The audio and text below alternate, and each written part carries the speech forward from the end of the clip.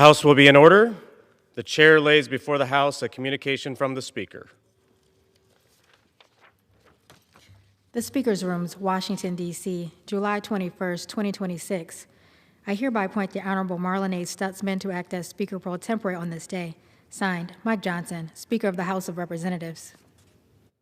Pursuant to the order of the House of January 6, 2026, the chair will now recognize members from lists submitted by the majority and minority leaders for morning hour debate. The chair will alternate recognition between the parties with time equally allocated between the parties and each member other than the majority and minority leaders and the minority whip limited to 5 minutes. But in no event shall debate continue beyond 11:50 a.m. The chair recognizes the gentleman from New York, Mr. Latimer, for 5 minutes.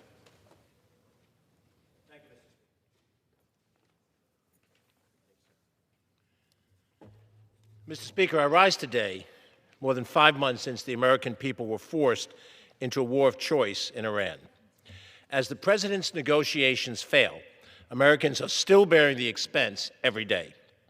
All while Russell Vought and Pete Hegseth claim the cost of the war to be roughly $30 billion, the President's request for extra funds puts the true cost at a staggering $100 billion, if not more. With this money, we could have instead paid for 66 million Social Security retirement checks, 2 years of free school lunch for every child in the United States, 2 million teachers' salaries, 1 million four-year college degrees, or the entire SNAP program for a year, serving 40 million Americans in need of food assistance. It is imperative that Congress exercise our constitutional oversight authority so that these stratospheric costs receive due scrutiny and the voice of the people we represent may be heard. Mr. Speaker, I rise today as President Trump lays the groundwork for a namesake arch right here in the heart of our nation's capital. Despite the arch's violation of a height restriction for D.C. buildings, a panel consisting of the President's allies is likely to permit the plans. Unfortunately, this symbolism coming from the President of the United States is not novel. Need I remind the American people that he has already demolished the White House Rose Garden, planned to take over a 100-year-old public golf course in Washington, D.C., and plastered large posters of his likeness on government buildings along the National Mall, just to name a few, placing his name on our coinage and currency. Donald Trump is trying at every attempt to enshrine his legacy in Washington, D.C. But legacy doesn't always mean being remembered for your name. This nation is not a hotel chain. He is rather leaving a legacy of being the most un-American president we have ever had. Mr. Speaker, I rise today to recognize Disability Pride Month. In July of 1990, Congress passed the Americans with Disability Act, also known as the ADA. The passage of this landmark legislation was seen as an international victory for many Americans with disabilities and inspired similar legislation in 181 countries worldwide. The ADA changed the way we view disabilities and brought a level of compassion and an understanding for those with disabilities, oftentimes invisible. We celebrate this month with pride for the 1 in 4 Americans reported to have a disability and the millions around the world who want to continue without limitations. In the name of furthering the ADA's mission, we must continue to create a country that is equitable, inclusive, and accessible for everyone, regardless of differences or limitations. Thank you, Mr. Speaker, and I yield back. The gentleman yields back. Members are reminded to refrain from engaging in personalities towards the President. The chair recognizes the gentlelady from North Carolina, Ms. Fox, for 5 minutes. Thank you, Mr. Speaker.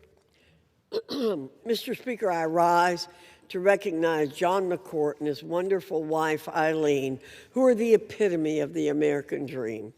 John began his career in 1970 in County Tyrone, Ireland, in the screening equipment business on the factory assembly line for PowerScreen International Limited.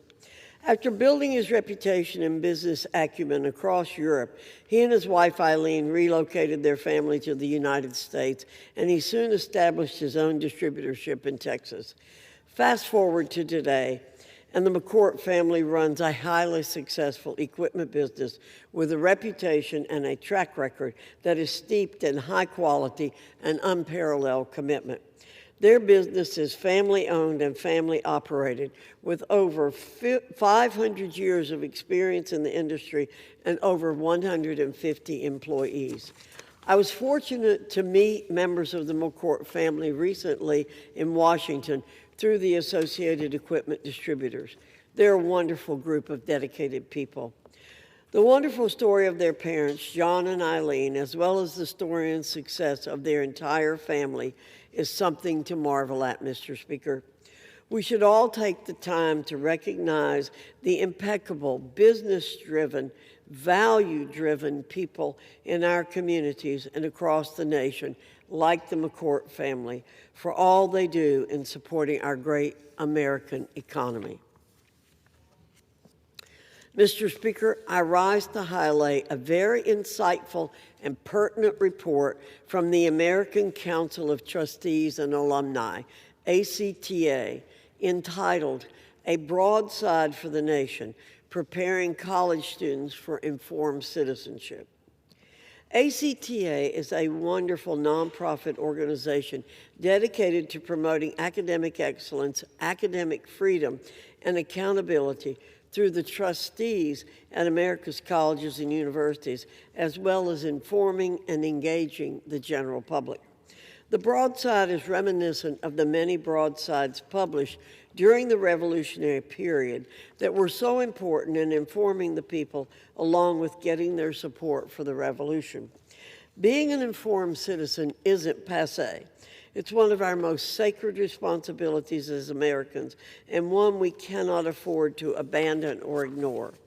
As the report's authors lay out, quote, true patriotism includes a commitment to and appreciation of American values and principles. Since the founding of our nation, our greatest leaders have recognized that our freedom and our prosperity depend on informed and engaged citizens, end quote. We just celebrated 250 years of American greatness, Mr. Speaker, and we ought to do all that we can to learn of and espouse the values and principles that make America the greatest country in the world. Michael Polyakoff, the president of ACTA, captured this sentiment perfectly in this report. Quote, the birth of America 250 years ago amazed the world, and our founding documents have inspired the search for freedom and human rights throughout the world.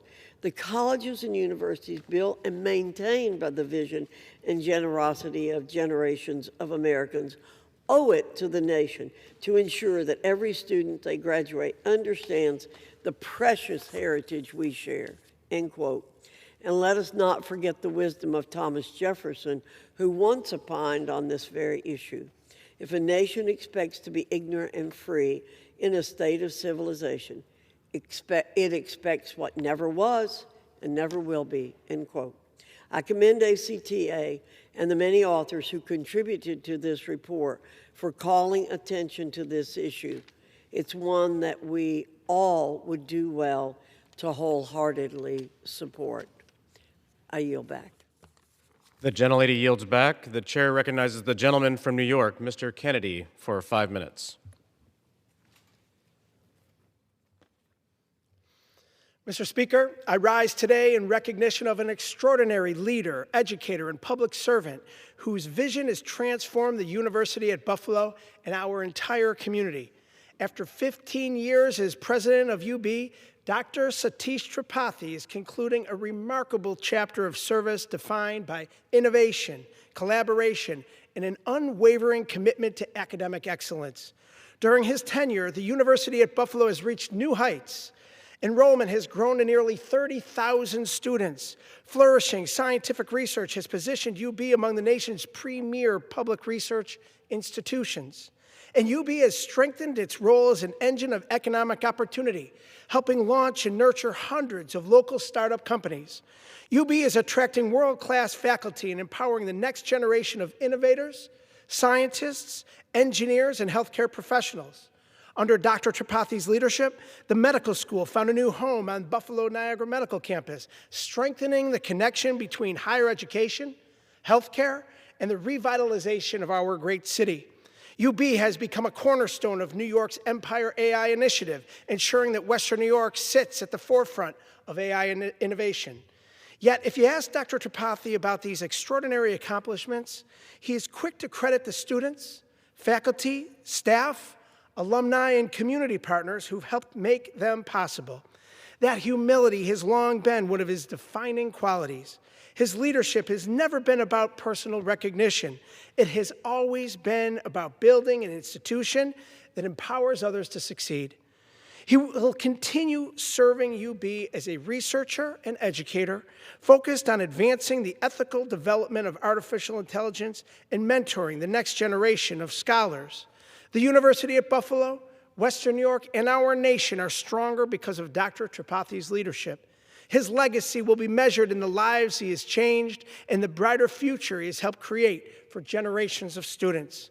On behalf of a grateful community, state, and nation, I thank Dr. Satish Tripathi for his extraordinary service, congratulate him on an exceptional presidency, and wish him continued success as he begins this next chapter. Godspeed, Dr. Tripathi. Mr. Speaker, I rise today to celebrate a remarkable milestone for Western New York, the 50th anniversary of the Bell Center in Buffalo, New York. For half a century, the Bell Center has been a place where every child is welcomed, every family is valued, and every person is given the opportunity to thrive. Under the exceptional leadership of Executive Director Lucy Candelario and her dedicated team, the Bell Center has continually evolved to meet the changing needs of Buffalo's West Side. Through early intervention, childhood education, after-school programming, workforce development, and services for families and seniors, the Bell Center has remained steadfast in its mission to meet Buffalonians where they are and provide the support they need to build brighter futures. As our neighborhoods have grown more diverse and new challenges have emerged, the center has answered the call by expanding educational opportunities, welcoming new Americans through English language learning, supporting working families, and celebrating the rich cultures that make our community stronger. As we celebrate this golden anniversary, we also celebrate the countless staff members, volunteers, and community partners whose dedication has transformed lives and strengthened the city of good neighbors. Today, I join Western New York in congratulating the Bell Center on 50 extraordinary years of service. May it continue to uplift our neighbors, strengthen our community, and carry forward Father Bell's enduring legacy of compassion and service for generations to come. Congratulations. I yield back. The gentleman yields back. The chair recognizes the gentlelady from Texas, Ms. De La Cruz, for 5 minutes. Thank you, Mr. Speaker. Today I rise to honor former Mayor Dolly Perez on her retirement after nearly 4 decades of service to the city of Fremont. Dolly's deep commitment to her hometown is a family legacy inspired by her father, who served on the city council for over 70 years. After giving 36 incredible years of service as Fremont's city secretary, Dolly answered the call to leadership, successfully running for mayor to finish community projects, balance the city budget, and build a brighter future for the town she loves. Her decades of sacrifice, compassion, and leadership have left an incredible mark on the community. Thank you to Mayor Dolly Perez for her extraordinary lifetime of public service. Congratulations on your well-deserved retirement.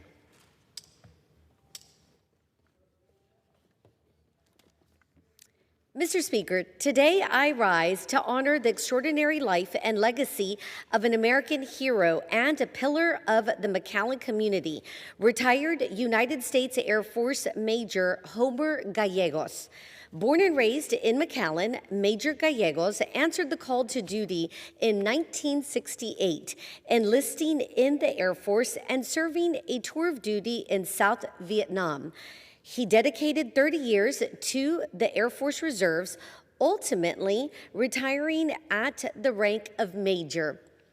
But his service to our nation did not end when he took off the uniform.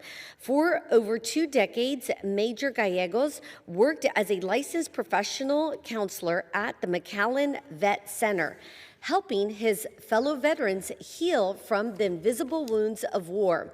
He served as the commander of the VFW post 8788 for over 20 years, where he stood in the honor guard to provide final military honors to Rio Grande Valley veterans. His lifetime of selflessness earned him the National Hands and Heart Award from the Secretary of Veteran Affairs. His legacy will forever be defined by his faith, devotion to his family, and his servants' hearts.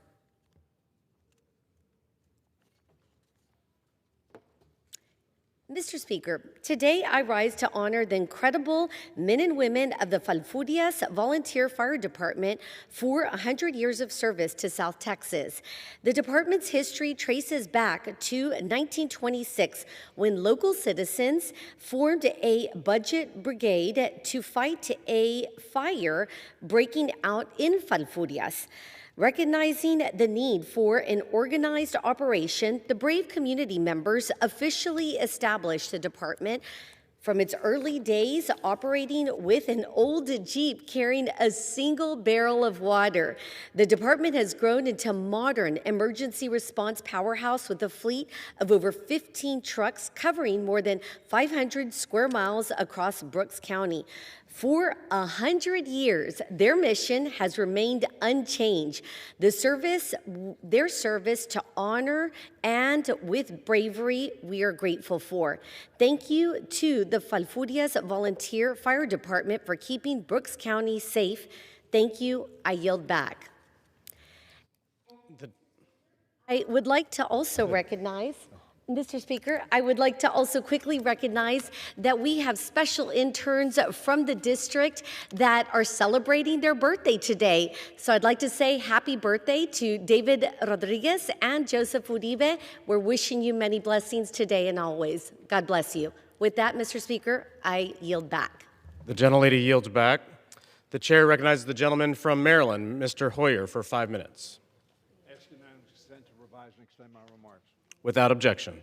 Mr. Speaker, one of the proudest moments of my time in public service was sponsoring the Americans with Disabilities Act and seeing it through to enactment. I was honored to work closely with the House and Senate colleagues, leaders like Bob Dole, Tom Harkin, Tony Quello, Steve Bartlett, Orrin Hatch, and Ted Kennedy, just to name a few.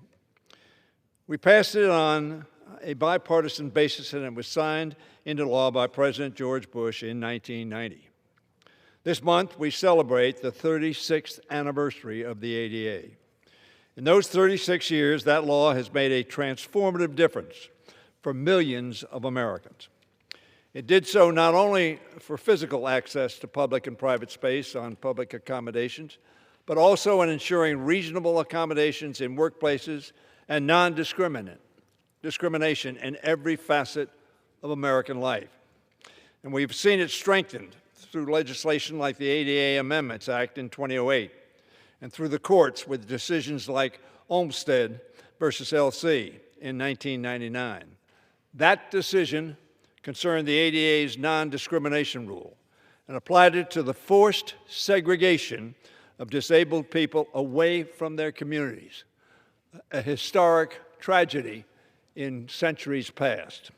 The Olmstead ruling affirmed that states are required to provide disability services in the most integrated setting possible, in schools, workplaces, and even individual homes. Last month, the Department of Justice issued new guidance that the ADA does not guarantee, according to them, a right to live and receive services in integrated settings. Instead, it reinterprets the Olmstead decision as only prohibiting states from unnecessarily institutionalizing those with disabilities without adequate justification, and that it did not establish a general integration mandate. Frankly, that's absurd. Olmstead merely affirmed that Congress had clearly intended in the ADA Unlike when we speculate on what our founders' intent was in paraphrasing certain parts of our Constitution when it comes to laws enacted 36 years ago, we can go right to the source. Let me be absolutely and unambiguously clear. As the House sponsor of the ADA, an integration mandate, as outlined correctly in the Olmstead ruling, was our intent. Senators Dole, Kennedy, and Hatch may no longer be here to state it, but I'm sure former Senator Harkin and former Representative Quello, Bartlett, and others who were involved in drafting and enacting the law will affirm the same. Among the findings expressly listed in the text of the ADA was that, and I quote, society has tended to isolate and segregate individuals with disabilities. And despite some improvements, such forms of discrimination against individuals with disabilities continue to be a serious and pervasive social problem. So said the Olmstead case. So the Department of Justice is wrong and ought to retract its new guidance to states and communities. At the same time, we've also seen the Trump administration use disability rights as an excuse to undermine ballot access and trample on the Help America Vote Act, which I also had the honor of sponsoring. The same principle just outlined about Olmstead applies here as well. It was never Congress's intent in writing the ADA that accommodating people with disabilities should be used as an excuse to limit America's right to vote. Just as it should not be issuing a rule penalizing Americans with disabilities for living at home with their families and the caregivers and slashing Medicaid funding upon which so many in the disability community rely. I certainly hope statements like this one from someone who was intimately involved in the writing of the ADA and stated from the floor will serve as a reminder of the legislative intent of the ADA and of the Congress. It is truly all about non-discrimination, public accommodation, equal access, and yes, integration as much as possible within communities.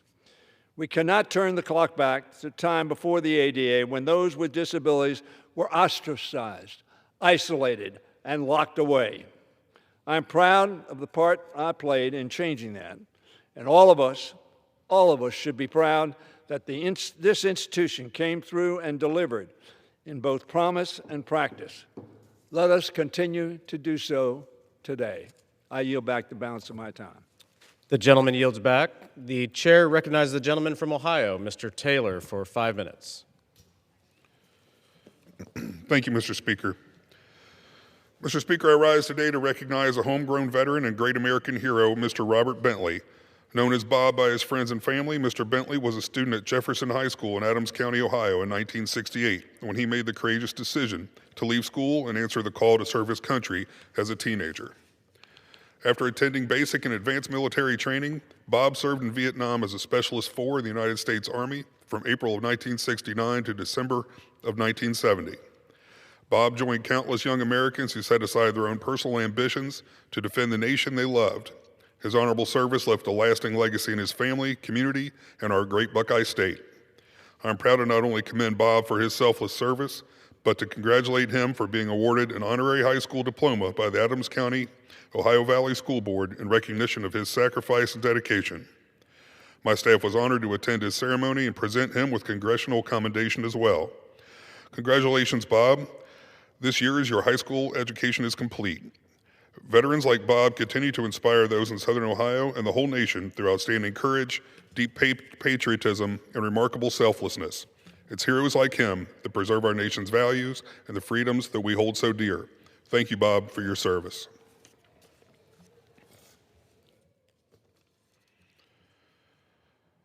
Mr. Speaker, I rise today to congratulate the White Oak School's head baseball coach, Chris Veit, for his 500th career win this year. The longstanding head coach of 35 years, Coach Veit has made his mark not only on the diamond, but throughout Highland County as well. Buckeye baseball has always been in Coach Veit's blood. After graduating from Logan High School in 1982, He played competitively at the University of Rio Grande and Wilmington College, where he ultimately earned a degree in physical education. He went on to obtain a master's in health and sports science from the University of Dayton. Go Flyers. Afterward, he applied his extensive knowledge as an assistant coach for the Wilmington baseball team, helping the Quakers clinch the state championship in 1989. Over the course of his coaching career, Coach Veit has earned 5 SHAC Coach of the Year awards, 9 Southeast District Coach of the Year honors, multiple state and regional recognitions, and was inducted into the Ohio High School Baseball Coaches Association Hall of Fame in 2024. Earned a place in the Southeast District Coaches Association Hall of Fame in 2014, and has served as an OHSBCA state poll voter since 1993. To top it all off, Coach Veit was awarded the OHSAA Sportsmanship, Ethics, and Integrity Award at the end of the 2026 season. Coach Veit, it's devoted figures like you whose impact stretches far beyond the baseball field and into the lives of your players, their family, and their community. Their mentorship, leadership, and commitment you have demonstrated toward hundreds of student athletes has developed the next generation of leaders. You have cheered your players on for nearly 4 decades, and now Ohio is rooting for you. Congratulations, Coach Veit, on your storied career and 500 wins.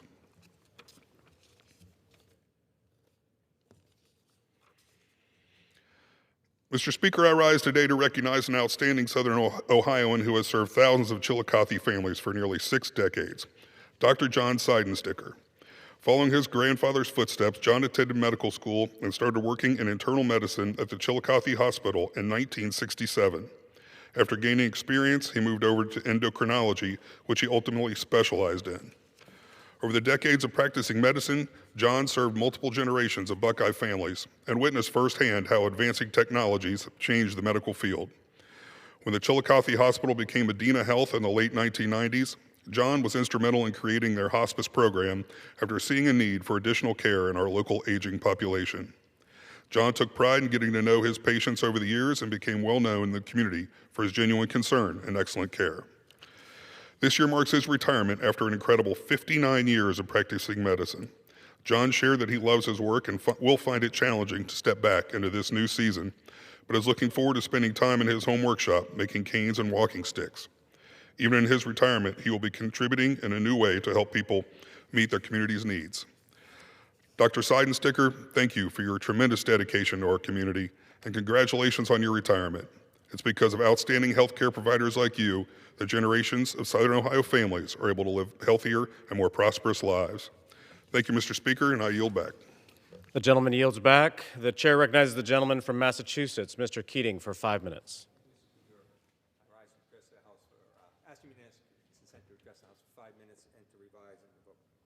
Without objection.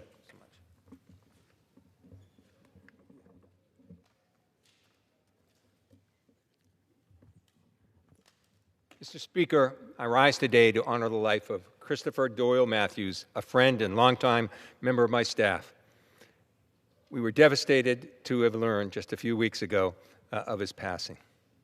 Chris was born in Boston on December 15, 1989, to Richard and Mary Ellen Matthews, and was proudly raised in Scituate, Massachusetts. He grew up loving boats and the water, his parents' classic rock and roll music, and politics. When columnist Mary McGrory famously observed that every baby born in Massachusetts is born with a campaign manager's gene, she could have very well been inspired by Chris. With political instincts that were second to none, Chris was a go-to organizer in Massachusetts politics. He was, without question, one of the Commonwealth's sharpest political minds, a true generational talent. Even at a young age, there are not many candidates from the South Shore of Massachusetts who did not seek out Chris' help or his opinion. He served as the chair of the South Shore Democratic Caucus and as a Democratic leader with the Massachusetts State Committee, Plymouth County League, and several town committees in the South Shore of Massachusetts. Candidates and voters alike trusted Chris because of his belief that government can change people's lives for the better. Chris's untimely and sudden death has sent shockwaves through our congressional family. He served in various positions with us for a decade and a half. He started as a 20-year-old volunteer in my first campaign for Congress, and over time moved to be my district outreach and communications director when he passed away suddenly and untimely at the age of 36.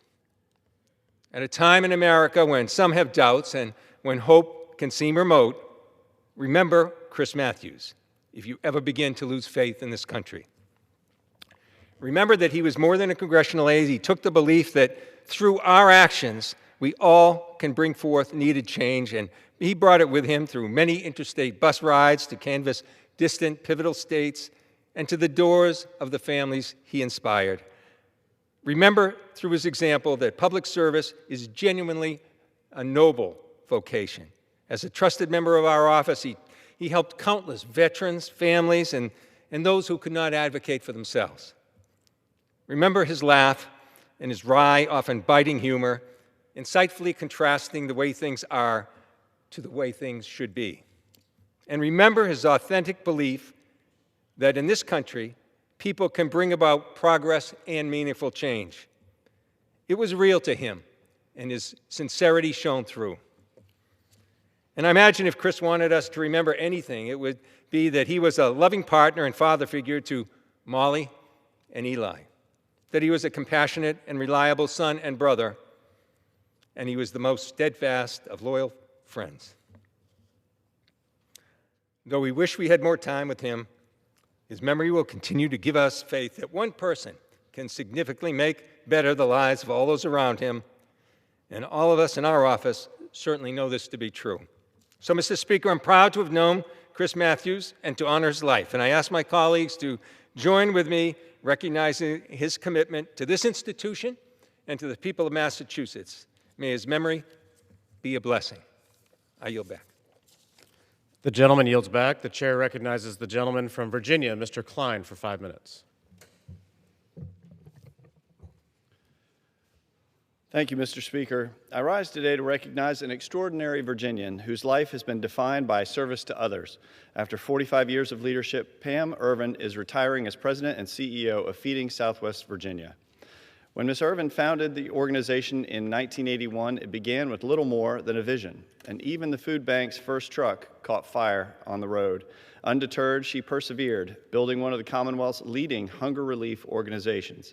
Under her leadership, Feeding Southwest Virginia has grown from distributing 1 million pounds of food annually to more than 20 million pounds, serving 26 counties and 9 cities, and helping more than 127,000 neighbors each month. Guided by compassion, faith, and an unwavering belief that no one should go hungry, Pam Irvin has transformed the fight against hunger throughout Southwest Virginia. On behalf of Virginia's 6th Congressional District, I thank Pamela Irvin for her extraordinary service, congratulate her on an exceptional career, and wish her every happiness in her well-deserved retirement. Mr. Speaker, I rise today to recognize the Luray Fire Department of Luray, Virginia, as it marks an extraordinary milestone, 125 years of dedicated service to the people of Luray and Page counties. Founded in 1901 and chartered in 1933, the Luray Fire Department has stood as a proud all-volunteer and nonprofit organization with the goal of protecting the lives and property of so many for over a century. From its early days when the department attended its first state firefighters convention in Stanton and a year later sent its first real team to a state contest in Portsmouth, the department has remained the cornerstone of community safety and pride. With a membership of nearly 100 volunteers, the LFD has celebrated many milestones and accomplishments since then, and it continues to strengthen community ties through annual traditions such as the concert and ceremony held on September 11th, as well as its raffle and fundraiser held on September 12th. Today we honor the men and women, past and present, whose selfless service reflects the very best of our Commonwealth. Join me in celebrating the strong and brave Luray Fire Department on 125 years of steadfast commitment to not only their community, but to the nation.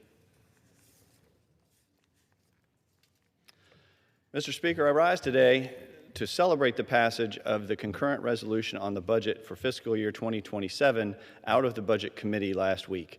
Congress's primary responsibility is to defend the American people and preserve the strength of our nation, and this resolution reflects that duty.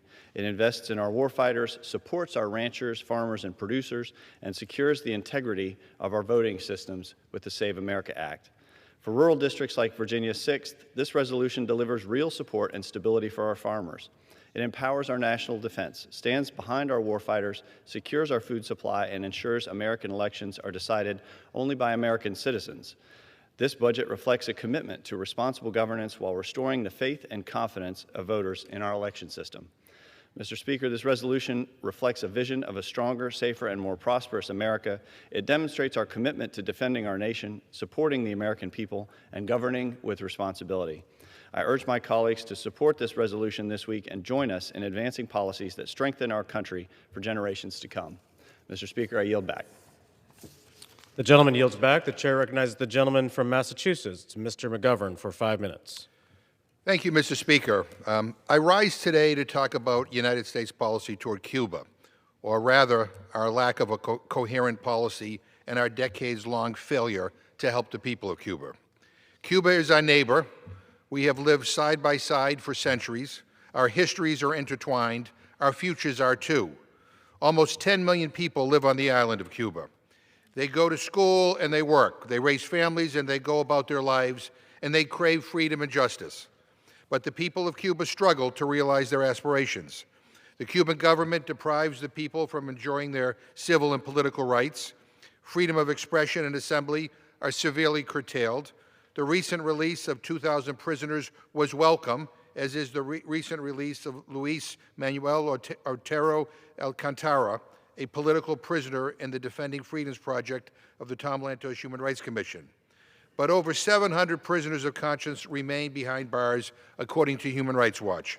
Yet, for all the abuse of the Cuban people by the Cuban government, so too has the United States deprived the Cuban people of enjoying their economic and social rights. The crushing U.S. embargo has stunted their economic development and caused immense hardship. These U.S. policies are human rights violations. America's cruel and illegal blockade is creating a severe humanitarian crisis, denying energy imports which the Cuban people depend on for their health care, food distribution, and livelihood. Cubans recently experienced the 8th collapse of their power grid since October 2024. Some 3 million Cubans experience water shortages every single day. And the UN reports that infant mortality has doubled to 9.9 per 1,000 births. Childhood cancer survival rates have fallen from 85 to 65%. Supplies of essential medicines are only 30% of normal. And what we are witnessing in Cuba, as some have characterized, is basically Gaza in slow motion. Man-made starvation with the help and complicity of the United States of America. Meanwhile, arrogant politicians in Washington tell Cubans on the island that they must suffer violations of their economic and social rights as the only way to restore their civil and political rights. This is an insult to their dignity, and it is wrong. The 6-decade embargo has been a miserable failure.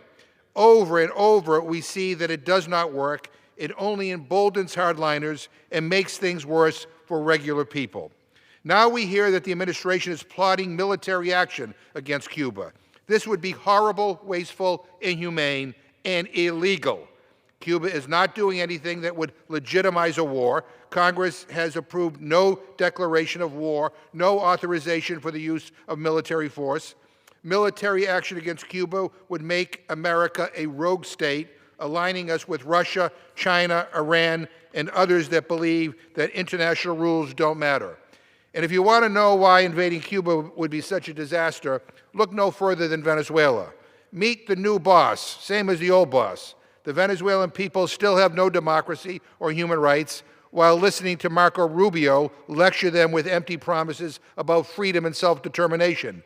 Their economy was still in shambles even before the earthquake. Trump and Rubio are pals with the new president. The U.S. has immense leverage, but we're not using it to restore democracy or improve human rights or fight hunger. The security apparatus remains in place. Political prisoners remain in jail. Oil revenues go to the elites.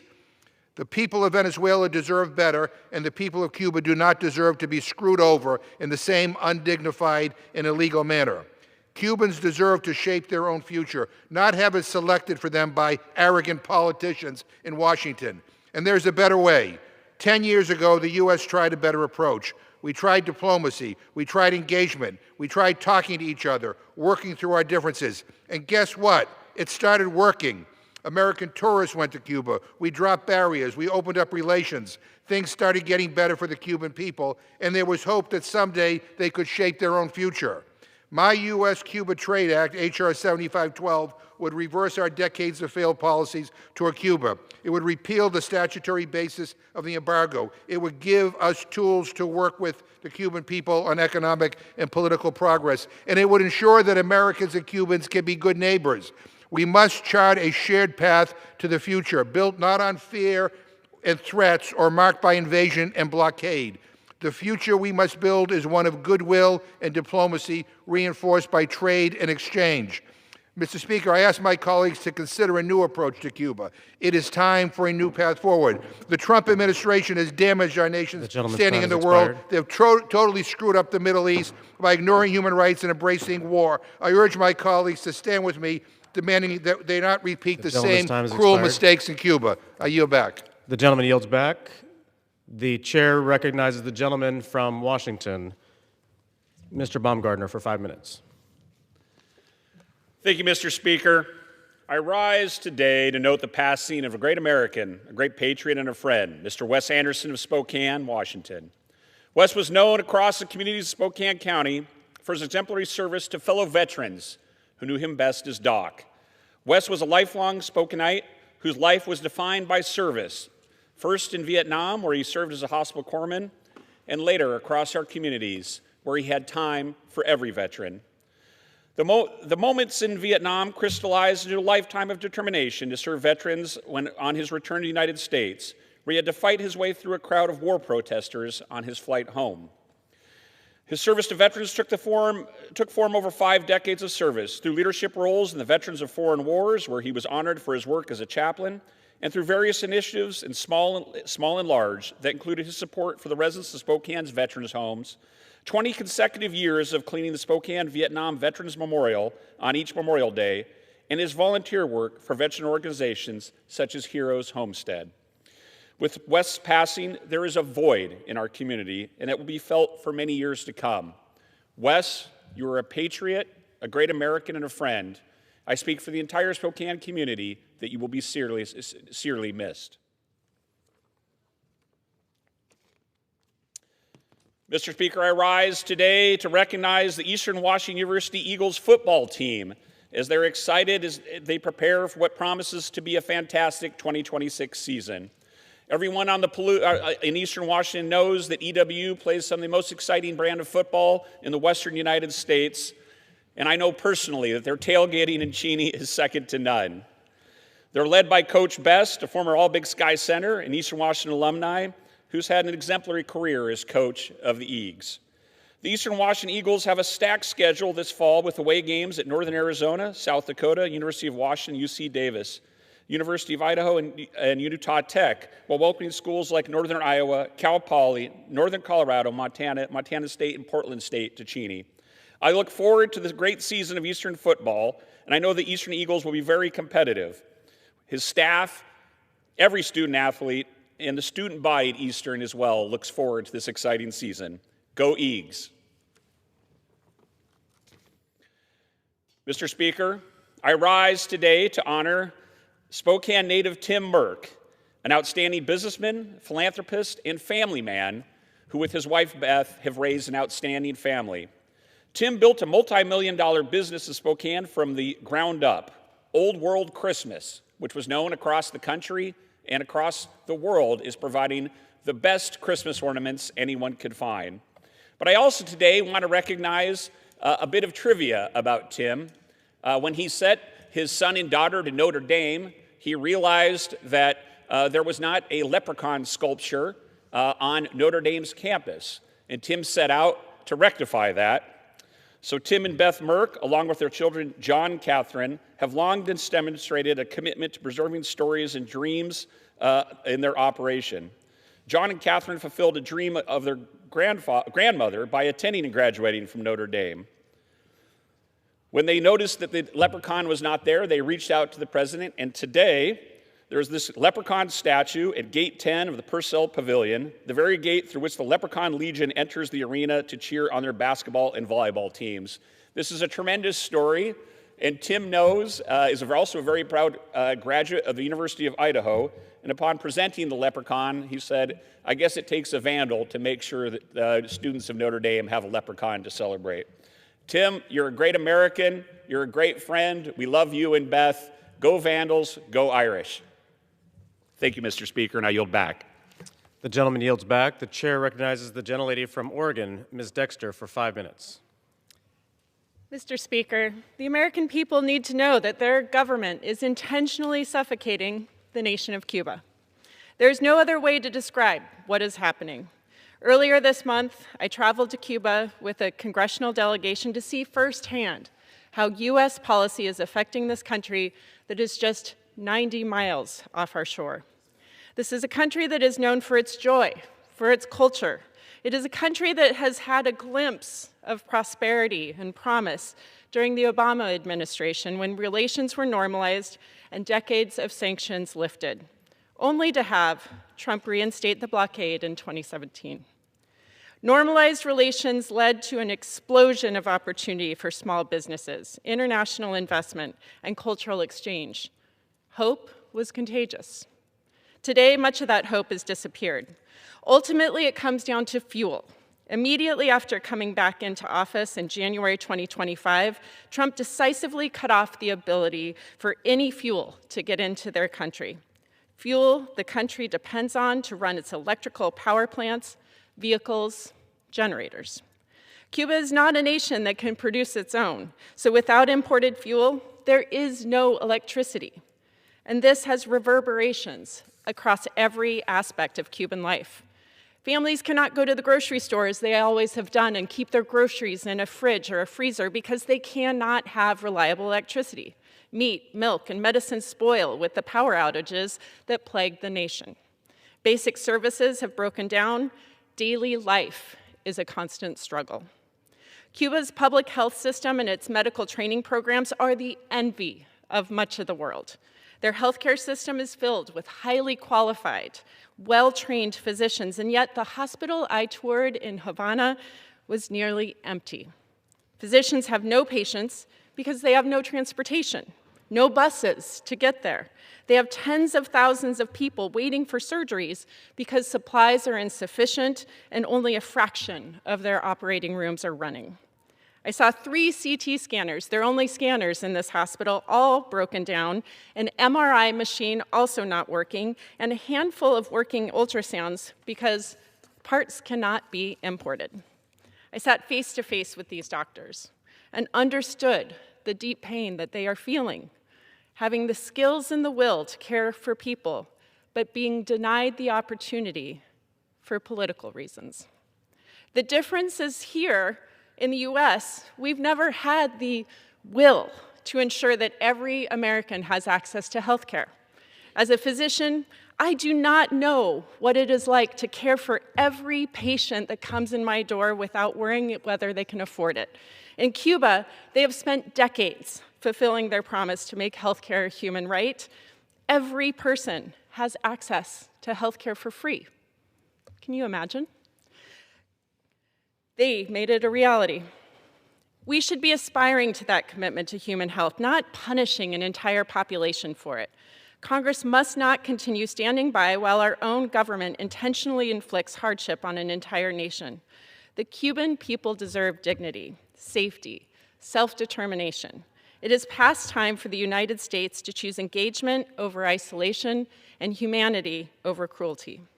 I'm calling on every member of this Congress to co-sponsor Representative McGovern's legislation to end the U.S. trade embargo on Cuba and move this nation toward normalized relations.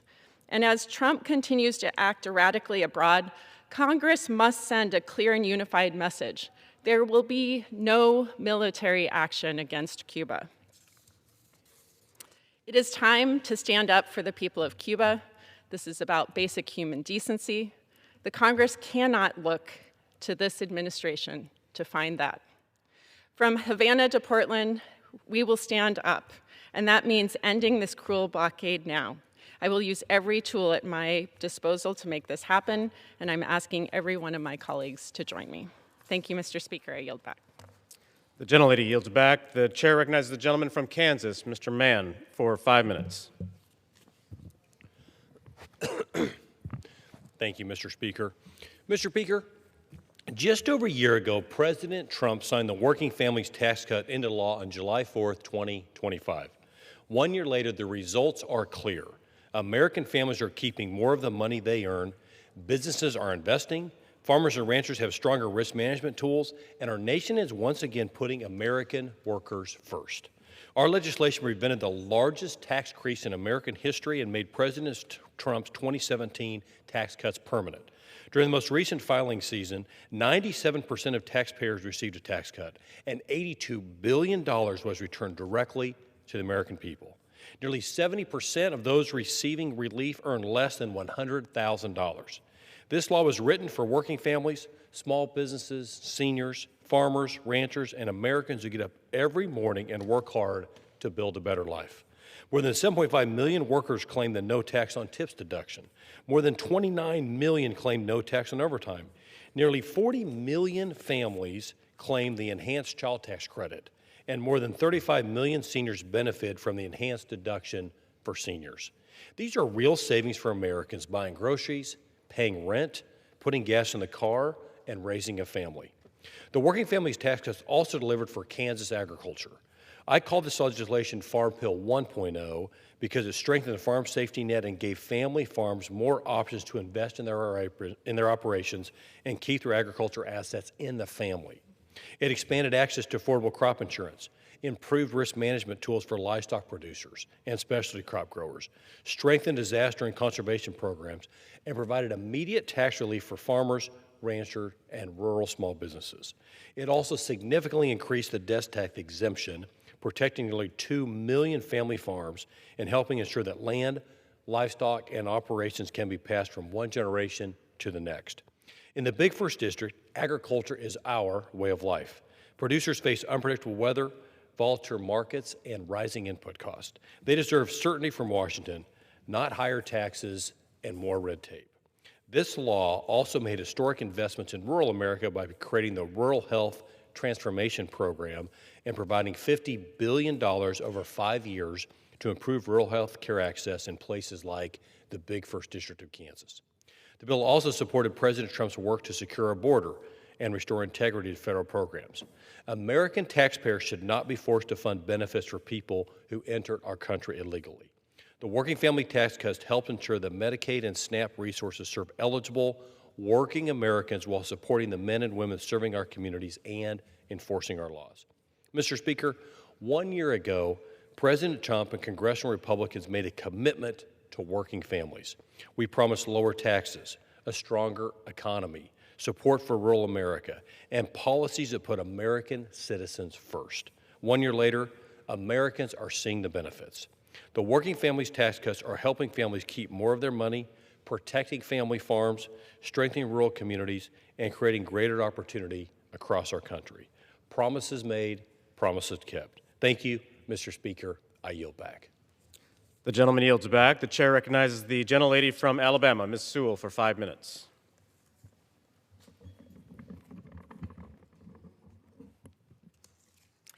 Mr. Speaker, I rise today to honor a dear friend, an extraordinary woman of faith, and a living testament to courage and resilience, Miss Yolanda Jackson. This week, the O'Neill Comprehensive Center for Cancer at the University of Alabama at Birmingham will present Yolanda with its Iron Strong Award for her courageous battle with breast cancer. I cannot think of anyone more deserving of this recognition. I have known Yolanda for more than 20 years. We became fast friends as neighbors in 2005 after we moved into the same apartment complex in Birmingham, Alabama. But our connection actually began years earlier. While working as a human resource consultant for the city of Selma in the early 90s, Yolanda became known to my mother, Nancy Gardner Sewell, Selma's first Black city councilwoman, and she adored Yolanda. It was a wonderful reminder of how small and how special our Alabama family can be. Over the past 2 decades, we've celebrated life's blessings together, and we stood beside one another through some of life's toughest moments. Yolanda has been there for me, just as I try to be there for her, and I am extraordinarily grateful for her friendship. My life is richer because she is in it. Not long ago, after moving to Birmingham in 2005, Yolanda was diagnosed with breast cancer. She would go on to face 2 more cancer diagnoses in 2022 and again in 2024. 3 cancer diagnoses, 3 difficult battles, 3 remarkable victories. Throughout every step of that journey, Yolanda received exceptional care from the physicians, nurses, and staff at the O'Neal Comprehensive Cancer Center at UAB. Her final testimony was in October of 2025. Her treatment was a success, and today I am grateful to say that she remains in remission. When you ask Yolanda where she finds her strength, her answer is simply her faith. She believes that even at our hardest moments, God is at work, that through suffering, He walks beside us, gives us strength to endure, and uses our trials to shape our character, deepen our faith, and make us into the people He wants us to be. Yolanda has lived that belief every day of her life. She encourages everyone facing cancer to hold on to hope, to stay positive, never stop fighting. She believes we all need someone to love and something to look forward to and something to live for. For Yolanda, that purpose shines brightest through her beautiful family. In 2019, she welcomed and adopted 2 precious twin boys, Aiden and Jaden, into her life. And last year, she opened her heart again by adopting their younger brother, Kyrie. Those 3 boys are truly blessed to have such a loving, faithful, and determined mom. Today, we celebrate Yolanda. We also celebrate the extraordinary work of the O'Neal Comprehensive Cancer Center at UAB. Their groundbreaking research, innovative treatments, and compassionate care have transformed countless lives, and Yolanda's story is a powerful testament to their mission. Today, we celebrate an iron-strong survivor, my dear friend, Yolanda Jackson. More than that, we celebrate an iron-strong woman, a faithful servant, a devoted mother, loyal friend, and an inspiration to everyone blessed enough to know her. Congratulations, Yolanda, on this well-deserved honor. Your courage, your faith, and your unwavering hope inspires everyone who has been privileged to know you.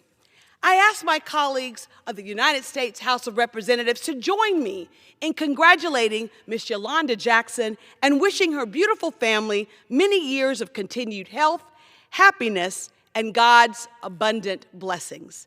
Thank you, and I yield back the balance of my time. We love you, Yolanda.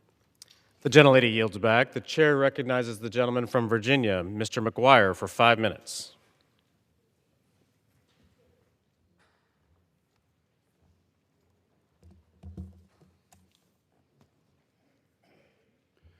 Mr. Speaker, imagine riding 40 miles through dark Virginia woods to save the American Revolution. In June 1781, militia captain Jack Jewett did just that.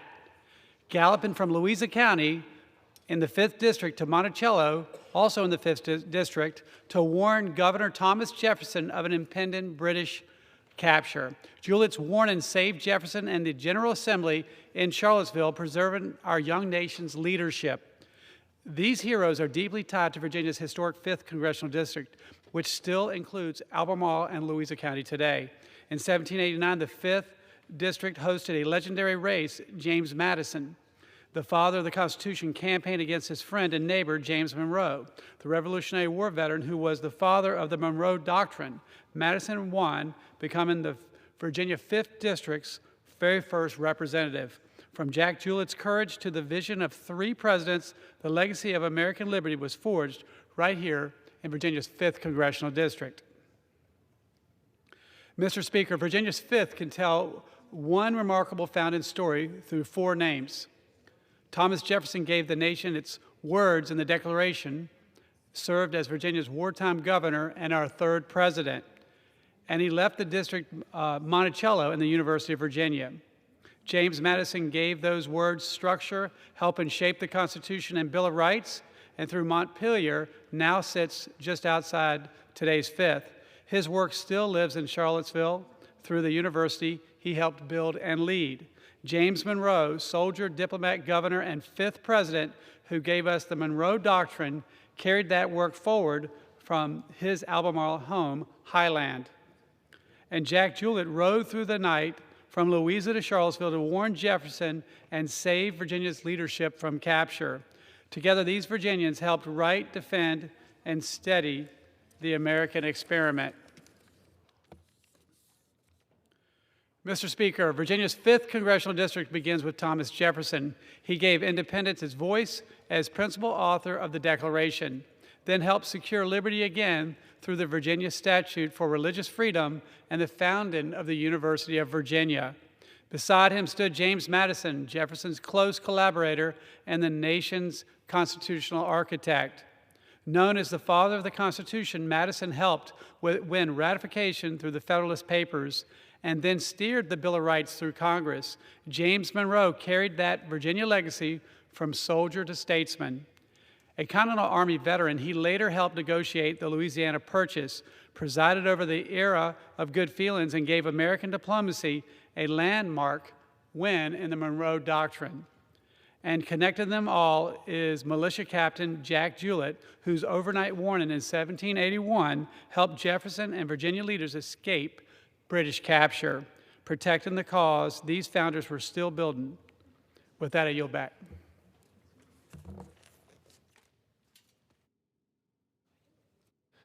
Chair recognizes the gentleman from Wisconsin, Mr. Pocan, for 5 minutes.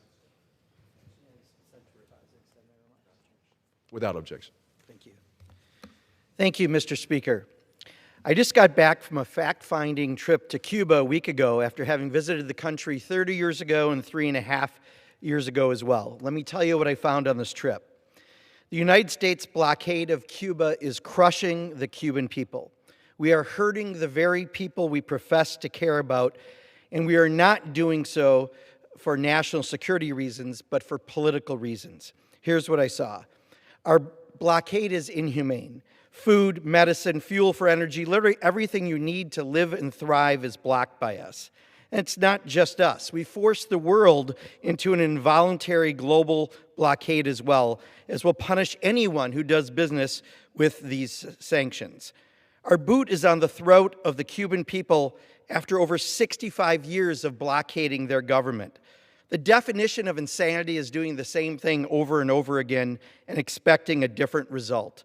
Our punishing of the people of Cuba has not brought the regime change that some politicians want, but we're pushing our boot harder on the necks of the people. Insanity.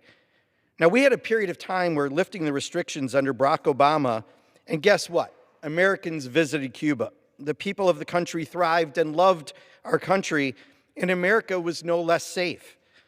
But all that got taken away by Donald Trump. In fact, we didn't just go back to the same old repression, but instead we went to new levels of sadism against the Cuban people. Ships can't bring supplies due to our blockade. Goods can't be exchanged with the Cuban people because of our blockade. Medicine, even in war, we allow medicine through. Medicine and medical parts can't get to the Cuban people due to our blockade. Cuba is a nation that trains doctors who serve around the world, especially in Central and South America. But in Cuban hospitals, MRI and CAT scan machines sit idly because they can't get the parts they need to fix them. I've seen it with my own eyes. The infant mortality rate has doubled due to the tightening of the blockade. 14,000 kids are waiting for surgeries, 100,000 adults. When the power goes out, which it does quite often due to our oil ban, surgeons finish surgeries with the light from their cell phones because of our blockade. In fact, while I was there, the power went out across the country for the second time that week. 42 hours down, then an hour and a half of party power, then a shutdown again. Garbage is lining the streets because garbage trucks can't pick up trash, causing an additional health hazard. We say we want to transform the country with a more robust private sector, yet we make it harder for small businesses to open and thrive. I've talked to small business owners there, one who went from 400 employees to 12 due to our blockade. The government in Cuba announced 176 reforms for helping private businesses, but our government refuses to acknowledge a single one. Bluntly, the U.S. government is lying to the American people about Cuba. I met with some ambassadors from other countries, and one thing really stuck. One said it was like a silent Gaza. No, there aren't bombs destroying buildings and neighborhoods, but there's a destruction of the power system. There's a devastation to their healthcare system. There's an attack on their ability to educate their children. The people of Cuba are hurting economically more than ever, all due to the U.S. sanctions and blockade, not because of the Cuban government. Look, their governance system certainly isn't ours. We disagree with some of their actions for sure. Unfortunately, Secretary of State Marco Rubio is making this personal and political rather than about the best interests of the United States. And the State Department just published a ridiculous report about the threat to America from Cuba. It may be the stupidest, most fantastical, most biased thing I've ever read from a government agency. Enough. The people of America are tired of war and regime change. We want things in our country addressed, like being able to make a good wage and have groceries and health care and gas more affordable. Yet starting another conflict while in a quagmire in Iran is the last thing we need. We don't want another Gaza in Cuba. We need to end the blockade. I yield back, Mr. Speaker. The chair recognizes the gentleman from Pennsylvania, Mr. McKenzie, for 5 minutes. Mr. Speaker, I rise today to recognize the service and sacrifice of Army veteran James Robert Yerozewski. James served honorably in the United States Army during the Vietnam War. During his service, he was wounded in combat and awarded the Purple Heart in recognition of the sacrifices he made in defense of our nation. His military record also includes the Army Commendation Medal, National Defense Service Medal, Vietnam Service Medal, and Vietnam Campaign Medal. Like so many veterans of his generation, James answered our nation's call during a difficult chapter in our history, serving with courage and honor. Although he passed away in 2015, his service and sacrifice deserve to be remembered. On behalf of the people of the Lehigh Valley and Poconos, I honor James Robert Yerozewski, his legacy, and thank him for his faithful service to the United States. Mr. Speaker, I rise today to recognize the service and sacrifice of Vietnam veteran Michael T. Matsko. Michael enlisted in the United States Navy in 1964 and deployed to Vietnam in 1968 during the Tet Offensive. Serving with Brownwater Navy, he was wounded when his base at Quy Nhon came under attack. Despite suffering combat injuries that left him with a retained shrapnel, he returned to duty and completed his deployment in service to our nation. Like so many Vietnam veterans, Michael has carried the lasting effects of war long after returning home. Yet he has remained committed to serving others by sharing his experience with students and community groups, helping future generations better understand the sacrifices made by those who served in Vietnam. He was also honored by his fellow veterans by creating a commemorative keepsake from recycled American flags, preserving their stories and ensuring their service is never forgotten. On behalf of the people of the Lehigh Valley and the Poconos, I thank Michael Matsko for his courage, his service, and his continued dedication to preserving the legacy of America's veterans. Mr. Speaker, I rise today to recognize the service and sacrifice of Army veteran Robert Bob Green, Jr. Bob served honorably in the United States Army from 1969 until 1975, including 2 tours in Vietnam with the 196th Light Infantry Brigade. Over nearly 6 years of service, he rose to the rank of Staff Sergeant and answered our nation's call during one of the most challenging periods in our history. His courage and dedication were recognized with numerous military honors, including the Bronze Star Medal, Purple Heart, Republic of Vietnam Cross of Gallantry, Vietnam Service Medal, National Defense Service Medal, and a Good Conduct Medal. These decorations reflect not only Bob's bravery in combat, but also his steadfast commitment to serving his fellow soldiers and our country. On behalf of the people of the Lehigh Valley and the Poconos, I thank Robert Greene, Jr. for his courage, sacrifice, and his honorable service to the United States. Mr. Speaker, I rise today to honor the life and legacy of Dan Shantz, a longtime Lehigh Valley farmer and leader in Pennsylvania agriculture. For decades, Dan built one of the region's most recognizable greenhouse businesses, serving generations of families across the Lehigh Valley with the quality and dedication that became synonymous with the Shantz name. On behalf of the people of the Lehigh Valley and Poconos, I extend my deepest condolences to the family of Dan Shantz. We honor his lasting contributions to our agricultural community, and may his legacy and memory be everlasting. Thank you, and I yield back. Thank you. The chair recognizes the gentleman from Rhode Island, Mr. Magaziner, for 5 minutes.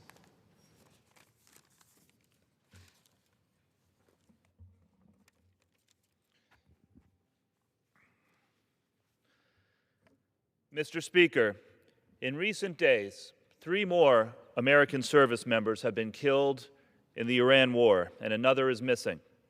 1,600 civilians have been killed, not combatants, civilians, with our tax dollars. Here at home, the average price of gasoline is above $4 a gallon again, and we continue to spend billions of dollars of taxpayer money on this unnecessary war that President Trump started, money that could be spent to make people's lives better here at home. President Trump got us into this war for no good reason, with no good plan, and no regard for the pain that it is causing. The American people are tired of endless wars, tired of unnecessary bloodshed, tired of children being bombed in their schools with our tax dollars, tired of our best and brightest coming home in caskets for a war that nobody can explain. It's time to put the adults back in charge.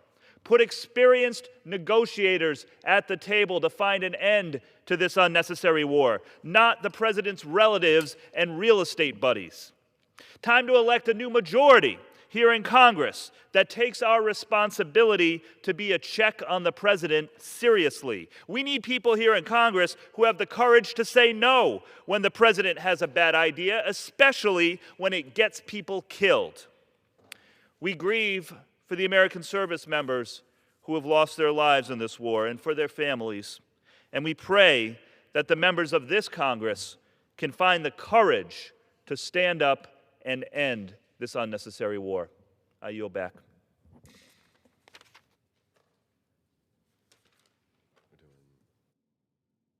Chair recognizes the gentleman from Colorado, Mr. Hurd, for 5 minutes.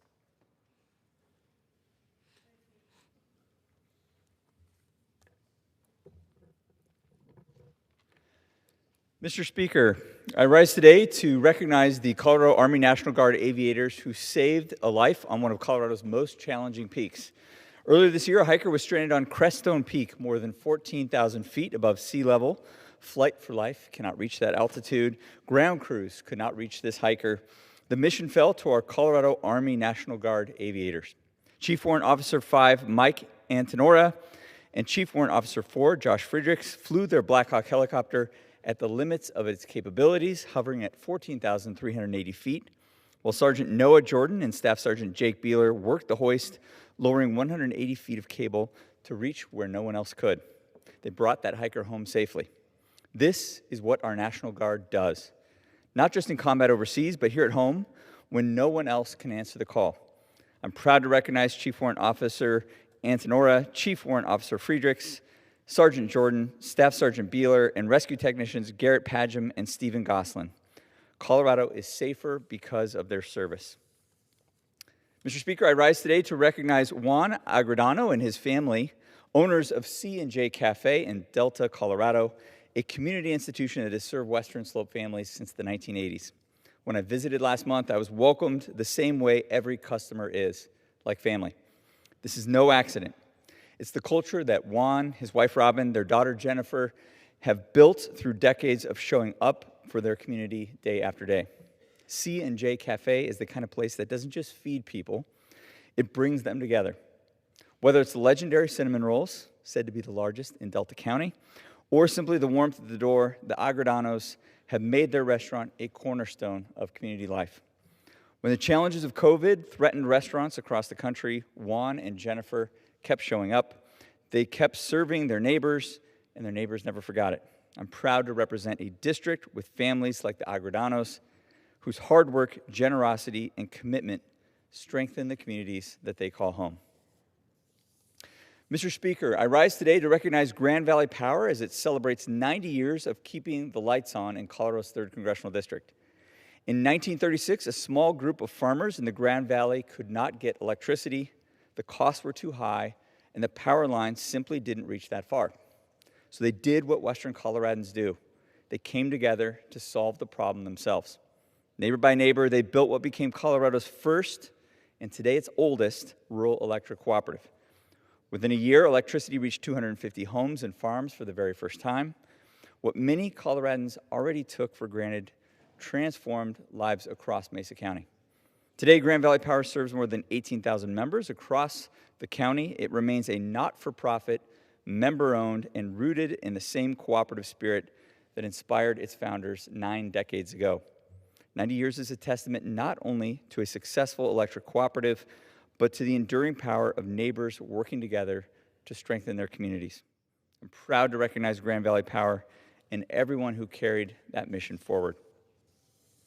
Mr. Speaker, I rise today to recognize Dennis Webb, who is retiring after nearly 20 years covering the environment and natural resources for the Grand Junction Daily Sentinel. Out west, public lands are not an abstraction. They shape how people work, hunt, ranch, and live. Dennis helped the people of the Western Slope understand the policies that shape those lands, from water rights to grazing to wildfires and wildlife management. His reporting earned the respect not only of readers across Western Colorado, but legislators and officials in Denver as well as here in Washington, D.C. Good journalism doesn't tell people what to think. It helps them understand the issues well enough to think for themselves. Dennis did that with clarity, fairness, and a deep understanding of the West. Thoughtful local journalism is increasingly rare, and Western Colorado is better because Dennis Webb devoted his career to getting the story right. I wish Dennis a well-earned retirement, and I thank him for his service to readers on the Western Slope. Mr. Speaker, I rise today to recognize Patrick Morrissey, a Colorado Hall of Fame wrestler whose greatest achievement came long after the wrestling mat. Patrick was a Colorado State champion and an All-American, but in 2019, at just 48 years old, he was diagnosed with early-onset Parkinson's disease. Rather than retreat, he leaned into the same determination that defined him as an athlete. In June 2024, Patrick joined a 4-man crew to row 2,800 miles across the Pacific Ocean from California to Hawaii. For 41 days, he battled towering waves, relentless winds, and the daily challenges of Parkinson's before reaching the shores of Kauai. Patrick became the first person with Parkinson's to row the Mid-Pacific. Along the way, he and his teammates raised more than $41 million for Parkinson's research. Patrick's story reminds us that courage is not measured by the obstacles that we face, but by our determination to keep moving forward. I'm proud to recognize Patrick Morrissey and his family, whose example has inspired countless others. Thank you, Mr. Speaker, and with that, I yield back. The chair recognizes the gentlewoman from Michigan, Ms. Tlaib, for 5 minutes. Michiganders are clear: no data centers. So I'm introducing a new bill that says no data centers on Federal Lands Act. Our bill would permanently ban large data centers on federal lands, including military bases. It would also remove any existing qualifying AI data center and mandate site remediation to protect our health and our environment. Our Congress needs to act quickly because we all know that Trump administration is selling our land to big tech right now. We know that the Department of Defense has already requested $30 billion to build hyperscale data centers. They want untested software to make life or death decisions in our U.S. military. These data centers would be built without Clean Air Act permits. Imagine, again, all of this under the Trump administration's new rule that revokes environmental protections. The administration is also working for big tech right now, not us. They are making it more difficult. We should be making it more difficult for the Trump administration to outsource military decisions to the big tech companies. We all know they put profit before our lives. We should protect our public lands from data center destruction. Everywhere I go in my district, all throughout Michigan, our residents are telling us data centers are not welcomed. AI data centers bring noise, light, air, and water pollution. They had already, we know, that increased energy costs by as much as 267%. Think about that. Our residents are choking on smog right now from wildfires. This past weekend, we know Detroit and neighborhoods surrounding Detroit had the worst air quality in the world, and they want to make climate change crisis even worse now. We already are making too much. We're paying too much, y'all, for utility bills right now. Yet the Pentagon wants to place heavier costs on shoulders of hardworking Americans by choosing, again, big tech instead of us. Our corrupt, AI-addicted president cannot be allowed to sacrifice our federal lands so that big tech, the billionaires can get richer. I will continue to push back against harmful data centers alongside our residents to protect our public lands, health, and our environment. Together, we can safeguard our public lands by preventing higher utility bills and telling this president that AI shouldn't be making military decisions and AI shouldn't trump, again, our public health and our environmental laws. Mr. Speaker, I'm introducing the Fair Credit Act to restore the credit reports of victims of predatory lending, fraud, and financial abuse. I want you to know this is not a Republican or Democratic or independent issue. This is an American issue. The Fair Credit Act would address inaccuracies in credit reports found by over 1/3 of consumers. These are our residents. Imagine, again, 1/3 of our residents right now hurt by credit reports that aren't even accurate. This is an economic justice bill. Credit reports are riddled with errors that prevent people from obtaining jobs, housing, cars, and loans to be able to help them thrive. Our neighbors are constantly targeted by predatory lenders right now, scams, especially our senior citizens. For my seniors, my bill would establish the right to free credit monitoring and identify theft protection services for them. They shouldn't have poor credit because they fell victim to scams. Medical debt should also be prohibited from being on a credit report. It's not their fault they got sick, and it shouldn't, again, bring them down and be able to, again, put them in survivor mode because they got sick and they couldn't afford the health costs. Oftentimes, we know that patients need life-saving medical procedures and aren't even aware of the cost in advance. Adverse credit reports should not drag people down when they're already drowning in medical debt. People who have survived domestic and financial abuse also shouldn't have negative information on their credit reports that are not even responsible for. Instead, our bill offers a pathway for them to remove negative information so they can start a healthy financial life. The Fair Credit Act removes negative information it's going to bring it down from 7 years to 4 years.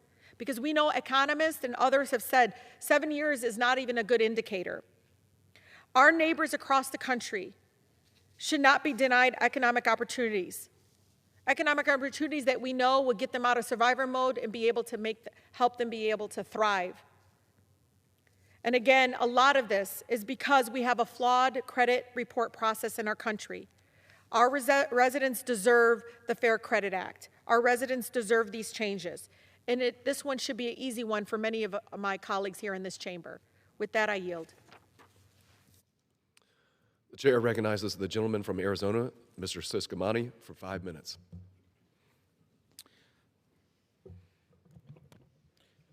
Thank you, Mr. Speaker. I rise today to recognize the last official A-10 flight at Davis-Monthan Air Force Base in Tucson, Arizona. On July 29, the 357th Fighter Squadron Commander Lieutenant Colonel Ryan Clutch Rudder and the 355th Operation Group Commander Lieutenant Colonel Rodney Dwyer will mark the end of a phenomenal 50-year chapter of the A-10 operations in Tucson. This spring, Davis-Monthan also celebrated the graduation and final class of the A-10C Thunderbolt II student pilots from the 357th Training Squadron, making the end of A-10 training at the base. These milestones bear historical significance and represent a longtime connection between the A-10, Davis-Monthan, and the Tucson community as well. The A-10 Thunderbolt II, nicknamed the Warthog, has great military significance not just in Tucson, but across the nation. Designed during the Cold War to combat Soviet tanks in Europe, this aircraft is the Air Force's only one built exclusively for close air support, or CAS. The A-10 has served the U.S. military for decades, and while it will no longer be in use at Davis-Monthan, this aircraft will continue to be an essential asset of our nation's military. Lieutenant Colonels Rudder and Dwyer, thank you. Thank you for your outstanding leadership at Davis-Monthan. Congratulations to both Lieutenant Colonels, the 357th Fighter Squadron, and everyone at Davis-Monthan on an extraordinary 50 years of A-10 operations. The last official A-10 flight on July 29th will be remembered as a significant milestone at Davis-Monthan, and our community will proudly remember this incredible 50-year chapter in our city's history.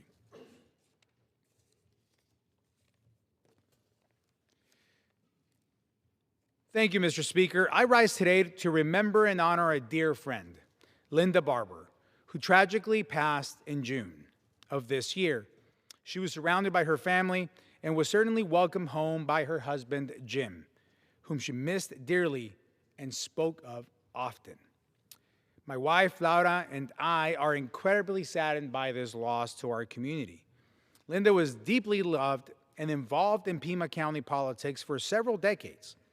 From serving as a precinct committeeman since 1972, being a legislative district chairman, president of several entities, chairman of the Pima County Party, a vice chair of the state party, and an office manager of the Arizona governor's office, she dedicated her life to making a difference in Arizona. Linda truly cared about our community and the people around her. She was always there for us. She was a great friend to our family and a big supporter of all of us, as well as many, many in our community. I'm beyond grateful for Linda's leadership, for her friendship, and the example that she set for those that knew her. Laura and I are keeping the Barber family and the loved ones in our prayers. And as we all grieve this devastating loss, we always remember her smile and kind heart. Linda gave us so much. She gave so much to those around her. She will be greatly missed, and her legacy will live on through all of those who she impacted, which are many. Rest in peace, Linda, my dear friend. Mr. Speaker, I yield back. The chair recognizes the gentlewoman from New Jersey, Ms. Mejia, for 5 minutes.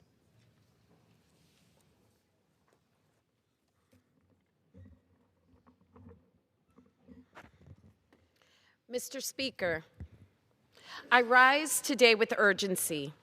Weeks ago, President Trump fired every remaining commissioner of the federal agency charged with protecting the integrity of our elections. This chamber has not reckoned with that fully, and it should.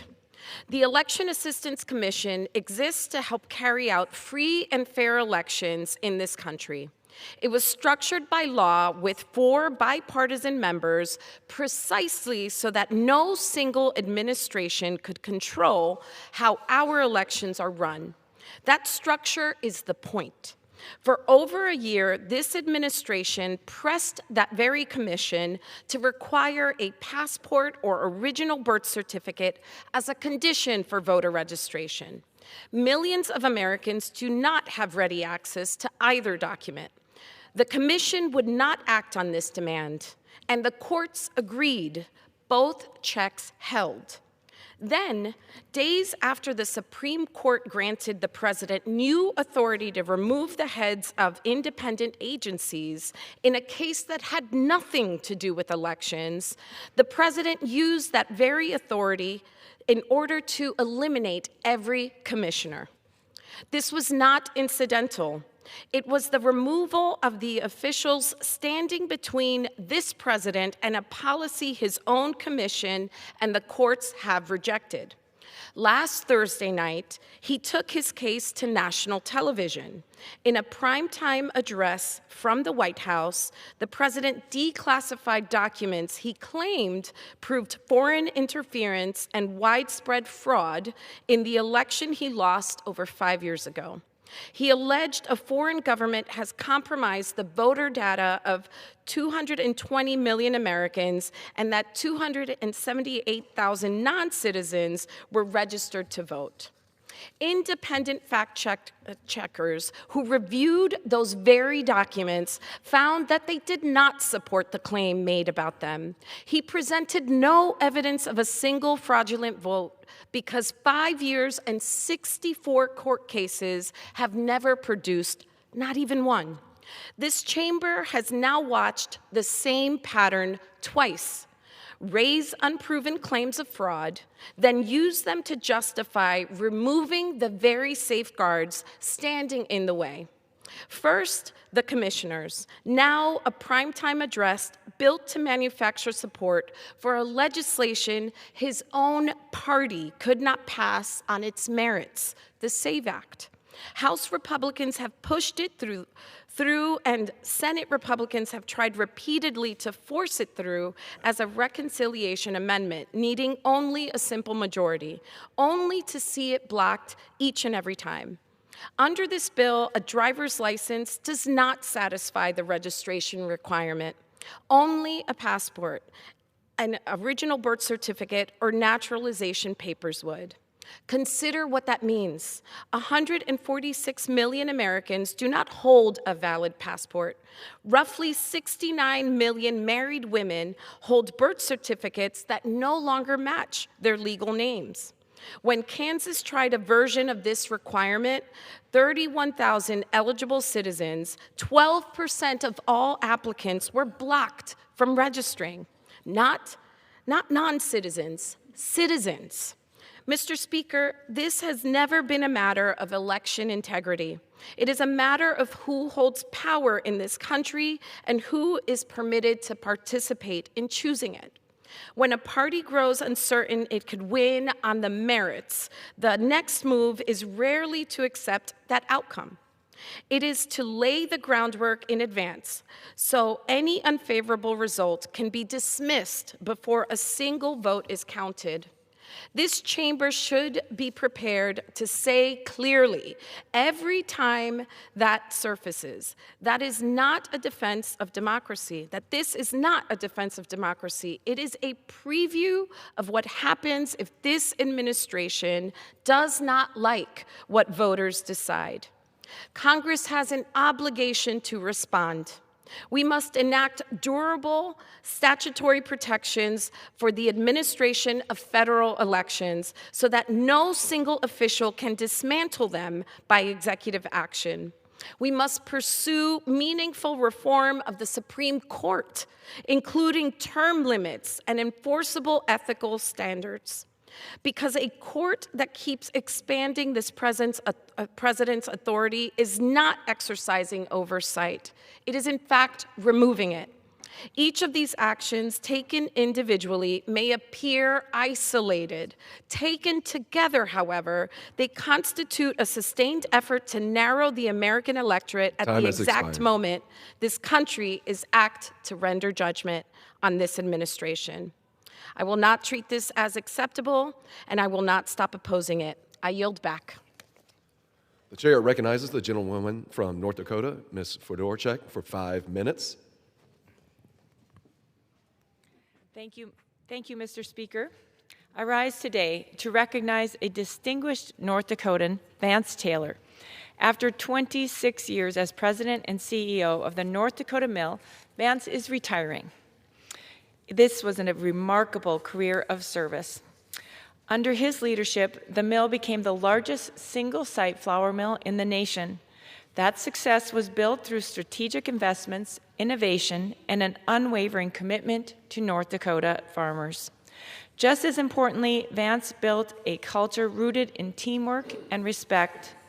His leadership strengthened one of the state's most important institutions and helped support communities across North Dakota. North Dakota agriculture is stronger because of Vance Taylor's service. We congratulate him on an extraordinary career and wish him all the best in retirement. Mr. Speaker, I rise today to congratulate Dr. Marshall Stewart on his appointment as the 16th president of North Dakota State University. Leading one of North Dakota's premier public universities is both an extraordinary honor and an important responsibility. It means preparing the next generation of leaders, advancing groundbreaking research, supporting our state's world-class agriculture innovation, and strengthening the NDSU community for years to come. Throughout his career, Dr. Stewart has demonstrated a commitment to expanding opportunity and partnerships.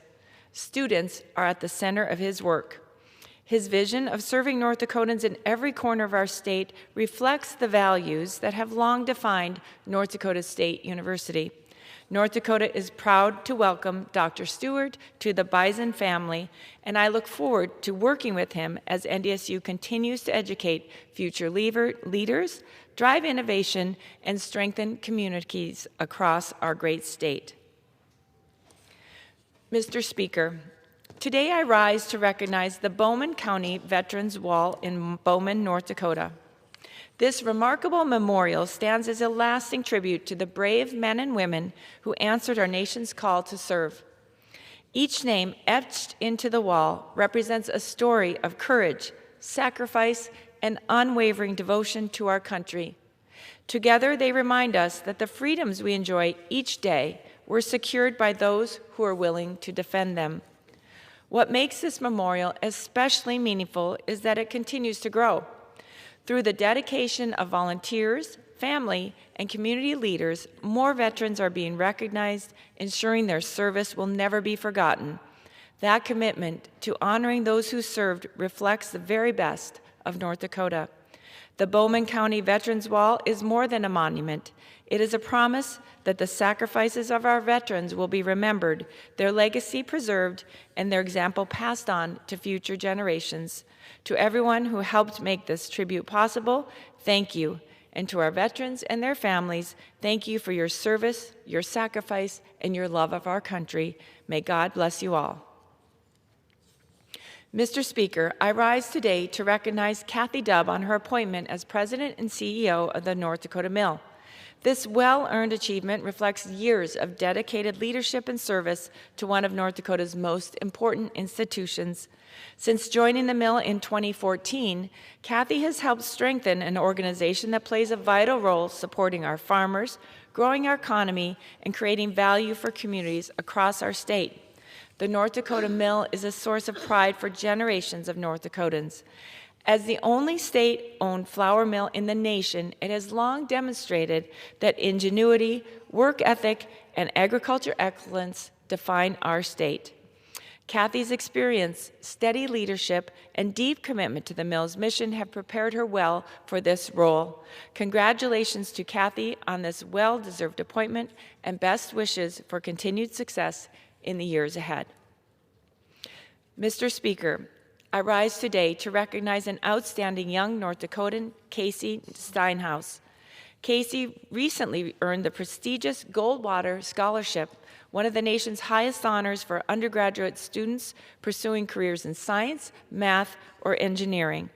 This highly competitive scholarship recognizes exceptional academic achievement, leadership, and promise in scientific research. It is a testament to Casey's academic excellence and hard work at the University of North Dakota. Her accomplishment reflects not only her own dedication, but also the bright future of North Dakota's next generation of innovators, researchers, and problem solvers. I have no doubt this is only the beginning for Casey, and I wish her continued success as she pursues her studies and serves our country through her talents. Thank you, Mr. Speaker, and I yield back. The chair recognizes the gentleman from Pennsylvania, Mr. Fitzpatrick, for 5 minutes.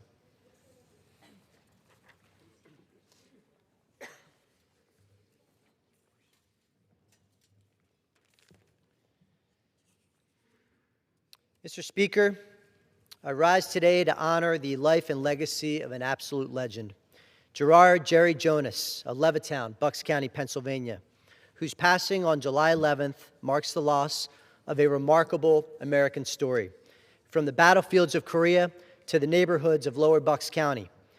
As a young man, Jerry answered the call to serve in the United States Marine Corps during the Korean War. Like so many in his generation, he came home, took off his uniform, and quietly went to work building a better future for his family and our surrounding community. In 1956, Jerry and his beloved late wife, Elizabeth, bought their home in Cobalt Ridge in Middletown Township and helped lay the foundation of Queen of the Universe Parish as original parishioners. Their home became a gathering place for their parish and a spiritual anchor reflecting the values of love, integrity, and responsibility. Mr. Speaker, Jerry was a gifted and versatile writer.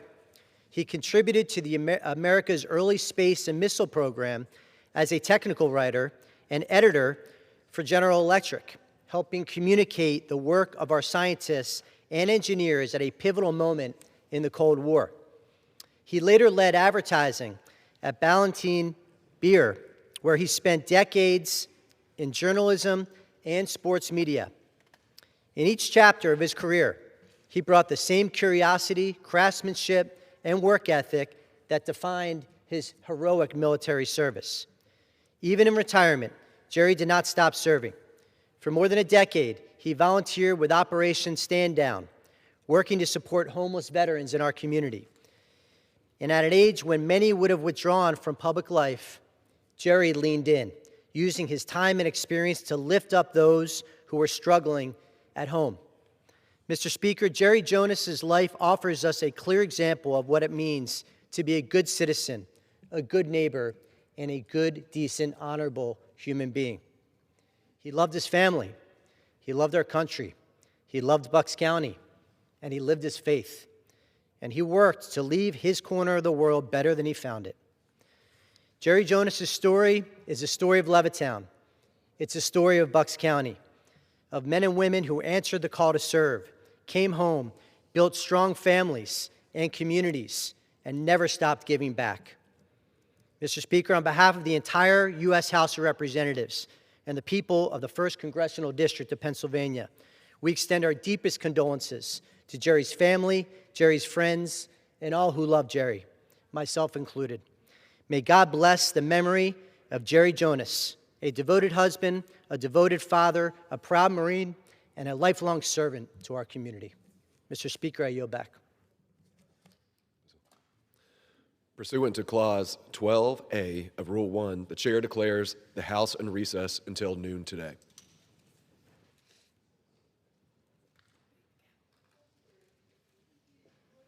It's not in the script.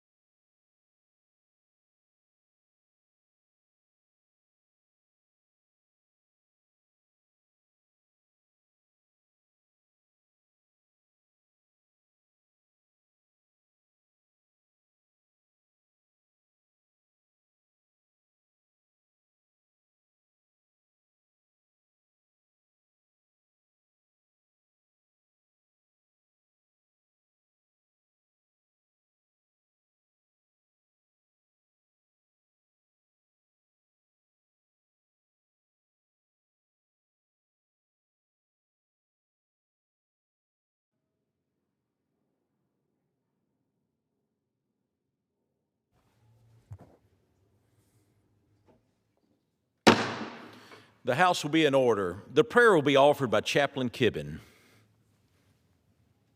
Would you pray with me? O God, our teacher, show us the way that we may walk in it. Encourage us to set aside the things that vie for our allegiance that are not of you, to let go of the issues so close to our hearts that we cannot imagine you would offer us any other option.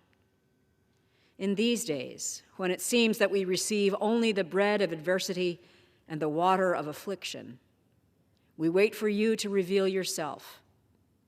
Do not hide yourself, but allow us to see with our own eyes your abiding presence, to hear with our own ears, whether we turn to the right or to the left, your voice speaking your clear guidance. This is the way. Walk in it. Wait no longer to be gracious to us. Rise up and show us mercy. O Lord God of justice, we wait for your blessing on this day. In the strength that is only found in your name do we pray. Amen.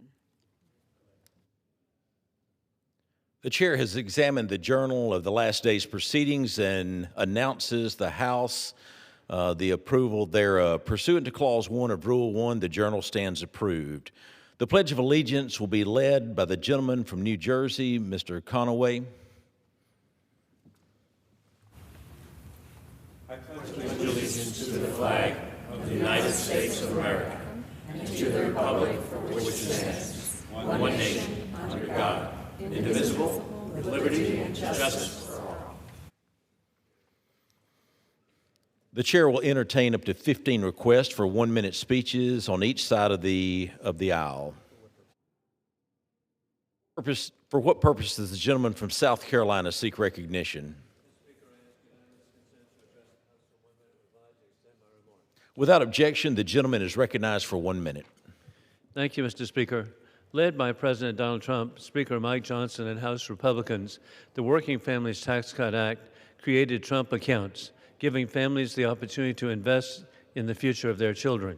The account is a new tax-deferred opportunity for children under 18, providing retirement savings. Contributions can add up to $5,000 a year. Additional support is provided by leading companies and generous philanthropists.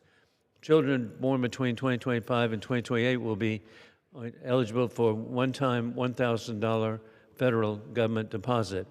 Once the child turns 18, they can use the money for expenses such as education, first home purchase, starting a business, or other uses.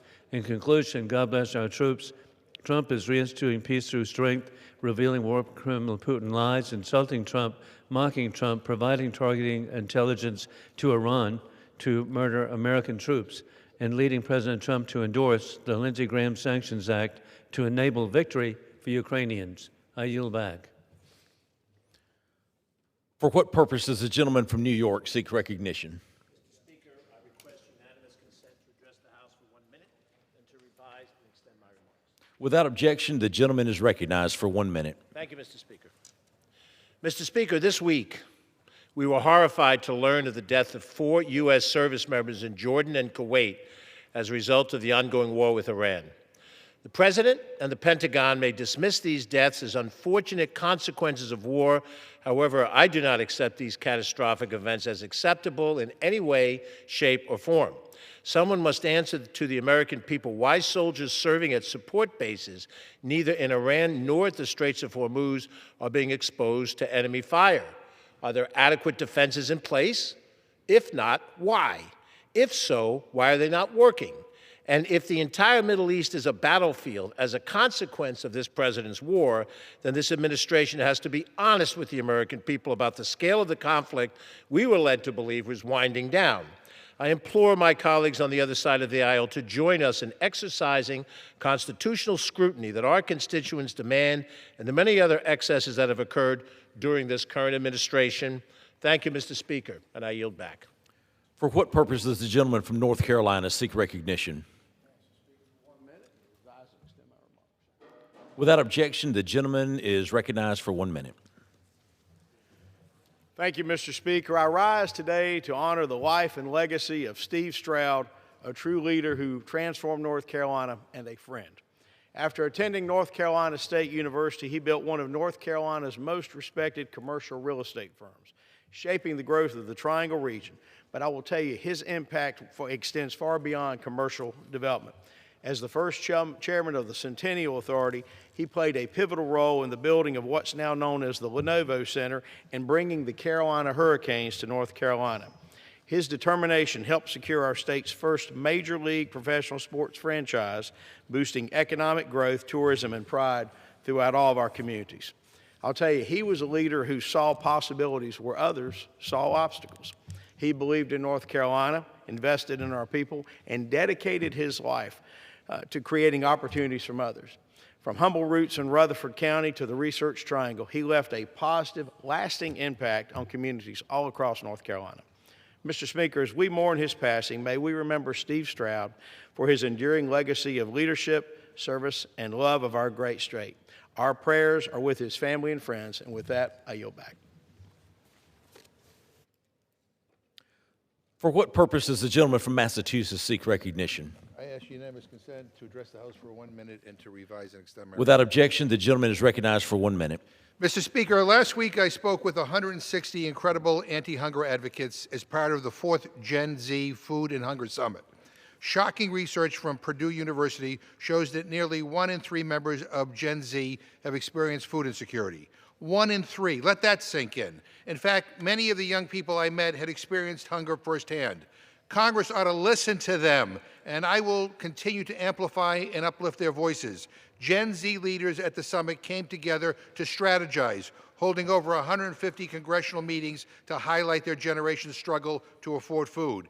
Mr. Speaker, I am so glad the next generation of Americans is impatient and unwilling to wait for a hunger-free future. There's a lot to be discouraged by these days, but the young people I met at the Gen Z Food and Hunger Summit give me hope. I am grateful for their energy, and I'm grateful for their passion in our shared work to end hunger. I urge my Republican colleagues and members of this administration to pay attention to them. We live in the richest country in the history of the world, and we have 50 million Americans who are hungry and food insecure. It is unconscionable, it is shameful, and we can do something about it. I yield back. For what purpose does the gentleman from New Jersey seek recognition?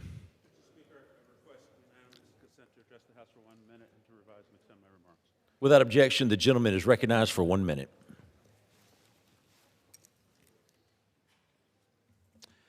Mr. Speaker, I rise today to recognize and congratulate Reva Foster on her retirement from Williamboro Township, where she served as director of the Senior Citizen Center as well as executive director of the Department on Aging, Community Affairs, and Veterans Affairs.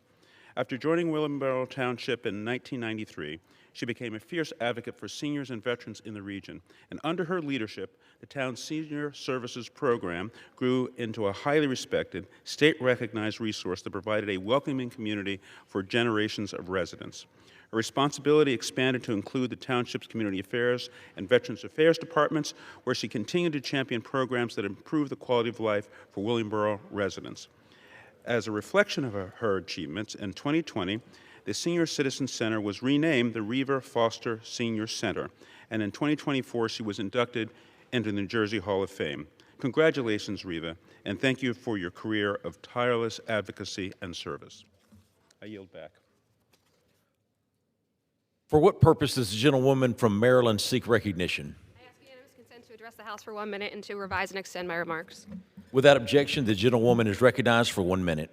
Mr. Speaker, I rise today in honor of a friend, Jefferson Holland, poet laureate of Annapolis and a modern-day Chesapeake troubadour. Anyone fortunate enough to know Jeff knows that he is a pillar of our community who has dedicated his life to capturing and sharing the essence of the Chesapeake Bay through song, story, and poetry. Leading up to America's 250th anniversary, Jeff spearheaded Poets Afloat, a unique celebration featuring original poetry by locals, inspired by the rich history, characters, and spirit of Annapolis and Anne Arundel County. I will leave you with Jeff's own words that capture Annapolis's role in our nation's history, words I couldn't put to paper, but words I hope this entire chamber can take to heart. Let Annapolis show the world how democracy is done, with justice, not with vengeance, with the truth, not outright lies, with good sense and consensus. With that, I yield back. For what purpose does the gentlewoman from North Carolina seek recognition? Mr. Speaker, by direction of the Committee on Rules, I call up HRES 1438 and ask for its immediate consideration. The clerk will report the resolution. House Calendar Number 86, House Resolution 1438.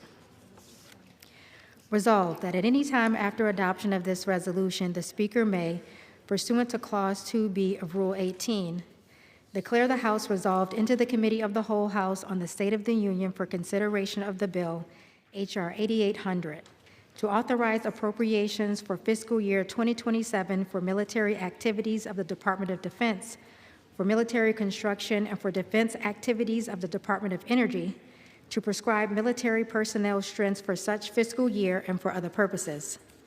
The first reading of the bill shall be dispensed with. All points of order against consideration of the bill are waived.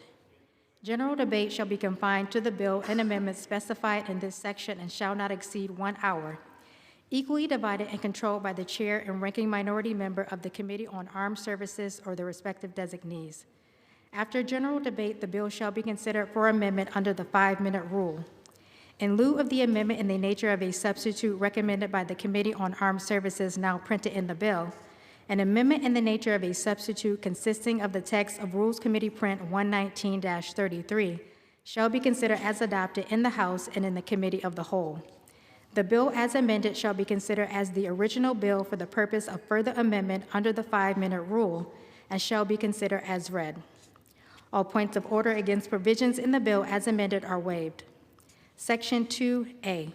No further amendment to H.R. 8800 as amended shall be in order except those printed in Part A of the report of the Committee on Rules accompanying this resolution, amendments en bloc described in Section 3 of this resolution, and pro forma amendments described in Section 4 of this resolution.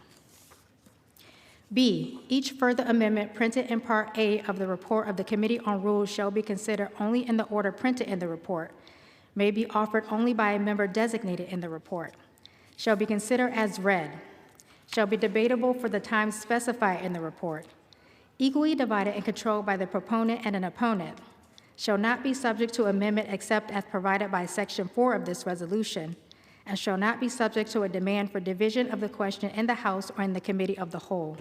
C. All points of order against further amendments printed in Part A of the report of the Committee on Rules or against amendments en bloc described in Section 3 of this resolution are waived. Section 3. It shall be in order at any time for the chair of the Committee on Armed Services or his designee to offer amendments en bloc consisting of further amendments printed in Part A of the report of the Committee on Rules accompanying this resolution, not earlier disposed of.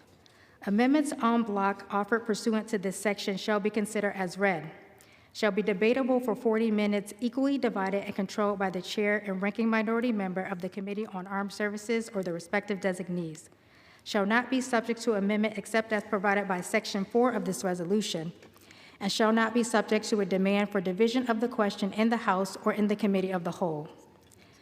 Section 4. During consideration of H.R. 8800 for amendment, the chair and ranking minority member of the Committee on Armed Services or the respective designees may offer up to 10 pro forma amendments each at any point for the purpose of debate. Section 5. At the conclusion of consideration of H.R. 8800 for amendment, the committee shall rise and report the bill as amended to the House with such further amendments as may have been adopted. The previous question shall be considered as order on the bill as amended, and on any further amendment thereto to final passage without intervening motion except one motion to recommit. Section 6. Upon adoption of this resolution, it shall be in order to consider in the House the bill, H.R. 8884, to amend Title II of the Social Security Act to reauthorize demonstration authority for the Disability Insurance Program. All points of order against consideration of the bill are waived. In lieu of the amendment in the nature of a substitute recommended by the Committee on Ways and Means now printed in the bill, an amendment in the nature of a substitute consisting of the text of Rules Committee Print 119-34 shall be considered as adopted. The bill as amended shall be considered as read. All points of order against provisions in the bill as amended are waived. The previous question shall be considered as order on the bill as amended, and on any further amendment thereto to final passage without intervening motion except one.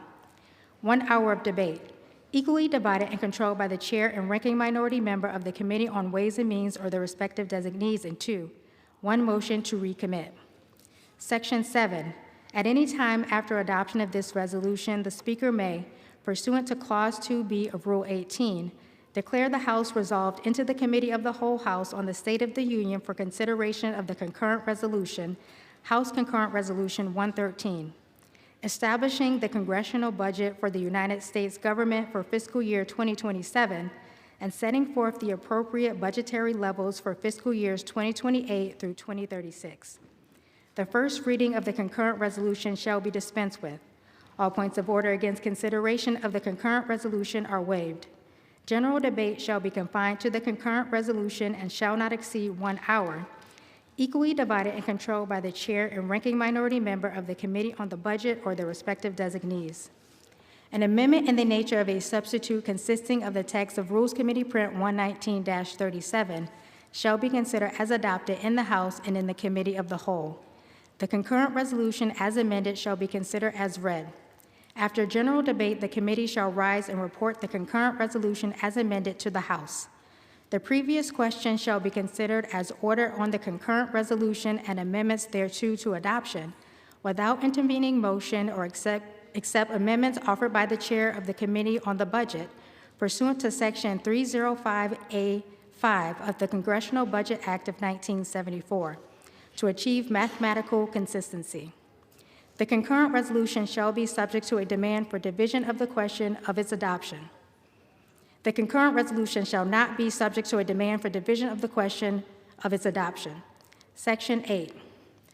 Upon adoption of this resolution, it shall be in order to consider in the House the bill, H.R. 7008, to amend Chapter 131 of Title V to require certain restrictions on stocks for members of Congress and their spouses and dependents and for other purposes. All points of order against consideration of the bill are waived. In lieu of the amendment in the nature of a substitute recommended by the Committee on House Administration now printed in the bill, an amendment in the nature of a substitute consisting of the text of Rules Committee Print 119-38, modified by the amendment printed in Part B of the report of the Committee on Rules accompanying this resolution, shall be considered as adopted. The bill as amended shall be considered as read. All points of order against provisions in the bill as amended are waived. The previous question shall be considered as ordered on the bill as amended and on any further amendment thereto to final passage without intervening motion except one. 1 hour of debate, equally divided and controlled by the chair and ranking minority member of the Committee on House Administration or their respective designees, and 2, 1 motion to recommit. Section 9. Upon adoption of this resolution, it shall be in order to consider in the House the bill, H.R. 6955, to make improvements to the federal banking laws and for other purposes. All points of order against consideration of the bill are waived. In lieu of the amendment in the nature of a substitute recommended by the Committee on Financial Services now printed in the bill, an amendment in the nature of a substitute consisting of the text of Rules Committee Print 119-35 shall be considered as adopted. The bill as amended shall be considered as read. All points of order against provisions in the bill as amended are waived. The previous question shall be considered as ordered on the bill as amended and on any further amendment thereto to final passage without intervening motion except one. 1 hour of debate, equally divided and controlled by the chair and ranking minority member of the Committee on Financial Services or their respective designees, and 2, 1 motion to recommit. Section 10. Upon adoption of this resolution, it shall be in order to consider in the House the bill, H.R. 9770, making continuing appropriations for fiscal year 2027 and for other purposes. All points of order against consideration of the bill are waived. The bill shall be considered as read. All points of order against provisions in the bill are waived. The previous question shall be considered as ordered on the bill and on any amendment thereto to final passage without intervening motion except one. 1 hour of debate, equally divided and controlled by the chair and ranking minority member of the Committee on Appropriations or their respective designees, and 2, 1 motion to recommit. Section 11. In the engrossment of H.R. 8800, the clerk shall A, add the text of Senate 1383 as passed by the House as new matter at the end of H.R. 8800. B, assign appropriate designations to provisions within the engrossment. C, conform cross-references and provisions for short titles within the engrossment. And D, be authorized to make technical corrections to include corrections in spelling, punctuation, page and line numbering, section numbering, and insertion of appropriate headings within the engrossment. The gentlewoman from North Carolina is recognized for 1 hour. Thank you, Mr. Speaker. For the purpose of debate only, I yield the customary 30 minutes to the gentleman from Massachusetts, pending which I yield myself such time as I may consume. During consideration of this resolution, all time yielded is for the purpose of debate only. Mr. Speaker, I ask unanimous consent that all members have 5 legislative days to revise and extend their remarks. Without objection. Mr. Speaker, I rise in support of the rule and the underlying legislation. Yesterday, the Rules Committee met and produced a rule, HRS 1438, providing for the House's consideration of H-Con Res 113, H.R. 9770, H.R. 8800, H.R. 8884, H.R. 7008, and H.R. 6955. This rule provides for consideration of H.R. 8800, the FY27 National Defense Authorization Act, under a structured rule and makes an order 320 amendments.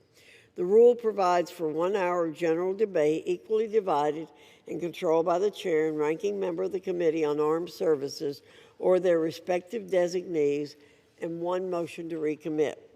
Additionally, the rule provides that upon House passage of H.R. 8800, the clerk shall add the text of S.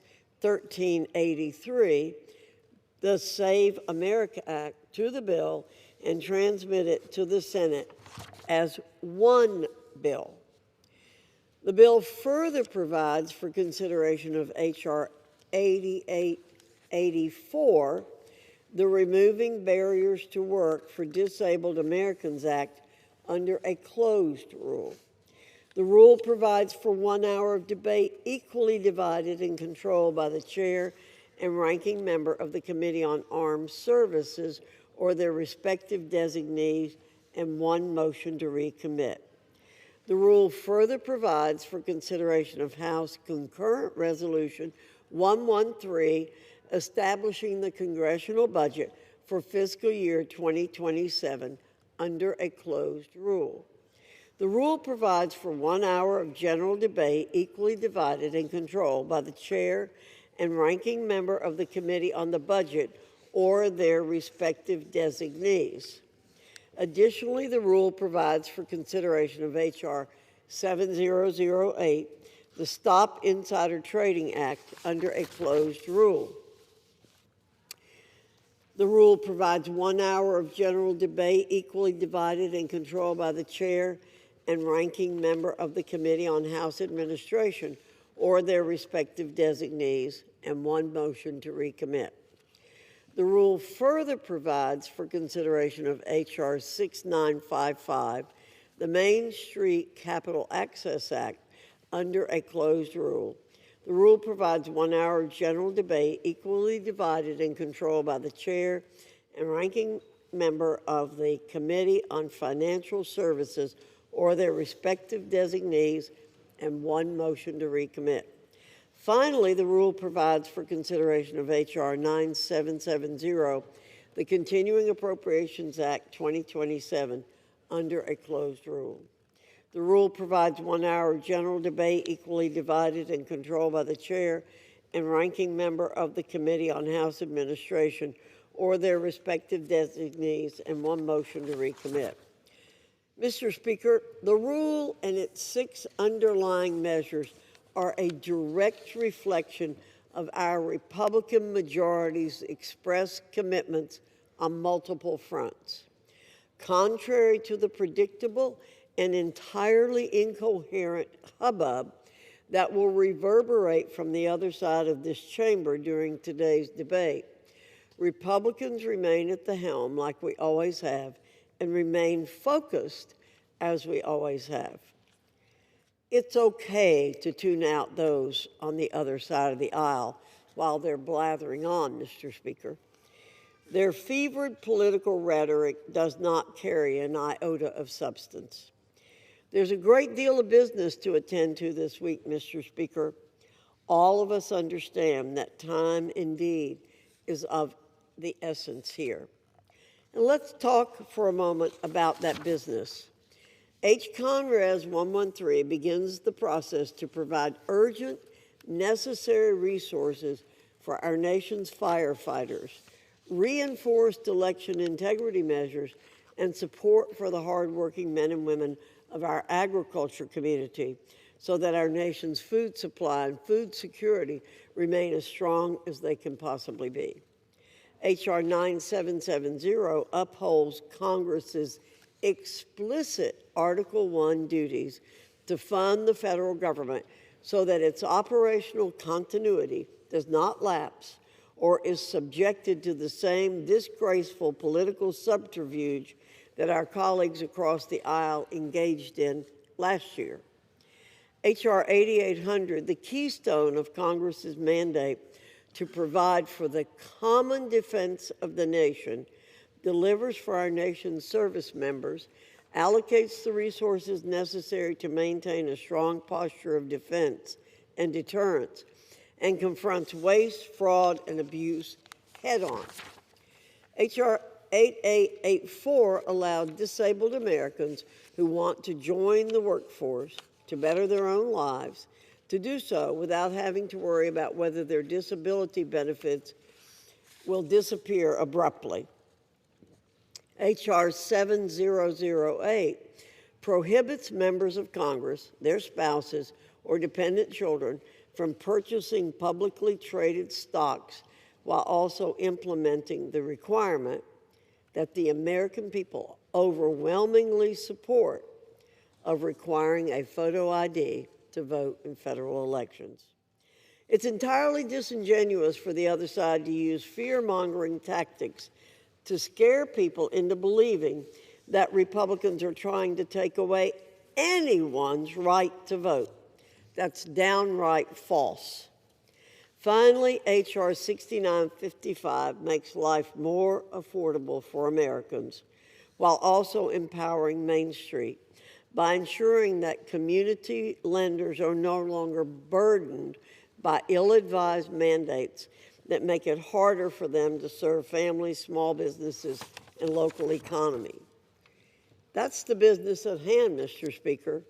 We're not here to entertain the ever so tired ranting and raving from our colleagues across the aisle that the sky is falling, the world is ending, or any kind of absurd political musings they may want to spout off. We're here to do the people's business, the business that makes America stronger, more secure, and more prosperous. As we celebrate the 250th year of the greatest country in the world, Republicans are working hard to strengthen America and help it endure. With that, Mr. Speaker, I reserve. The gentlewoman reserves. The gentleman from Massachusetts is recognized. Well, thank you, Mr. Speaker, and I want to thank the gentlelady from North Carolina for yielding me the customary time, and I yield myself such time as I may consume. The gentleman is recognized. Mr. Speaker, this Congress is an absolute mess. The gentlelady from North Carolina says that our rhetoric doesn't carry a bit of substance, but let me begin by asking a question of the American people, a very simple question. Are you better off today than you were a year and a half ago? It has been 18 months since Donald Trump returned to the White House. Republicans have controlled every lever of power in Washington for over a year and a half. They control the House, they control the Senate, they control the White House, they even control the Supreme Court. And that is the one simple question to me that matters more than anything else that we will debate today. In fact, it is the only thing that matters, really. Is it easier to fill up your gas tank?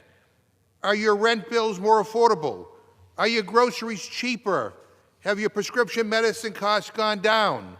Does your paycheck go further? In short, Mr. Speaker, life has gotten easier.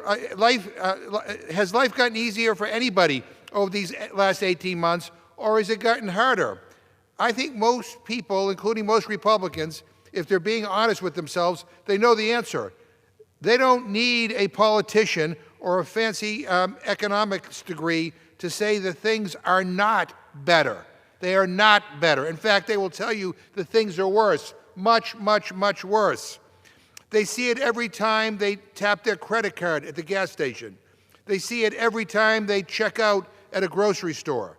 They see it every month when their rent is due, when their electric bill comes in, when the pharmacist says their kid's medicine is more expensive.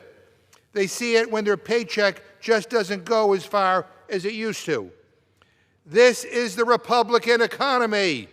These are their prices, and it is their policies that have failed America miserably. Donald Trump and Republicans promised they would use their power to lower costs on day one. Well, it is year two, and costs are not lower, which by any definition would make that a broken promise. So why are prices up? Why is life harder? Why are things worse off now? The reason is simple. It's because instead of working with Democrats to fight for everyday people, Republicans have made one decision after another to help the rich and the powerful and basically hurt everybody else. I have example after example. Are things better off because of Trump's tariffs, Mr. Speaker? The tariffs that the New York Federal Reserve says are almost exclusively paid by American consumers, American farmers, American manufacturers, and American companies. Does that make anybody better off? I don't think most people would say that tariffs have made their lives better.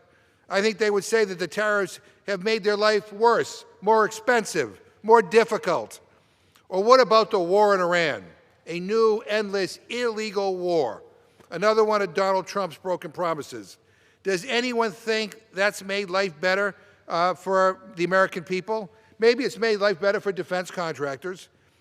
Maybe for the crazy neocon warmongers, they get a kick out of another war. But not for everyday people. Not for everyday people. We have spent probably well over $100 billion on this illegal and reckless war. $100 billion. That's not on helping make sure that Americans don't go hungry. That's not on lowering health care costs or lowering people's rents or lowering gas prices. It's on this crazy war, a war of choice that the president had no plan for. Doesn't know what the hell he's going to do next. This is nuts. In fact, we're now 5 months into a war that these guys said would only last a couple of weeks. They've declared victory like 6 times, yet the Strait of Hormuz is still closed. More American troops, sadly, were killed this weekend. Gas prices are back above $4 a gallon. Inflation continues to skyrocket. Does anybody think that's made life better for most Americans? 5 months of war in the Middle East. I could go right down the line. Republicans promised better health care. Instead, they passed a law that takes hundreds of billions of dollars out of Medicaid and leaves millions more people uninsured. How the hell does that make anybody's life better? Republicans promised lower taxes, except they chose another tax giveaway for those at the very top, and they pat themselves on the back for the pennies they gave to everyone else. Has that made life better for people? And after 18 months of higher costs, more inflation, new wars, costly tariffs, and stunning, stunning, stunning corruption, now they're bringing us a continuing resolution that kicks the can down the road. They're bringing us a pathetic excuse of a stock trading ban that fails to address the much larger culture of corruption and self-dealing coming out of the White House. And they're bringing us a budget framework authorizing $73 billion for Trump's illegal Iran war, $12 billion as a Band-Aid to help farmers that their policies continue to hurt, and another $10 billion to rig the November elections. That's nearly $100 billion in new spending with no offsets, meaning this bill could very well increase the debt by over $100 billion. Whatever happened to the old-fashioned Republicans who wanted to pay for things, who didn't want to increase the deficit or the debt? I guess that's a thing of the past. Not one thing in this reconciliation bill, by the way, not a single damn thing will be about affordability. Not one thing will lower prices. That's called being out of touch, Mr. Speaker. And there will be time to debate their crummy bills on the floor this week, but this hour is about priorities. And Republicans have their priorities all out of whack. Their agenda has only made things better for those at the top, for the Mar-a-Lago members and CEOs with private jets, the donor class and the corporate special interests. Things are better for them. But for the rest of America, their agenda has been a disaster. The policies of this Republican Congress are a dumpster fire for everyday people, a total disaster. Their tariffs are crushing people. Their war is driving up costs. Their toxic environmental policies are filling our air with smoke and our food with parasites. And Americans are dying in the Middle East for their war. Again, Mr. Speaker, when I go back home and I ask people, are you better off than you were 18 months ago?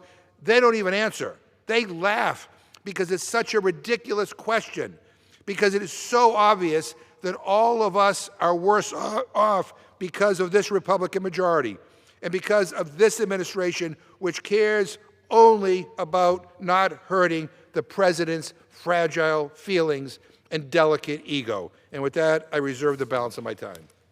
The gentleman from Massachusetts reserves. The gentlewoman from North Carolina is recognized.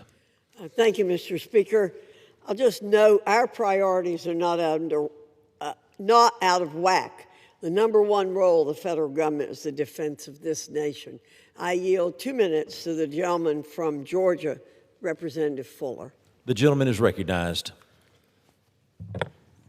Thank you, Chairwoman Fox. Mr. Speaker, I rise in strong support of the rule. This important legislation is required to allow Republicans in this House to advance important priorities for the American people, including funding legislation to keep our government operating. Unfortunately, it's become clear as the House has considered appropriations legislation on the floor and in Chairman Cole's committee that Democrats are trying to hold our government hostage. This legislation will make clear where Democrats stand. Will they vote against keeping the government working for the American people, or will they vote to keep us hostage? Will they vote with me to fund important priorities such as the programs that will allow communities in my district and many others to clean up and recover from years of PFAS contamination? Or will they vote to hold hostage programs that will make Appalachian communities like mine healthier, all to score political points? I know where I stand. I know where leadership in this body stands.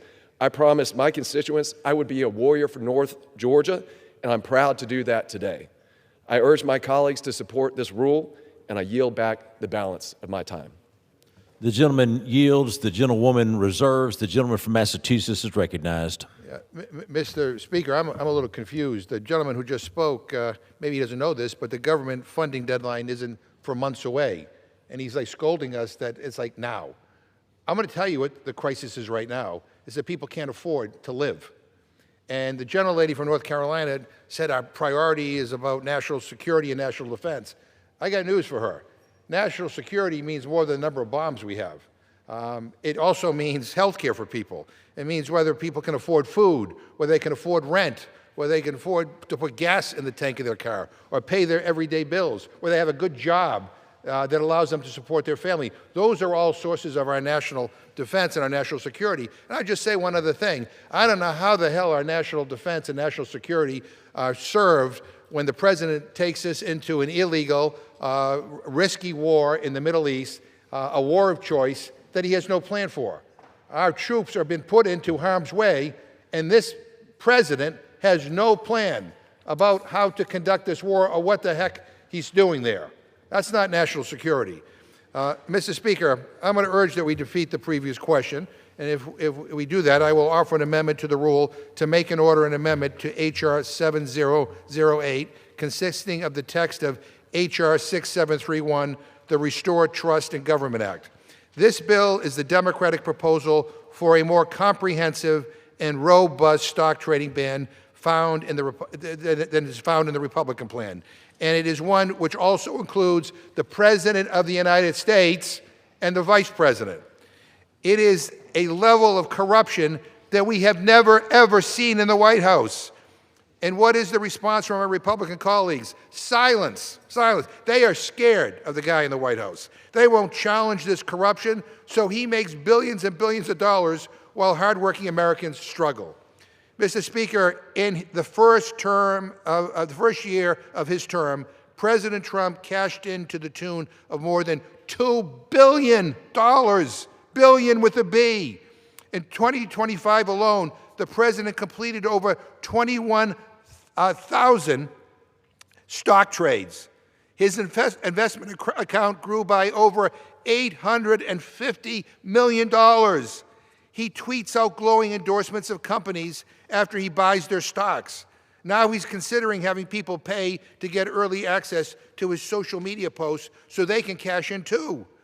We need to ensure that the people can trust their government to work for them and not enrich himself. This means banning stock ownership by members and by this president. That is what the Democratic proposal will do. Let the House decide and make this amendment in order. That's all we're asking, is to allow us to have this debate. You can vote however you want. Mr. Speaker, I ask unanimous consent to insert the text of my amendment into the record along with any extraneous material immediately prior to the vote on the previous question. Without objection. And to discuss our proposal, I yield 3.5 minutes to the gentlewoman from Washington, Ms. Jayapal. The gentlewoman is recognized. Thank you, Mr. Speaker. Let me be clear about what my Republican colleagues are trying to do in their bill that they are advancing. They are trying to advance a fake stock trading ban. And I want to be very clear. Their bill does not block insider trading, no matter what it's called. It does not ban stock trading. The number one issue for over 80% of Americans who want members of Congress to stop padding their own pockets instead of addressing their constituents' interests. Things like ending the illegal war in Iran, bringing down gas prices, bringing down grocery prices, investing in housing. None of that is going to be protected. Their bill allows members to still purchase private stocks, keep public stocks that they already own, and act on legislative matters that directly increase the value of their stocks. It allows members to continue selling stocks that they know will decrease in value based on insider information they got while in Congress.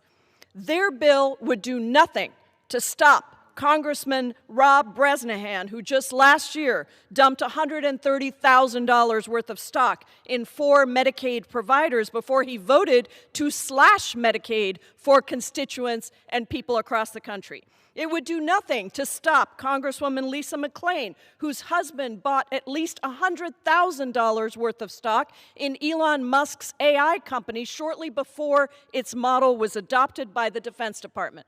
A Common Cause report published at the end of 2025 said that members of Congress made 13,324 trades totaling a whopping $635 million in 2025. This is absurd. No wonder we are governing in a moment when public trust is at historical lows. Only 2 in 10 Americans trust the government to do what is right for them, and they are constantly seeing their elected officials selling them out to the highest bidder.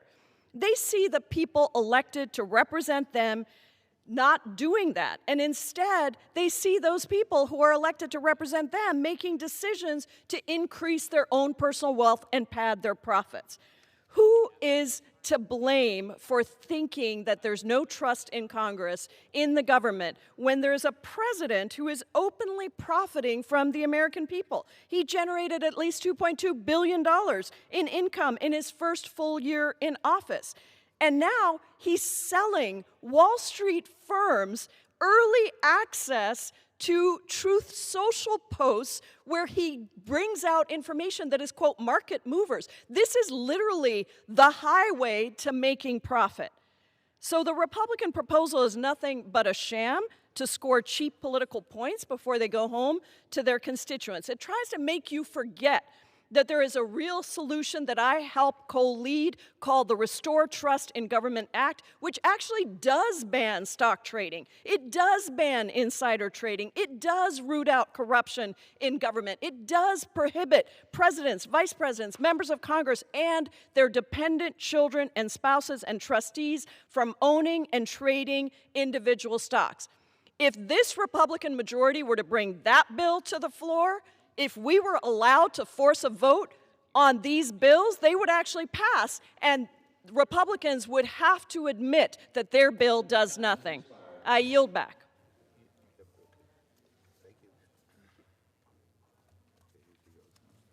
Members are reminded to refrain from engaging in personalities toward the president. The gentleman from Massachusetts reserves. The gentlewoman from North Carolina is recognized. Thank you, Mr. Speaker. Our colleagues on the other side of the aisle are skirting very closely to having their words taken down when they call out individual members.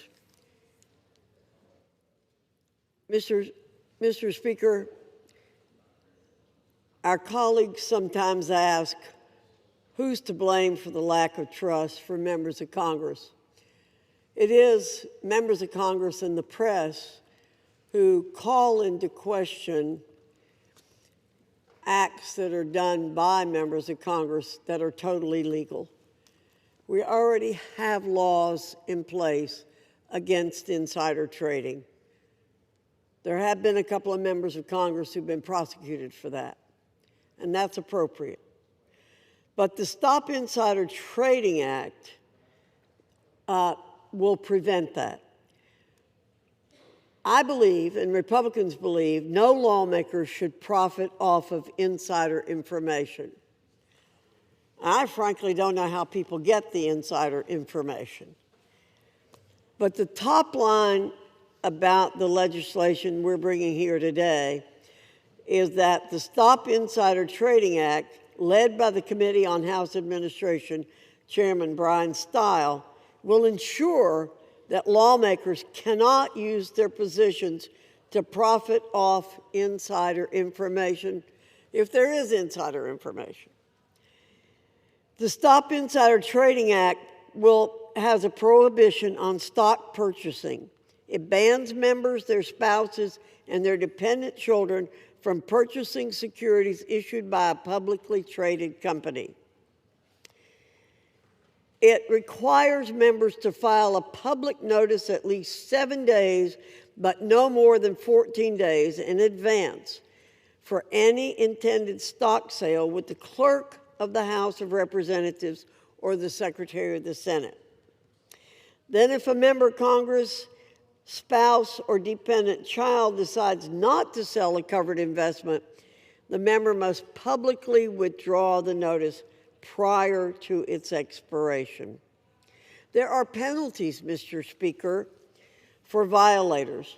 They will be assessed a fine equal to $2,000 or 10% of the value of the transaction, whichever is greater, and then any net gain realized from a transaction.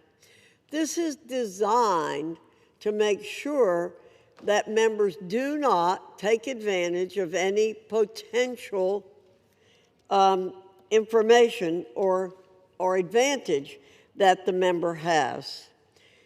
Mr. Speaker, we want to restore public trust in this institution.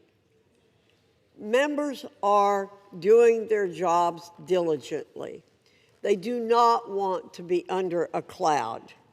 News outlets and social media accounts have garnered significant attention for aggregating the stock trades of members of Congress. Under the Stock Act of 2012, lawmakers are prohibited from using non-public information for their own financial benefit. But many Americans have become concerned that the Stock Act is insufficient and stronger measures must be implemented. The Stock Insider Trading Act will increase transparency and reinforce to the American people that members are working for them, not themselves. And with that, I reserve. The gentlewoman from North Carolina reserves. The gentleman from Massachusetts is recognized. Mr. Speaker, I just want to respond to the gentlelady. I'm just a little confused. I thought I heard her say that, you know, we already have laws to deal with stock insider trading. So if that's the case, then why are we doing a bill to ban stock insider trading? I mean, the bottom line is we're doing it because it's a problem. And our objection is the fact that they are basically excluding somebody who is violating the law in our face right now, blatantly, who's in the White House, who's making, you know, countless millions, if not billions of dollars on some really shady deals. Quite frankly, this makes Richard Nixon look like a Boy Scout. I mean, and the deal is the American people are sick of it. They want us to clean up Washington. That includes Congress, and that includes the executive branch. And I just also would like to, you know, to kind of highlight kind of the absurdity of all the stuff that, and we have 6 different bills that we're talking about here today. But I want to read a tweet from a Republican, Tom Massey. He says, the House will pass a $12 billion bailout for farmers suffering from high fuel and fertilizer prices caused by the Iran war, expensive equipment and parts caused by tariffs, and lower sales prices for commodities due to trade disputes with China. But the GOP is fighting communism. The Republican leadership had a big press conference earlier today, and it's all about communism. But I got to say to Mr. Massey, I don't think I've heard truer words spoken by a Republican member of Congress. I really appreciate that, the truth, the accuracy of what the situation is. I now would like to yield 1.5 minutes to the gentleman from Maryland, Mr. Olszewski. The gentleman is recognized. Thank you, Mr. Speaker. I rise in opposition to this rule, and I agree. It's past time that we ban congressional insider trading. No one should benefit from public service. But wouldn't the easiest way to do that would be to just completely ban stock trading entirely, not take the baby steps attached to this bill included in the rule? Still, I was open to voting for the bill, to accept that incremental but wholly insufficient progress. But what I'm not open to, Mr. Speaker, is accepting modest progress on stock ethics, insufficient progress, in exchange for significantly compromising American voting rights. And that's also exactly what this bill would do. It would add unnecessary and unrelated provisions that make it harder for Americans to vote. Republicans can't even be bothered to provide the IDs they'd have Americans be required to have in order to vote. In fact, that was in the bill, and they took it out. That's not reform, Mr. Speaker. That's a bait and switch. It's one more ruse by this Republican majority to distract the public from their inability or their unwillingness, or both, to rein in costs and address corruption. The American people deserve so much better. I urge a no vote, and I yield back. The gentleman yields. The gentleman from Massachusetts reserves. The gentlewoman from North Carolina is recognized. Thank you, Mr. Speaker. I yield myself such time as I may consume. Mr. Speaker, the voter ID provisions in this bill amend the Help America Vote Act to require states to obtain a photo ID from an individual to vote in person in a federal election, or to require a copy of a photo ID to be submitted with a ballot cast other than in person. These requirements do not apply to an absent uniformed services voter or an individual provided the right to vote other than in person by the Voting Accessibility for the Elderly and Handicapped Act. The bill permits voters to use several different forms of photo ID: a valid state-issued motor vehicle driver's license that includes a photo of the individual and an expiration date, a valid state-issued identification card that includes a photo of the individual and an expiration date issued by a state motor vehicle authority, a valid United States passport for the individual, a valid photo identification card for the individual issued by the Department of Defense or the Department of Veterans Affairs, a valid identification document issued by a tribal government that includes a photo of the individual and an expiration date. And while my friends across the aisle claim the bill will prevent individuals who cannot afford a photo ID from voting, this is nothing but false alarmism. The Supreme Court has held photo ID laws are constitutional only where the state provides a photo ID to those who do not have them. In other words, the photo ID requirement in the bill is not a barrier to voting for someone who cannot afford to pay the typical photo ID fee. The data supports that Democrats are being disingenuous when they claim this bill would suppress voting. The nonpartisan National Bureau of Economic Research tracked 1.6 billion data points over an 8-year period. This massive amount of data confirms strict voter ID laws have no statistically measurable negative impact on voter participation.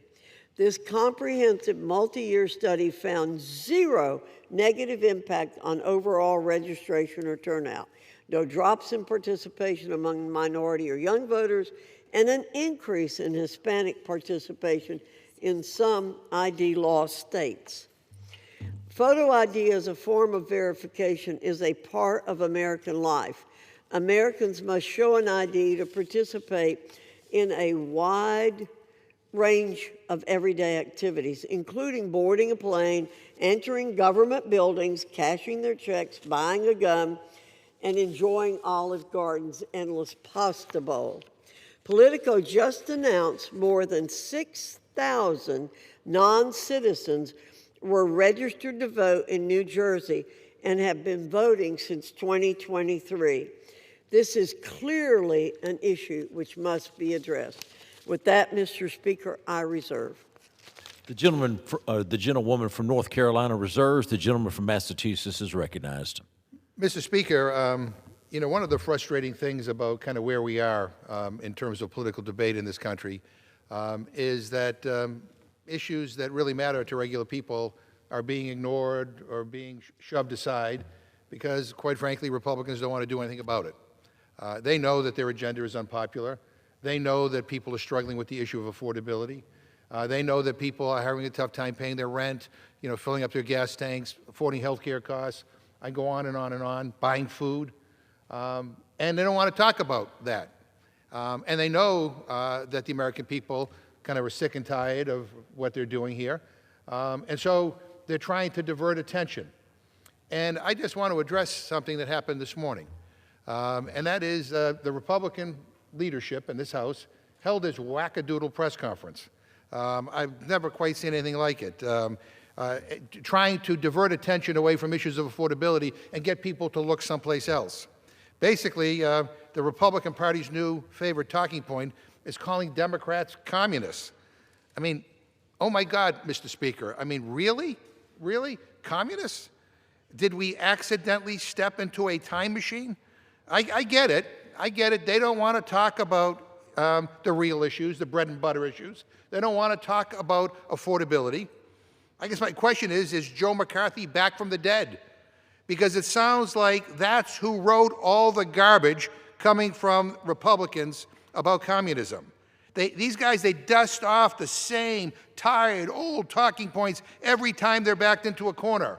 Every time a new poll comes out saying that your economic agenda sucks, what they do is they change the subject. They try to divert attention. It is pathetic, but fine. They want to play that game. Let's play that game.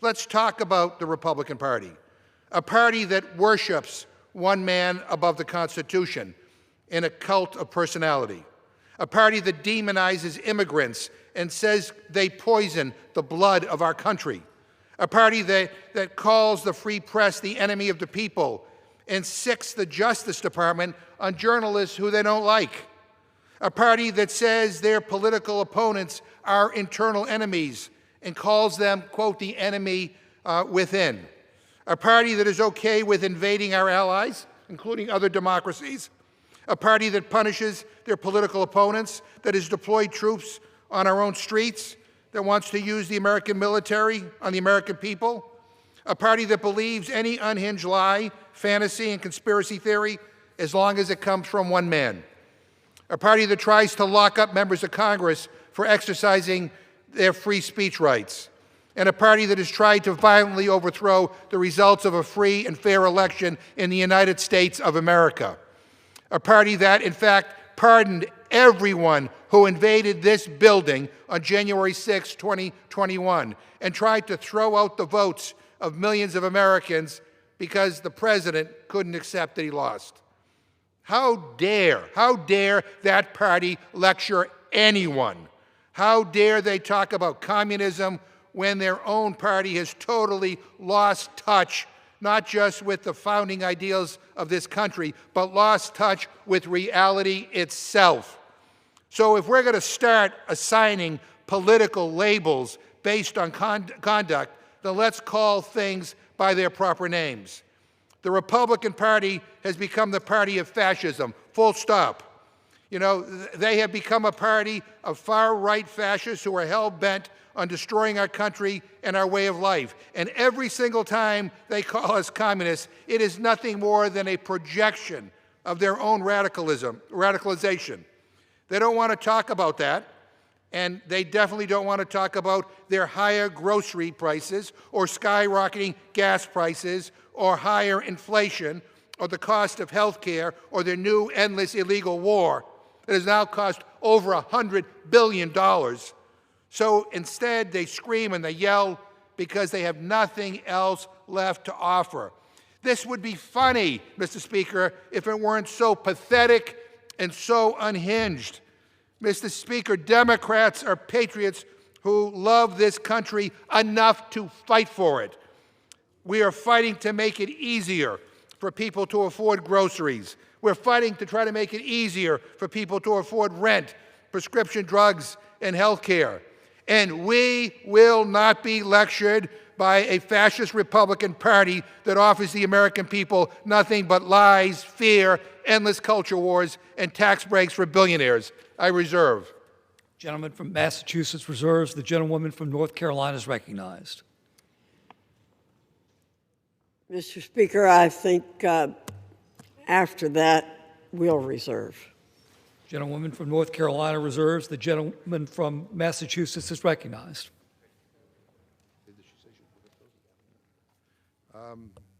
I will close, Mr. Speaker. I yield myself the remaining time. Gentleman's recognized. Mr. Speaker, I want to return to the question I asked at the start of this debate. Are Americans better off than they were 18 months ago? Think about the family sitting at the kitchen table tonight. The rent is due. The electric bill is higher. The grocery cart costs more. The gas tank is on empty. A prescription is waiting at the pharmacy. Somebody is trying to figure out which bill they can put off for one more week. That family does not need a lecture about how great Donald Trump is. They know what life costs, and they know it costs more, much, much more than it did 18 months ago. 18 months is long enough to judge a majority by its choices. There is a lot packed into this rule: a budget resolution, a continuing resolution, a defense bill, a disability bill, a banking bill, a bill on congressional stock trading, a bill to rig the elections, and I mean, I go on and on and on. But Republicans could not find a single provision for us to consider today about lowering the cost of housing, or lowering the cost of food, or lowering the cost of medicine, or health care, or electricity. Nothing in anything we're going to be considering does any of that, focuses on any of those issues. I mean, they have time to weaken bank oversight. They have time to combine a watered-down stock trading bill with new restrictions on voting. They have time to bring back bills that failed weeks ago. They have time to protect the president, bail out powerful special interests, and finance another endless war. But helping working people somehow never makes the cut, never makes the cut. Mr. Speaker, these bills are not just stacks of paper. They are statements on our values. They tell people who matters, who gets hurt, who gets helped, and who is expected to fend for themselves. The answer from MAGA has been painfully clear, Mr. Speaker. The greedy get protected, the well-connected get rewarded, and everyone else gets told, sorry, maybe next time. So again, I ask, are Americans better off? The answer is no. Do measures in this rule lower costs, improve their health care, make them safer, or give them a greater peace of mind? The answer is absolutely no. Nothing does that. We'll hear talks about socialism and communism and all these other stuff to get people to not focus in on how the fact that they're getting screwed over. The American people deserve more than excuses. They deserve more than distractions. They deserve more than another blank check for the people on top from this failed Republican majority. They deserve a government that is on their side. They deserve a government that is on their side. And that's not what they're getting here. And so I urge a no vote on this rule. We have to do better. We have to do better. The American people are hurting. And my friends on the other side of the aisle behave like everything is just fine. You know, nobody's noticing. Well, go out and do in-person town halls in your districts, I would say to all my colleagues who are listening, and you'll get an earful. People have had it. They're fed up with the corruption in Washington. They're fed up with policies that reward the well-off and well-connected. They're tired of getting screwed over. And with that, I yield back. The gentleman yields. The gentlewoman from North Carolina is recognized. Thank you, Mr. Speaker. Mr. Speaker, we live in the greatest country in the world. We just celebrated the 250th anniversary of the signing of the Declaration of Independence. We have a lot more to be talking about the founding of this country, and I hope people will pay close attention to that. We do have a government that is on the side of the American people. We believe in capitalism. Our friends across the aisle constantly talk about how much people need to be paying more in taxes. We believe on the Republican side that the people have a right to what they have earned, and not that the government should take their money and spend it the way the government wants to spend it. Let me remind our colleagues that just a year ago, H.R. 1 delivered the largest middle and working class tax cut in U.S. history. Low-income workers realized the largest percentage reduction in their tax liability. Yes, we indeed care about the American people and the fruits of their labor. Nearly 40% of taxpayers have claimed one of President Donald Trump's signature tax cuts this year. This tax season, over 7.5 million filers claim no tax on tips, with an average deduction of over $7,000. Over 29 million filers claim no tax on overtime, with an average deduction of over $3,100. And over 35 million seniors have claimed the enhanced deduction for seniors, with an average deduction of over $7,500. We do indeed care for the American people and allowing them to keep the fruits of their labor. More than 5.5 million Trump accounts have been opened, with 1.4 million eligible for the 1,000 pilot program contribution. Nearly 40 million families have claimed the enhanced child tax credit, and over 127 million filers, or 90% of all tax filers, have claimed the permanently doubled standard deduction. We do indeed care for American taxpayers. I am not at all surprised by the recent rant from our colleagues. When half of the Democrats could not vote for a resolution against socialism. Mr. Speaker, it's really no secret that this is a week of monumental importance in the People's House. The rule and 6 underlying measures carry with them a commitment to deliver upon the priorities of the President, the nation, and the American people. Some are quick to write off the progress that this Republican majority has made thus far, and they're dead wrong in doing so. This week, Mr. Speaker, we'll continue to build upon that progress, and just the one issue I discussed, H.R. 1. With that, I urge my colleagues to vote yes on the previous question and yes on the rule. And Mr. Speaker, I yield back the balance of my time and move the previous question on the resolution. The question on ordering the previous question is on ordering the previous question on the resolution. Those in favor say aye.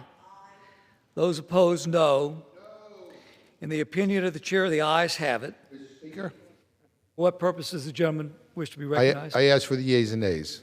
The yeas and nays are requested. Those favoring a vote by the yeas and nays will rise. A sufficient number having risen, the yeas and nays are ordered.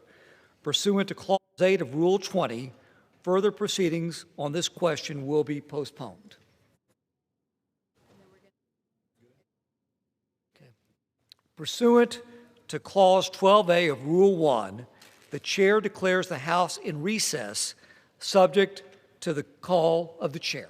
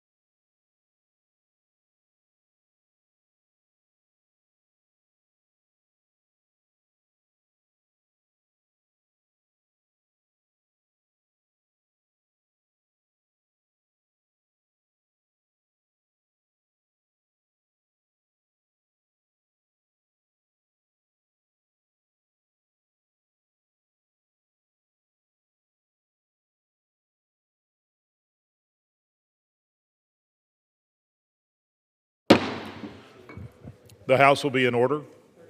Proceedings will resume on questions previously postponed. Votes will be taken in the following order. The motion to suspend the rules and pass H.R. 1118, ordering the previous question on the House Resolution 1438, and adoption of House Resolution 1438 if ordered. The first electronic vote will be conducted as a 15-minute vote.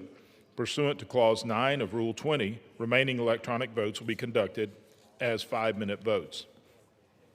Pursuant to Clause 8 of Rule 20, the unfinished business is the vote on the motion of the gentleman from Missouri, Mr. Burlinson, to suspend the rules and pass H.R. 1118 as amended, on which the yeas and nays are ordered. The clerk will report the title. H.R. 1118, a bill to amend Title 41 United States Code and Title 10 United States Code to provide best value through the multiple award schedule program and for other purposes. The question is, will the House suspend the rules and pass the bill as amended? Members will record their votes by electronic device. This is a 15-minute vote.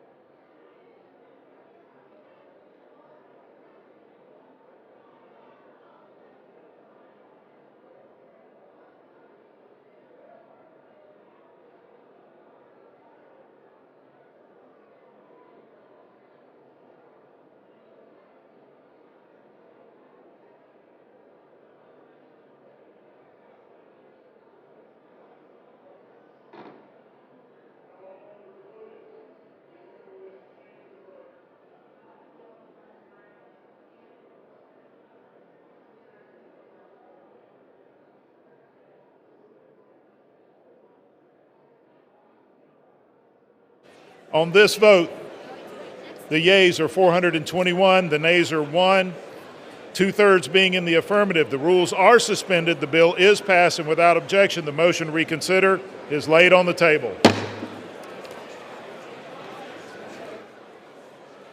Pursuant to Clause 8 of Rule 20, the unfinished business is the vote on ordering the previous question on House Resolution 1438, on which the yeas and nays are ordered. The clerk will report the title of the resolution. House Calendar Number 86, House Resolution 1438. Resolution providing for consideration of the bill H.R. 8800 to authorize appropriations for fiscal year 2027 for military activities of the Department of Defense, for military construction, and for defense activities of the Department of Energy, to prescribe military personnel strengths for such fiscal year and for other purposes, providing for consideration of the bill H.R. 8884 to amend Title II of the Social Security Act to reauthorize demonstration authority for the Disability Insurance Program, providing for consideration of the concurrent resolution, Concurrent Resolution 113, to establishing the congressional budget for the United States government for fiscal year 2027, and setting forth the appropriate budgetary levels for fiscal years 2028 through 2036, providing for consideration of the bill H.R. 7008 to amend Chapter 131 of Title V to require certain restrictions on stocks for members of Congress and their spouses and dependents and for other purposes, providing for consideration of the bill H.R. 6955 to make improvements to the federal banking laws and for other purposes, providing for consideration of the bill H.R. 9770, making continuing appropriations for fiscal year 2027 and for other purposes and for other purposes.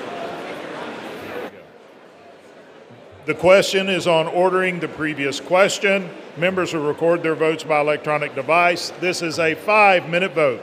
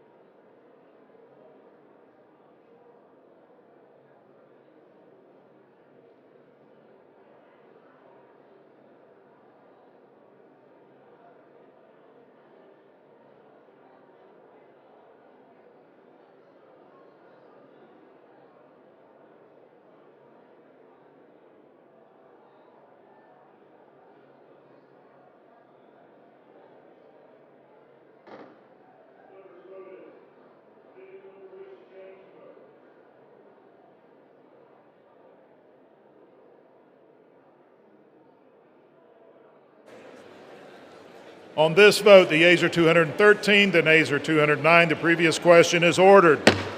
The question is on adoption of the resolution. Those in favor say aye. Those opposed say no. In the opinion of the chairs, the ayes have it. Speaker.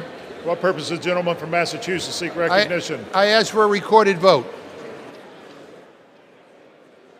A recorded vote is requested. Those favoring a recorded vote will rise. A sufficient number having risen, a recorded vote is ordered. Members will record their vote by electronic device. This is a 5-minute vote.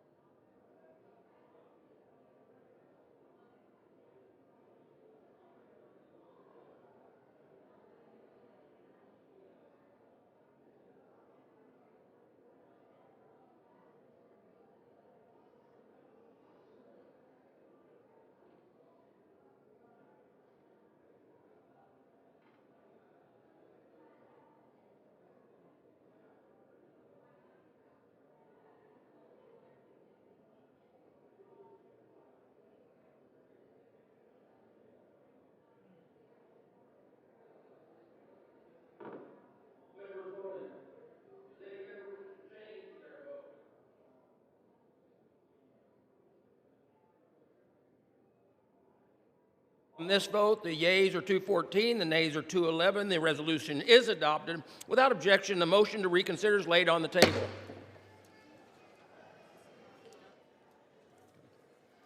Without objection, the title to H.R. 1118 is amended.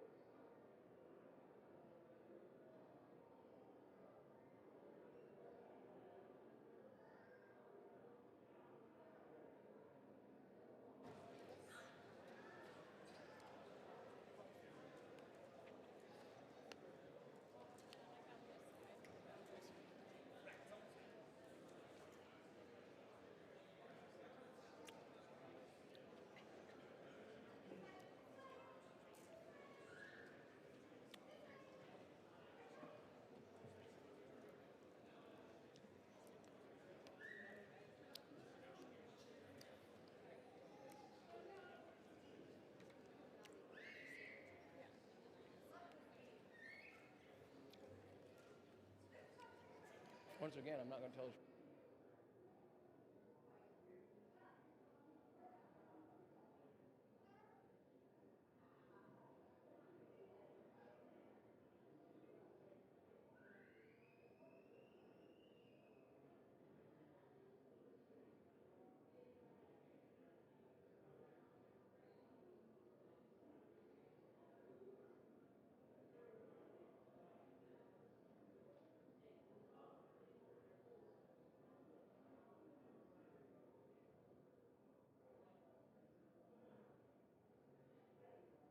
Maybe that'll work.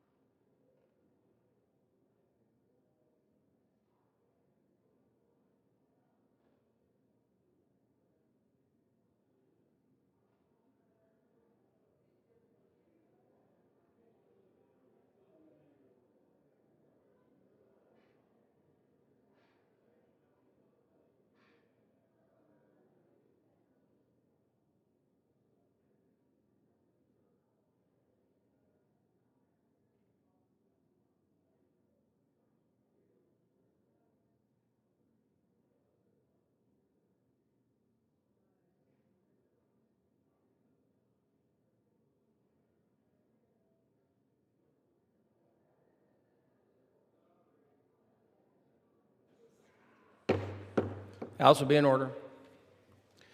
For what purpose does the gentleman from Arkansas, Mr. Hill, seek recognition? Mr. Speaker, pursuant to House Resolution 1438, I call up the bill H.R. 6955 and ask for its immediate consideration by the House. The clerk will report the title of the bill.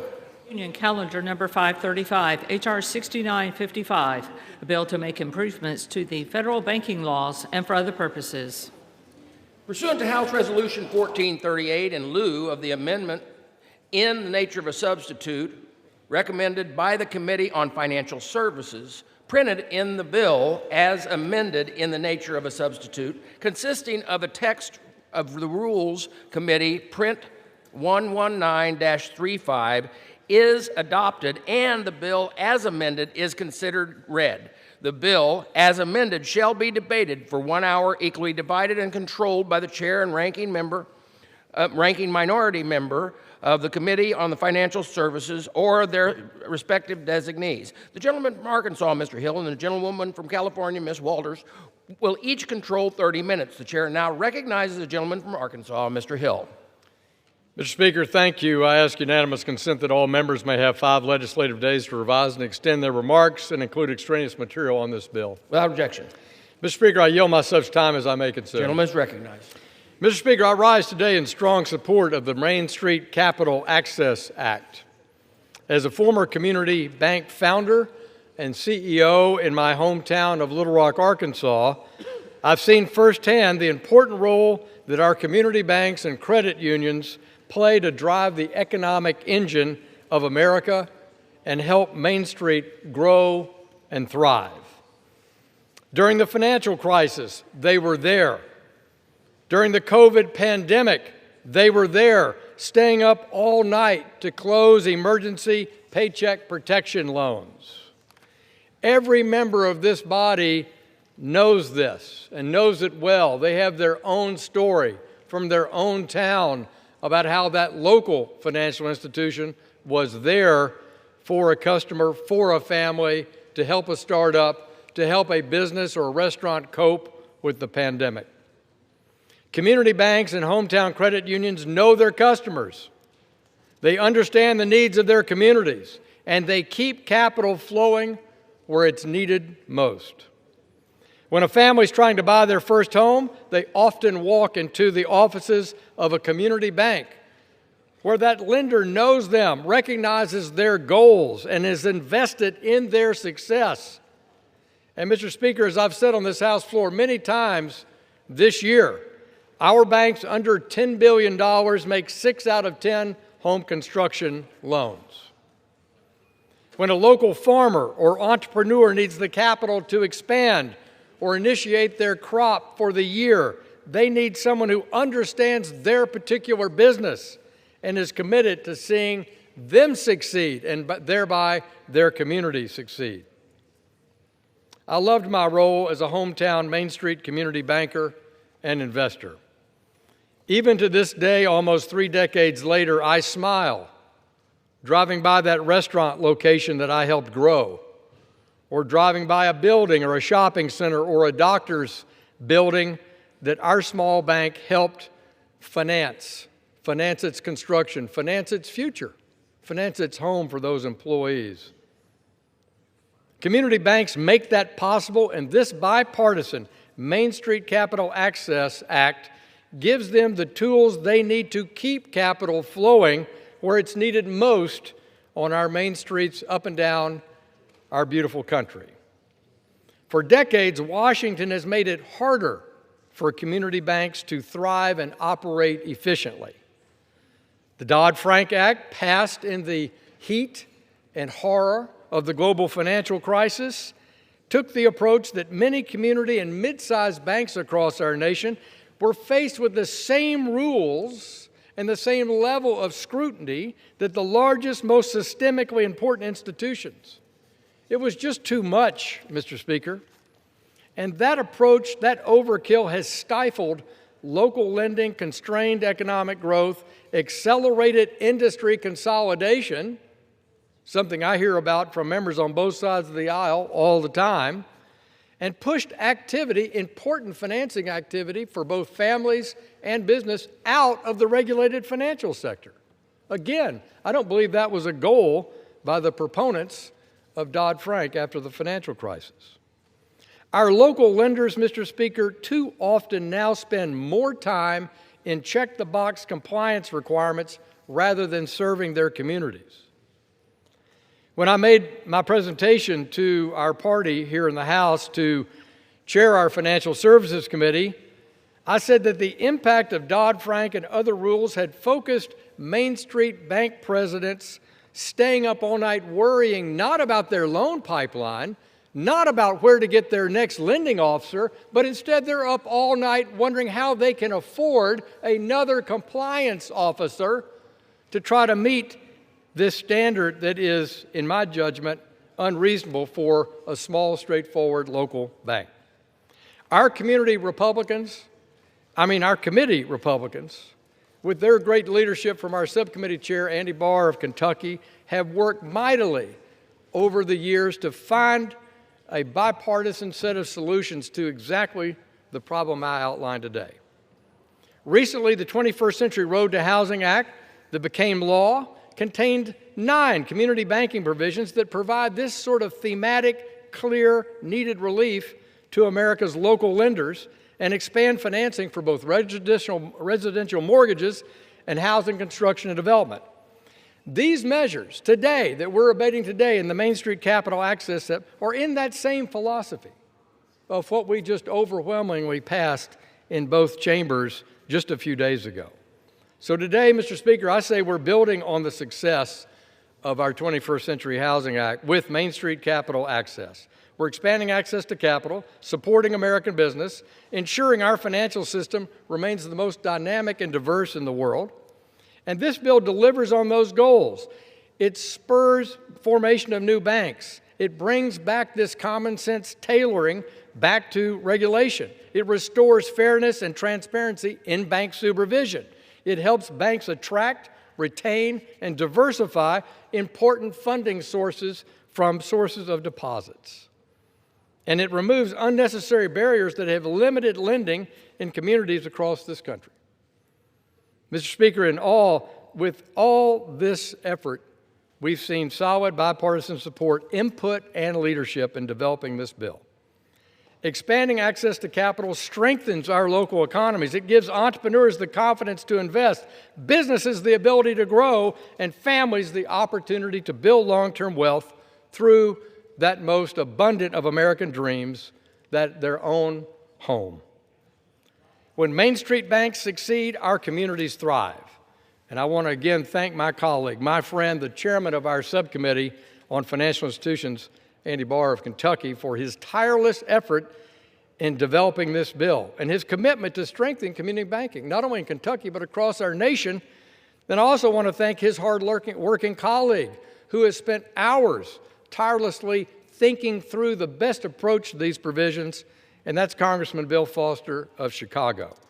Their collaboration will benefit our country, and I hope that we see a strong bipartisan vote on this bill in this chamber today.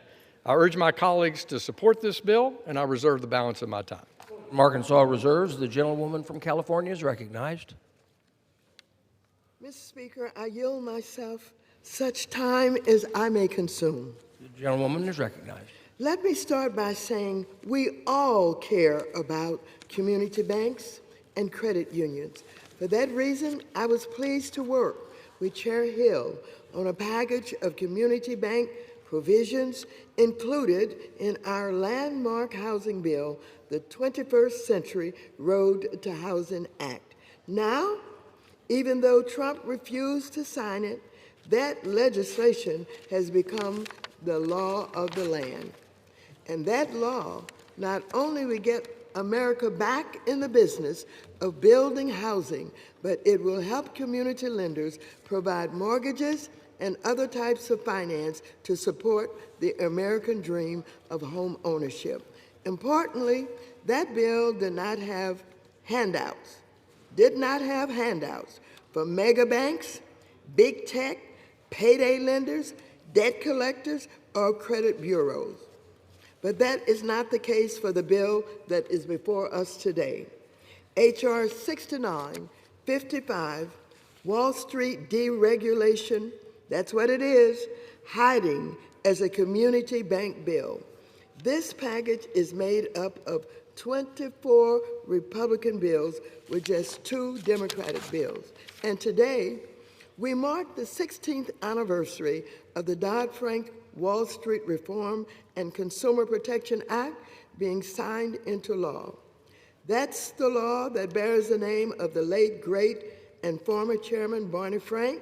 And unlike President Trump, President Obama knew when to sign a good bill when he saw it.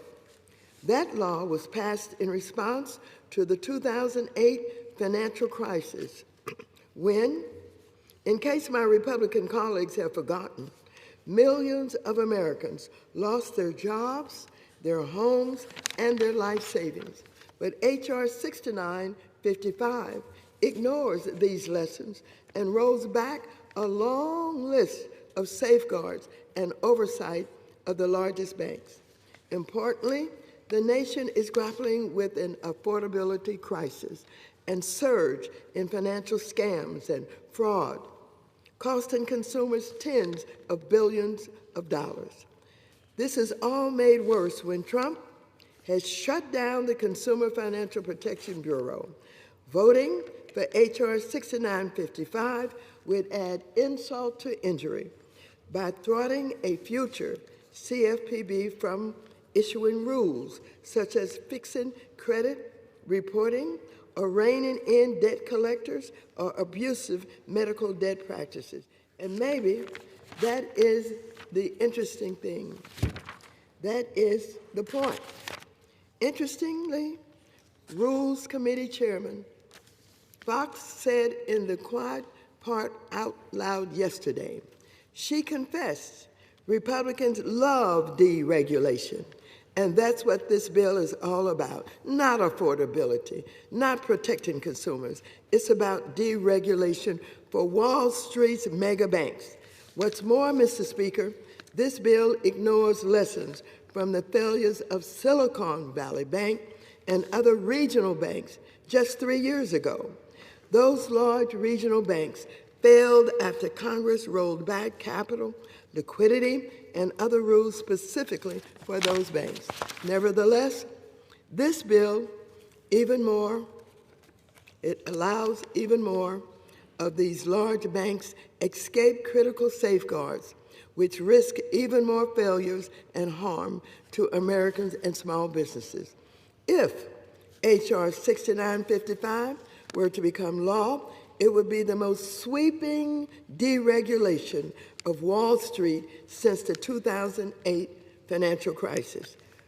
Two sections of the bill, sections 203 and 204, amend 15 different banking and consumer protection laws and would increase more than 40 different regulatory thresholds. There's so many laws being rolled back. The committee report for this bill is over 600 pages long, mostly to show how all these different laws are amended. In fact, the sponsors of this bill were so zealous to raise thresholds, they increased 2 thresholds that will aid bad actors who commit fraud against a bank or a large financial institution. You can't make this up. There's a provision that will increase the amount individuals can defraud a bank or future AIG by when then government money to buy those failed assets for their own benefit. The largest labor union in the U.S., the AFL-CIO, and consumer advocates like Americans for Financial Reform and others wrote a letter saying, and I quote, "Taken together, these changes would be more damaging than the sum of their parts, leaving the financial system dramatically weaker and more vulnerable to instability and crisis," quote unquote. Now, Republicans made some technical changes at the request of Trump regulators, but let me give you another example. What they didn't fix. Wells Fargo, which many of you may remember, created millions of fake consumer accounts and has been the subject of countless enforcement actions for consumer harm, like discrimination and anti-money laundering deficiency, would have a new tool to delay future enforcement actions when consumers have been harmed. Mr. Speaker, instead of letting Wall Street put Americans and our economy at risk again, we should be addressing the affordability crisis caused by Trump's failed economic policies and endless war with Iran. And so, I urge members to oppose this bill, and I reserve the balance of my time. The gentlewoman from California reserves. The gentleman from Arkansas is recognized. I thank the Speaker. I want to yield 5 minutes to the distinguished gentleman from Kentucky who's worked tirelessly to assemble this package of bills that will help our Main Street banks and credit unions thrive, grow, better serve their customers, and in turn, be able to see their local economies benefit. And that's the gentleman from Kentucky, chairman of our Subcommittee on Financial Institutions, Andy Barr. The gentleman from Kentucky is recognized for 5 minutes. Thank you, Mr. Speaker, and thank you, Chairman Hill. I want to start by applauding my good friend from Arkansas, Chairman French Hill, for his leadership on this critical legislation. Great work, my friend, great work. And great work for working across the aisle for bipartisan legislation, well-earned bipartisan support for this legislation that will help strengthen Main Street America. The Main Street Capital Access Act is exactly the kind of reform needed to advance this committee's goal of making community banking great again. Over the past 18 months, we've worked hard to develop over 24 banking reform bills, many of them with strong bipartisan support, and combine them into one multifaceted package designed to strengthen our community financial institutions. Not big banks, like the ranking member is referring to, community banks, Main Street banks, mid-sized banks. And if you want to help hold big banks accountable, then what you need is competition. And competition and choice is good for America, good for consumers, and good for financial stability. So I want to first start by, Mr. Speaker, admitting into the record 14 letters of support from the Community Bankers Association, the American Bankers Association, the Bank Policy Institute, the Independent Community Bankers Association of America, the National Association of Home Builders, and others, without objection. Without objection. Thank you. And community banks and credit unions are the financial backbone of this country. They finance farms, they finance factories, first-time homebuyers, and the local entrepreneurs who create jobs in every corner of America. These institutions don't just serve communities, they are part of the community. But here's the hard truth. Community banks have suffered under a regulatory framework that forgot who the system should serve. For too long, Washington has been writing rules as if every bank and credit union in America is a trillion-dollar global institution. They are not. They are our hometown banks and community financial institutions. These guardrails that the ranking member talks about rolling back, we're not rolling back guardrails for big multi-trillion-dollar banks. We're talking about small community financial institutions. And the goal is simple. Regulation should follow the risk, not the zip code, not the political fashion. A $500 million community bank in rural Kentucky or rural Arkansas or rural Michigan should not be regulated under the same framework built for a trillion-dollar institution operating around the globe. That means higher costs, fewer loans, more forced consolidation. This hurts everyday Americans by reducing both access to credit and opportunities for small business growth. The Main Street Capital Access Act is about changing that. It is about right-sizing this regulatory framework to ensure that community lenders get back to what they do best, serving their customers and their communities. Main Street opens the door for new bank formation, improving transparency in the chartering process, making applications more predictable, and ensuring rural and underserved communities can once again see new institutions form instead of watching their local banks disappear. You want to hold big banks accountable? Allow new banks to form. It also restores proportionality to regulation, updating capital leverage and enhanced prudential standards so they actually reflect a bank's risk profile, not just an arbitrary static asset threshold. That means less money spent on regulatory gymnastics and more money available for loans in your communities. We are also bringing fairness and due process back to the supervision process. Banks and credit unions should not be governed by opaque examiner preferences. They should be governed by clear, risk-based, and transparent standards that focus on core financial performance rather than footfalls and check-the-box compliance. Main Street also addresses the structural problems that are driving consolidation. This legislation requires regulators to ensure clarity and predictability in the merger process so that healthy banks can grow and troubled banks can find partners before they fail. And it ensures that when banks do fail, like Silicon Valley Bank, community banks aren't shut out of the resolution process by design. Finally, this legislation recognizes reality. Innovation is happening. The question is whether it happens inside the banking system where it's supervised and safe or outside where it isn't. This bill lets banks partner, modernize, and compete. Community banks, Mr. Speaker, are the financial infrastructure of America. Rural America, suburban America, urban America. When they thrive, small towns thrive, and when they're regulated out of existence, capital dries up and opportunity for local ownership disappears. The Main Street Capital Access Act is a critical step toward restoring the financial backbone of this country. I urge all my colleagues to support this legislation. I yield back. The gentleman yields back. The gentleman from Arkansas reserves. The gentlewoman from California is recognized. I now yield 2 minutes to the gentlewoman from New York, Ms. Velasquez, the ranking member of the Small Business Committee. The gentlewoman is recognized for 2 minutes. Thank you, Mr. Speaker, and let me thank the ranking member for yielding. Mr. Speaker, I rise in opposition to H.R. 6955. Community banks and credit unions are the foundations of our financial system.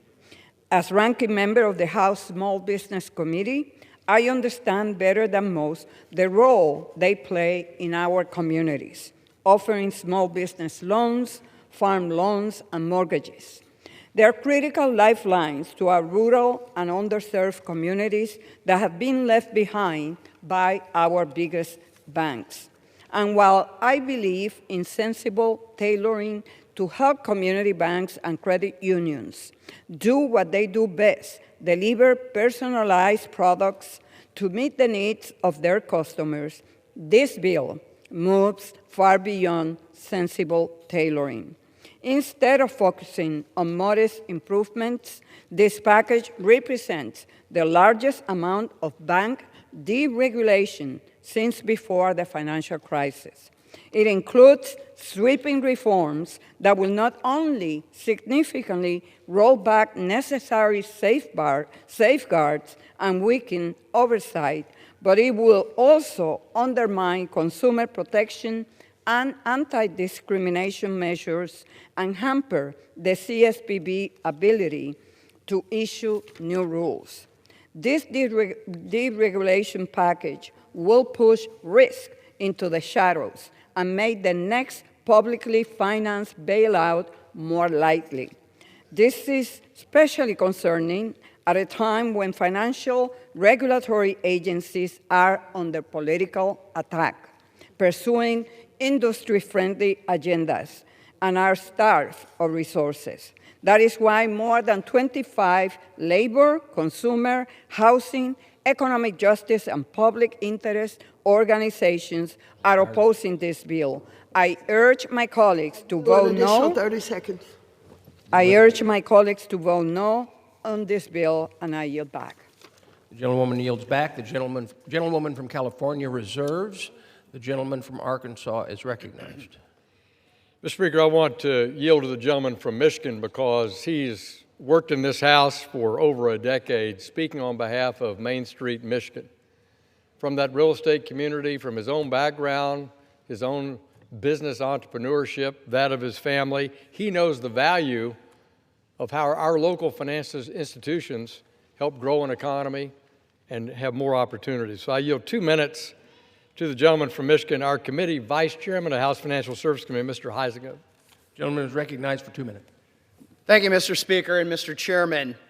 As a small business owner, I've seen it. I've lived it. When community banks disappear, families and small businesses lose the local lenders who know their communities and their customers best. Less competition means fewer financing options, higher borrowing costs, and less investment on Main Street, not Wall Street, as some of my colleagues are trying to assert. This bill lowers unnecessary regulatory costs for community and mid-sized banks, not those big business center banks in Wall Street and New York and around the world. In fact, this ends debanking. It restores the flexibility needed to these institutions to better serve you and your family. I'm also pleased that this bill includes two of my bills, the FDIC Board Accountability Act, which strengthens governance of the FDIC board on behalf of smaller institutions, and the Enhancing Bank Resolution Participation Act, which simply seeks to bring more qualified bidders into failed bank resolutions when disaster strikes.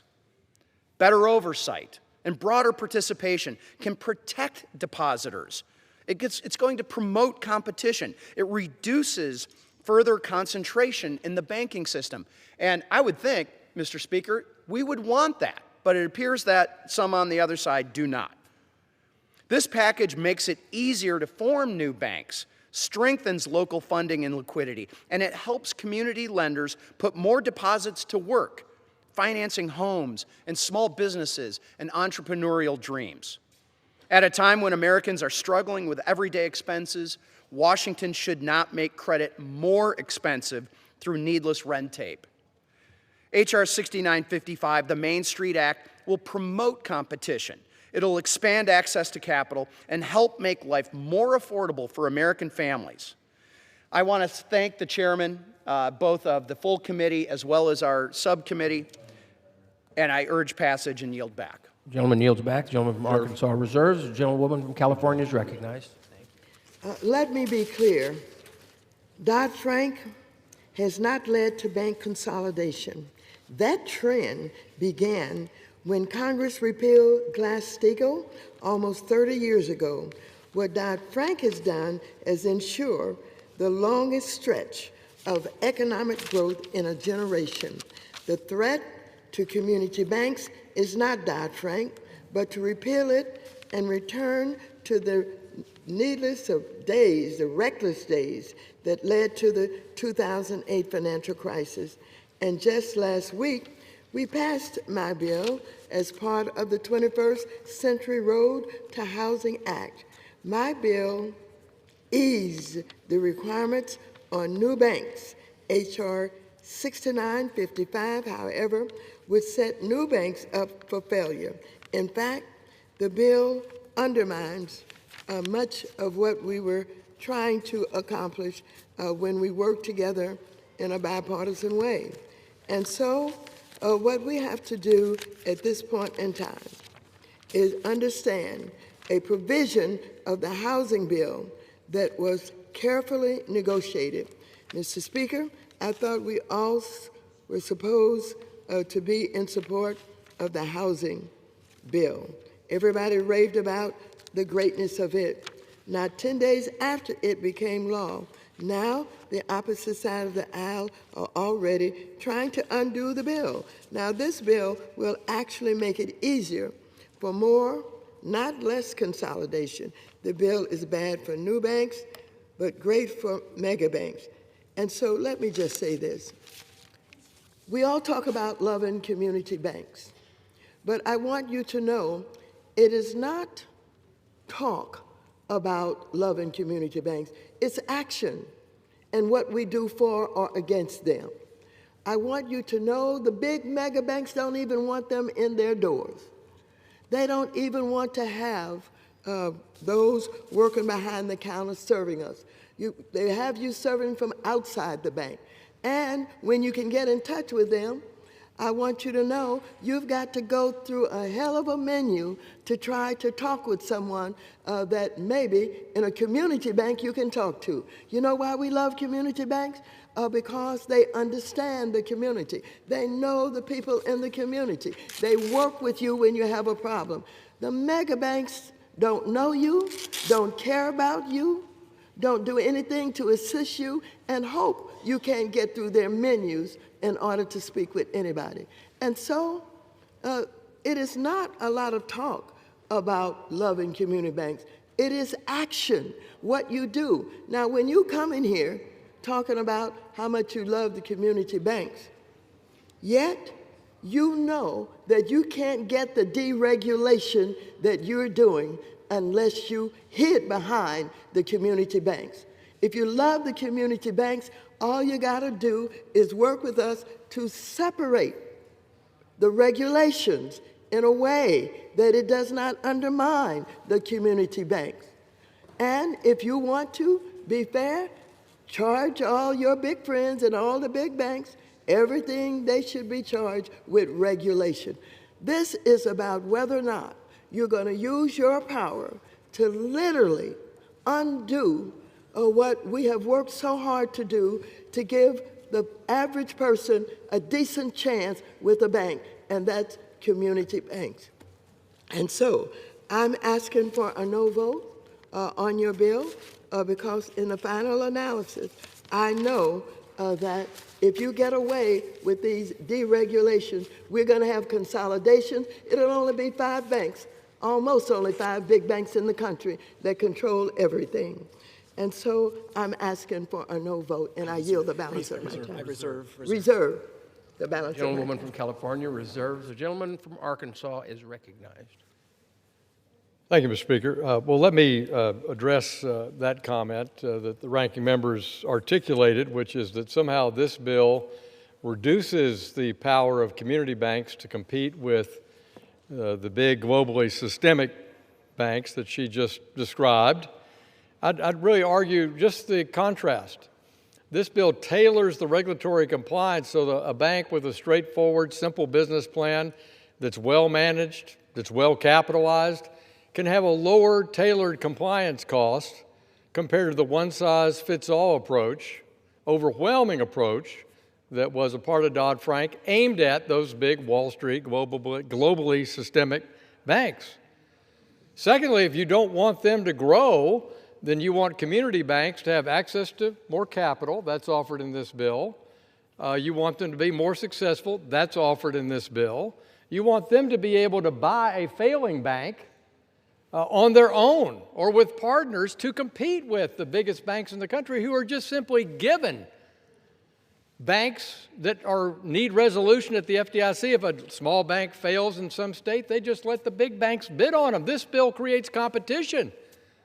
Chairman Barr walked through that. This actually increases the chance for entrepreneurs to acquire, unfortunately, the demise of a local bank so that it's not sold to some big Wall Street lender. And I could go on with all the benefits of this bill that is tailored and focused on the growth and success of our Main Street institutions, but I can think of no better person to help me make that case than the gentleman from Georgia, the vice chairman of our Financial Institutions Subcommittee, Mr. Loudermilk. And I give Mr. Loudermilk 2 minutes to make that case. The gentleman from Georgia is recognized for 2 minutes. Thank you, Mr. Speaker. Also, thank the chairman of the committee for his hard work on this and including several of my provisions in this bill that is designed for the small guy.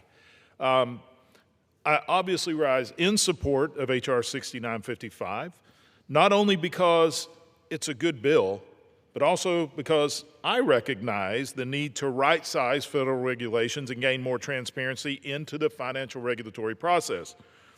You know, for too long, federal financial regulators have taken this one-size-fits-all approach. If we applied that same status to ourselves, then let's just issue every member of Congress one suit of clothes, that we all wear the same suit of clothes. Now, we wouldn't accept that because we would have to only have our clothes to fit the largest member of Congress. So what we're saying is that is what we have in the financial services industry right now. We need to tailor the regulations to fit the business model of the business, especially the small business.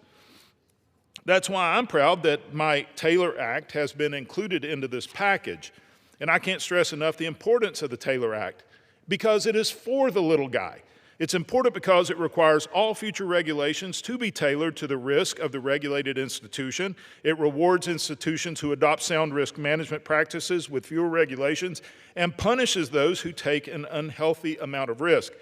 I also wish to highlight my new Bank Act, which requires federal financial regulators to publish annual reports on applications received for creating new financial institutions. These reports will help give critical insights to the current de novo chartering process and how Congress can reduce complexities and redundancies in the system. To conclude, Mr. Speaker, I believe this legislative package with my bills included is much more aligned with the goal of safe and sound financial system that works for all the American people. And I urge my colleagues to support this bill, and I yield back. Gentleman yields back. Reserve. Gentleman from Arkansas reserves. The gentlewoman from California is recognized. I now yield 2 minutes to the gentlewoman from Texas, a big supporter of community banks, Ms. Garcia. The gentlewoman from Texas is recognized for 2 minutes. Thank you, Mr. Speaker. I stand to rise against H.R. 6955. Instead of the Main Street Act, this bill, Mr. Speaker, should be called the Wall Street Wins, Main Street Loses Act. It does not help end the affordability crisis, feed hardworking Americans, or keep a roof over their heads. Instead, this bill sneaks in deregulatory measures, further weakens the Consumer Financial Protection Bureau, and weakens reinvestment in anti-discrimination safeguards. For this reason, at the appropriate time, I will offer a motion to recommit, to send this back to committee. If the House rules permit it, I would have offered the motion with an important amendment to the bill.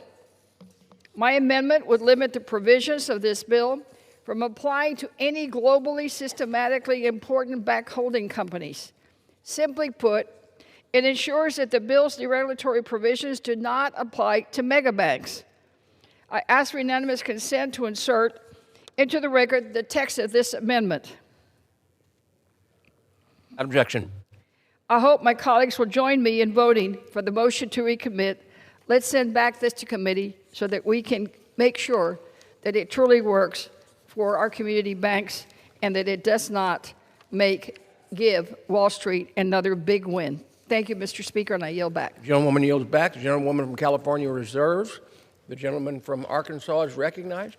Well, thank you, Mr. Speaker. And I think Mr. Loudermilk, who spoke a moment ago, the vice chairman of our subcommittee on financial institutions, made a very good point also about how this bill strengthens competition. Chairman Andy Barr of Kentucky, Ranking Member Waters of California, and Mr. Loudermilk all mentioned the importance of encouraging de novo banks, meaning startup banks, particularly in our fast-growing communities that have seen disproportionate business and population growth, like South Florida or other places across the nation. Well, all three of those members have something in common, which is they support greater de novo provisions. We had Mrs. Waters in the housing bill, and we have two in this bill that encourage startup banks, that encourage the regulators to work and have a better strategy for startup financial institutions, because that means that they can meet the growth. And what does that do, Mr. Speaker? It increases competition for the biggest companies because they are close to customers. They have a business strategy. They're unique to the marketplace. So that is another example of how this bill, in fact, is counter to the assertion that it's only geared towards Wall Street institutions.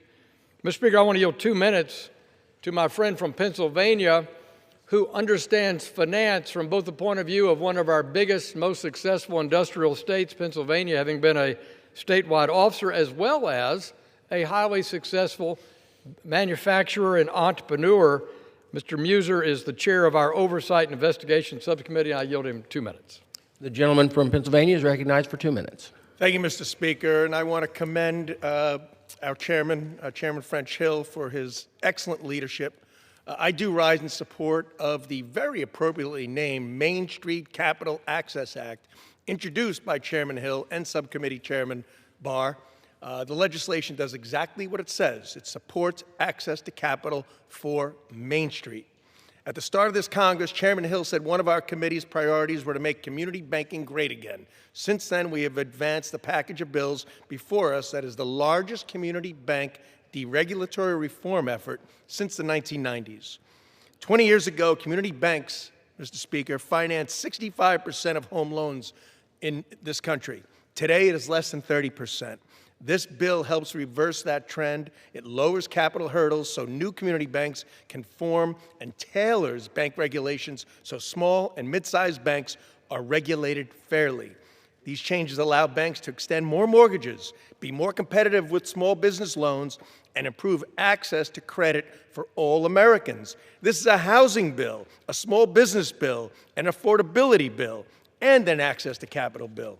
Importantly, the bill also includes legislation to codify President Trump's executive order preventing debanking, such as my bill, the Safe Guidance Act, which affirms guidance does not have the effect of law. Both guidance and reputational risk were weaponized under the previous administration to debank legitimate legal businesses. This bill corrects those wrongs. This legislation supports community banks, protects Main Street across the country, and I urge support, and I yield back. Gentleman yields back. The gentleman from Arkansas reserves. The gentlewoman from California is recognized. Thank you. Mr. Speaker, may I inquire how much time remains for each side? The gentlewoman from California has 15 minutes. The gentleman from Arkansas has 8.5 minutes. Thank you so very much. Mr. Speaker, members, I want to mention again one of the atrocities that I have been able to experience working on these issues. Again, Wells Fargo was fined $307 billion just a few years ago for widespread mismanagement of automobile loans and mortgages. Their actions included unlawful fees and even repossession of cars. Now, someone would say, $3.7 billion. Well, I want you to know they make so much money, that's just the cost of doing business. And they'll keep doing it if we keep allowing them to get away with what they're getting away with today, if they're trying to get away with today. If you want to guarantee that your bill, question, helps Wells Fargo, you should support Ms. Garcia's amendment, which says that mega banks can't benefit from this bill. But I guess you won't. After all, you know that today is Dodd-Frank's birthday, and you are the skunk at the party. And so there's so much that we could point out that the average citizen knows in dealing with their banks. Average citizen is tired of being treated in the way that they're treated by their banks. And I want to tell you, you're correct in the support that you did for the big bill that Mr. Hill and I worked so hard on. We have a lot in that bill, but let me point out one of the things in that bill that give you cause to be concerned. Right now, if you find a residence that you would like to buy, particularly if you're in a rural community or you may be a low-income community, but you work every day and you can afford a house for maybe $90,000 to $100,000. The bank don't want to be bothered with you. The bank wants the big loans. The bank wants the $1 million loans. They want the $500 million mortgages. They don't want the small mortgages, and guess what? They don't do them.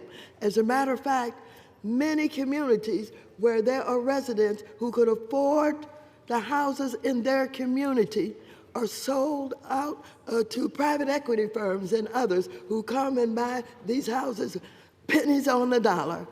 But they won't sell them to you because you don't look like a big profit maker for them. I'm so pleased I work with Mr. Hill, and we have done something to change that, to encourage the banks to pay attention to those who can afford that $90,000 house, that $100,000 house, that $150,000 house, that $200,000 house.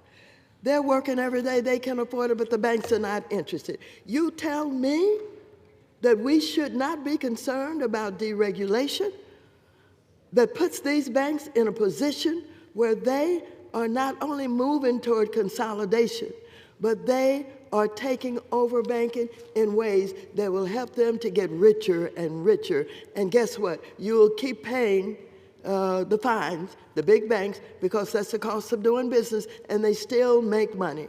This is outrageous. This is ridiculous. No more deregulation. No more looking at how you can frame it in such a way that you're saving the community banks. You're not saving the community banks. As a matter of fact, you're putting them out of business. I reserve the balance of my time. Gentlewoman from California reserves. The gentleman from Arkansas is recognized. Mr. Speaker, I want to yield 1 minute to my good friend, the gentleman from the beautiful territory of Guam, strong background in financial services, healthcare, and business and insurance. So I yield 1 minute to the gentleman from Guam, Mr. Moylan. The gentleman from Guam is recognized for 1 minute. Thank you, Mr. Speaker. Thank you, Mr. Chairman. Mr. Speaker, I rise today in support of H.R. 6955, the Main Street Capital Access Act. When the people of Guam set out to enterprise new business ventures, we turned to our community banks to raise capital. However, much of America's financial system is not designed with small businesses in mind. While big banks have the resources to cut through red tape, small community ventures often struggle to comply with regulatory regime that never had them in mind.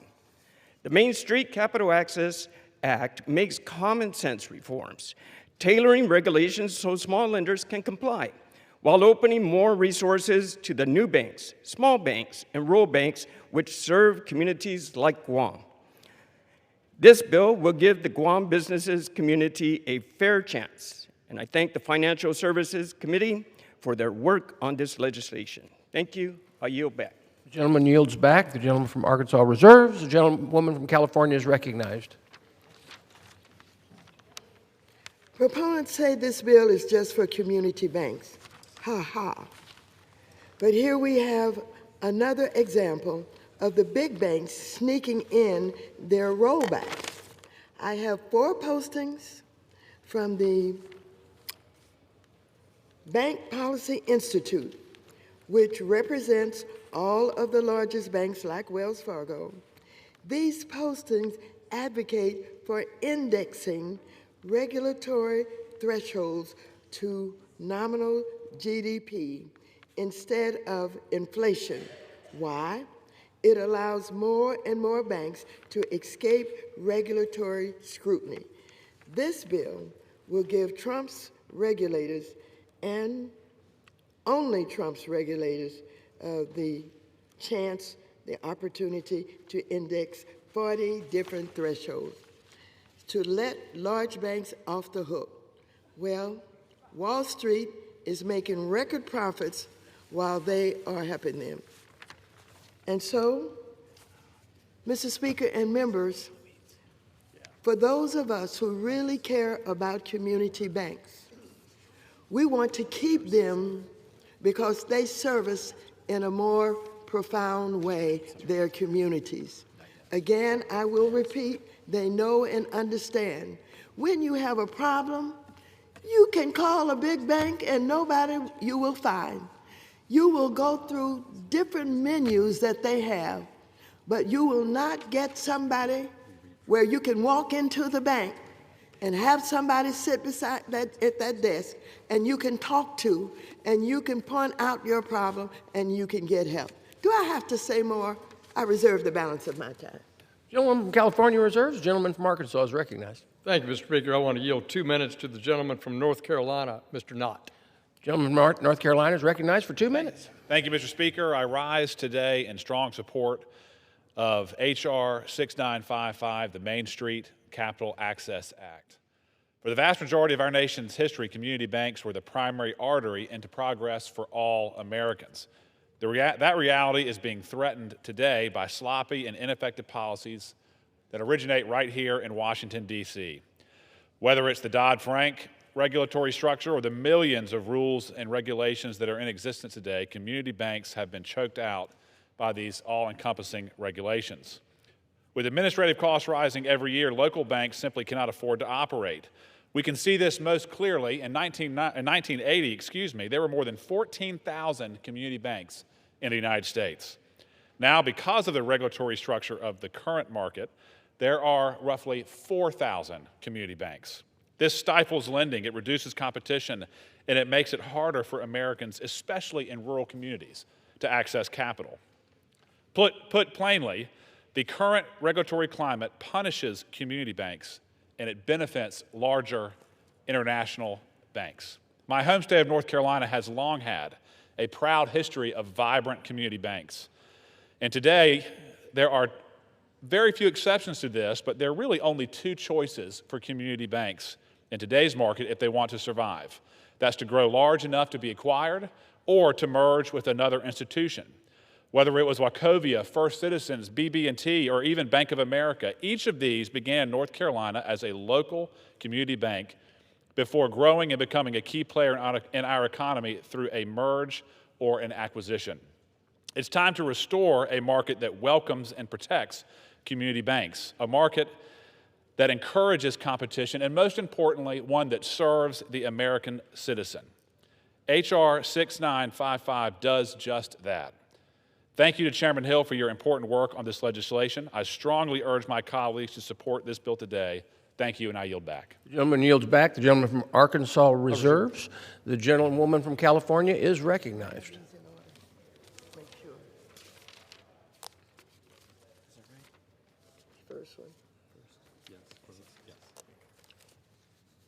A wide variety of labor, consumer, and civil rights groups are strongly opposed to this bill. Let me read from one of the letters we received, quote, "The National Community Reinvestment Coalition, the NCRC, and our network of 700 community organizations urge members to oppose H.R. 6955, the Main Street Capital Access Act, and vote no on the House floor," quote, unquote. That's what we're being urged to do by our supporters.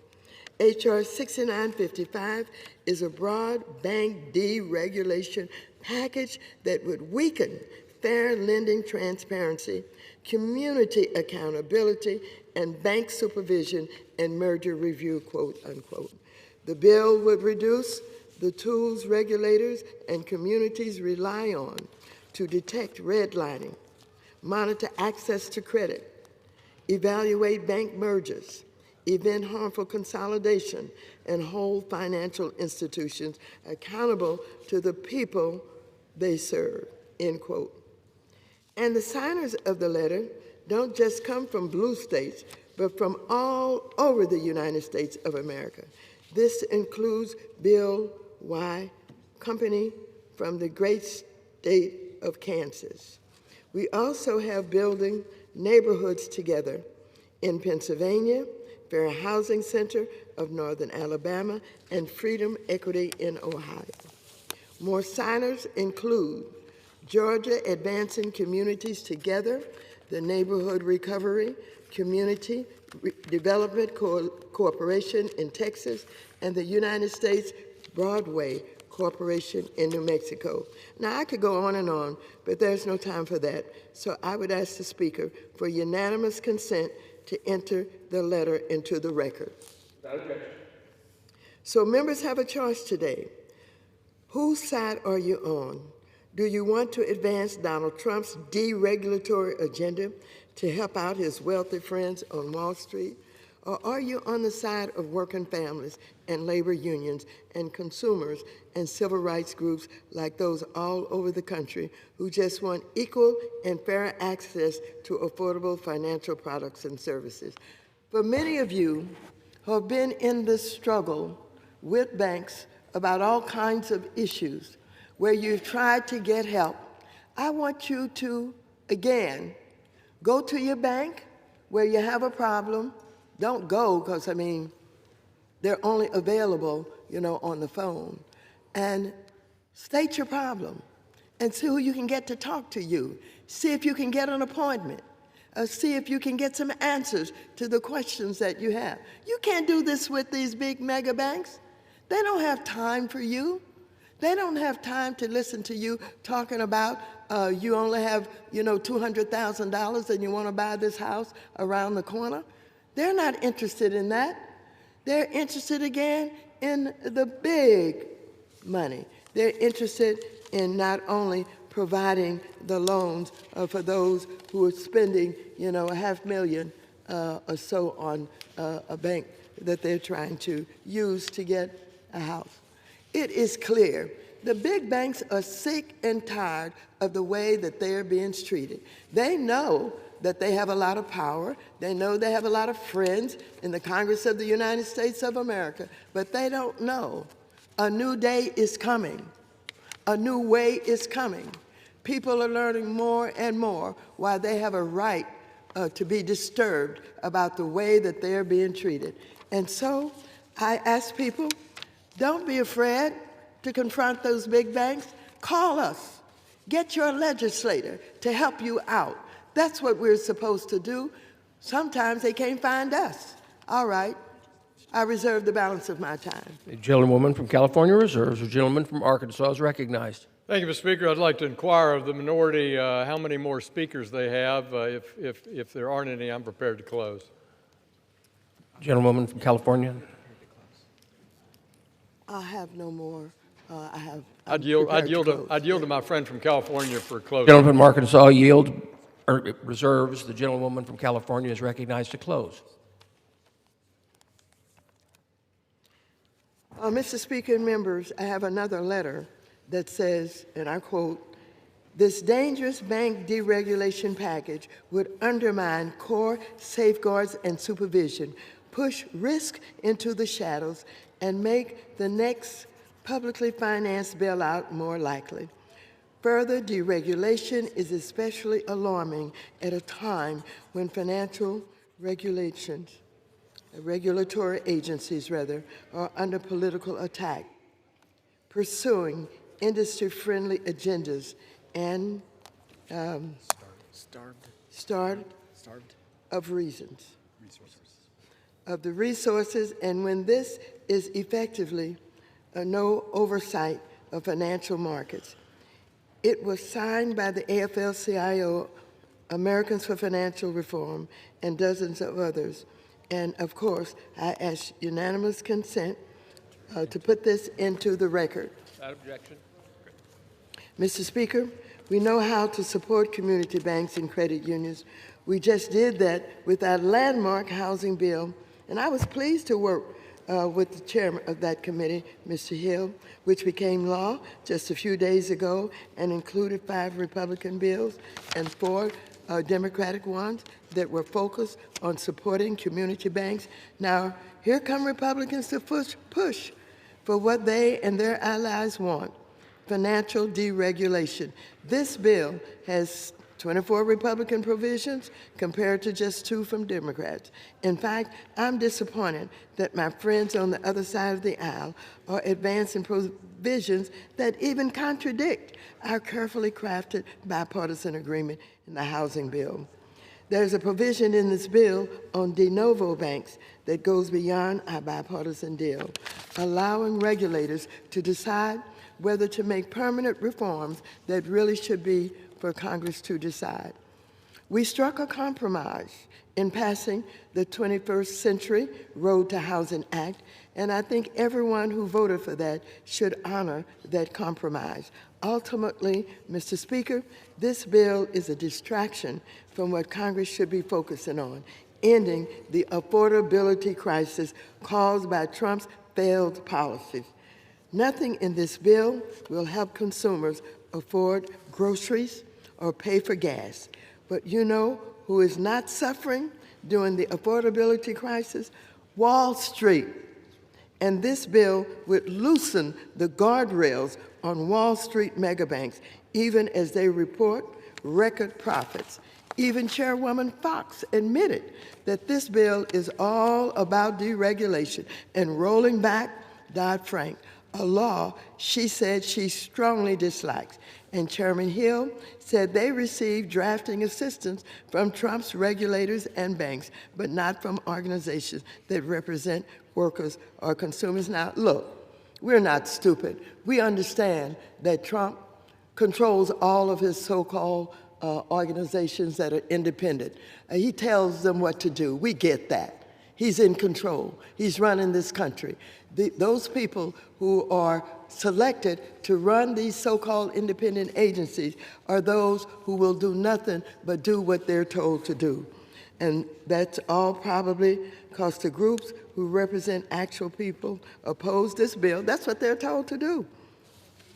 That's the leadership they have. Now is not the time to plant new seeds for the next crisis. Now is the time to juice megabanks' profit margins. And now is not the time to legitimize banks' efforts to gut the CFPB, fair lending, and other consumer products.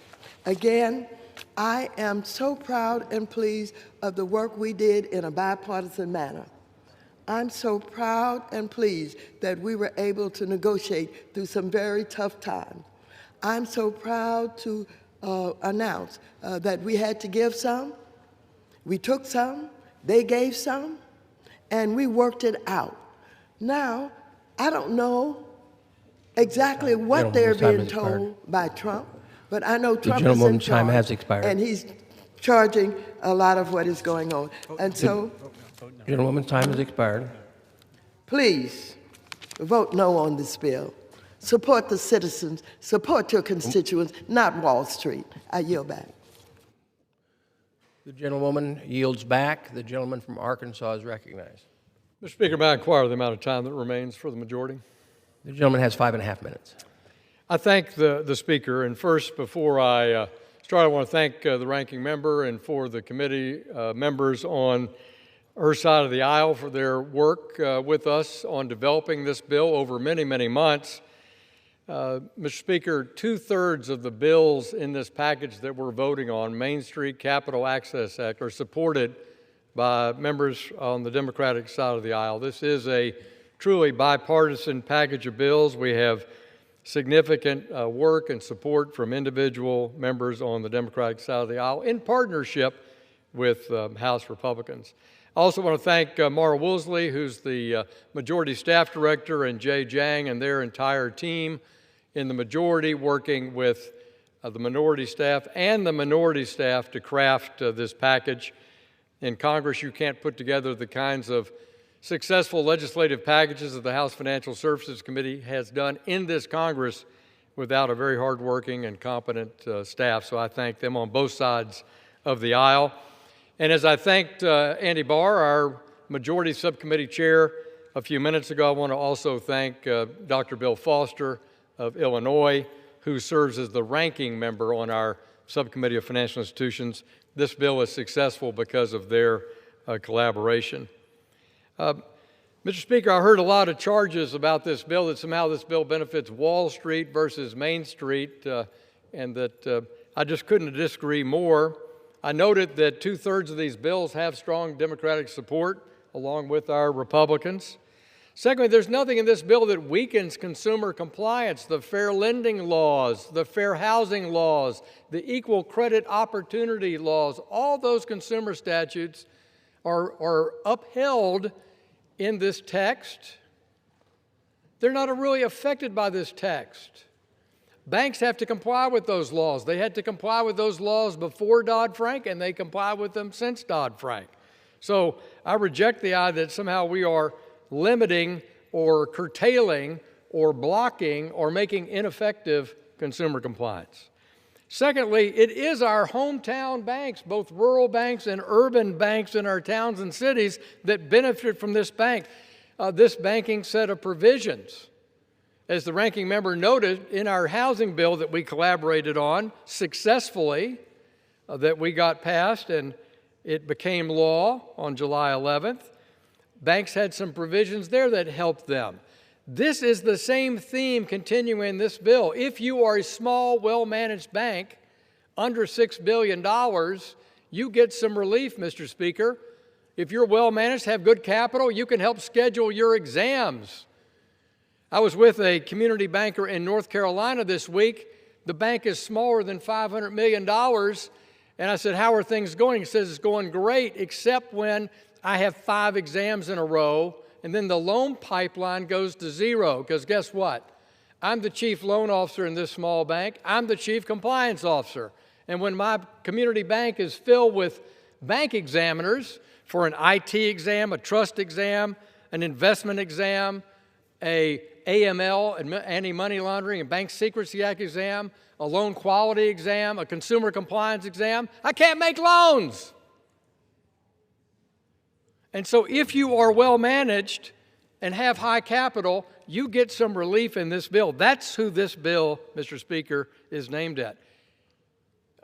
If you have a concern over that your exam was unfair, we return some fairness in the exam process. You can go and actually question, was my exam fair or not?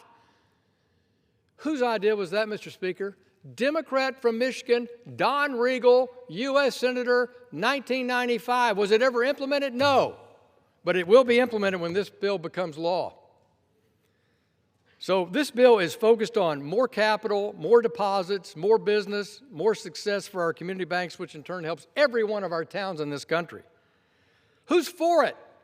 Community Development Financial Institutions, our CDFIs, have bipartisan support. They're for this bill.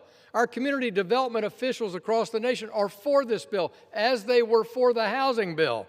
The National Bankers Association of our National Association for African American Bankers wrote a letter for this bill. So, Mr. Speaker, this bill has overwhelming support to increase competition, help our community banks thrive and succeed, which means our towns will thrive and succeed. And in closing, Mr. Speaker, I urge everyone on both sides of the aisle, support this bill. Echo Alexander Hamilton, our first Treasury Secretary, when he said, our banks in this early founding of our nation are the nurseries of our national wealth. And Mr. Speaker, today, 250 years later, long after the adoption of our government, our community banks, our credit unions, they are the nurseries of the national wealth that help our families and our businesses succeed. I urge a yes vote, and I yield back the balance of my time. Gentleman yields back. All time for debate has expired. Pursuant to House Resolution 1438, the previous question is ordered on the bill as amended. The question is on engrossment and third reading of the bill. Those in favor say aye. Those opposed, no. In the opinion of the chair, the ayes have it, third reading. To make improvements to the federal banking laws and for other purposes. For what purpose does the gentlewoman from Texas seek recognition? Mr. Speaker, I have a motion to recommit at the desk. Clerk will report the motion. Ms. Garcia of Texas moves to recommit the bill H.R. 6955 to the Committee on Financial Services. Pursuant to Clause 2B of Rule 19, the previous question is ordered on the motion to recommit. The question is on the motion. All those in favor say aye. And those opposed, no. And in the opinion of the chair, the noes have it. The motion is not a. For what purpose, Mr. Speaker, I ask for the yeas and nays. The yeas and nays are requested. Those favoring the vote for the yeas and nays will rise. A sufficient number having risen, the yeas and nays are ordered. Pursuant to Clause 8 of Rule 20, further proceedings on this question will be postponed.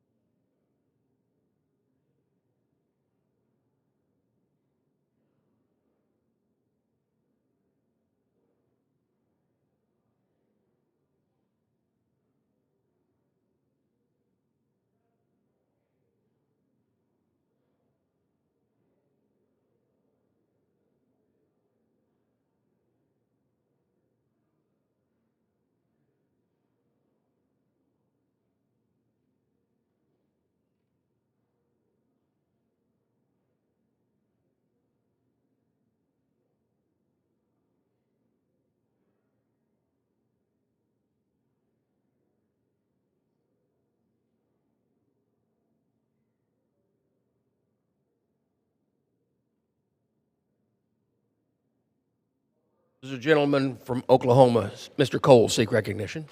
Mr. Speaker, pursuant to House Resolution 1438, I call up the bill H.R. 9770, the Continuing Appropriations Act of 2027, and ask for its immediate consideration in the House. Clerk will report the title of the bill. H.R. 9770, a bill making continuing appropriations for fiscal year 2027 and for other purposes. Pursuant to House Resolution 1438, the bill is considered read. The bill shall be debated for 1 hour, equally divided and controlled by the chair and ranking minority member of the Committee on Appropriations or their respective designees.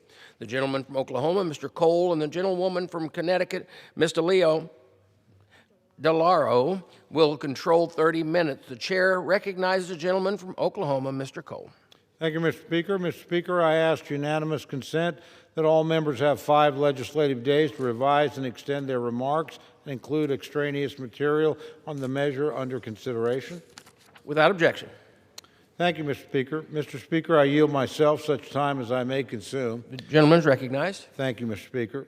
I rise today, Mr. Speaker, in support of H.R. 9770, the Continuing Appropriations Act of 2027. This Congress has a constitutional duty to fund the government, and if Article 1 teaches us anything, it's that governing means doing the work, not waiting for a crisis. It's a responsibility I've never viewed as optional, and one I've remained committed to honoring through regular order. Over the last year, Mr. Speaker, the House Appropriations Committee has acted to fulfill our fiscal year 2027 responsibilities.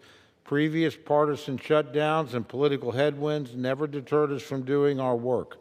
In fact, we refuse to let political dysfunction become an excuse for inaction. So line by line, bill by bill, we delivered all 12 regular appropriations bills out of committee. This was accomplished before the end of June, the earliest date on record since fiscal year 2020.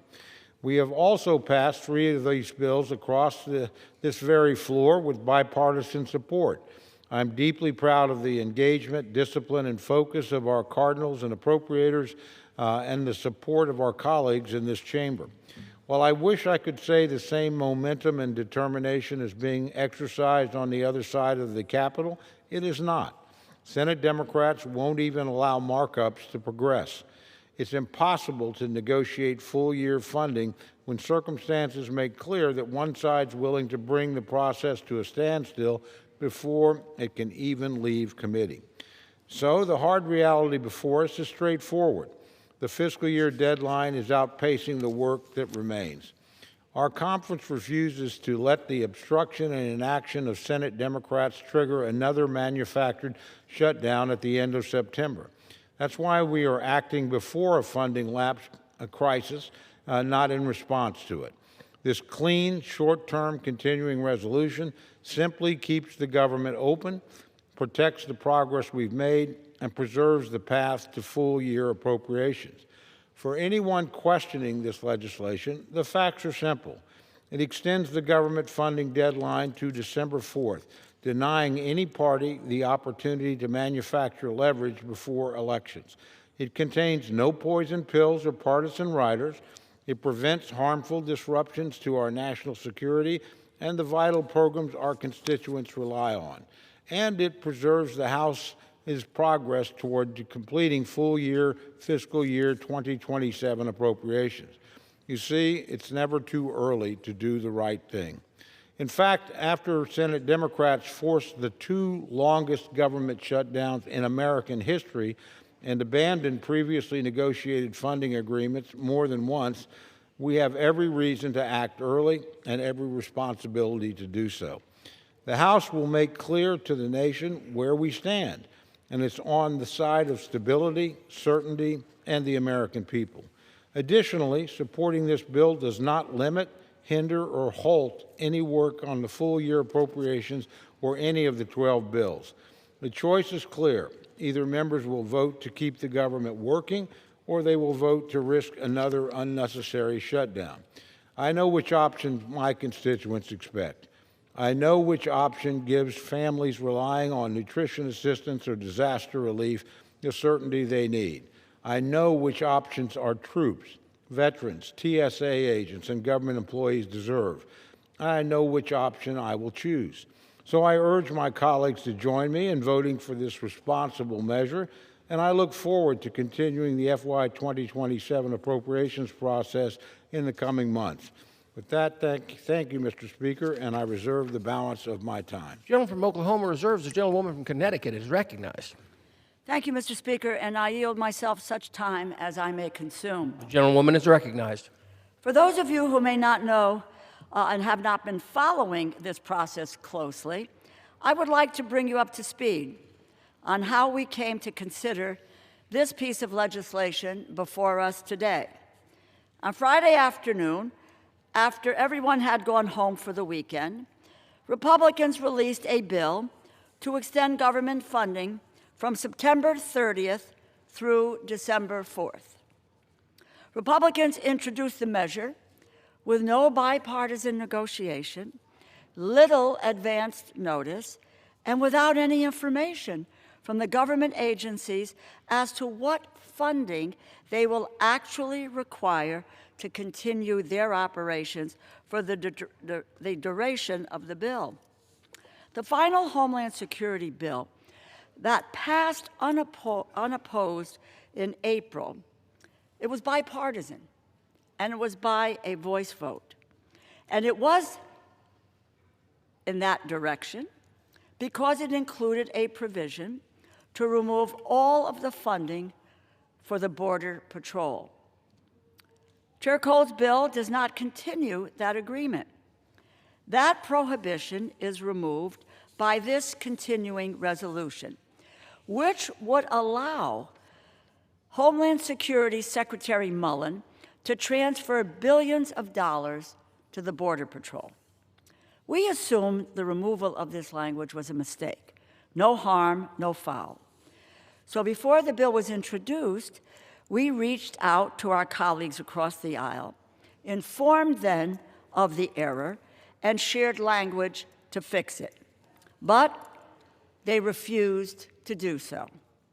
Instead, they chose to introduce a bill that would allow Secretary Mullen to transfer billions more taxpayer dollars to the Border Patrol without implementing any of the protections Democrats have sought since the killings of Alex Pretty and Renee Nicole Good earlier this year.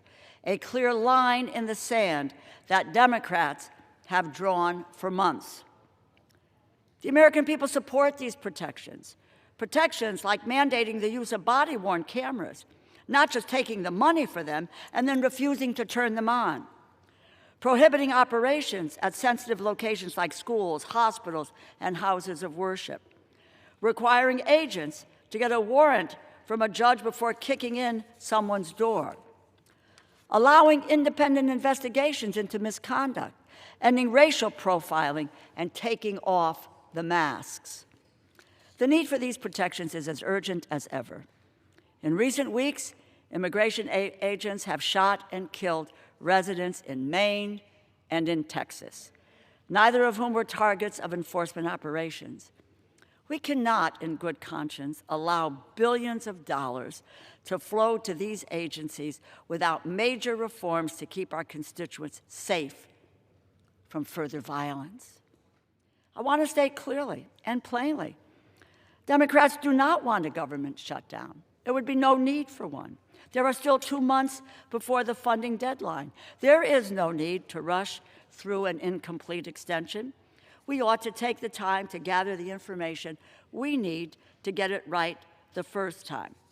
I might add that yesterday afternoon, we received a list of the programs that has been compiled by the federal agencies, detailing the additional provisions they believe, the agencies believe, are necessary to sustain their operations through December 4th. Now, we received this late yesterday afternoon.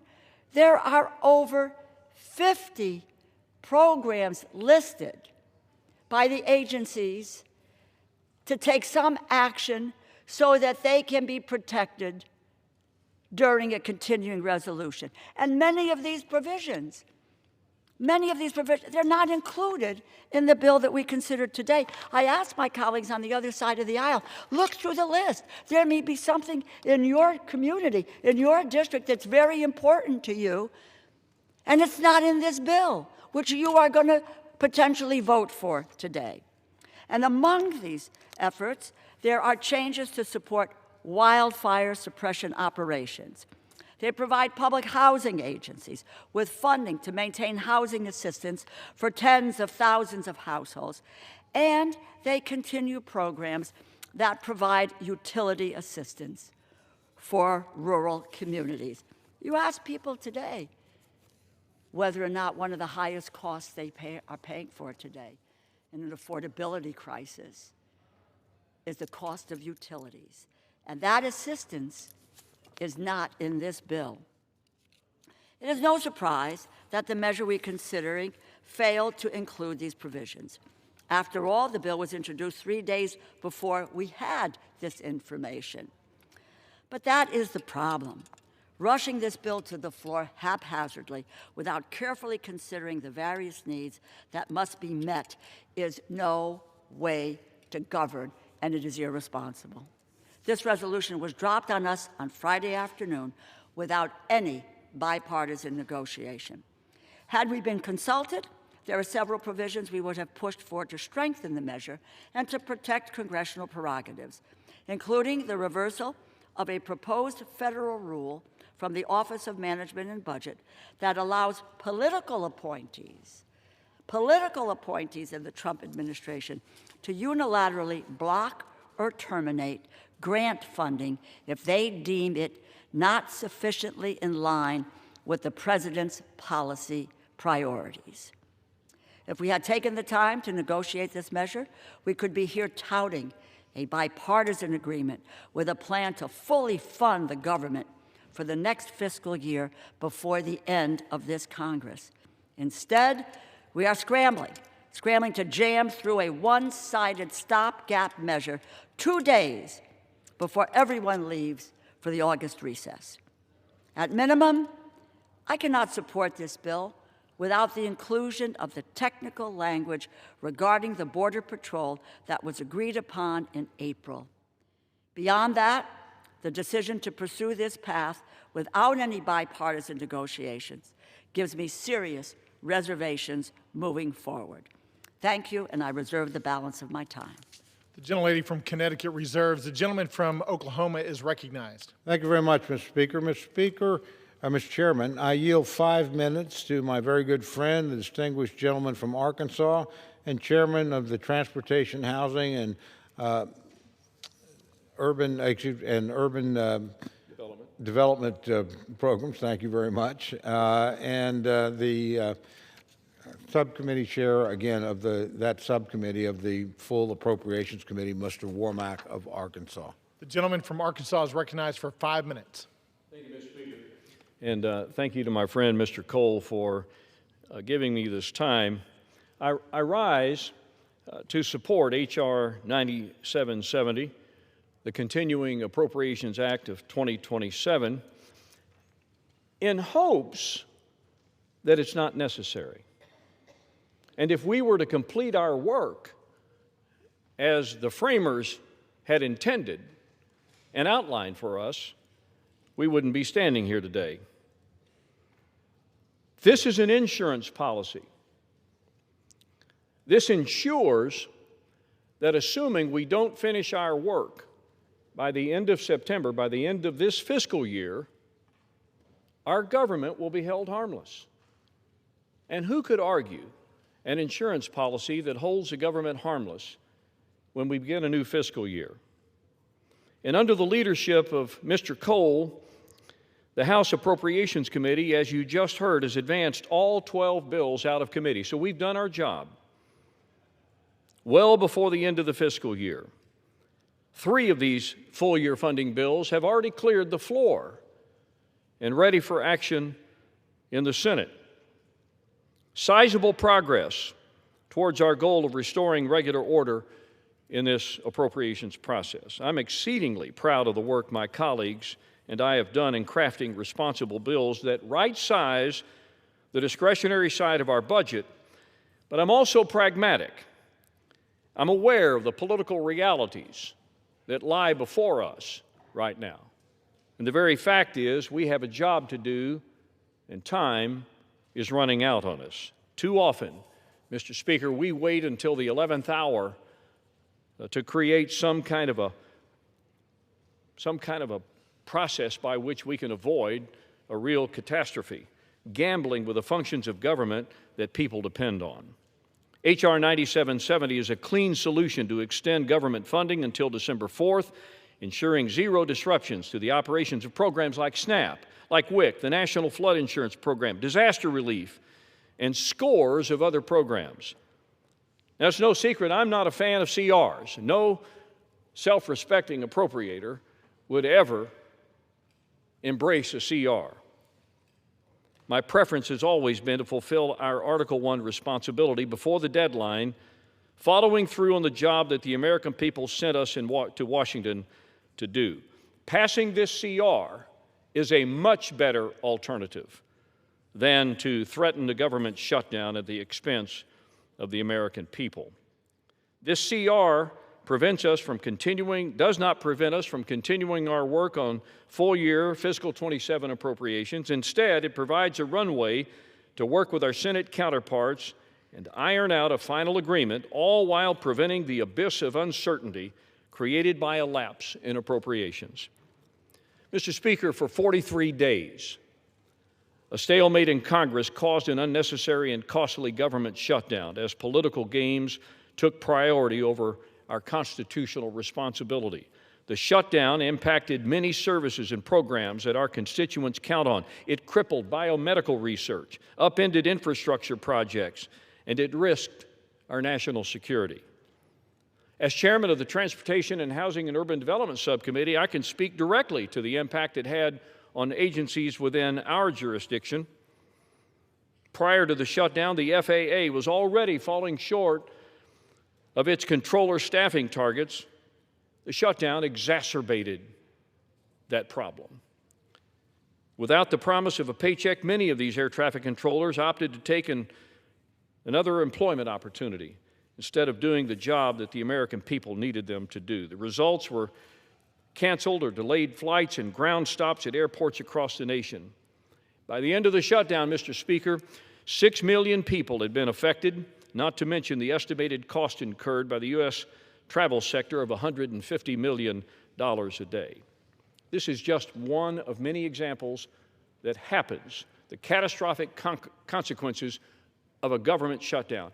And what we're doing today is offering this insurance policy to see that that doesn't happen again. So we have a binary choice today, later today, on this bill.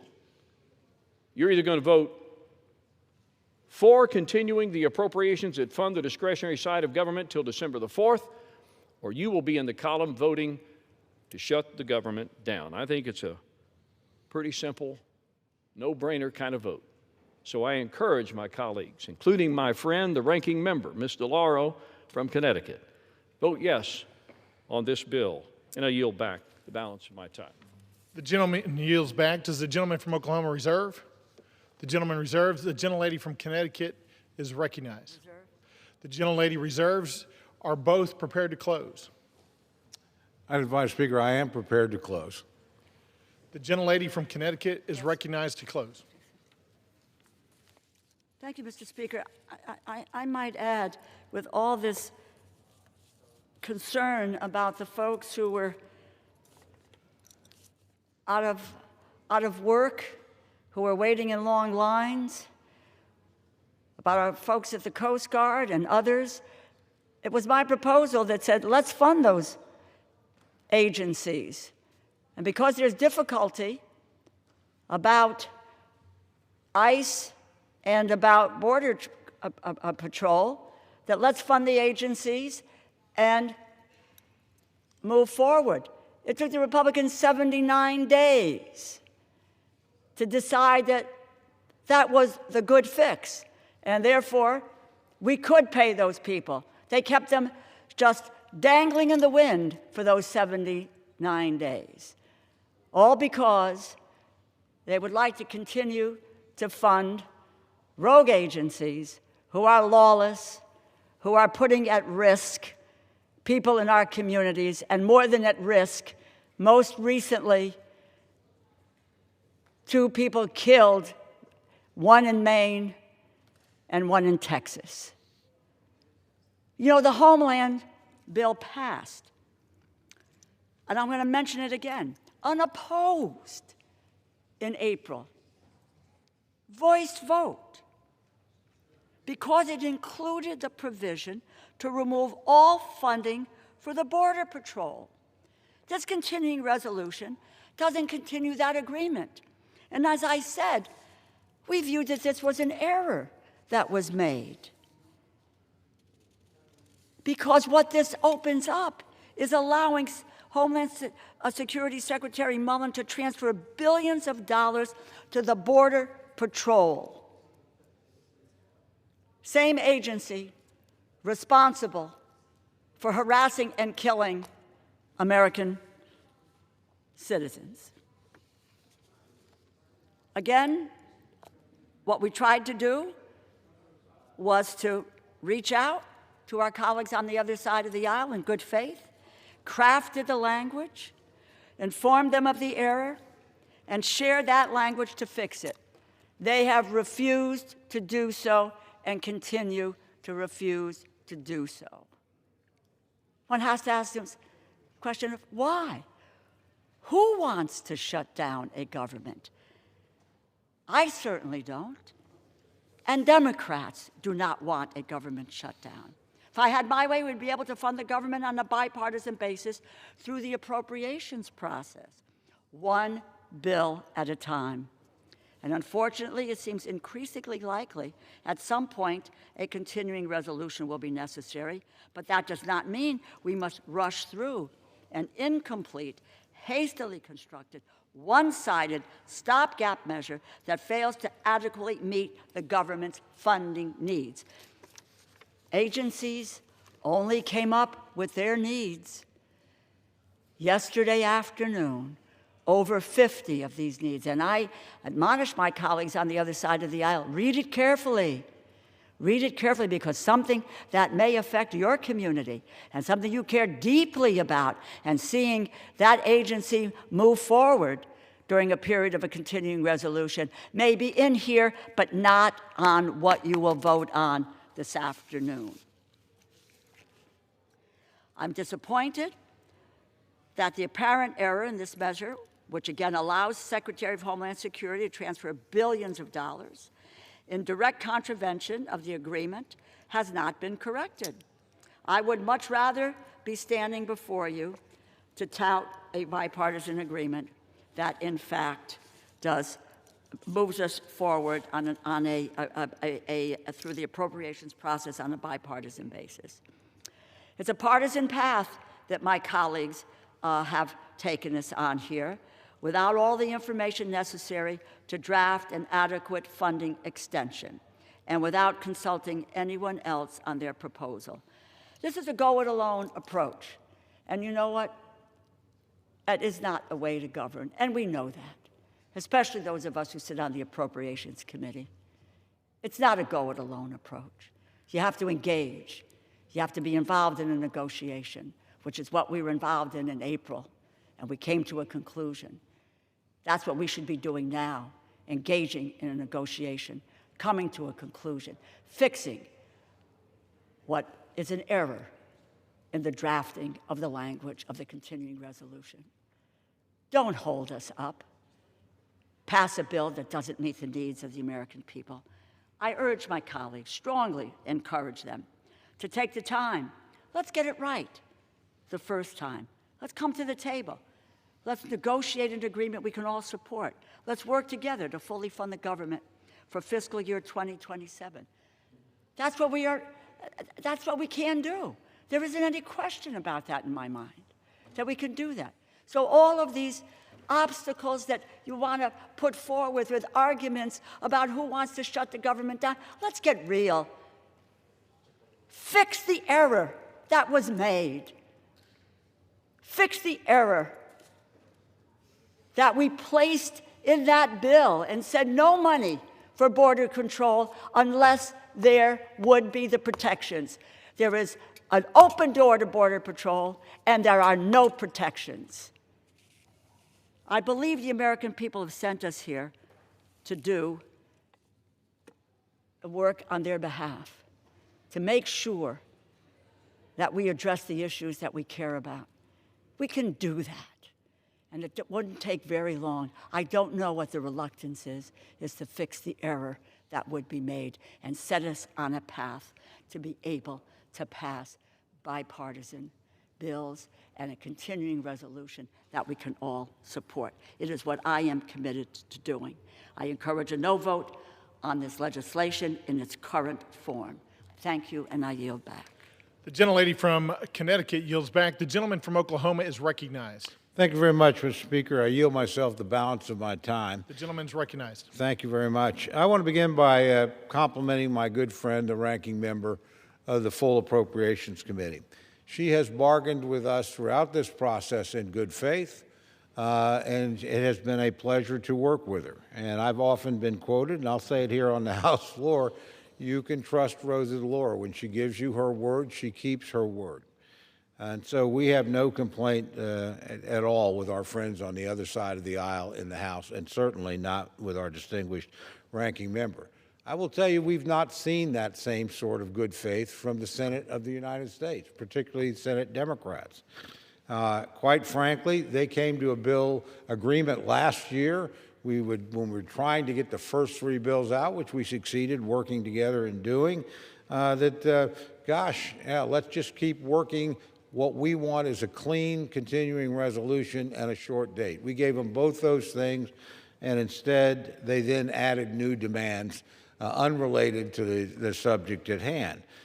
Demands that, frankly, we did not agree with, did not accept. And what did we get? We got a 79-day full shutdown, as my friend pointed out. We don't think that's acceptable. We want to continue the process. Second, we negotiated again earlier this year. Again, we thought we had an agreement. We made concessions to our friends on the other side, concessions which we thought really weren't concessions. They were helpful suggestions from the Democrats. Let's add more training for our men and women in the ICE and, Department of Homeland Security.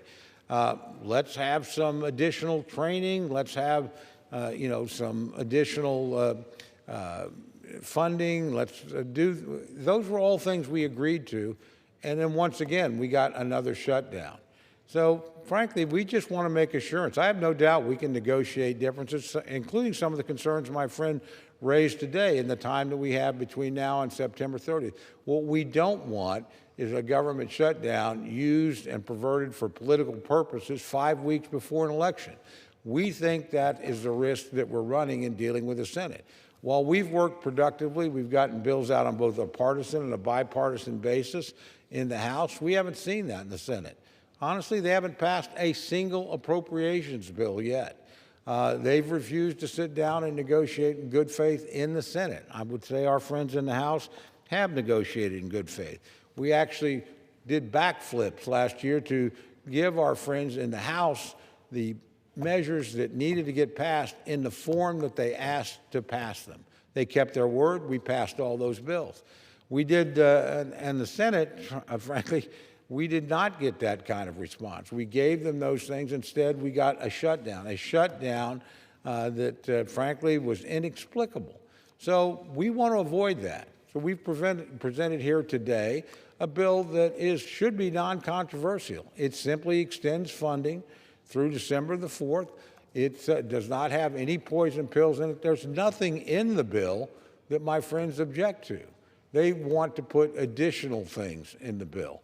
Fine, we can talk about that, but let's just assure that funding is going to go on no matter what. That's all this clean, continuing resolution does. Look, I've been around here long enough to know that the tensions rise as you move toward an election. And I've been around here long enough to see members on both sides of the aisle try to leverage a shutdown to extract additional concessions. We want to avoid that. And we want to continue to both move bills across this floor. Obviously, we've moved ours out of committee. We want to give the Senate time to do the same thing. Count me as skeptical that they're going to do much before the election, but we want to make sure between when we leave here on September 30th and that election, and sometime beyond that, December 4th, that the government continues to function, and we're available to negotiate at any time. And we, as my friends on the House side have done, have kept our word in those negotiations. They've been in good faith. All this does is make sure that we do not have a shutdown come September 30th, nor do we have a wild effort by either individual members or either party to demand things in exchange for keeping the government open. The government will be open until the election is over. I actually think that's a concession and a favor to everybody. It's a favor to the American people to make sure that they are not inconvenienced and endangered by the government shutdown. Now, if we have to wait until after the election, till our friends in the Senate want to sit down and work, then we'll wait till after the election. But we don't have to wait through a shutdown. We don't have to create the temptation for individual members to exploit artificial deadline of the end of the fiscal year. We just need to keep working as we have productively.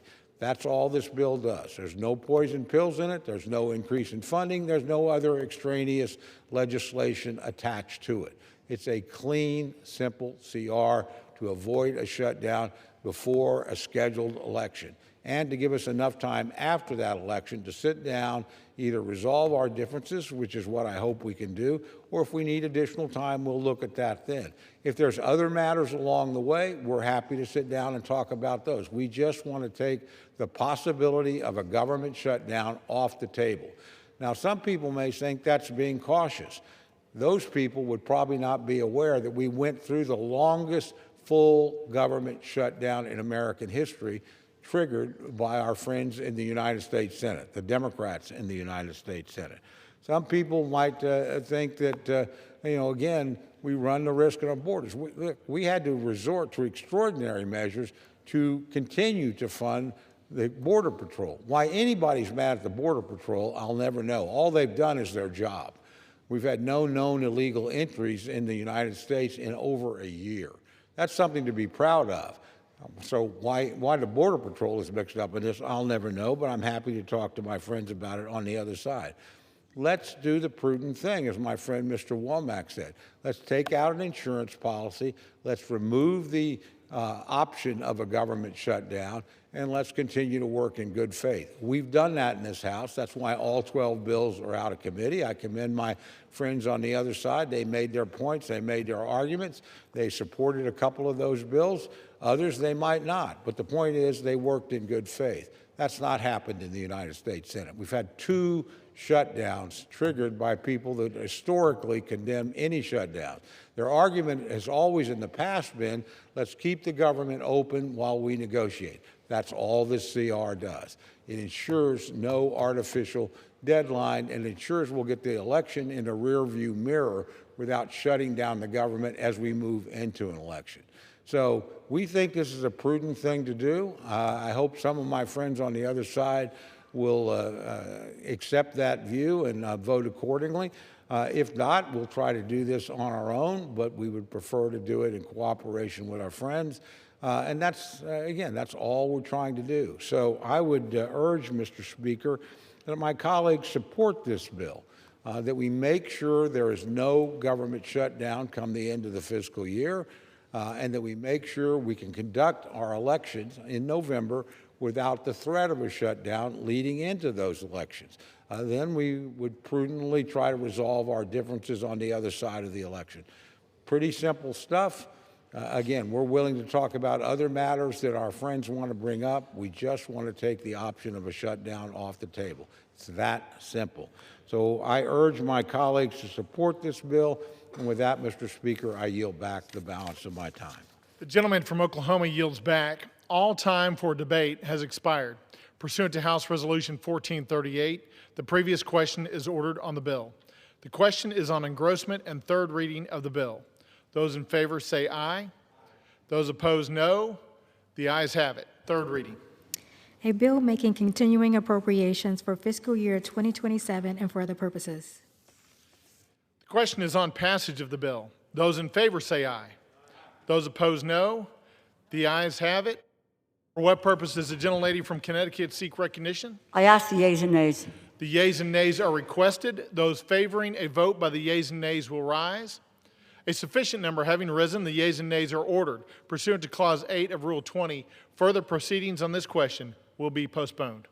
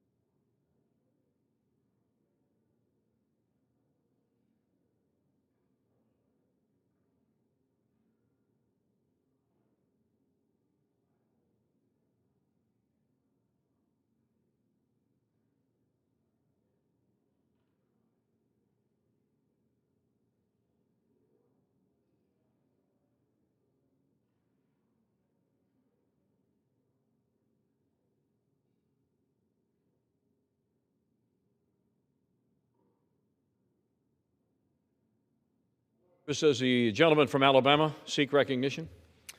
I seek unanimous consent that all members may have 5 legislative days in which to revise and extend their remarks and insert extraneous material on H.R. 8800. Without objection, pursuant to House Resolution 1438 and Rule 18, the Chair declares the House and the Committee of the Whole House on the State of the Union for the consideration of H.R. 8800. The Chair appoints the gentleman from Texas, Mr. Moran, to preside over the Committee of the Whole.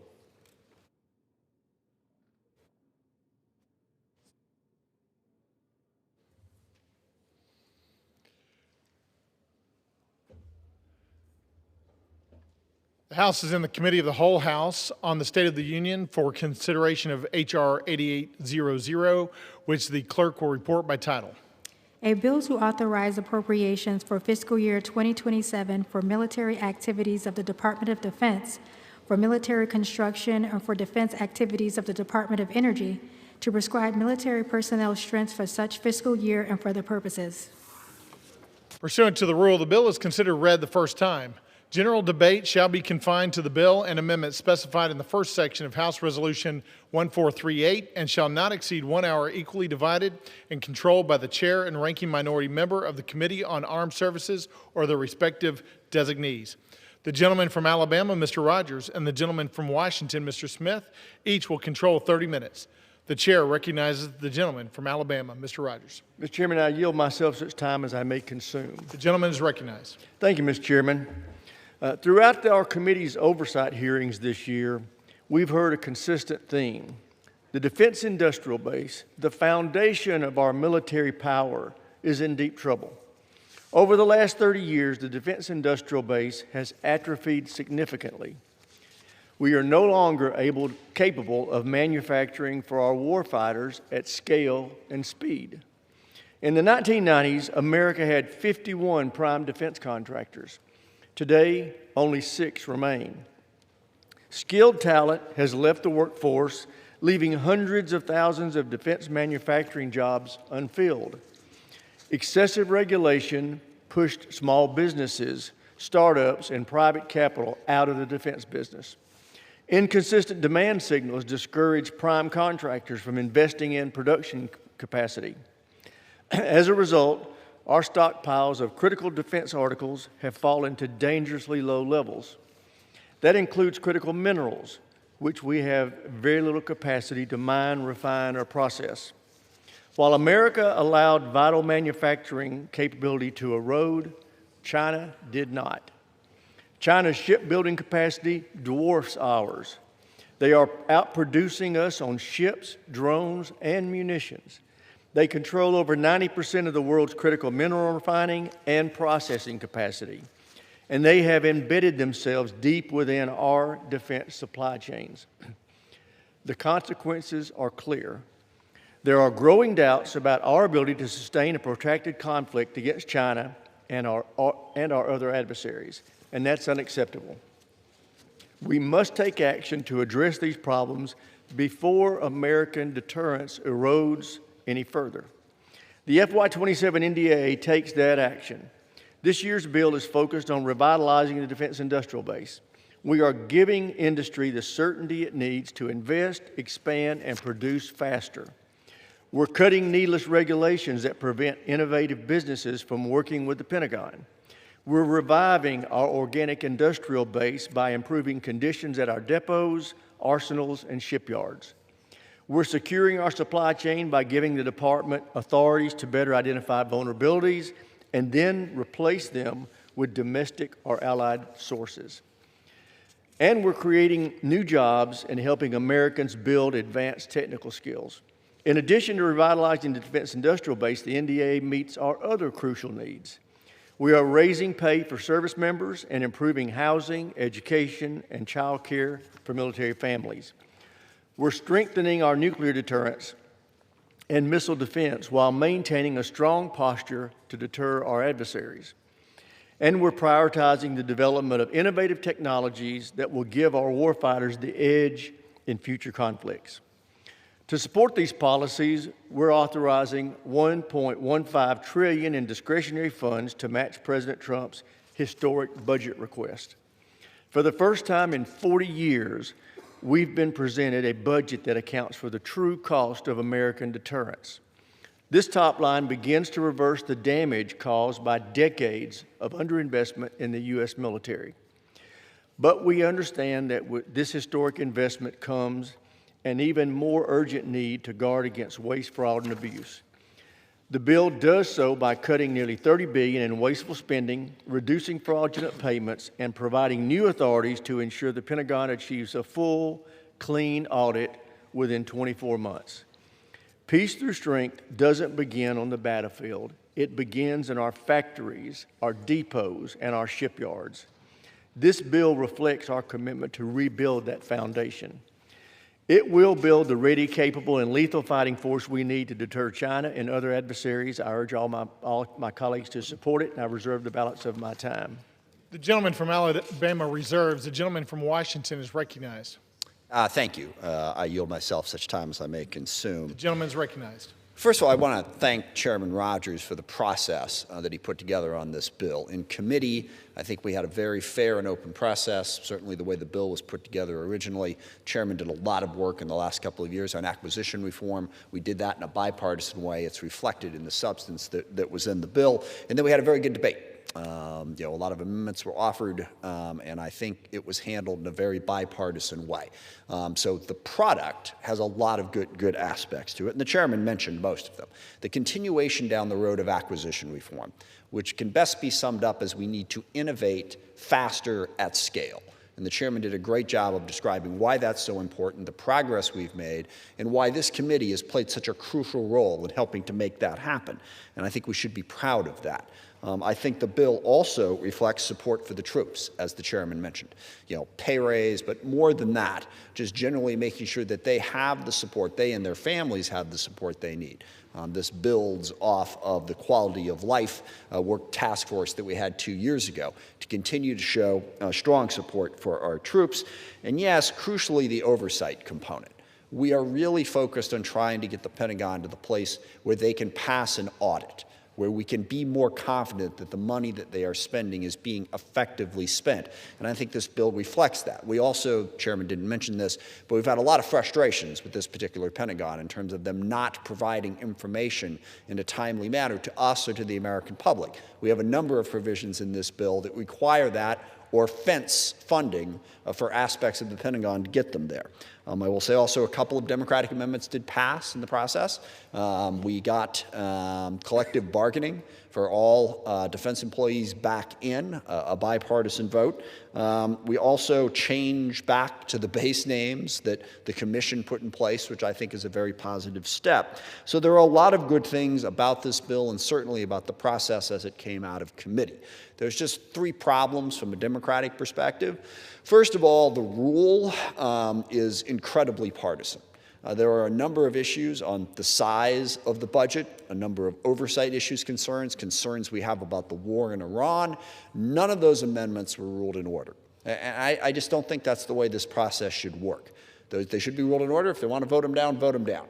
But to have completely blocked any of those Democratic amendments, of the amendments that are up for debate, I believe that only one is a Democratic amendment.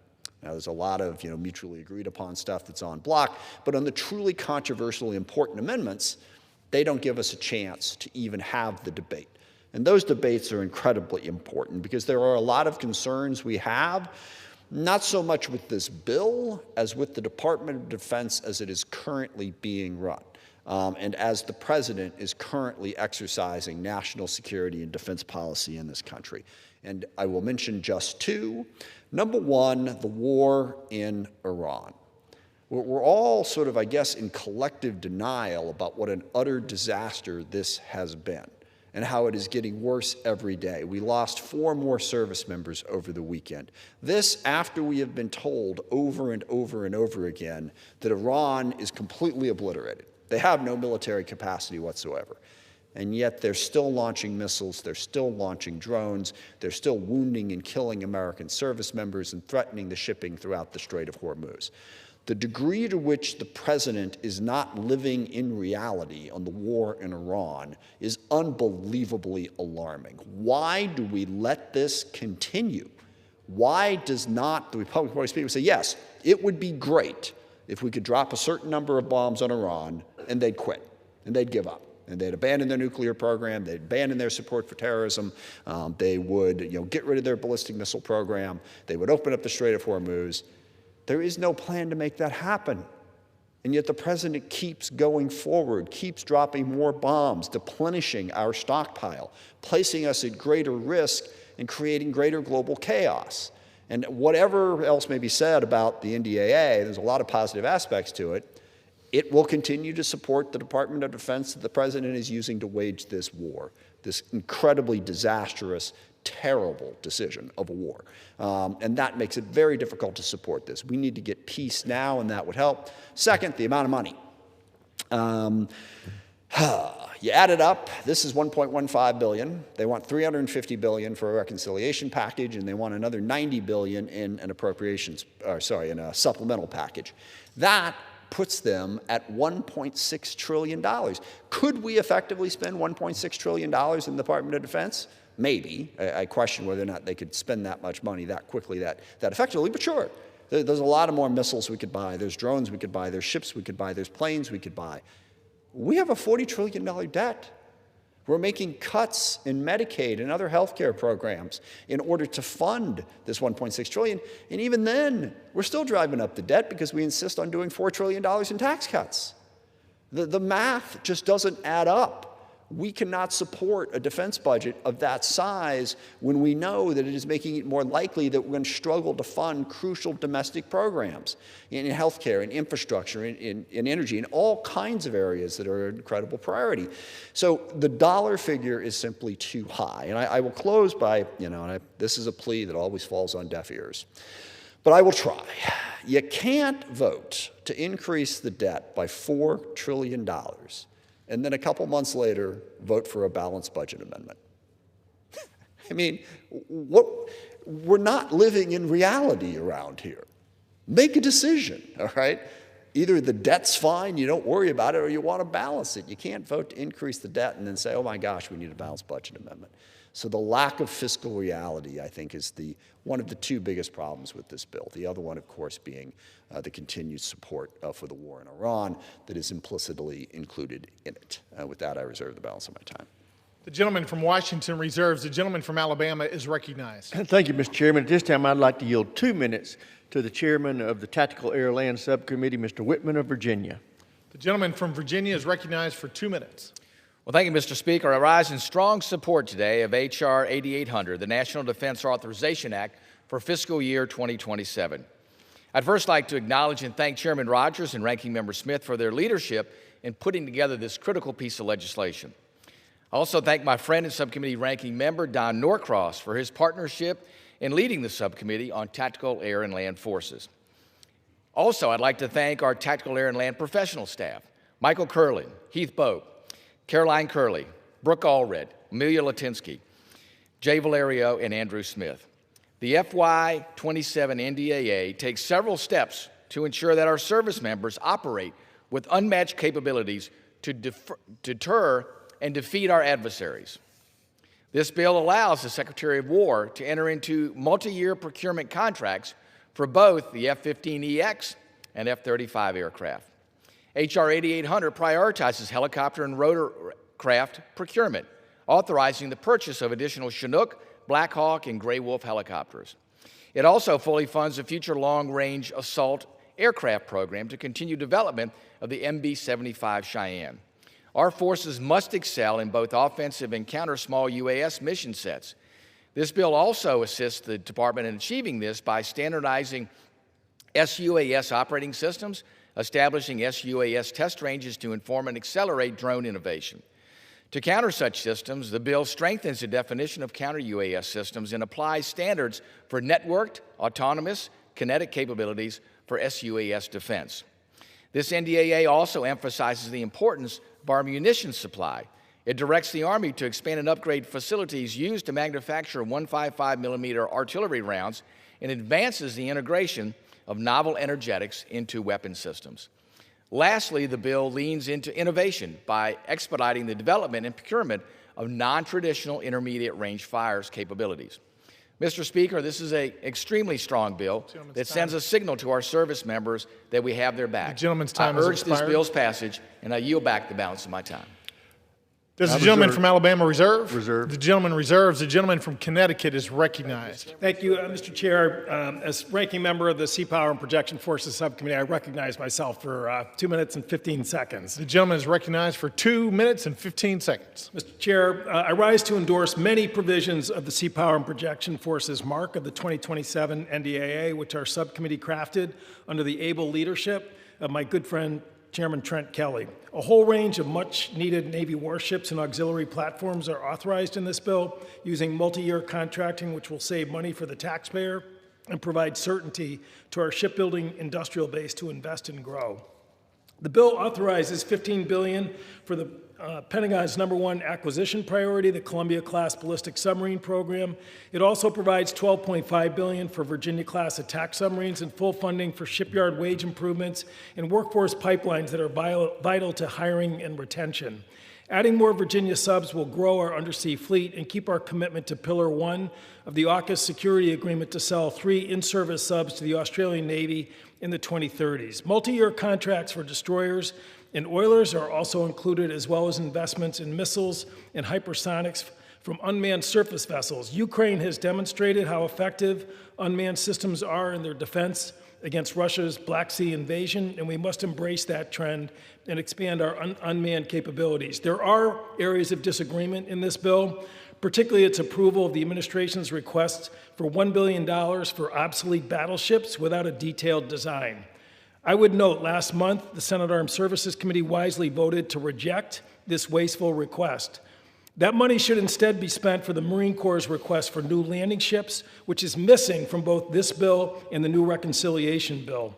Mr. Chair, the NDAA has passed for 65 consecutive years because of disciplined avoidance of irrelevant, hyperpartisan amendments. Unfortunately, the NDAA rule passed earlier today, merging the NDAA with a completely non-germane voter suppression bill, the SAVE Act, violates that long tradition. If Republican leadership is serious about passing a 66th NDAA with bipartisan support, the SAVE Act merger should be stripped from the bill or later in conference. I look forward to achieving that outcome, if not today, then later in the NDAA negotiations with the Senate. And with that, I reserve.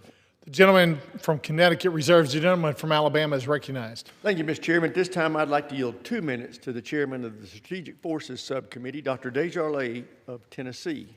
The gentleman from Tennessee is recognized for 2 minutes. Thank you, Chairman Rogers. I rise today in favor of the fiscal year 2027 National Defense Authorization Act. As the chairman of the Strategic Forces Subcommittee, I was proud to work in a bipartisan fashion along with my friend and ranking member Seth Moulton on some of the most consequential issues to our national security. This legislation authorizes full funding to keep modernizing the nation's nuclear forces, as well as the Department of Energy's scientific and production capabilities upon which our deterrent depends. It also improves acquisition flexibility for the nuclear enterprise and refocuses statutory requirements related to plutonium pit production on the long-term need for the deterrent.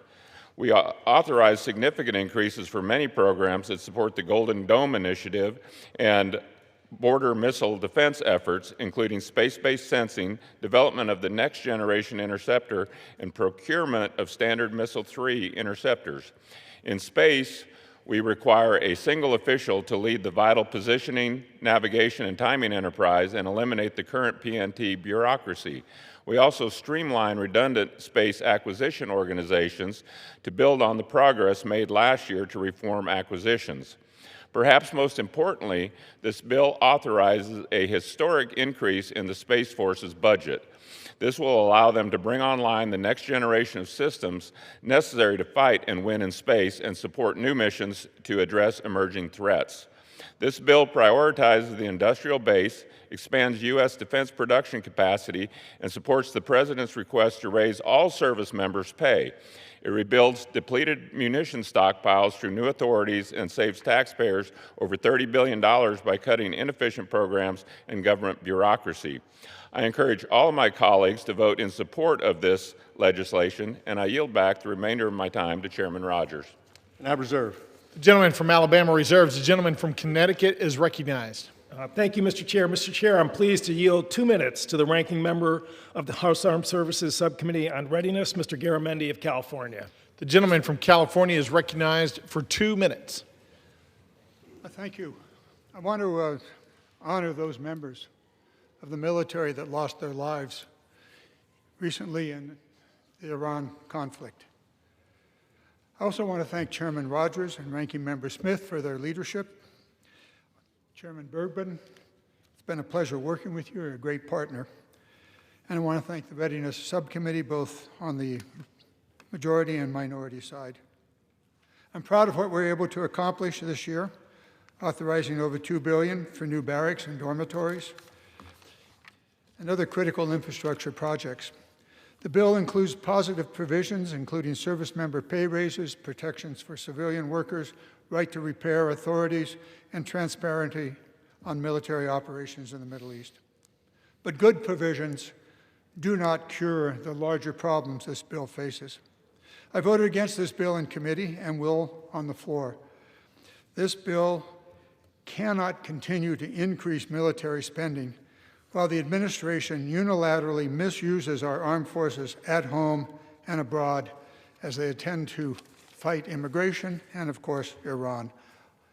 This bill also authorized more than $1.5 trillion, plus another $300 billion in a reconciliation bill, which apparently will be with us soon. $1.5 trillion, plus another $80 or $90 billion to pay for the Iran war. This is an outrageous and dangerously irresponsible amount of spending. Increasing the budget is not a strategy. Without discipline and oversight, it rewards programs that are over budget, behind schedule, and failing to deliver. And how is all this paid for? Cuts for health care. Medicaid is eviscerated in the upcoming months ahead. Children food programs in schools and out, not there. They'll go hungry. Several $100 billion in health care, gone. And it goes on and on and on. And by the way, if you're a deficit hawk, this could not possibly be in your interest. The gentleman's time has expired. 15 seconds. The gentleman has 15 more seconds. And I haven't even gotten to my favorite issue, the Sentinel and the programs of our nuclear arsenal. Again, why? We don't need the Sentinel. We don't need to spend billions on it. We can get along quite well with the existing Minuteman. With that, I yield back. Thank you. The gentleman yields back. Does the gentleman from Connecticut reserve? I reserve. The gentleman reserves. The gentleman from Alabama is recognized. Thank you, Mr. Chairman. At this time, I'd like to yield 2 minutes to the gentleman from Mississippi, the chairman of the Sea Power and Projections Forces Subcommittee, Mr. Kelly. The gentleman from Mississippi is recognized. Thank you, Mr. Chairman. I'd like to start by commending the chairman for his leadership over the committee for the last 6 years. I'm excited to highlight a few of the many wins for the Sea Power and Projection Forces Subcommittee in this year's bill. The committee reported product authorized the procurement of the 4th Columbia-class submarine, 2 Virginia-class submarines, 2 guided missile destroyers, and 2 amphibious warships. Combined with incremental funding authority for long lead time components for the Virginia-class program, multi-year procurement authority for destroyers, and multi-ship procurement authority for future amphibious warships, we are supporting responsible investments in the future of our surface fleet and in the continued growth of our subsea advantages. At the same time, we are growing our asymmetric capabilities, investing in transformational and innovative unmanned systems like the MQ-25 carrier-launched unmanned aircraft and unmanned surface vehicles to complement our traditional platforms in a lethal high-low mix. This bill also contains parts of the SHIPS Act, which will help us down the path to a rejuvenated maritime industrial base.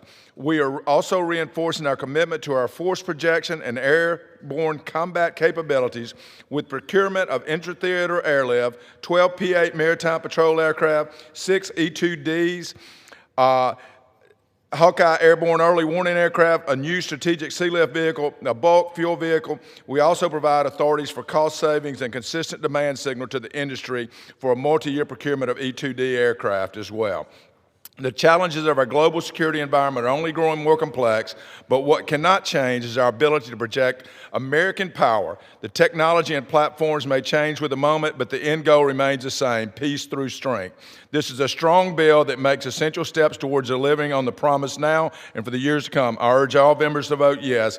I would like to thank my ranking member, Joe Courtney, and the staff, Kyle Knowles, Kelly Goggins, Janine Womble, Abby Snyder, and my personal staff, Samaj Reds, Shields Armstrong, and our fellow Mark Mundy. I thank the gentleman for allowing me to speak in favor of the FY27 NDA, and I yield back the balance of my time. The gentleman from Alabama reserves.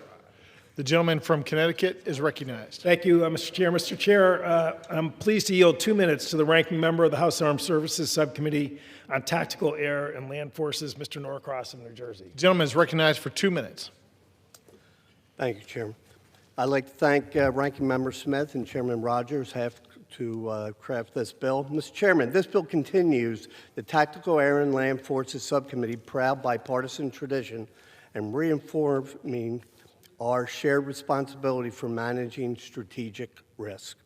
In particular, thanks to Chairman Whitman and our subcommittee staff for building this strong bipartisan bill. I am, however, disappointed some in the majority would kill this bipartisan hard work that we've done on this bill. Our service members and their families deserve better.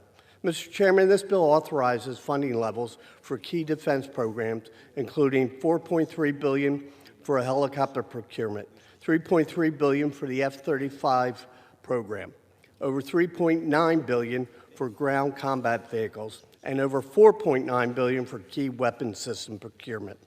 Mr. Chairman, this bill also addresses the risk, the cost of military modernization without sacrificing oversight, such as authorizing multi-year procurement for the F-15EX and the F-35 aircraft, conditional on procuring sufficient spares for each aircraft, requiring the Air Force to budget for procurement a sufficient number of E-7 aircraft, authorizing multi-year procurement for key munitions, coupled with strong funding for the munitions industrial base. Mr. Chairman, this bill also includes legislation that fortifies the Office of the Director of Operational Testing and Evaluation. I remain great concern with this administration's plan for the DOT&E. We must ensure this office remains independent and relevant. And finally, I'd like to thank our subcommittee personal staff, including Jay Valerio, Mike Curlin, Heath Bope, Carolyn Carley, Brooke Allred, and certainly my personal staff, Sam DeVito, Nadia Khan, and our defense fellow, Captain John Dessier. With that, I yield back. The gentleman from Connecticut reserves. The gentleman reserves. The gentleman from Alabama is recognized. Thank you, Mr. Chairman. At this time, I'd like to yield 2 minutes to my colleague from Nebraska, the chairman of the Subcommittee on Cyber Information Technologies and Innovation, Mr. Bacon. The gentleman from Nebraska is recognized for 2 minutes. Mr. Speaker, I rise today in strong support of H.R. 8800, the National Defense Authorization Act, for fiscal year 2027. I'd like to thank Chairman Rogers and Ranking Member Smith for their leadership in compiling this bill. And by the way, it passed with a huge bipartisan majority in committee. I'd also like to thank my friend and subcommittee ranking member, Mr. Rokana, for his collaboration this year. And I appreciate the great subcommittee staff who do such a fantastic job. As we've seen across modern battlefields, technology is evolving at a faster rate than ever before. Artificial intelligence, cyber, quantum, biotechnology, and other emerging capabilities are changing the way wars are fought and won. The United States is the gold standard for scientific innovation, and it is of the utmost importance that we remain committed to equipping our service members with the most up-to-date, state-of-the-art, and mission-relevant tools available. This year's NDA delivers on that promise by supporting our defense, industrial base, our science and technology communities, and our warfighters. The FY27 NDA helps lay the foundation for our future technological edge by providing budget certification authority for the Undersecretary of Defense for Research and Engineering to enable better oversight in the military services, S&T, budgets, and priorities. This bill also requires the Department to review, update, and modernize its policies on leveraging AI for military functions, ensuring more secure and robust development of AI capabilities. The FY27 NDAA also helps tackle the valley of death by requiring more formal integration and technology transition between the Defense Innovation Unit and military services. Finally, this defense bill importantly restores our defense spending to 4.5% of the GDP, which is critical to deter conflict and reinforce America's commitment to ensuring security and stability around the world. This NDA is a strong, bipartisan bill that takes care of our service members, promotes U.S. military dominance. I urge all my colleagues to support, and I yield back. The gentleman from Alabama reserves. The gentleman from Washington is recognized. Thank you, Mr. Chair. I am pleased to yield 2 minutes to the ranking member of the House Subcommittee on Military Personnel, Ms. Houlihan of Pennsylvania. The gentlelady is recognized for 2 minutes. Thank you, Ranking Member Mr. Smith and Mr. Speaker. Today I have the opportunity to speak briefly with regards to the fiscal year NDAA, fiscal year 27 NDAA. The bipartisan bill that passed out of committee includes many quality of life provisions and priorities for our service members and their families. These issues have an immeasurable impact on our recruitment and our retention efforts as well as on readiness. The bill includes a targeted pay raise in which junior service members would get higher pay increases. And these improvements to service members' paychecks should provide welcome relief to military families who are still struggling with ever-increasing gas and food prices caused by the ill-conceived and poorly executed tariffs and the current war with Iran. H.R. 8800 also addresses the growing concerns about medical readiness and access to health care by reversing efforts by the Department to limit the scope of services available at military treatment facilities. We need to make sure that military treatment facilities and military health system can deliver a force that is medically ready to deploy at a moment's notice. And just as importantly, we must be sure that the medical providers themselves have the requisite skills to address whatever injuries might come their way. The bill expands ongoing efforts to improve access to safe and quality child care by including au pairs in the Child Care in Your Home pilot program and establishing a student internship program to improve recruitment and staffing of military child development centers. And it provides a process by which military families, excluding a permanent change of station, will receive timely and relevant relocation assistance and available child care and food access services in advance of that military duty station move. And finally, the bill requires the Department to issue regulations banning the Department of Defense personnel from insider trading on prediction markets, a necessary and crucial step in safeguarding our national security. We brought this bill to the floor in a bipartisan fashion, and I urge my colleagues to reject poison pill riders that will just destabilize this important work and not insert bipartisan politics over the well-being of our service members. This NDAA, like many previous defense bills, should continue to be bipartisan. Thank you. I yield back. The gentleman reserves. The gentleman from Alabama is recognized. Thank you, Mr. Chairman. At this time, I'd like to yield 2 minutes to the gentleman from Michigan, the chairman of the Readiness Subcommittee, Mr. Bergman. The gentleman is recognized for 2 minutes. Thank you, Mr. Chairman. Thank you, Mr. Speaker. I thank the chairman for yielding. Each of us swore an oath to support and defend the U.S. Constitution. It is the basis for which we serve. Within our Constitution is the enumerated responsibility of Congress to raise an army and maintain a navy. Our committee fulfilled our constitutional duty when we reported the National Defense Authorization Act to the floor today. As our chairman indicated, we are delivering on President Trump's request to authorize the first of 2 defense appropriations, including this authorization of $1.15 trillion.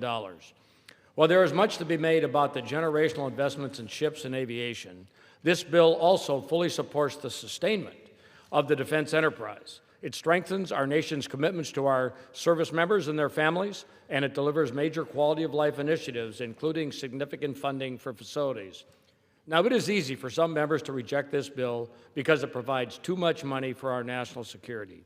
Theirs is a false hope that a chaotic and irreverent global disorder will never reach the shores of our magnificent nation. I reject this premise. I believe we are already in a strategic race for the continued rise and stability of our nation. This defense budget sits as the cornerstone of this great enterprise. We need to fulfill our constitutional responsibility, and we need it now. I want to thank my Readiness Subcommittee ranking member, Mr. John Garamendi, and our personnel and professional staff that serve our Readiness Subcommittee. We are united in purpose in making our Department of War a presence to be respected in both peace and, if necessary, prevail in conflict. I commend Chairman Rogers and Ranking Member Smith for delivering this magnificent defense bill, and I yield back the balance of my time. I reserve. Gentleman reserves. Gentleman from Washington is recognized. We don't have any further speakers at this point, so we will reserve. Gentleman reserves. Gentleman from Alabama is recognized. Mr. Chairman, at this time, I'd like to yield 2 minutes to the gentleman from Texas, Chairman of the Subcommittee on Intelligence and Special Operations, Dr. Jackson. Gentleman from Texas is recognized. Thank you, Mr. Chairman, and thank you, Mr. Speaker. I rise today in support of H.R. 8800, the National Defense Authorization Act for fiscal year 2027. I would like to begin by thanking Chairman Rogers for his leadership in bringing the NDAA to the fore for the 66th consecutive year.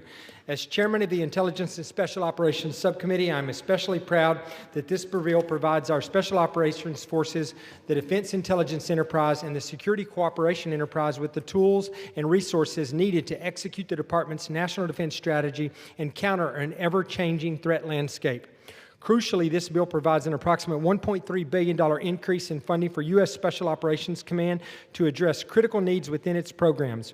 The bill also invests in a wide range of intelligence capabilities and disciplines, including my provision to develop a periodic ISR strategy to make better threat-informed decisions. We continue to ask more of our Special Operations Forces, uniform and civilian intelligence personnel and security cooperation personnel, and this year's NDAA ensures that they are equipped with the capabilities necessary to maintain their operational edge over any adversary. I would also like to highlight that this bill advances critical reforms to revitalize our defense industrial base, restore lethality, and deliver on President Trump's Peace Through Strength agenda.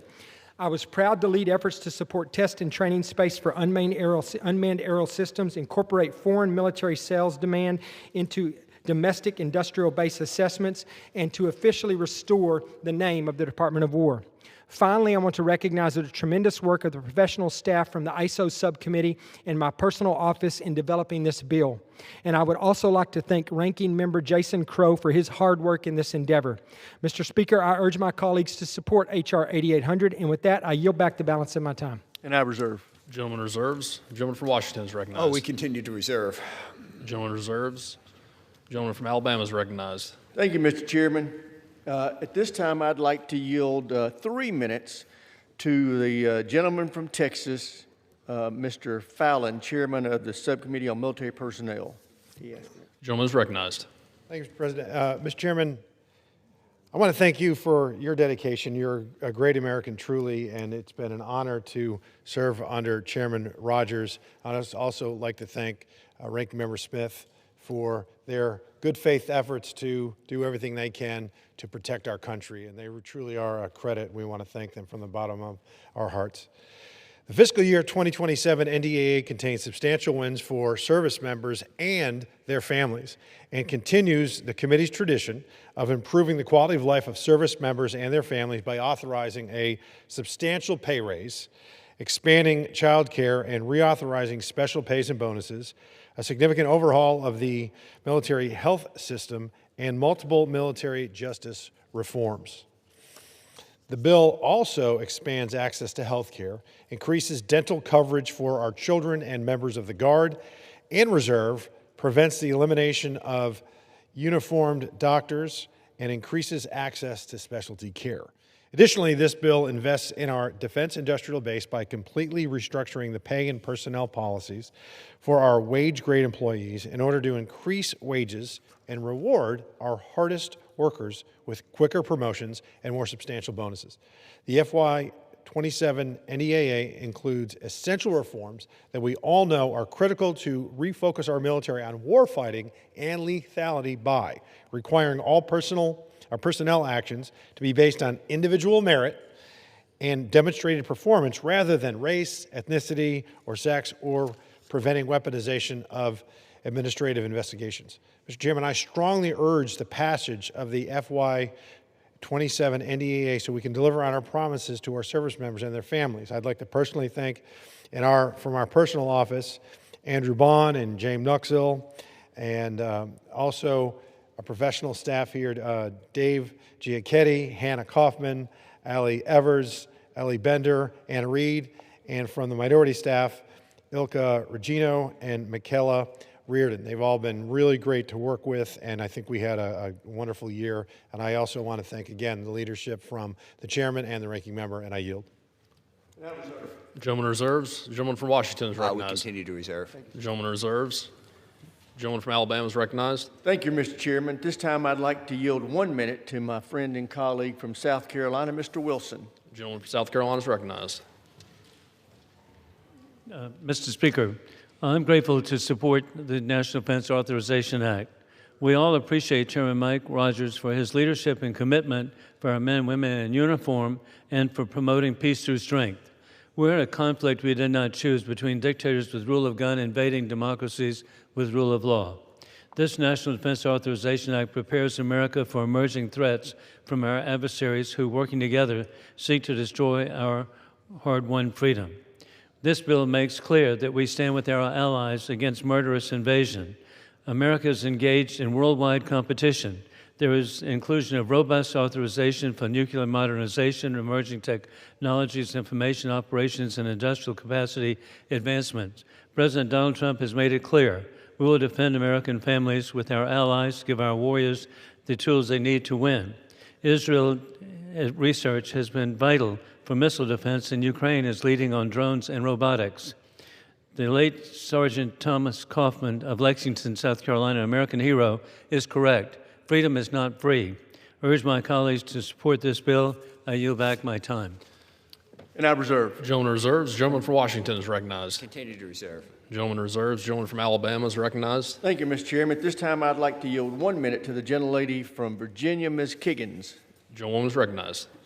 Mr. Speaker, I rise in strong support of the fiscal year 2027 National Defense Authorization Act. As a Navy veteran, former helicopter pilot, Navy spouse, and Navy mom, I know our military is only as strong as the men and women who serve.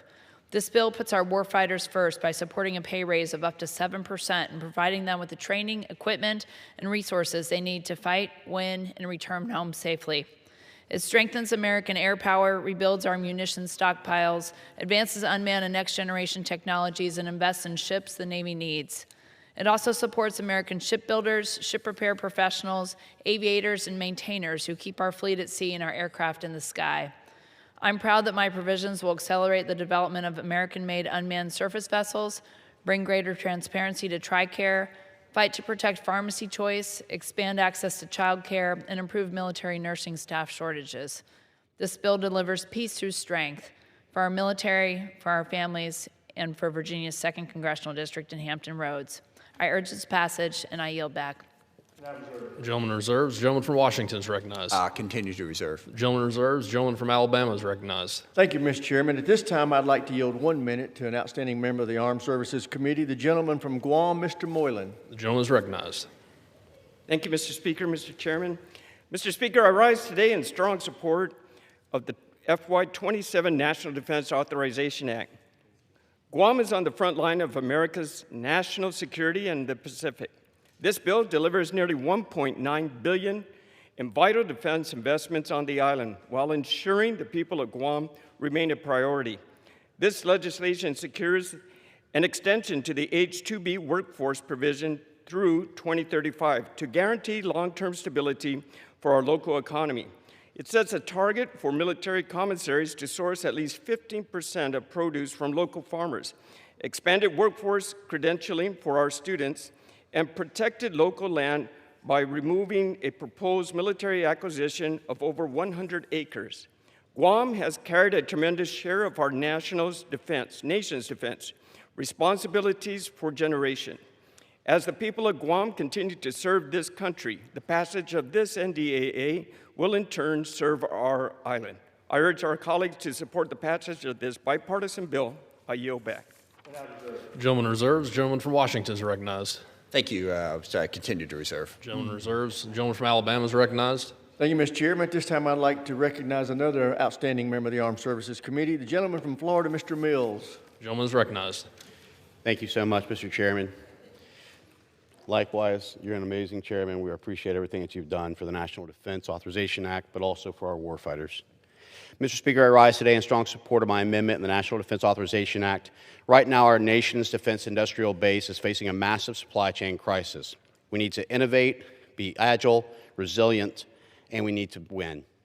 And the answer is right here in our small businesses, especially our employee-owned small businesses, also known as ESOPs. In 2021, the Department of Defense created a pilot program to incentivize contracting with high-performing worker-owned companies. It was a great idea, but under the current rules, a business must be 100% employee-owned to qualify. Mr. Speaker, that rigid rule locks out nearly 6,500 ESOPs nationwide, covering 14 to 15 million American workers. It makes the program completely unusable for the vast majority of ESOPs in a place in every district represented in this chamber. My amendment fixes this by aligning the ESOP threshold with the Small Business Administration rules and giving the Department of War discretion to rate these companies on merit and not formula. Data shows that employee-owned companies consistently perform better, stay resilient, and deliver higher value. By lowering this arbitrary barrier, we support these businesses while we boost competition in the DOW procurement, support American workers, and drive federal dollars back to the main street. Let's empower our small businesses, strengthen our national security, and pass this amendment. Thank you, and I yield back. Gentleman reserves. The gentleman from Washington is recognized. Continue to reserve. Gentleman reserves. The gentleman from Alabama is recognized. Thank you, Mr. Chairman. This time I'd like to recognize an outstanding freshman member of the Armed Services Committee, a gentleman from Virginia, Mr. McGuire. Did he not show up?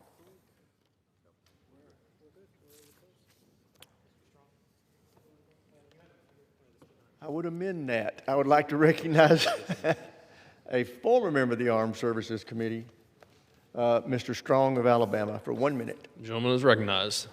Thank you, Mr. Chairman. I rise in opposition to this amendment. This amendment would compromise the intent of the program.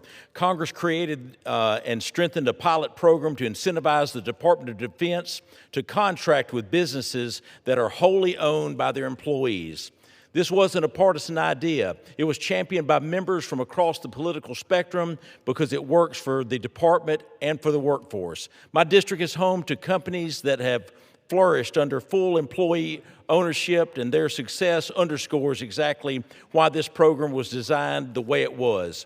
Yes, this amendment would extend that benefit to partially owned firms where a single owner or a small group retains control. The benefit shifts away from the employees this program was designed to reward and undermines the very purpose of the pilot program. For this reason, I respectfully oppose the amendment. I yield back. And I reserve. Gentleman reserves. The gentleman from Washington is recognized. Continue to reserve. Gentleman reserves. The gentleman from Alabama is recognized. Mr. Chairman, at this time, I'd like to recognize a freshman member of the Armed Services Committee, gentleman from Virginia, Mr. McGuire, for 1 minute. Gentleman is recognized. Thank you, Chairman Rogers, Ranking Member Smith, for your leadership. Mr. Speaker, I rise in support of this historic National Defense Authorization Act. In the Navy, we used to say, the more you sweat in peace, the less you bleed in war. For decades, our defense industrial base was allowed to decay, but thanks to President Trump, our Secretary of War, and this Armed Services Committee, we're finally turning the ship around. This bill supercharges our industrial base and builds on last year's acquisition reforms. For Virginia's 5th District, this bill unleashes local expertise in munitions manufacturing and next-generation nuclear power. We wouldn't have a country without our men and women in uniform. We owe them the best we've got. I urge my colleagues to support this bill, and I yield back the balance of my time.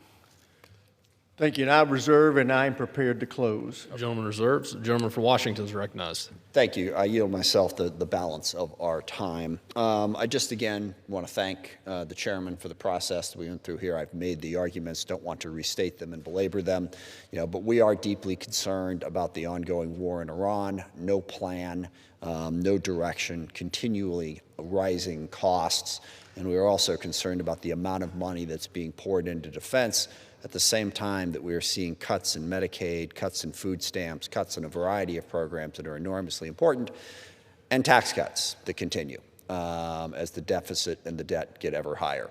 So with that, I will yield back the balance of our time. Gentleman yields. Gentleman from Alabama is recognized. Thank you, Mr. Chairman. First, I want to take a minute to thank my friend, the ranking member, Smith, for his tremendous partnership in fashioning this this piece of bipartisan work that's so important for our nation. He's been a great partner, and I do want everybody to know that. This is a very important bill. It provides critical authorities for our warfighters to keep us free and safe. I urge all members to support it, and with that, I yield back. The gentleman yields back. All time for general debate has expired. Pursuant to the rule, the bill shall be considered for amendment under the 5-minute rule. In lieu of the amendment in the nature of a substitute recommended by the Committee on Armed Services printed in the bill, an amendment in the nature of a substitute consisting of the text of Rules Committee Print 11933 shall be considered as adopted. The bill, as amended, shall be considered as the original bill for purpose of further amendment under the 5-minute rule and shall be considered as read. No further amendment to the bill as amended shall be in order except those printed in Part A of House Report 119-755.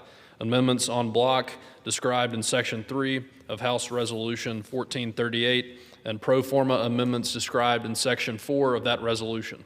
Each further amendment printed in Part A of House Report 119-755 may be offered only in the order printed in the report by the member designated in the report, shall be considered as read, shall be debatable for the time specified in the report, equally divided and controlled by the proponent and the opponent, shall not be subjected to amendment except as provided in Section 4 of House Resolution 1438, and shall not be subject to a demand for division of the question.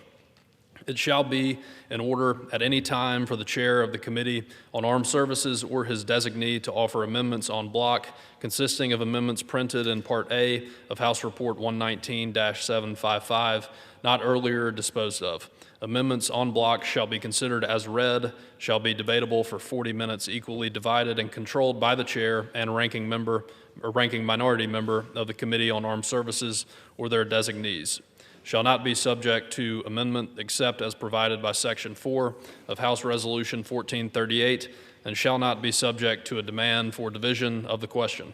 During consideration of H.R. 8800 for amendment, the chair and ranking minority member of the Committee on Armed Services or their respective designees may offer up to 10 pro forma amendments, each at any point for the purpose of debate.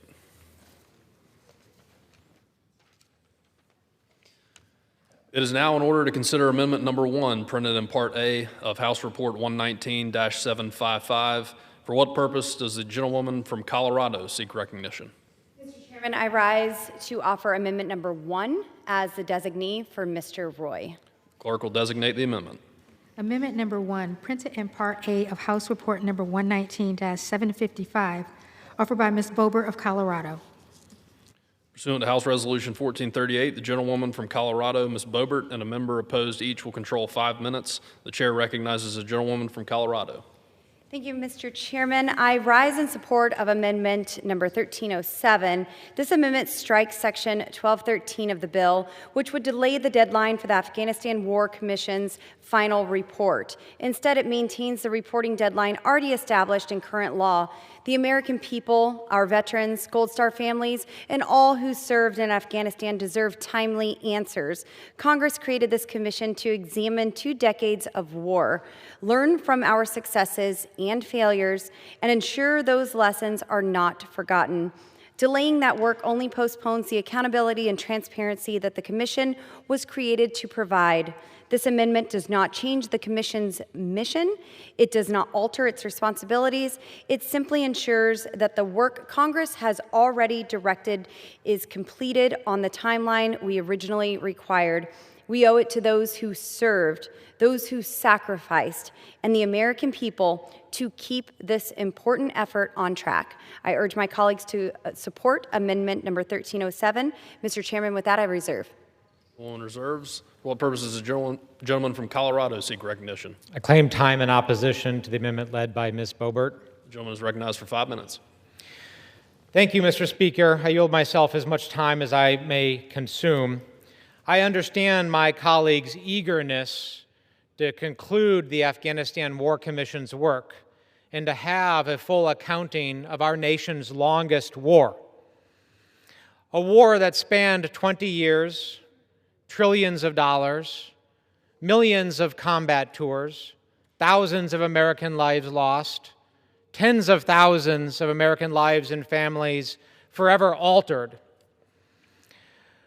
But I do not want a half measure. I do not want an accounting that is not full and complete.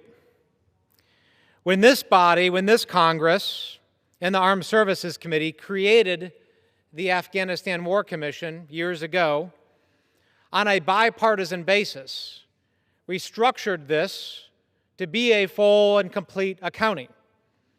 Both sides appointed their members. We have a Republican co-chair, a Democratic co-chair. The work of this commission has been impressive so far. Over 350 interviews, tens of thousands of documents reviewed, field hearings across this nation. But the work is not yet complete. Both the Republicans on the commission and the Democrats on the commission say as much. They need another year to make sure that it presents a clear picture of the things we did right, the things we did wrong, so that we are not condemned to repeat the same mistakes in the past, as the saying goes. So yes, I want a timely result. But the thousands of Americans who gave their lives, the tens of thousands who stepped up to serve, deserve a full and complete accounting of what happened and ultimately what went wrong. So I urge my colleagues to reject this amendment and make sure that we have the time necessary to have the complete story so that we can fix it, we can do it better, and we can ensure that this never happens again.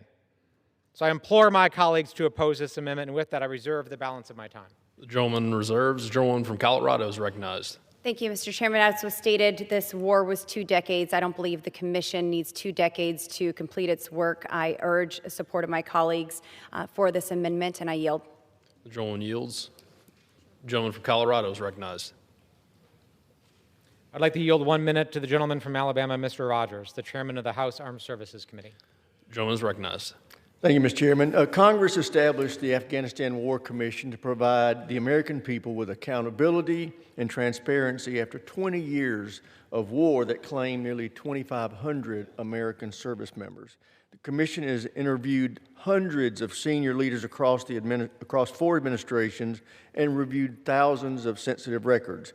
While the commission has completed a first draft of its report, government shutdowns and delays in accessing certain agency records have made a 1-year extension necessary. I share the desire for accountability, but we don't get it if the commission is forced to turn in an incomplete product. This extension will ensure the commission's work is complete and accurate. I urge all members to oppose the amendment respectfully.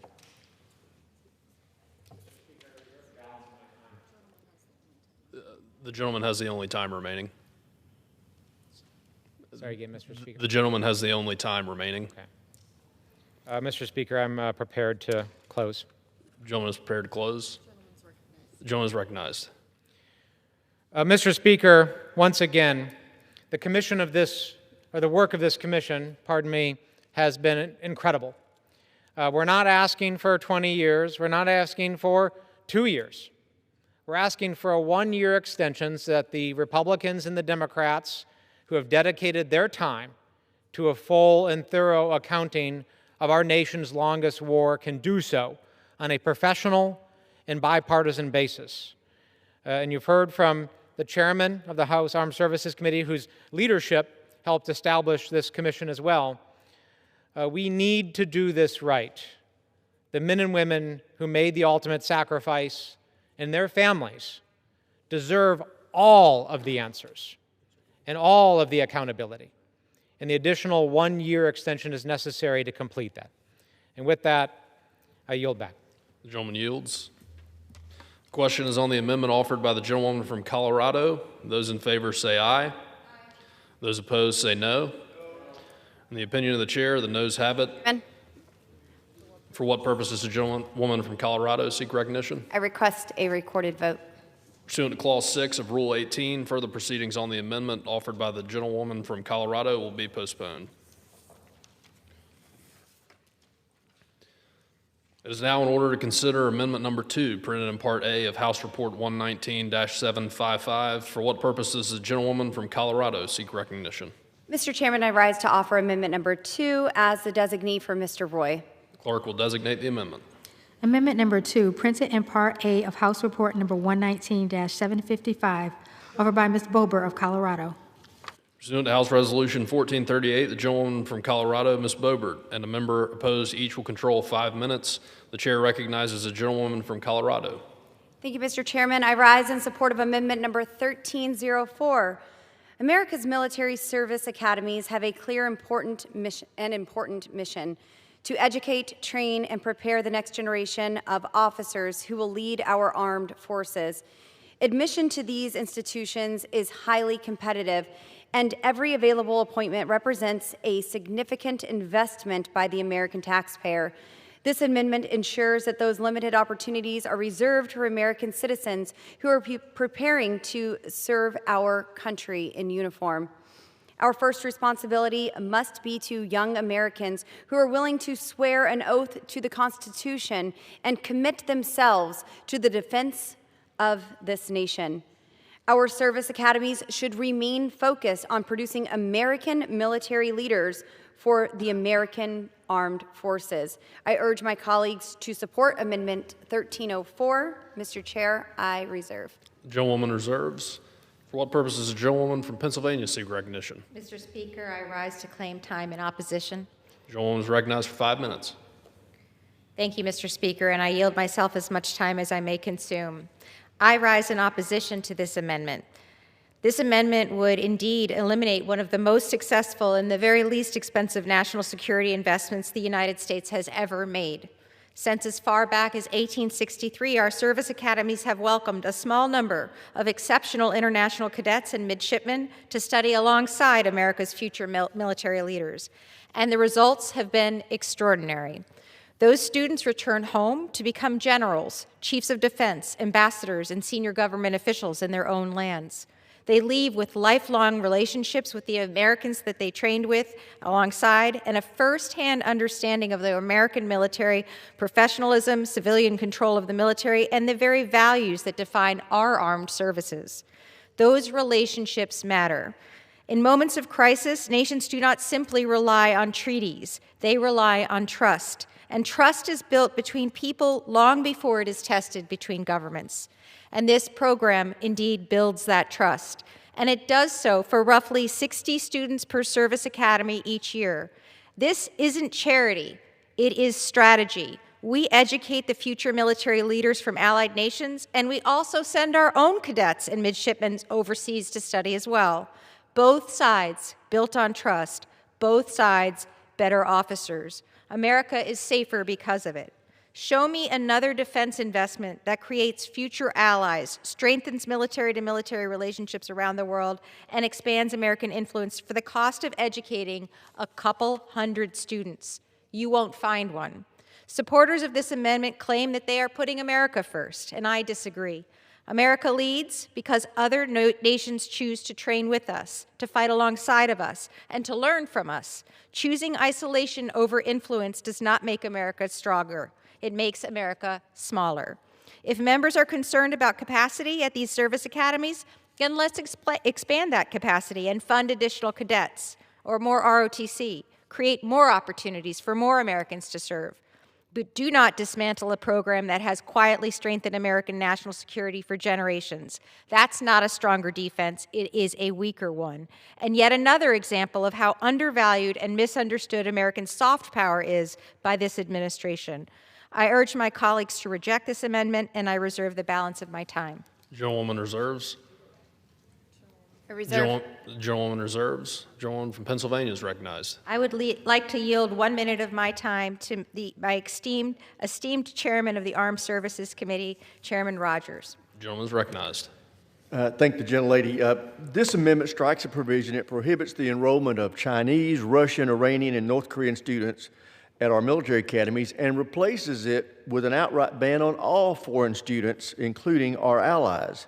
The fact is, there is tremendous benefit in having our cadets study and train alongside cadets of our allies and partners.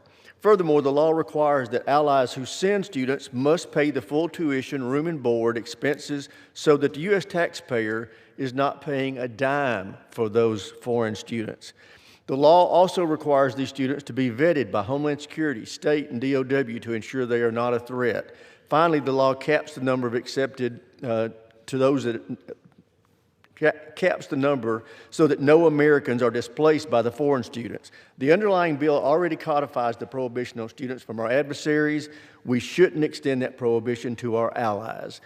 As such, I oppose this amendment. Gentlewoman reserves. I reserve. Gentlewoman from Colorado is recognized. Mr. Chairman, this is an example of what the American people are frustrated with right now. We have a majority here. The American people gave Republicans a trifecta, and every time that Republicans step up to put America first, to make our industries, our military, our economy stronger, we side with Democrats to limit those capabilities. I talk with Americans from coast to coast, from our southern border to our northern border, from the heartland of America to the Rocky Mountains. People want us to do the right thing and put Americans first. This is a common sense amendment that reserves these special limited opportunities for American citizens. Our service academies, again, should remain focused on producing American military leaders for the American armed forces. And when we see this kind of behavior of crossing the aisle to limit these possibilities for Americans, it is exactly why people back home watch us here on the House floor and get frustrated. Mr. Chairman, I reserve. Gentlewoman reserves. Gentlewoman from Pennsylvania is recognized. I would like to yield 1 minute of my time to my friend and colleague and fellow member of the Armed Services Committee, Representative Alfrith. Gentlewoman is recognized. Mr. Speaker, I rise in opposition to this amendment that would prohibit international students from attending our United States military academies, including the United States Naval Academy in Annapolis, where I have the privilege of representing. Mr. Speaker, this short-sighted, isolationist amendment would have a serious negative impact on U.S. foreign partnerships with allied and friendly forces. For decades, foreign military officers have attended the United States military service academies with strong bipartisan support. This program actually makes our military and our national security stronger. Thousands of these officers have gone on to serve as reliable military partners to their U.S. counterparts and strengthen diplomatic and military ties. And let's be clear, American students benefit just as much. They benefit from this program by gaining experience working with officers from allied nations in a controlled environment before entering a coalition operation. In fact, U.S. officers are more confident in partnering with international counterparts who graduated from the academies as they share a common education in military strategy and doctrine. International students also only occupy a very limited number of positions. Only 1% of midshipmen are international students. 30 more seconds.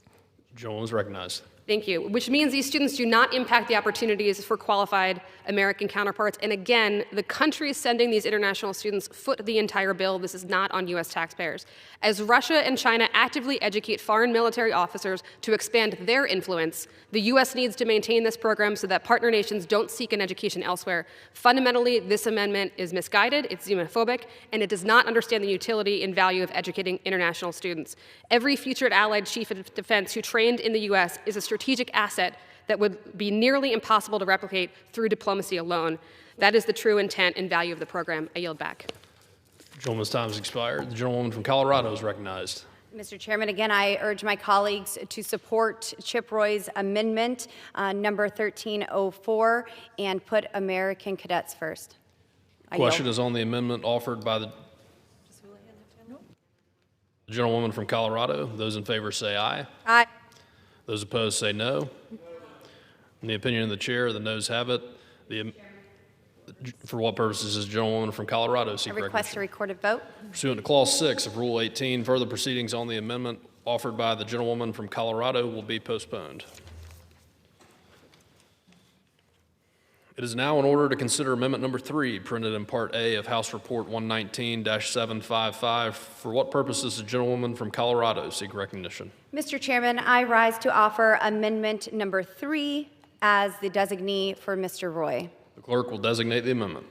Amendment number 3, printed in Part A of House Report number 119-755, offered by Ms. Boebert of Colorado. Pursuant to House Resolution 1438, the gentlewoman from Colorado, Ms. Boebert, and a member opposed each will control 5 minutes. The chair recognizes the gentlewoman from Colorado. Thank you, Mr. Chairman. I rise in support of amendment number 1300. Our nation's military service academies exist to develop officers for the United States Armed Forces. Every cadet and midshipman receives a world-class education funded by the American taxpayer in exchange for a commitment to serve our country. This amendment restores a longstanding cap on the number of cadets who may be released early to pursue professional athletics. Exceptional athletic talent is something we certainly should celebrate, but the primary mission of our service academies is military service, not professional sports. This amendment helps ensure that early releases remain the exception, not the rule. It preserves a longstanding balance our services academies have maintained for years. Our military academies should remain focused on preparing leaders of character for our military as Congress intended. I urge my colleagues to support amendment number 1300 offered by Chip Roy of Texas. Mr. Chairman, I reserve. The gentleman reserves. For what purposes does the gentleman from Washington seek recognition? Claim the time in opposition. The gentleman is recognized. Thank you. I yield such time as he may consume to the chairman, Mr. Rogers. The gentleman is recognized. I thank my friend. President Trump has made it a priority to ensure that our cadets and midshipmen are treated like other college athletes and are able to compete on a level playing field with other Division I universities. The current statutory limit of 5 slots per year for cadets and midshipmen to, quote, go pro, is burdensome and prevents superior athletes from choosing to attend a service academy. These folks will still need to satisfy a 5 to 8 year service obligation in the reserves, where they will be an effective recruiting force for our military academies. As such, I respectfully oppose this amendment. Gentleman reserves. Yes, I reserve. Gentlewoman from Colorado is recognized. I reserve. Gentleman reserves. I would just associate myself with I would yield myself such time as it may consume, and I associate myself with the remarks of Chairman Rogers, agree with his reasons for opposing it, and urge the body to oppose. I reserve. The gentleman reserves. The gentlewoman from Colorado is recognized. The gentleman yields. The gentleman from Washington is recognized. Sorry, you need more time, Mike? I yield back. Question is on the amendment offered by the gentlewoman from Colorado. Those in favor say aye. Those opposed say no. In the opinion of the chair, the noes have it. The amendment is not. For what purposes does the gentlewoman from Colorado seek recognition? I'd like to request a recorded vote. Pursuant to Clause 6 of Rule 18, further proceedings on the amendment offered by the gentlewoman from Colorado will be postponed. It is now in order to consider amendment number 4, printed in Part A of House Report 119-755. For what purpose does the gentlewoman from Colorado seek recognition? Mr. Chair, I rise to offer amendment number 4 as the designee of Mr. Roy. The clerk will designate the amendment. Amendment number 4, printed in Part A of House Report number 119-755, offered by Ms. Boebert of Colorado. Pursuant to House Resolution 1438, the gentlewoman from Colorado, Ms. Boebert, and a member opposed each will control 5 minutes. The chair recognizes the gentlewoman from Colorado. Mr. Chairman, I rise today in support of my colleague Chip Roy's amendment number 1301. This amendment strikes the pilot program that would authorize voice analysis technology as a substitute for additional drug testing. Our armed forces rely on proven standards to ensure military readiness, maintain good order and discipline, and uphold public confidence. Traditional drug testing has long served as a reliable and established tool in meeting these objectives. Before replacing a proven system with a new and untested technology, Congress should be confident that the alternative has demonstrated the same level of reliability and effectiveness. This amendment takes a straightforward approach. It maintains the current standard rather than authorizing a pilot program to substitute for traditional drug testing. Our military deserves policies built on proven methods, not unnecessary experimentation. I urge my colleagues to support Amendment number 1301. Mr. Chair, I reserve. For what purpose does the gentleman from North Carolina seek recognition? Mr. Chairman, I rise to claim the time in opposition. The gentleman is recognized. Thank you, Mr. Chairman. I rise in opposition today to the Roy Amendment. Section 518 is a limited responsible pilot. It authorizes, but does not require, the Secretary of War to test a risk-informed approach to drug testing, using voice-based assessment to help target where physical testing is actually warranted. It does not replace it. It stays inside the existing drug demand reduction program. It comes with privacy protections and a report back to this committee within 1 year, and it sunsets automatically with no action after 3 years. This amendment would kill that pilot before the department ever has the chance to evaluate it.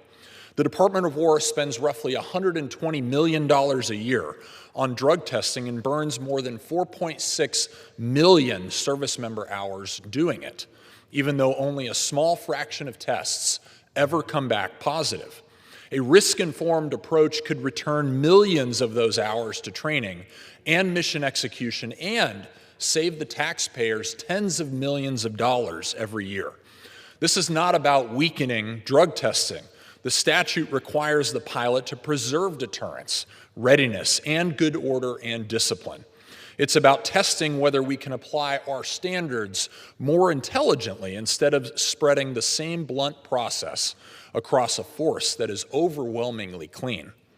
This is a readiness issue. It's a taxpayer issue, and it is a service member dignity issue all at once.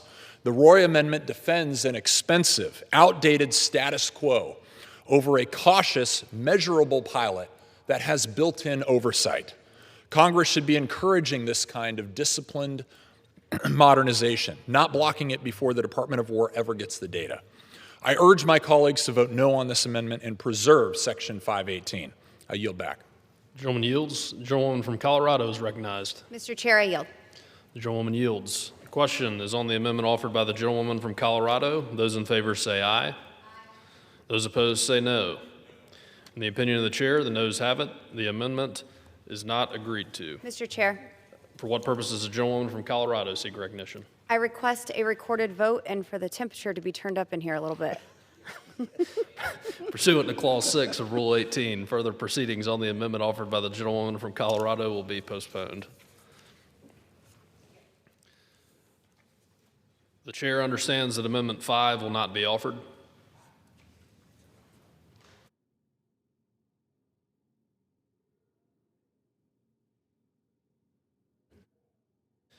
For what purpose does the gentleman from Alabama seek recognition? Mr. Chairman, pursuant to H.Res. 1438, I offer amendments en bloc. The clerk will designate the amendments en bloc. On block number 1, consisting of amendments numbered 10, 11, 13, 16, 21, 23, 24, 25, 29, 31, 32, 33, 35, 36, 37, 38, 39, 40, 41, 42, 43, 45, 46, 47, 48, 49, 50, 51, 52, 53, 54, 55, 56, 57, 58, 59, 60, 61, 62, 63, 64, 65, 66, 67, 68, 69, 70, 71, 72, 73, 74, 75, 76, 77, 78, 79, 80, 81, 82, 83, 84, 85, 86, 87, 88, 89, 90, 91, 92, 93, 94, 95, 96, 97, 98, 99, 100, 101, 102, 103, and 104, printed in Part A of House Report Number 119-755, offered by Mr. Rogers of Alabama. Pursuant to House Resolution 1438, the gentleman from Alabama, Mr. Rogers, and the gentleman from Washington, Mr. Smith, each will control 20 minutes. The chair recognizes the gentleman from Alabama. Mr. Chairman, at this time I reserve. Gentleman reserves. Gentleman from Washington is recognized. Thank you, Mr. Chairman. I'm pleased to yield 2 minutes to the gentlewoman from Minnesota, Ms. McCollum. Nice. I thank the ranking member, and Mr. Chair, I rise in opposition to the Hill Amendment in en bloc 2, which would reauthorize the Defense Production Act for 5 years. This administration has shown exactly how it intends to use the Defense Production Act authorizing to preempt state and local law, to bypass tribal consultation, and to take equity stakes in mining companies when it benefits the administration's allies and some family members. As a former state legislator, I'm particularly concerned about the administration's weaponization of the Defense Production Act to override state and local laws that are enacted to protect our communities. The Defense Production Act is an important tool for the DoD to work with our industrial base to meet our national security needs, and that does not mean Congress should reauthorize sweeping emergency powers without real guardrails. We need language that protects tribal consultation, prohibits the waiving of environmental laws, and institutes strong oversight in anti-corruption measures. I urge my colleagues to reject this amendment, and I yield back, and I thank the House for its patience with the issue I was having with my throat. Yield back. Gentleman yields. Gentleman from Alabama is recognized. Mr. Chairman, at this time I have no speakers, and I urge adoption of the en bloc package. And I yield back. Gentleman yields. We're done. Okay. I, too, have no speakers and also urge adoption of the en bloc package and yield back. Gentleman yields. The question is on the amendments en bloc offered by the gentleman from Alabama. Those in favor say aye. Those opposed say no. In the opinion of the chair, the ayes have it. The en bloc amendments are agreed to.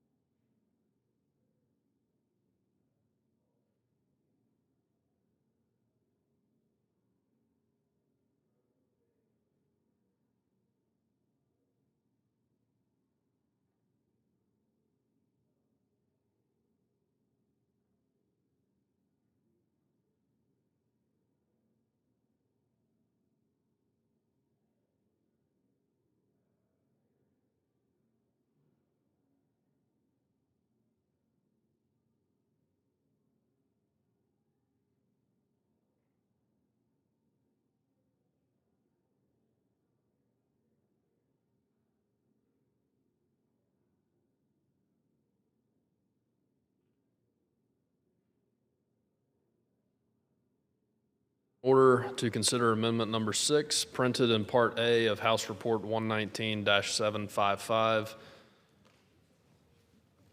For what purposes? Amendment at the desk. The clerk will designate the amendment. Amendment number 6, printed in Part A of House Report number 119-755, offered by Mr. Hunt of Texas. Pursuant to House Resolution 1438, the gentleman from Texas, Mr. Hunt, and a member opposed each will control 5 minutes. The chair recognizes the gentleman from Texas. Thank you, Mr. Chairman. I yield myself as much time as I may consume.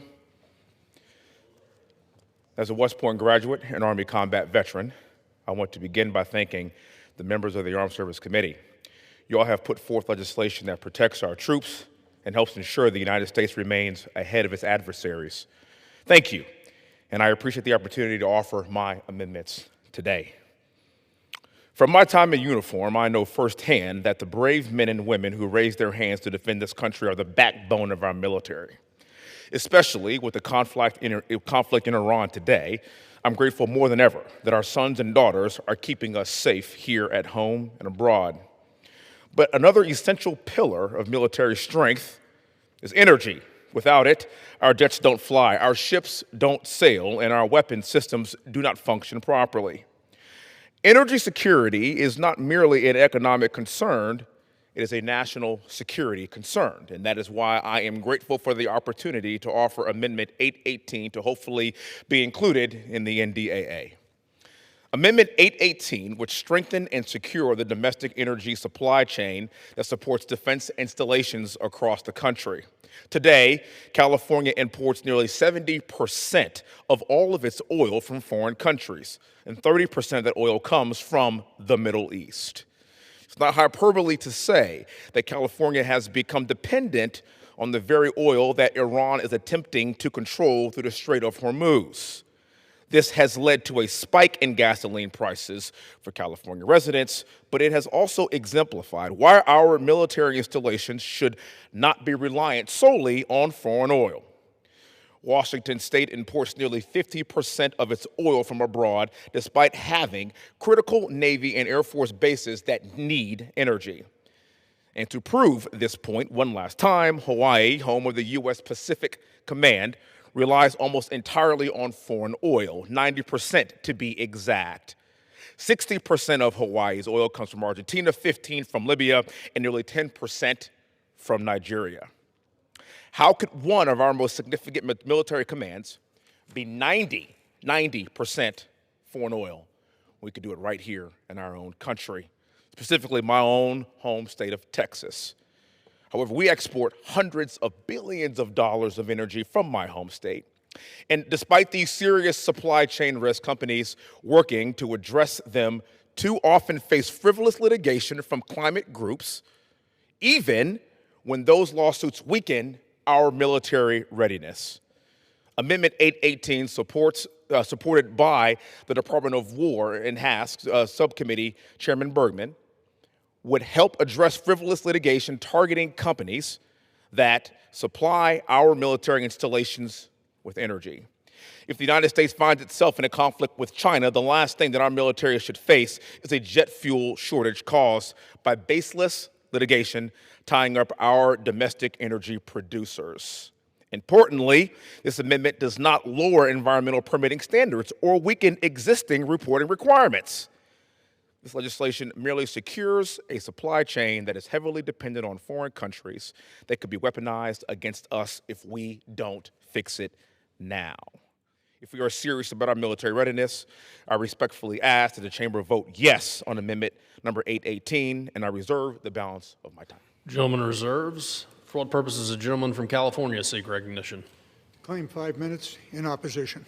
The gentleman is recognized for 5 minutes. I'm trying to figure out if this is a drill baby drill or is this just get even with California? This really sounds strange to me, that the state that so much wants to have the federal government not messing with that state, the state of Texas, that the representative from Texas would put forth an amendment that would specifically remove California's ability to regulate energy operations within the state of California. I would hope that the application of this might just as well go to the state of Texas as it does to California, and perhaps I'll propose an amendment that that be the case. But the reality is that this is not good public policy. There are many, many reasons why an energy project should not be built. Maybe it's because it goes right through a school or destroys a community. Maybe it's because there are environmental issues or economic issues. But this would simply give to, in this case, the Secretary of War, Mr. Hegseth, the opportunity to say that, oh, this energy project in California is necessary, even though it may have little or anything to do with the current war effort in Iran or any other place. I don't get it. I don't get it. If you're really interested in states' rights, why you would be proposing this amendment, and particularly if you happen to be from Texas, which may be the center of states' rights. So here we go. Here we go. What are we doing here? If you're a tribal government and you want to put a pipeline through that tribal land, the tribal government has absolutely nothing to say about it if the secretary certifies that it's necessary for defense. Or maybe it's a community. Or maybe it happens to be a river or a lake. All the secretary has to say is, hey, this is necessary for national defense. Come on. This is bad, bad public policy.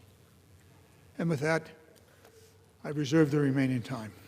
Gentleman reserves. The gentleman from Texas is recognized. I reserve my time, and I'm prepared to close.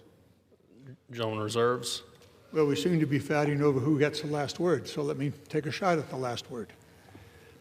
If you are interested in the power of a state to regulate its environment, to regulate its communities and roads and streets and rivers and lakes, then you should be opposed to this amendment.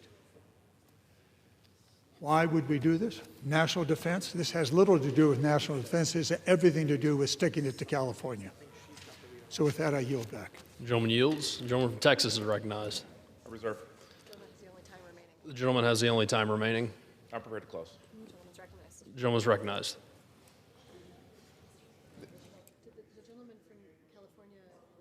He yielded.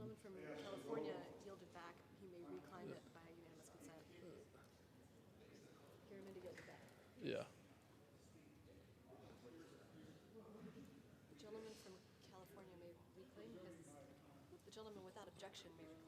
The gentleman without objection may reclaim his time. The gentleman from Texas is recognized. The gentleman from Texas is recognized.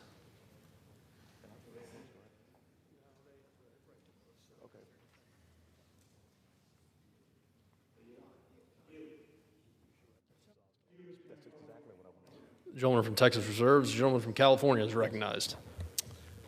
Thank you, Mr. Chair. Thank you, Mr. Garamendi. I oppose this amendment. We know that the military does not need this provision to ensure a stable supply. We already are the largest oil producer in the world, producing nearly 14 million barrels of oil a day. So let's be clear. This is not about energy independence or national security. It's about giving big oil special treatment at the expense of California. Under this amendment, a single certification from the Secretary of Defense unlocks sweeping legal protections for fossil fuel projects. States and local governments cannot interfere.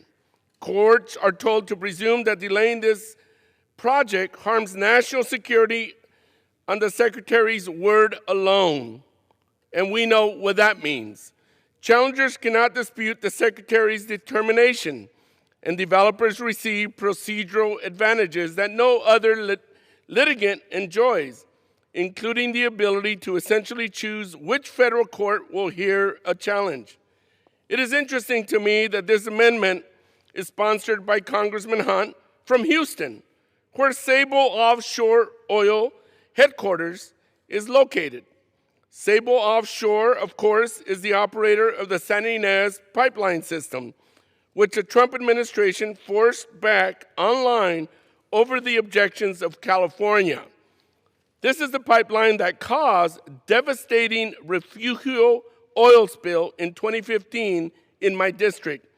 My constituents who must live with the risk this operation poses are overwhelmingly opposed.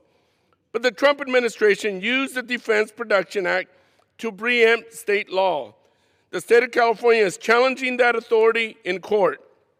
I guess Sable is worried about losing in court, as they should be, because this amendment would allow the company to avoid accountability by moving to a more favorable court, blocking the California lawsuit and preventing any court from issuing an injunction against this project.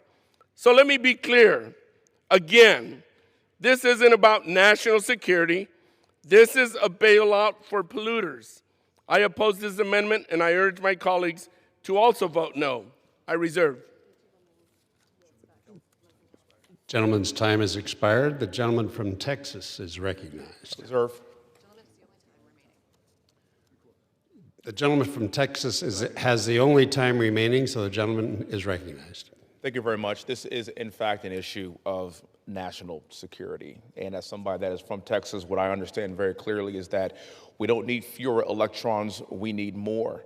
And while we are looking for the next abundant source of energy for the future, we ain't getting there, unfortunately, for many people in this room on the other side of the aisle, without energy and oil and gas, especially when it comes to putting fuel in the Apache helicopter that I flew in combat 55 times, to supplying energy for our forces abroad and for our allies abroad as well. And the only thing that we are trying to do is make sure that we produce it safer, cleaner, and better here in this country than anywhere in the entire world.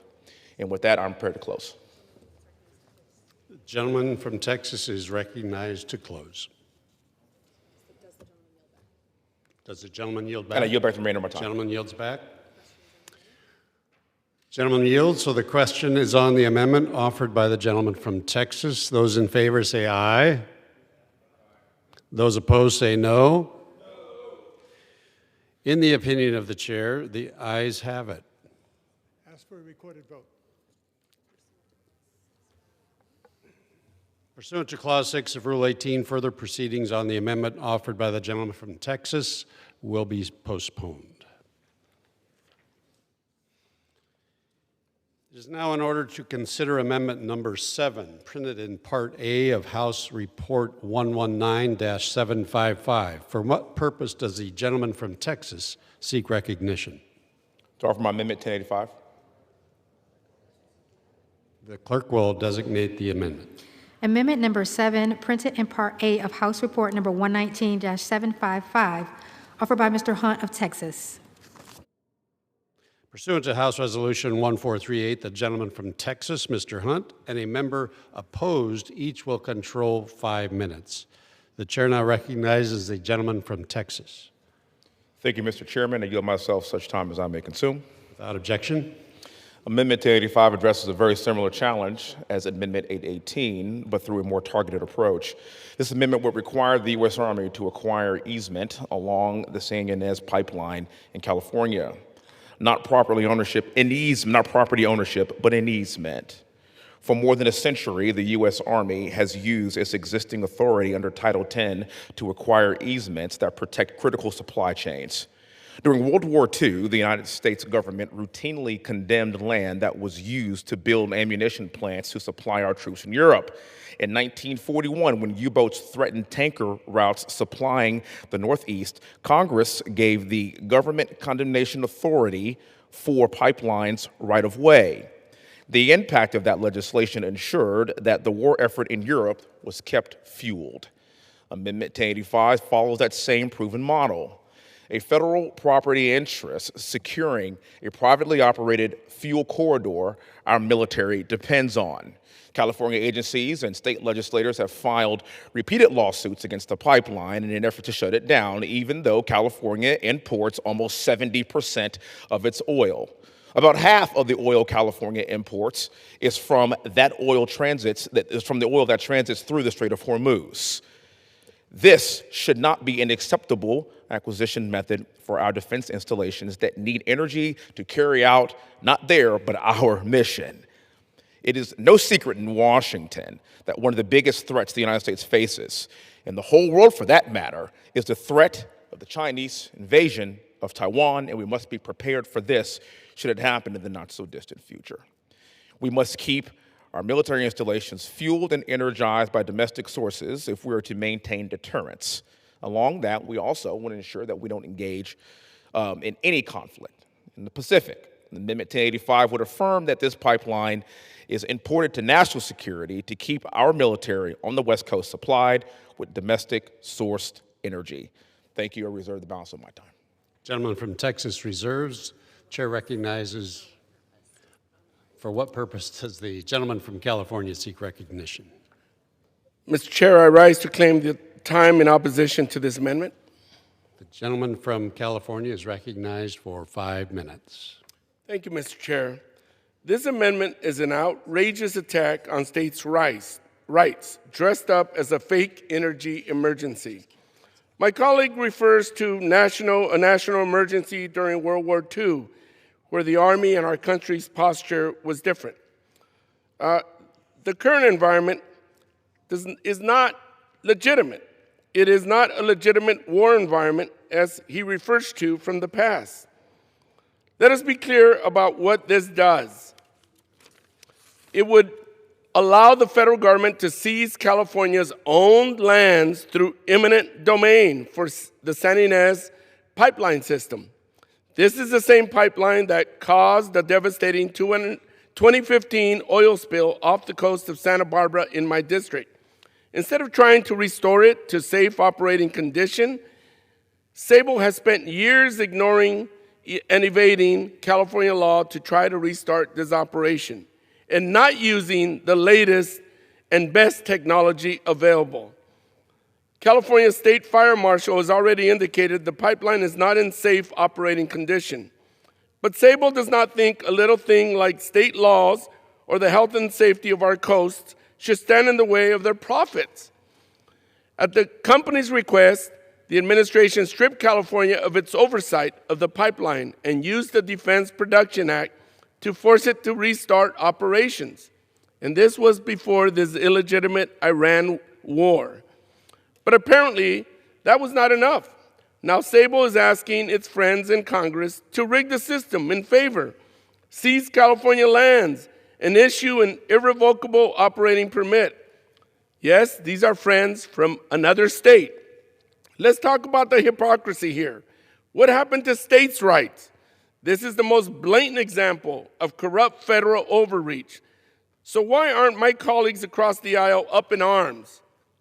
Oh, because it's not convenient. So one should be able to use the federal government as their personal trump card to trample on state laws and regulations for their personal profit, no matter the party, no matter the state. Unfortunately, this amendment fits a broader pattern of attacks on California by this administration, attacking our clean air standards, undermining our offshore wind industry, and now trying to bulldoze our environmental protections for big oil, a big oil handout. I urge my colleagues to vote no on this dangerous project and the precedent it sets. Mr. Chair, I reserve. Gentleman from California reserves. The gentleman from Texas is recognized. Reserve my time. Gentleman reserves. Gentleman from California. Should I close?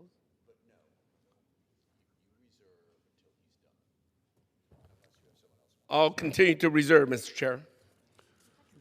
Gentleman from Texas then is recognized. Prepared to close. Gentleman from Texas is prepared to close. The gentleman from California is recognized to close. Oh, he closes first. Mr. Chair, how much time? Sorry. Gentleman from California has 3 minutes. Gentleman from California has 2 minutes. Gentleman from Texas has 3 minutes. Mr. Chair, I'll yield 1 minute to Representative Garamendi. Oh, we can do that. Very good. The gentleman from California, Mr. Garamendi, is recognized for 1 minute. We need to be very, very clear about what this is all about.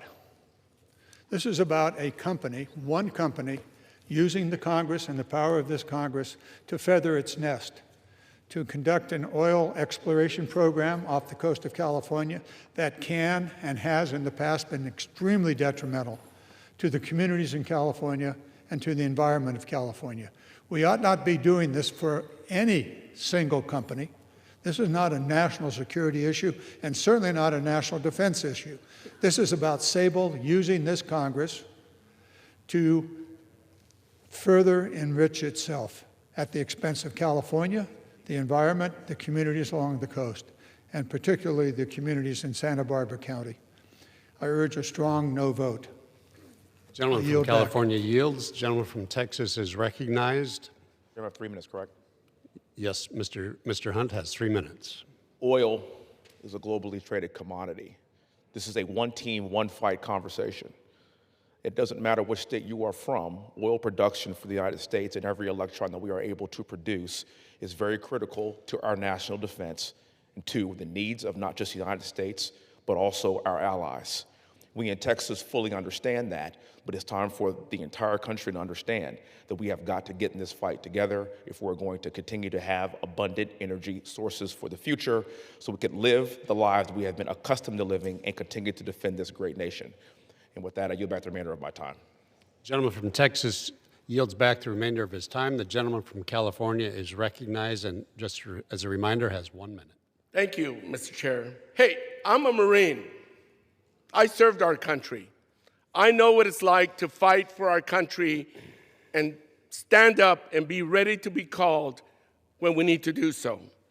But to use the Production Defense Act for a frivolous reason undermines our democracy, undermines the integrity of what we're about, and when we really need to use it, it makes a mockery of us. Mr. Chair, this is ludicrous. We should not proceed forward with this amendment. I reserve. The gentleman is closing at the moment. I yield back. The gentleman yields.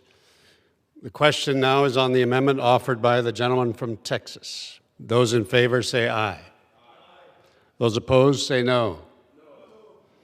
In the opinion of the chair, the ayes have it. The amendment is agreed to.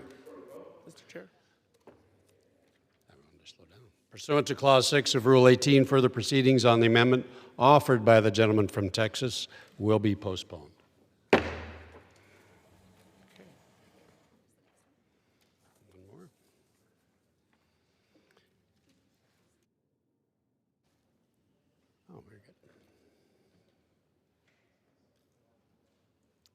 It is now in order to consider Amendment Number 8, printed in Part A of House Report Number 119-755.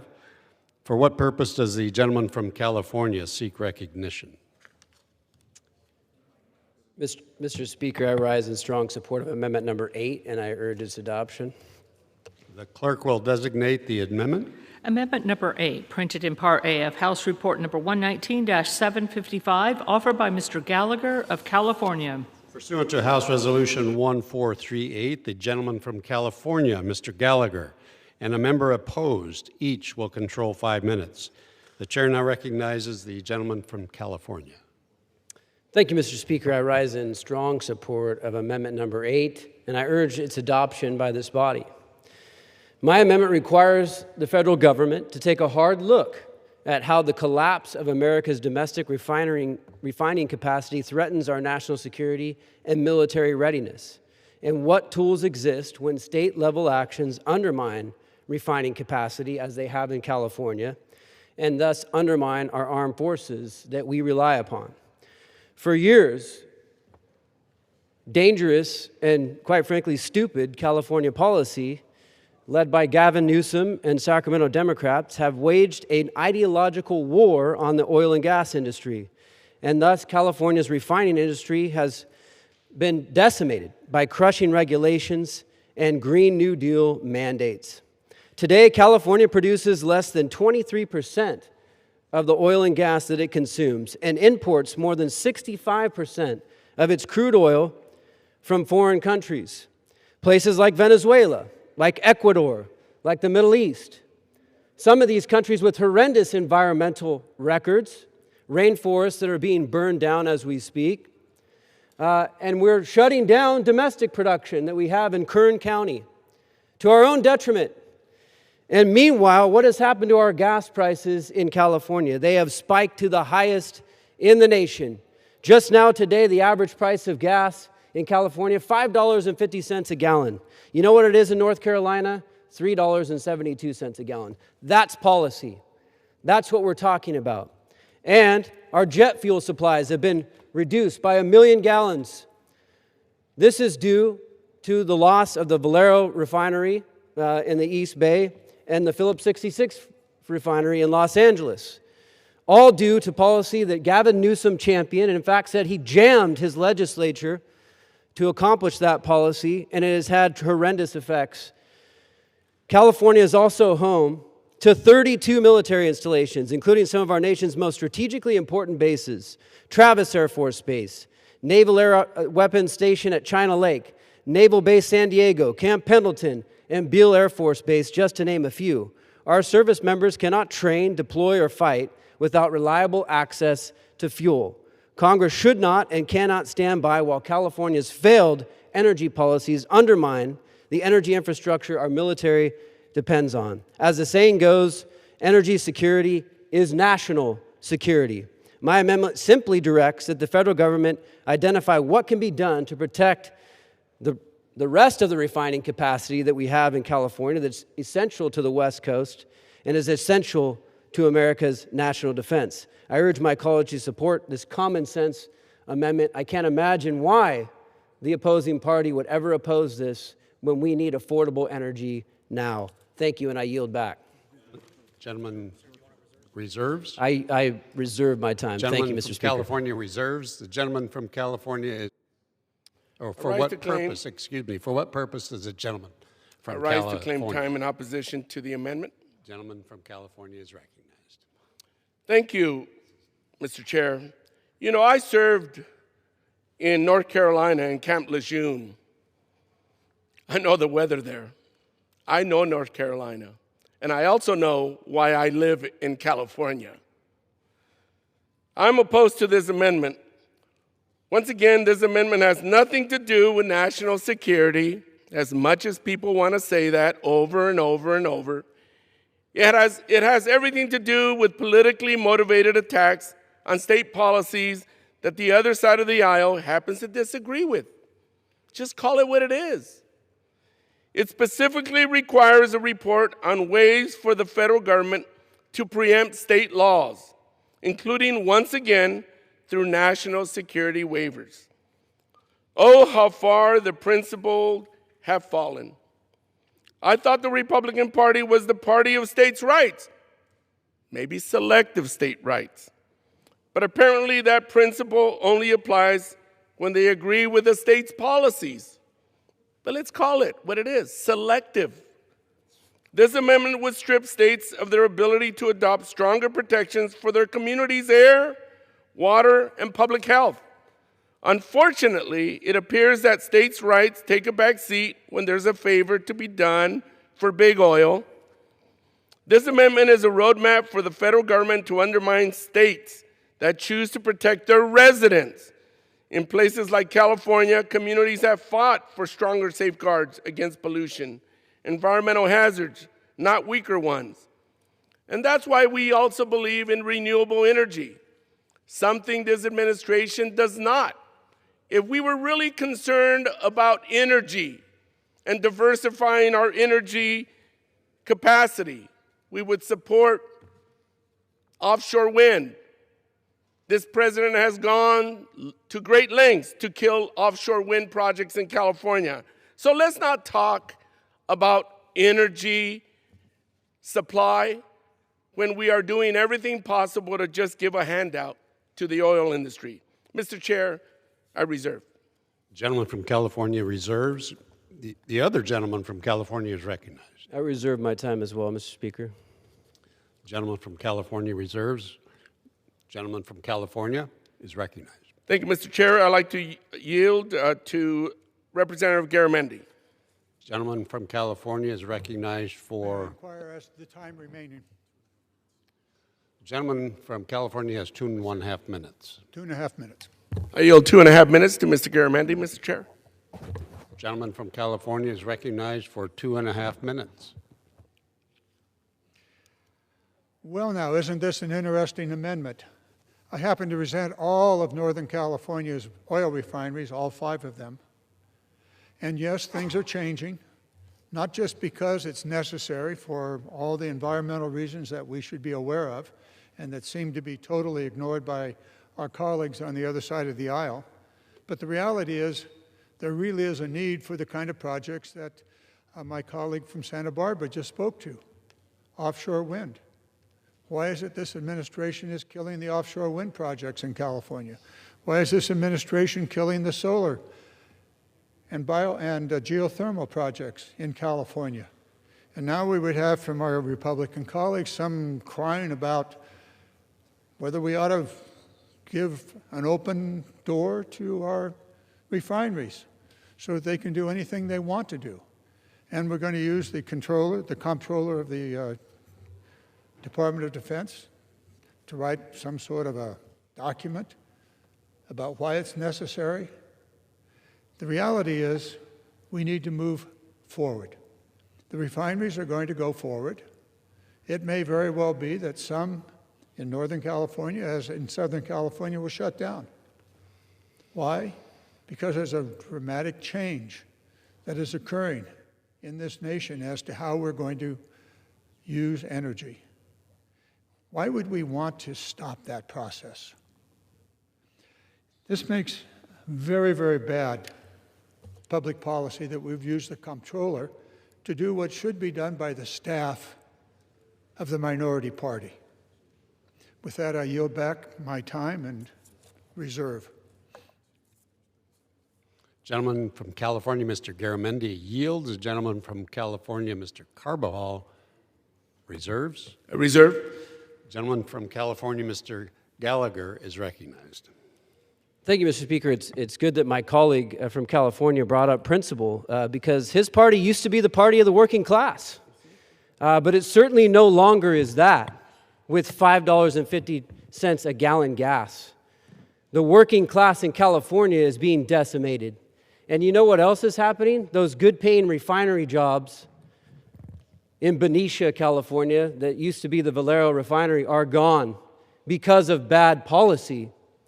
And those people no longer have those jobs. So yes, you're right, we should be talking about principle. We should be talking about actually serving our constituents who have been plagued with the worst energy prices in the nation. But don't belie the argument. This is about national security because we have all of those bases that I mentioned on the West Coast. They need that fuel supply. They need that jet fuel that they can no longer get from Benicia. They can no longer rely on that. This is absolutely germane to national defense. And what are they so worried about? This amendment is simply calling for a review. It's calling for a study to see what we can do. Are you afraid of what it might find? My colleagues, are you afraid of what it might find that your policy, far from being one that is diverse and that looks to all forms of energy, has put all of its eggs in one basket, solar and wind, to great detriment? We should be looking at all forms of energy, and including our oil and gas. We produce oil and gas in Kern County safely, environmentally friendly, and instead you're importing it from countries that have no such record, sir. So absolutely, I decry what you are saying today. I decry California's policy. It deserves a review, and we should be using the federal government to ensure that our refinery capacity stays stable, that it's affordable, and that it is ready for our men and women of the military. And so again, I ask my colleagues to support this amendment. It is germane. It is much needed in these times. Thank you, and I yield back my time, Mr. Gentleman's Speaker. time's expired. The gentleman from California, Mr. Carbajal, is recognized. Thank you, Mr. Chair. Boy, I think I heard my colleague supports offshore wind, which is in contrast with the president.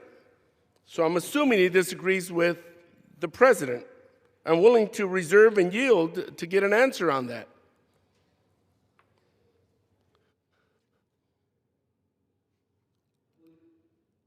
Mr. Carbajal is recognized. I'll reserve and ask, or yield and ask for an answer to that question. I kind of heard he supported offshore wind. Mr. Carvajal's time has expired. Question is on the amendment offered by the gentleman from California, Mr. Gallagher. Those in favor say aye. Those opposed say no. In the opinion of the chair, the ayes have it. The amendment is agreed to. I ask for a recorded vote. Pursuant to Clause 6 of Rule 18, further proceedings on the amendment offered by the gentleman from California will be postponed.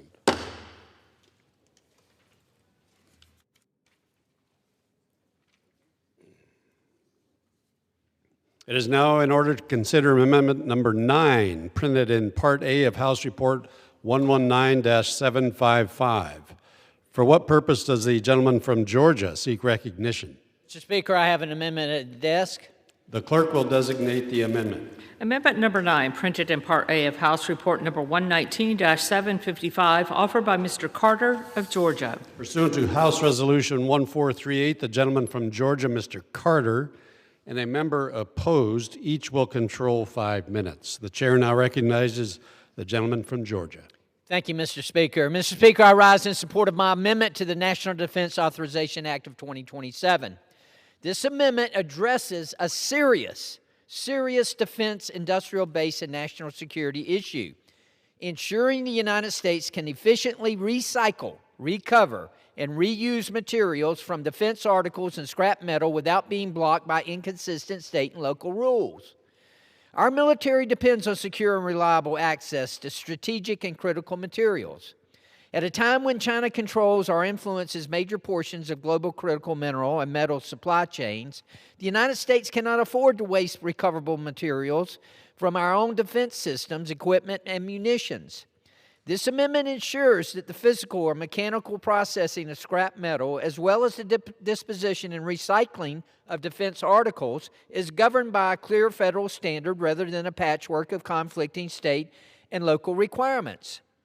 While this amendment is expressly focused on critical metals that often incorporate sensitive military technology, the amendment prevents non-identical state or local rules in this narrow area while preserving applicable federal standards. It is limited in scope to ensure chemical treatment, stabilization, fixation, and neutralization of waste are expressly excluded, preserving state authority over hazardous chemical processes and maintaining existing environmental protections. We've repeatedly heard from both Republicans and Democrats a litany of concerns over how dependent the United States is on foreign sources for critical minerals. We know how incredibly difficult it is to build a new mine and refining capacity in the United States. I would like to hope that we can at least come together and agree that keeping sensitive technology and the materials that can be recovered from our military equipment within the domestic supply chain. This is not about lowering safety or environmental standards. This is not about lowering safety or environmental standards. The amendment is narrowly focused on physical and mechanical scrap processing and defense article recycling. It does not cover chemical treatment, stabilization, fixation, or neutralization of waste generated by that processing. At a time of growing global instability, we should be doing everything possible to strengthen domestic supply chains, reduce dependence on adversaries, and support the defense industrial base. This amendment is a common sense national security measure that helps ensure critical materials from defense articles can be responsibly recovered, recycled, and reused for America's security needs. I respectfully urge my colleagues to support this amendment and its inclusion in the NDAA, and I reserve the time. Gentleman reserves. Gentleman from California. Mr. Chair, I rise to claim the time in opposition to the amendment. Recognized for 5 minutes. Thank you, Mr. Chair. I oppose the amendment. Don't get me wrong. I am glad to see my colleagues across the aisle recognize that recycling needs to be part of our minerals and materials strategy. We absolutely should be recovering valuable materials instead of relying entirely on new mining. But this amendment isn't really about recycling, is it? It is another attempt to use national security as a phony justification to override state laws that this majority doesn't like. What happened to states' rights again? Are we being selective again? It would prevent states and local governments from enforcing requirements governing the recycling and disposal of defense materials, unless those requirements are identical to federal law. Many states and localities have adopted stronger safeguards to protect communities from pollution and industrial hazards. And we know that defense equipment can pose significant risks to surrounding communities. In an era where this administration is trying to roll back every single environmental and public health protection it can, an amendment like this is particularly dangerous. I know, I served in the Marine Corps. I serve on the House Armed Services Committee. I strongly oppose, and I reserve my time. Gentleman's time reserved. Gentleman from Georgia. Mr. Speaker, will you make sure that the gentleman is looking at the same amendment that I am proposing here, because he obviously does not understand it. This is not about lowering safety or environmental standards. This amendment is narrowly focused on physical and mechanical scrap processing and defense article recycling. It doesn't cover chemical treatment. It doesn't cover stabilization, fixation, or neutralization of waste generated by that processing. Mr. Speaker, respectfully, I ask you to make sure he's looking at the right amendment here, and I reserve. Gentleman from Georgia reserves. Gentleman from California. I don't know what they teach in Georgia, but in California, let me tell you, we learn how to read and write. I understand this amendment. And with that, let me yield 2 minutes to Representative Garamendi. The gentleman from California is recognized for 2 minutes. Thank you, Mr. Chairman. This is the fourth amendment in a row that basically preempts state laws of many different kinds. And frankly, I don't understand why we're doing this. I didn't understand, but I've come to understand we're doing this for a specific company that now has a contract to recycle military equipment at the Sierra Depot in California. Basically, what this amendment does is to reduce or to eliminate any California law about recycling, the safety of it, the disposition of the hazardous materials, and the way in which they may be affecting the land, the people, or the environment. Unless if the California law is different from the federal law. And in reality, there may be no federal law whatsoever. So we're faced with a situation here of totally removing the ability of the state, any state actually, this isn't just for California, this is for every state, the ability of the state to regulate the recycling and the disposition of hazardous materials in the state of California, defense materials. Why would we do that? What's the logic behind this except to benefit a single company, which is exactly what this does? Why would we do that? Just like the previous three amendments, benefiting one company, Sable Company. So here we are, taking our time, providing a specific opportunity for that company to operate. With regard to the Sierra facility, I'm familiar with it. I'm also familiar with the federal laws in that area. They do not protect the people who are doing the work. They do not protect the community. The gentleman's time has around expired. The depot. Gentleman's time has expired. I yield back. Understand why they want to cut off their nose in spite of their face. This is national security here, Mr. Speaker. This is not trying to preempt the laws. It is narrowly focused. We are talking about recycling national defense materials that include critical minerals, scrap metal. And for the life of me, I don't understand how this is benefiting one company. It is benefiting the United States of America. This is recycling. This is environmentally safe, environmentally sound, environmentally friendly. Mr. Speaker, I reserve. Gentleman from Georgia reserves. Gentleman from California is recognized. In California, we really believe it's important to protect the public health of our constituents.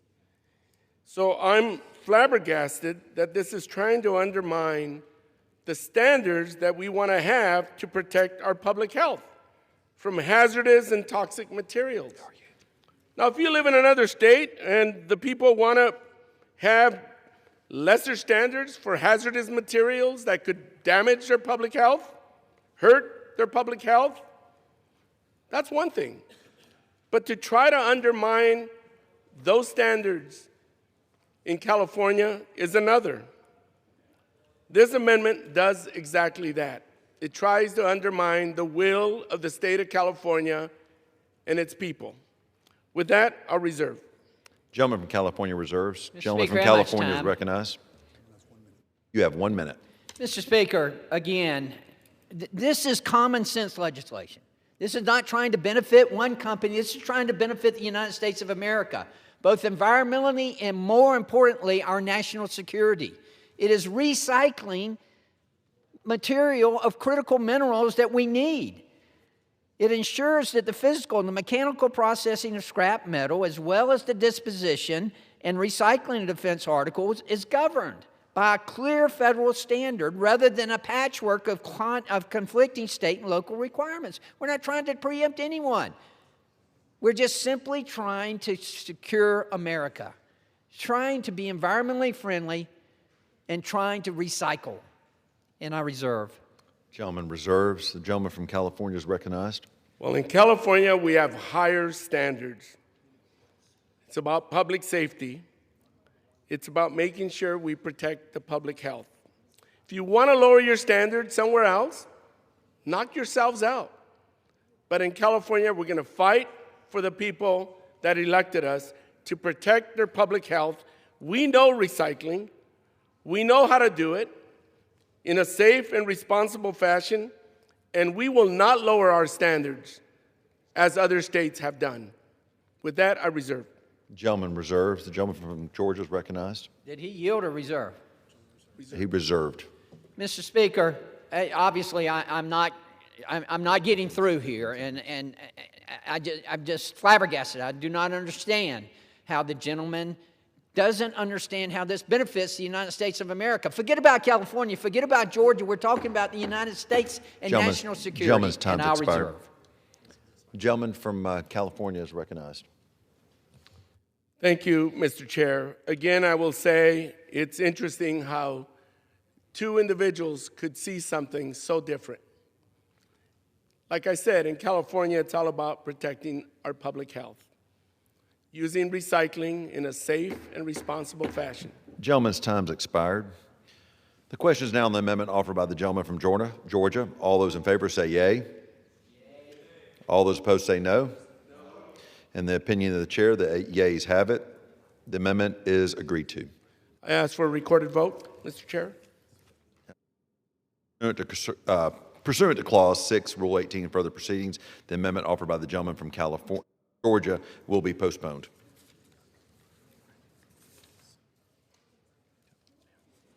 What's the next amendment we got?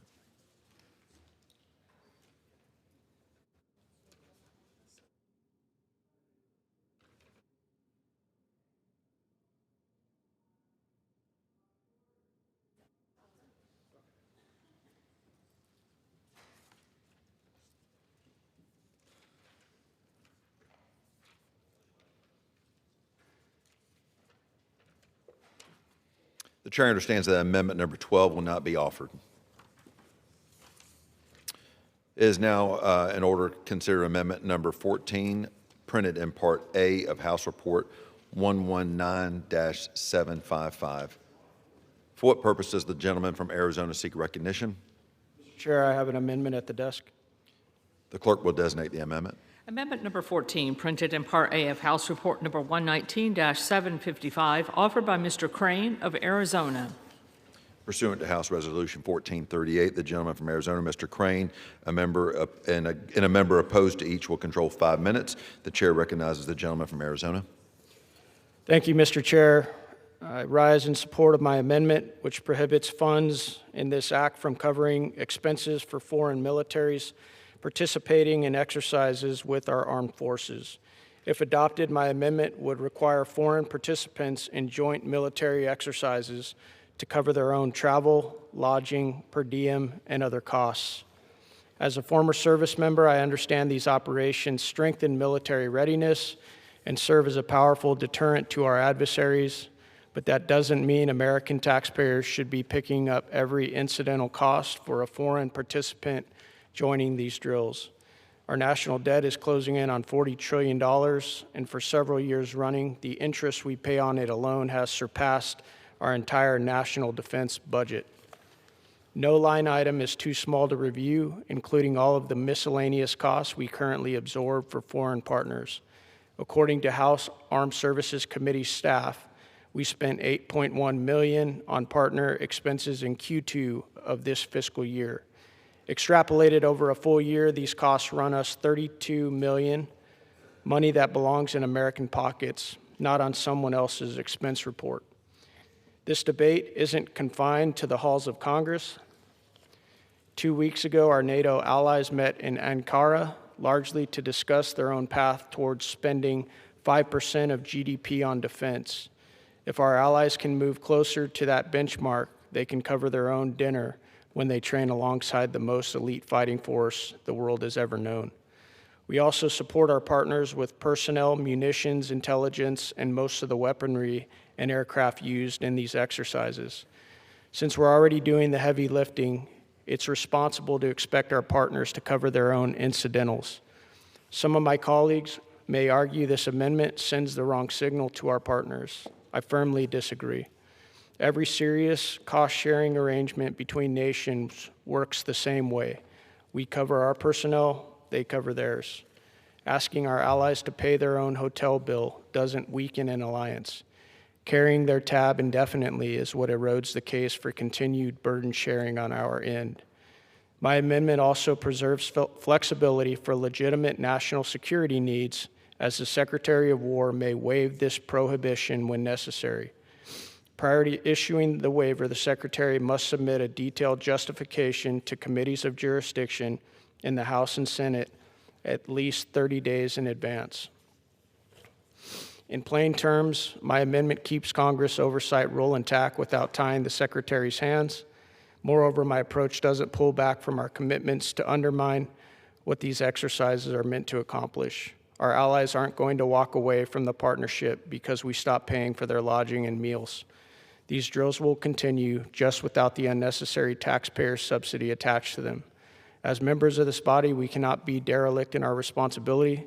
The American people sent us here in large part to confront this debt, and that means reviewing every line item, no matter how small the savings look in isolation. It's time to relieve taxpayers of an expense that was never theirs to carry and shift it back to our allies where it belongs. I urge my colleagues on both sides of the aisle to support this sensible amendment. Thank you, Mr. Chair. I reserve.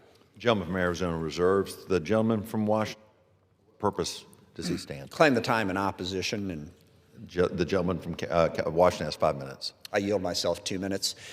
We need partnerships and alliances, and right now they are struggling for a variety of different reasons. We don't need to lump anything else onto the pile of we want to separate ourselves from our partners and alliances. Here, I could go down a rabbit hole of complaints about the way the Trump administration treats our partners and allies.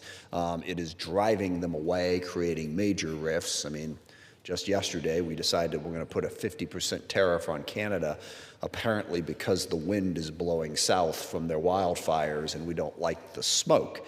We need to show our partners and allies that we are with them. We need to begin reversing some of the damage that all of the belittling and insults that the Trump administration has done to our allies has caused. This amendment moves us in the opposite direction. It's also important to note that these training exercises are of substantial benefit to the U.S. We need these partners and allies. We want them to have the same basic doctrine and methods that we have. It's part of what we do in NATO. We are bringing them in to make sure that they are properly integrated in our efforts. So there's no need to sort of push them further away over a relatively minor amount of money.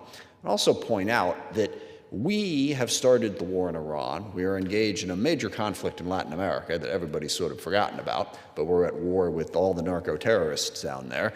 We are trying to stand up to China. We are asking the rest of the world to be with us on a lot of stuff that they have serious doubts about. I think we should spend a little bit of time showing them that we value the partnership, we want their help, we need their help. This amendment takes us in the wrong direction. I urge the body to oppose it, and I reserve the balance of my time. Thank you. Mr. Speaker, my colleague said that our partners are struggling. I want to remind my colleague that we're pushing $40 trillion in debt. If that's not struggling, I don't know what is. My colleague also said we need to be showing them that we value the partnership. As I laid out in my opening testimony, we also support our partners with personnel, munitions, intelligence, and most of the weaponry and aircraft used in these exercises. I think that's showing them that we value the partnership. As a service member myself, I acknowledge we do receive value from these partnerships, but we shouldn't ask the American people sitting in the galley right now and all over the country to foot the entire bill. Let's be honest, our allies also get value from these partnerships. So asking them to pay the incidentals like their lodging, their hotels, their food, that's not asking a lot when you look at everything that we provide, in addition to world-class training. I reserve. Gentleman reserves. Thank you. Just one point of clarification. When I said that what our allies are struggling with is they're struggling with the idea of staying allied with the U.S., with understanding that the U.S. still values those partnerships. I wasn't referring to any sort of financial struggle for them. And with that, I'm pleased to yield 1 minute to the chairman of the committee, Mr. Rogers. Mr. Rogers from Alabama is recognized for 1 minute. I thank my friend. While I agree with the amendment's intent to increase burden sharing, I must respectfully oppose it. The Department of War opposes this amendment. Secretary Hegseth requested funding for these authorities in the budget because training with our allies and partners is essential to U.S. military readiness. Many of our partners, specifically those in the Western Hemisphere and Pacific, cannot participate in joint exercises without some limited financial assistance from the U.S. Those exercises are critical to ensuring American forces can train and operate effectively alongside our allies and partners in a conflict with China. Defunding those programs would only make it harder to strengthen burden sharing, to deter China, and to defend the homeland. I urge all members to oppose this amendment. Gentleman from Washington reserves. The gentleman from Arizona is recognized. Thank you, Mr. Speaker, and I appreciate the comments from my colleague bringing up this Department of War and the Secretary of War. And it is for that reason that in this amendment, we actually preserve the flexibility for legitimate national security needs, and we offer the Secretary of War time has expired. to waive this provision when necessary. Gentleman from Washington is recognized.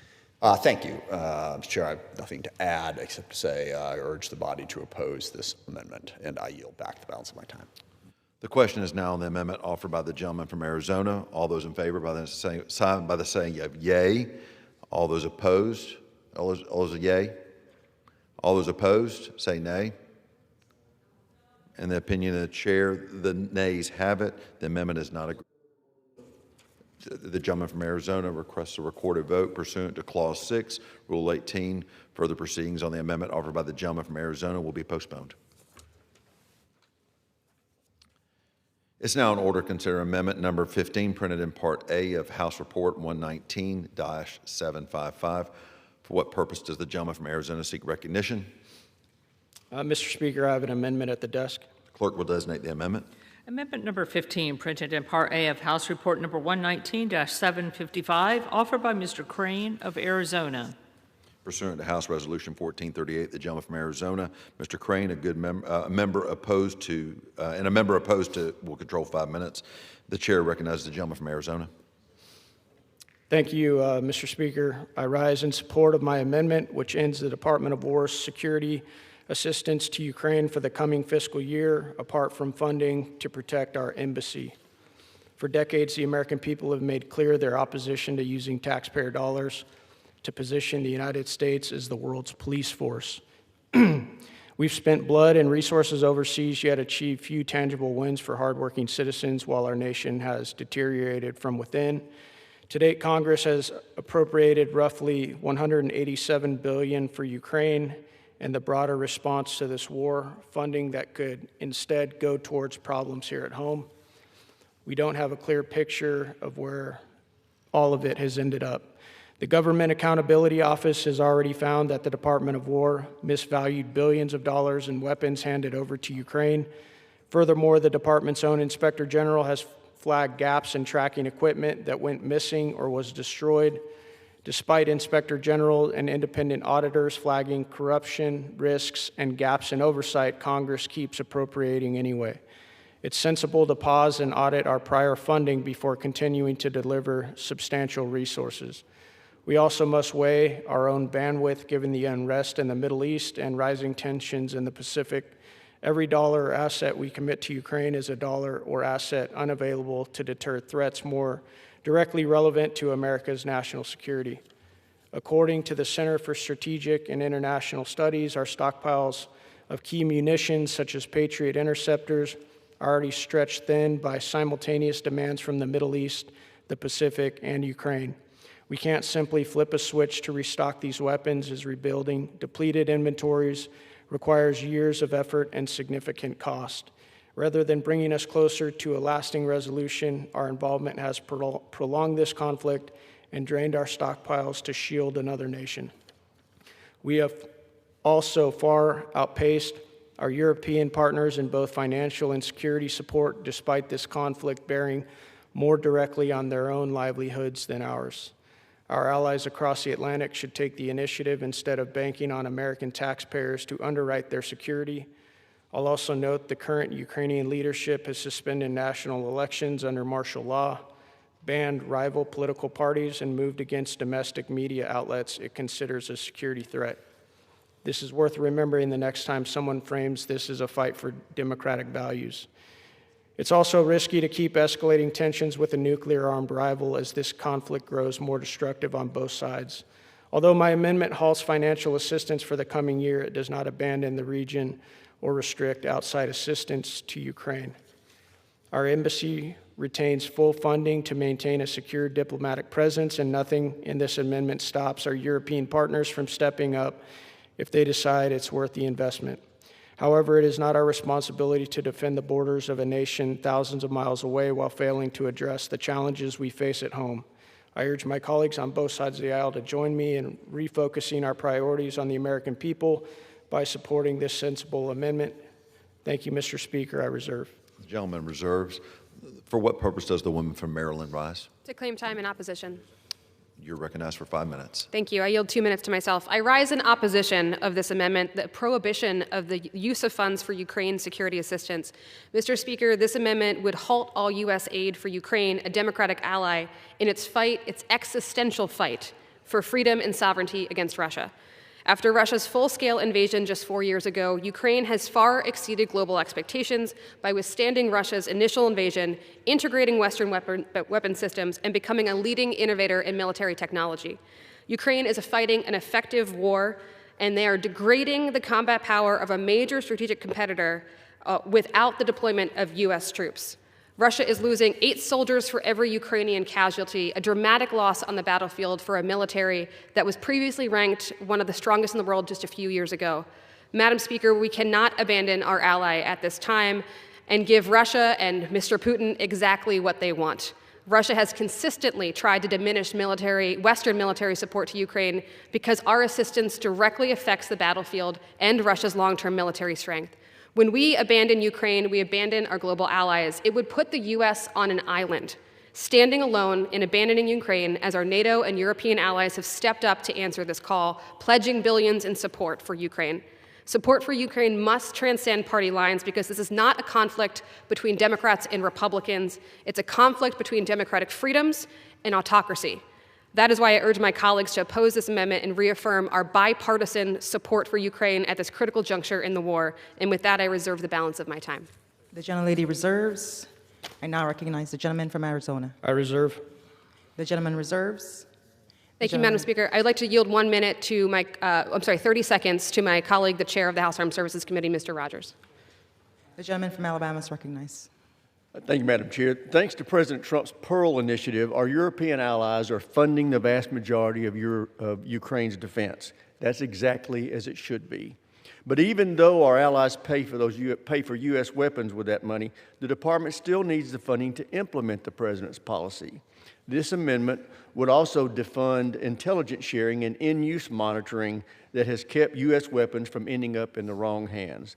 The administration continues to support providing Ukraine intelligence and Pearl initiative in an effort to force Putin to the negotiating table.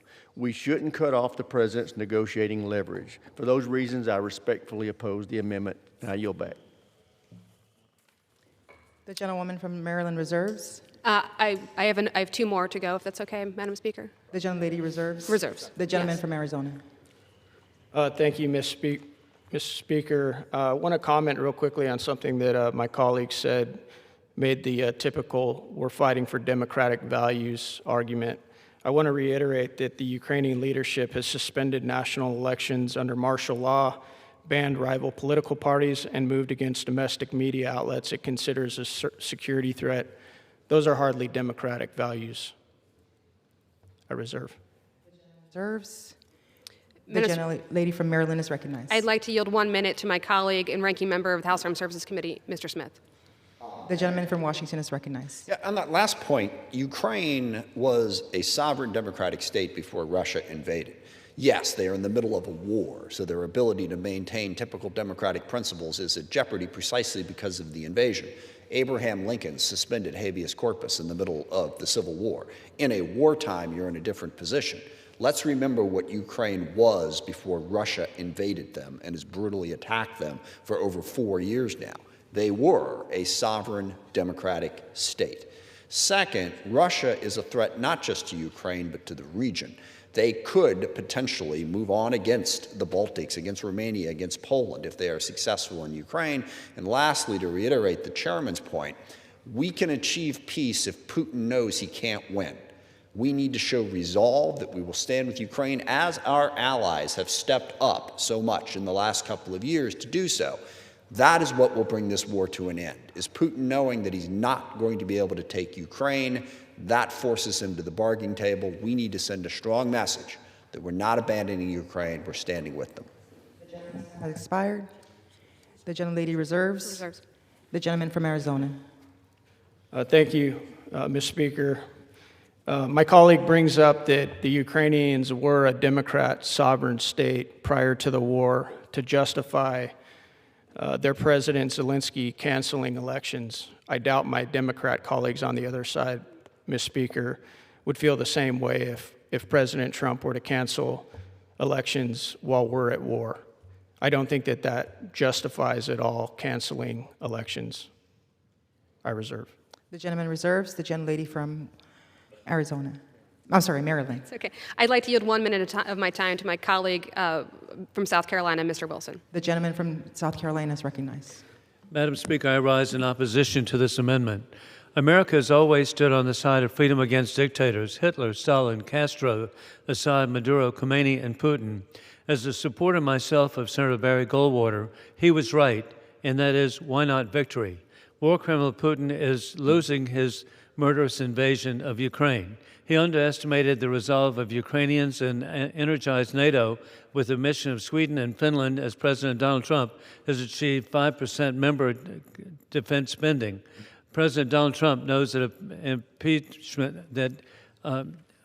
appeasement endangers American families. President Donald Trump courageously tried to stop Putin sending Javelin missiles to Ukraine, placing American troops in Poland, and stopping the corrupt Nord Stream 2 pipeline.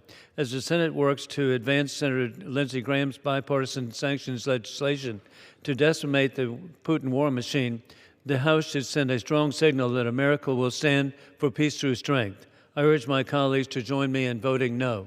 I yield back. May I inquire to the balance of my time? The gentlewoman has 1 minute remaining, and the gentleman from Arizona has 30 seconds. I reserve. The gentleman from Arizona. I yield the remainder of my time. The gentleman yields. Thank you, Madam The Speaker. gentlelady from. Thank you, Madam Speaker. I want to share with this group, every time I'm at a town hall or in the grocery store and people ask me how this body, how this Congress works together, I point to our remarkable bipartisan support of Ukraine as an example of something we can do well and do together. That very idea is being challenged by this amendment today. I'm so grateful to the chair of the committee, to Mr. Wilson, for standing up for what is right. We cannot be isolationists in this world anymore. We know where that leads us. Our support, our commitment, our word to our democratic ally in Ukraine is essential, not just to their survival, but to the future of a free Europe. And I urge my colleagues to reject this amendment, and with that, I yield back. The gentlelady yields. The question is on the amendment offered by the gentleman from Arizona. Those in favor say aye. Those opposed say no. In the opinion of the chair, the noes have it. The amendment is not agreed. Recorded vote. Pursuant to Clause 6 of Rule 18, further proceedings on the amendment offered by the gentleman from Arizona will be postponed.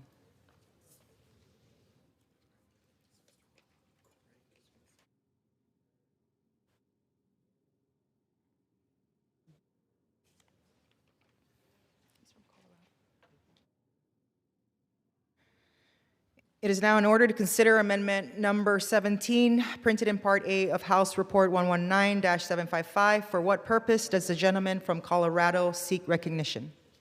Madam Speaker, I have an amendment at the desk. The clerk will designate the amendment. Amendment number 17, printed in Part A of House Report number 119-755, offered by Mr. Crank of Colorado.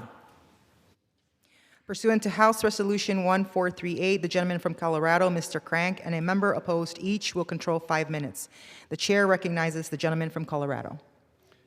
Thank you, Madam Speaker. I rise today to offer my amendment to return common sense to decisions surrounding a member of the United States Armed Forces constitutional rights. Since 2015, our men and women in uniform have required approval from their base commander to carry a personal firearm on that installation. Now let's be clear, constitutional rights are the baseline for all Americans, guaranteed to all Americans, and can only be restricted in thoughtful and specific decisions. The Department's policy for the last 10 years has instead approached the Second Amendment from a no-first perspective, requiring our service members to seek government approval to exercise their Second Amendment right. That's not how the Constitution works. Mr. Speaker, I find it hard to reconcile, Madam Speaker, I find it hard to reconcile the idea that it is these same men and women who use firearms every single day in training and in defending our country who are being denied access to their personal property. Our service members are extensively trained in firearm safety and in best practices, yet the department treated them as blanket security risks. I'm grateful to the Secretary of War for taking recent action to ensure that applications for concealed carry on department property are reviewed with a presumption of approval, returning these decisions to a common sense, yes first perspective. My amendment codifies this presumption to ensure that we're protecting the rights of our troops and adds a layer of accountability, requiring the department to tell a service member why their application was rejected. My amendment's straightforward. It preserves a base commander's ability. It preserves a base commander's ability to protect their installation and to deny the right to conceal carry. It restores the universal applicability of constitutional rights, especially to those men and women who serve us every day, and it increases transparency in those decisions. I want to thank Chairman Rogers for his support and his assistance in this effort, and I urge my colleagues to support the amendment. Thank you, and I reserve the balance of my time. The gentleman reserves. I now recognize. Purpose does the gentlelady from Hawaii seek recognition? Afade, Madam Chair, I rise in opposition to this amendment. The gentlewoman is recognized for 5 minutes. Thank you, Madam Chair. I yield myself 2 minutes of debate time. Let's be clear. Our service members already have the ability to bring personally owned firearms into military installations. They simply have to meet common sense Department of Defense safety requirements, be legally eligible, properly trained, meet age requirements, demonstrate responsible conduct, and safely transport and store their firearms. Those aren't burdens, they're basic safeguards. This amendment turns that standard on its head. Instead of commanders deciding who can safely carry a personal firearm on base, it creates a presumption that requests should be approved unless commanders can justify saying no. It weakens commander authority and it lowers the safety standards that have protected our installations for years. And when we lower standards around firearms, we increase risk. We have lived through the consequences. Some of the deadliest mass shootings on military installations were carried out with personally owned firearms. At the same time, our military continues to face a heartbreaking suicide rate. This with many times firearms accounting for the vast majority of active duty suicide deaths. We should be strengthening safe storage, responsible ownership, and commander discretion, not making it easier for firearms to be carried and stored on our bases with fewer safeguards. Military installations are not public parks. They are secure workplaces. They are homes for military families and critically important national security assets. Commanders must have the authority to protect the people entrusted to them. If we expedite discipline, if we expect readiness at the same time and accountability from our troop, we should expect the same when it comes to firearms on our installations. I urge my colleagues to reject this reckless amendment, and I reserve the balance of my time.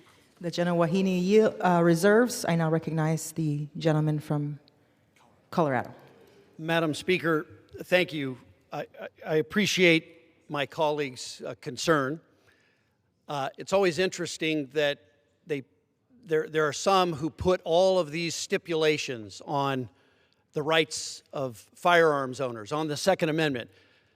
Always wonder to myself what would happen if we put those same restrictions on the First Amendment, if they had to get approval from the base commander before they exercise their First Amendment right, if they had to get approval from the base commander before they went to church and their First Amendment right to worship God as they see fit. I wonder how some of my colleagues might think of that, Madam Speaker. This is a common sense approach. These are the men and women who use firearms every single day to defend our rights, our First Amendment rights, our Second Amendment rights, all of our constitutional rights guaranteed to us in the Bill of Rights. That's who we're talking about. If we can't trust them to be responsible gun owners, then who in the world can we trust?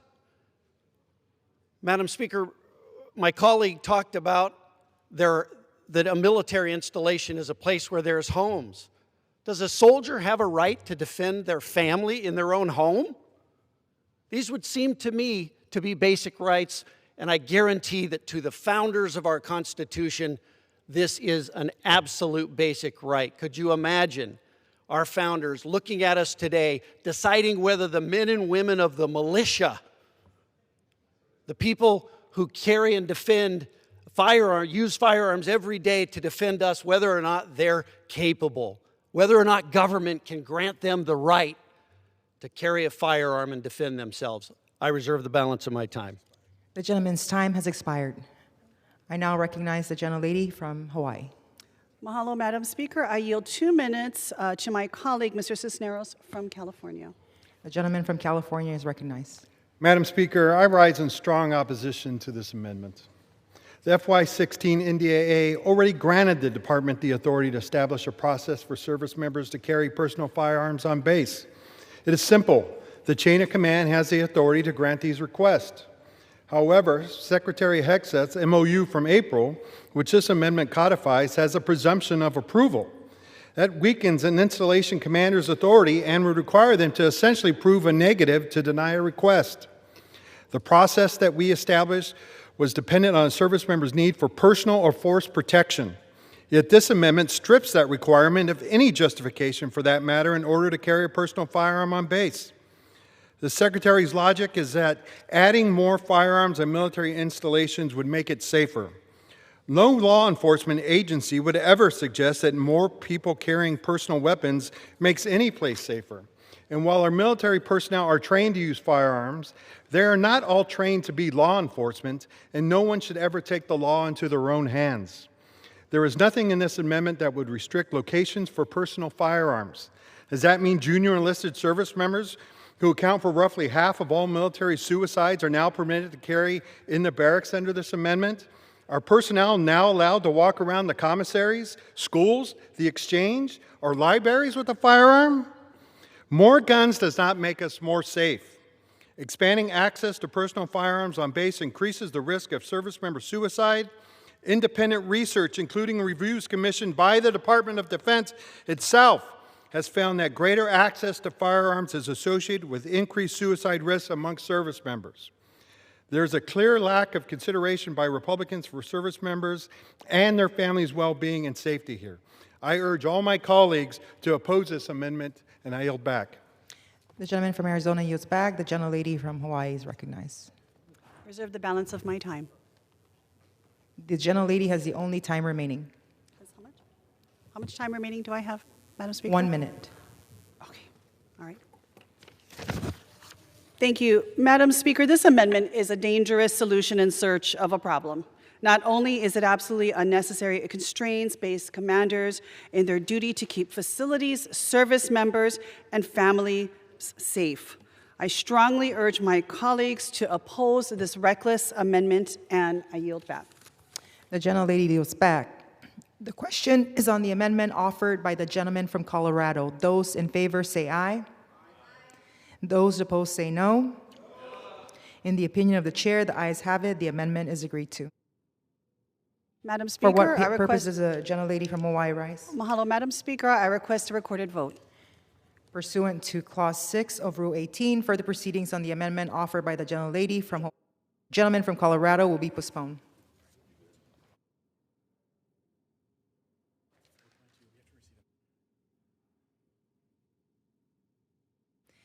The committee will rise informally to receive a message.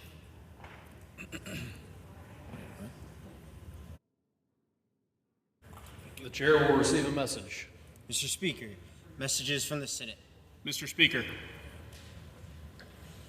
Mr. Secretary. I've been directed by the Senate to inform the House that the Senate has passed S-1041, an act to amend Title 35 United States Code to address the infringement of patents that claim biological products and for other purposes, in which the concurrence of the House is requested. The committee will resume its sitting.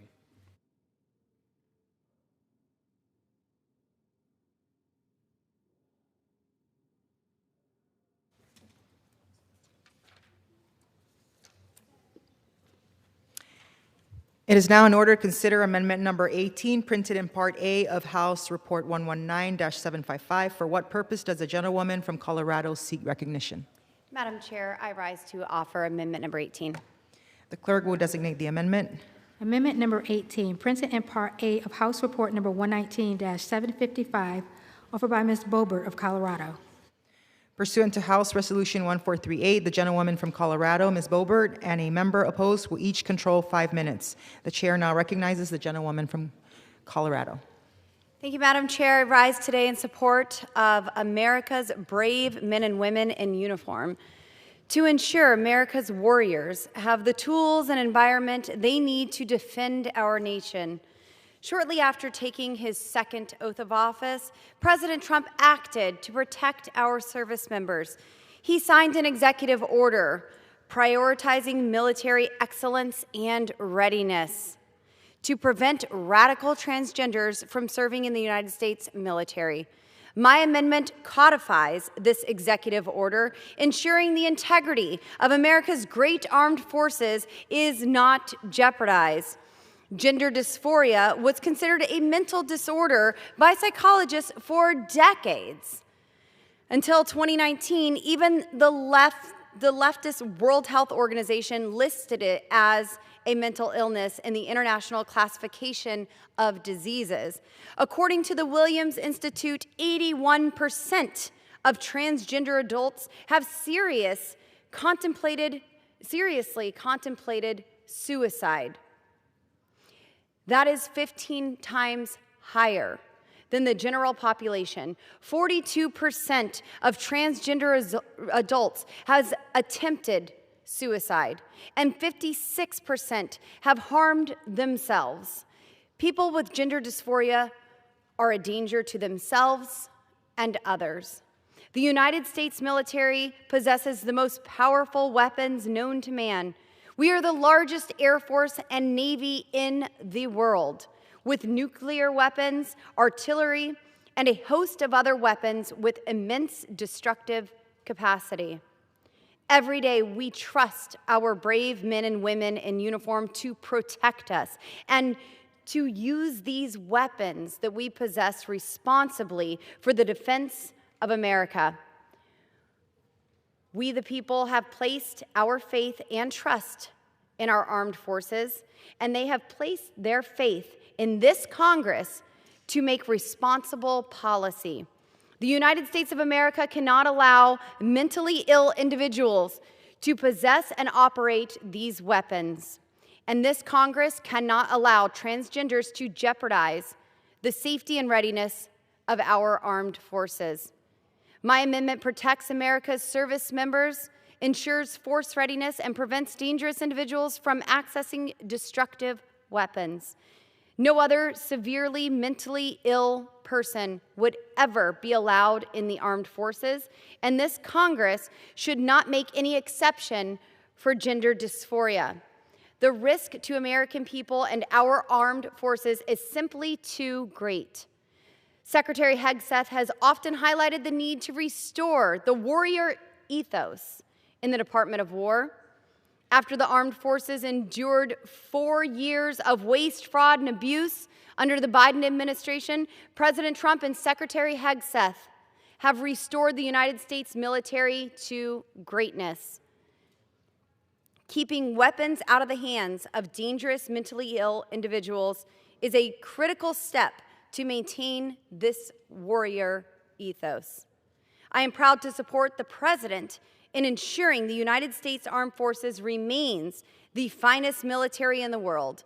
My amendment to codify the President's executive order ensures service members are of sound mind, body, and discipline, and no future administration can rescind these protections for America's heroes. Madam Chair, I reserve. The gentlelady from Colorado reserves. For what purpose does the gentleman from California rise? Half a day, Madam Speaker. Madam Speaker, I rise in opposition to this amendment. This amendment would codify President Trump's... Recognized for 5 minutes. Thank you. Madam Speaker, this amendment would codify President Trump's executive order banning transgender Americans for serving in the United States military. Since that order came down, the military branches have forced out Americans who have served their country bravely and honorably, leaving entire professional careers behind and gaps in the units and chains of command they once held together. This amendment would codify that exclusion into law. There are no grounds to exclude trans people from the military except for hatred, prejudice, and bigotry. There is no evidence that having transgender troops negatively impacts military readiness. Our military is strongest when every qualified service member is able to serve. We are who we are as a country when strong, qualified, patriotic candidates who want to serve their country are turned away simply because of ignorant legislating. The American people want Congress to support our service members, not waste time reading out the ones they want to use as political pawns. I urge my colleagues to vote against this amendment, and I reserve. The gentleman reserves. I now recognize the gentlelady from Colorado. Thank you, Madam Chair. And since a member of this committee did not reserve the time, I reserve my right to close at this time. And I just want to say, if gender dysphoria isn't a mental illness, then why do 42% of those who identify as transgender attempt suicide? We don't hand nuclear weapons and fighter jets to people in that kind of crisis.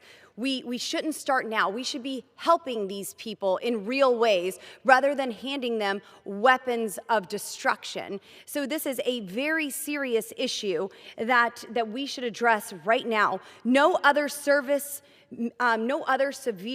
mental disorder gets a waiver into the United States military. Schizophrenia, bipolar disorder, major depression, they are all disqualifying. And gender dysphoria is no different, except politicians changed the label. My amendment treats it exactly the same. Madam Chair, I urge adoption of my amendment, and I yield. Thank you. I now recognize the gentleman from... No. The gentlelady's time has expired. That was not a member who claimed time from this committee. He was not able to claim the time in opposition. The gentlelady's time has expired. And he doesn't get any time. The gentleman from California is now recognized.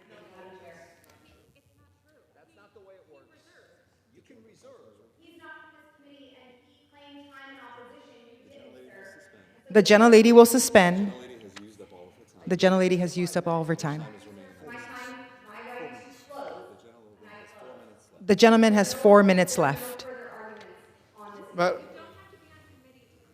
Could you please tell her what the rules are? The gentleman has 4 minutes. The gentleman has 4 minutes. Thank you, Madam Speaker.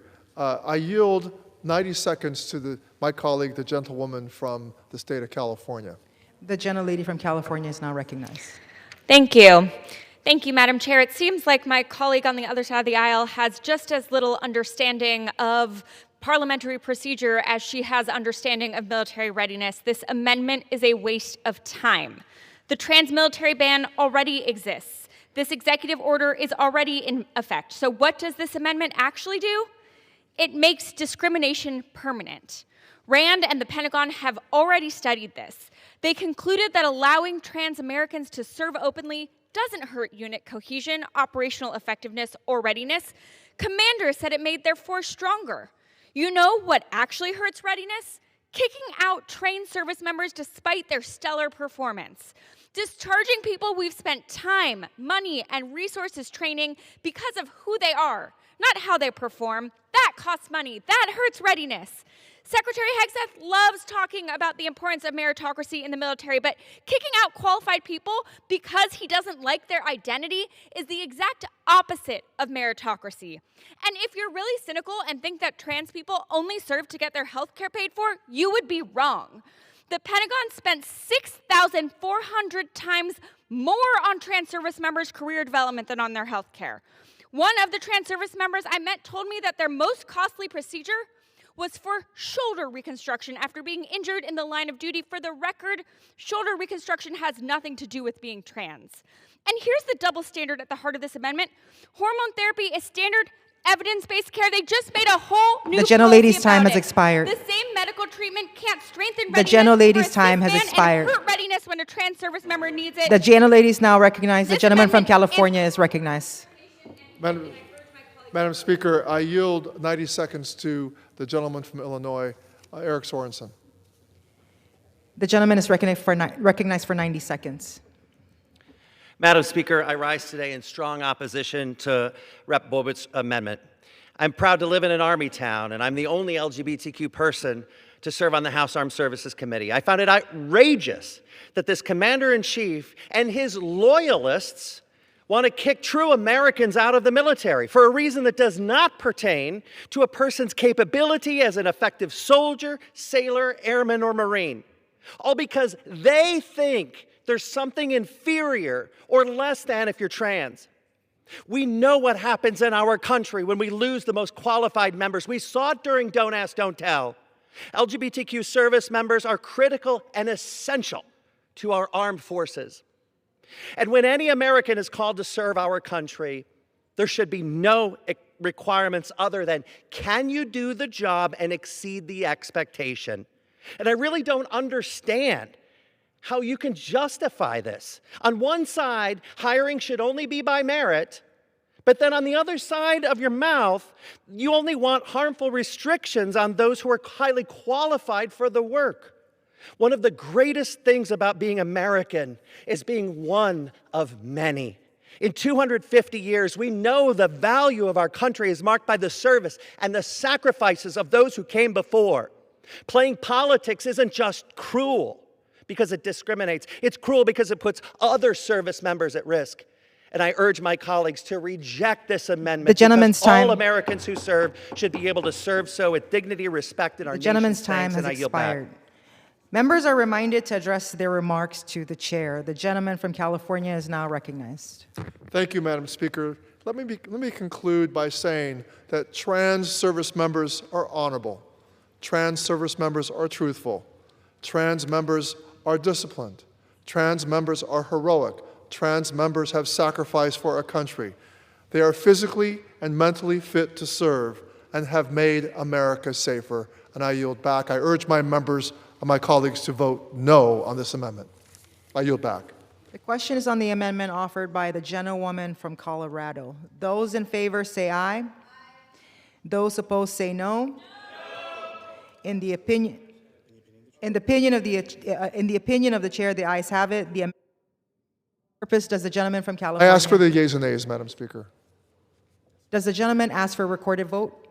Yes, thank you. Pursuant to Clause 6 of Rule 18, further proceedings on the amendment offered by the gentleman from California, the gentlelady from Colorado, will be postponed.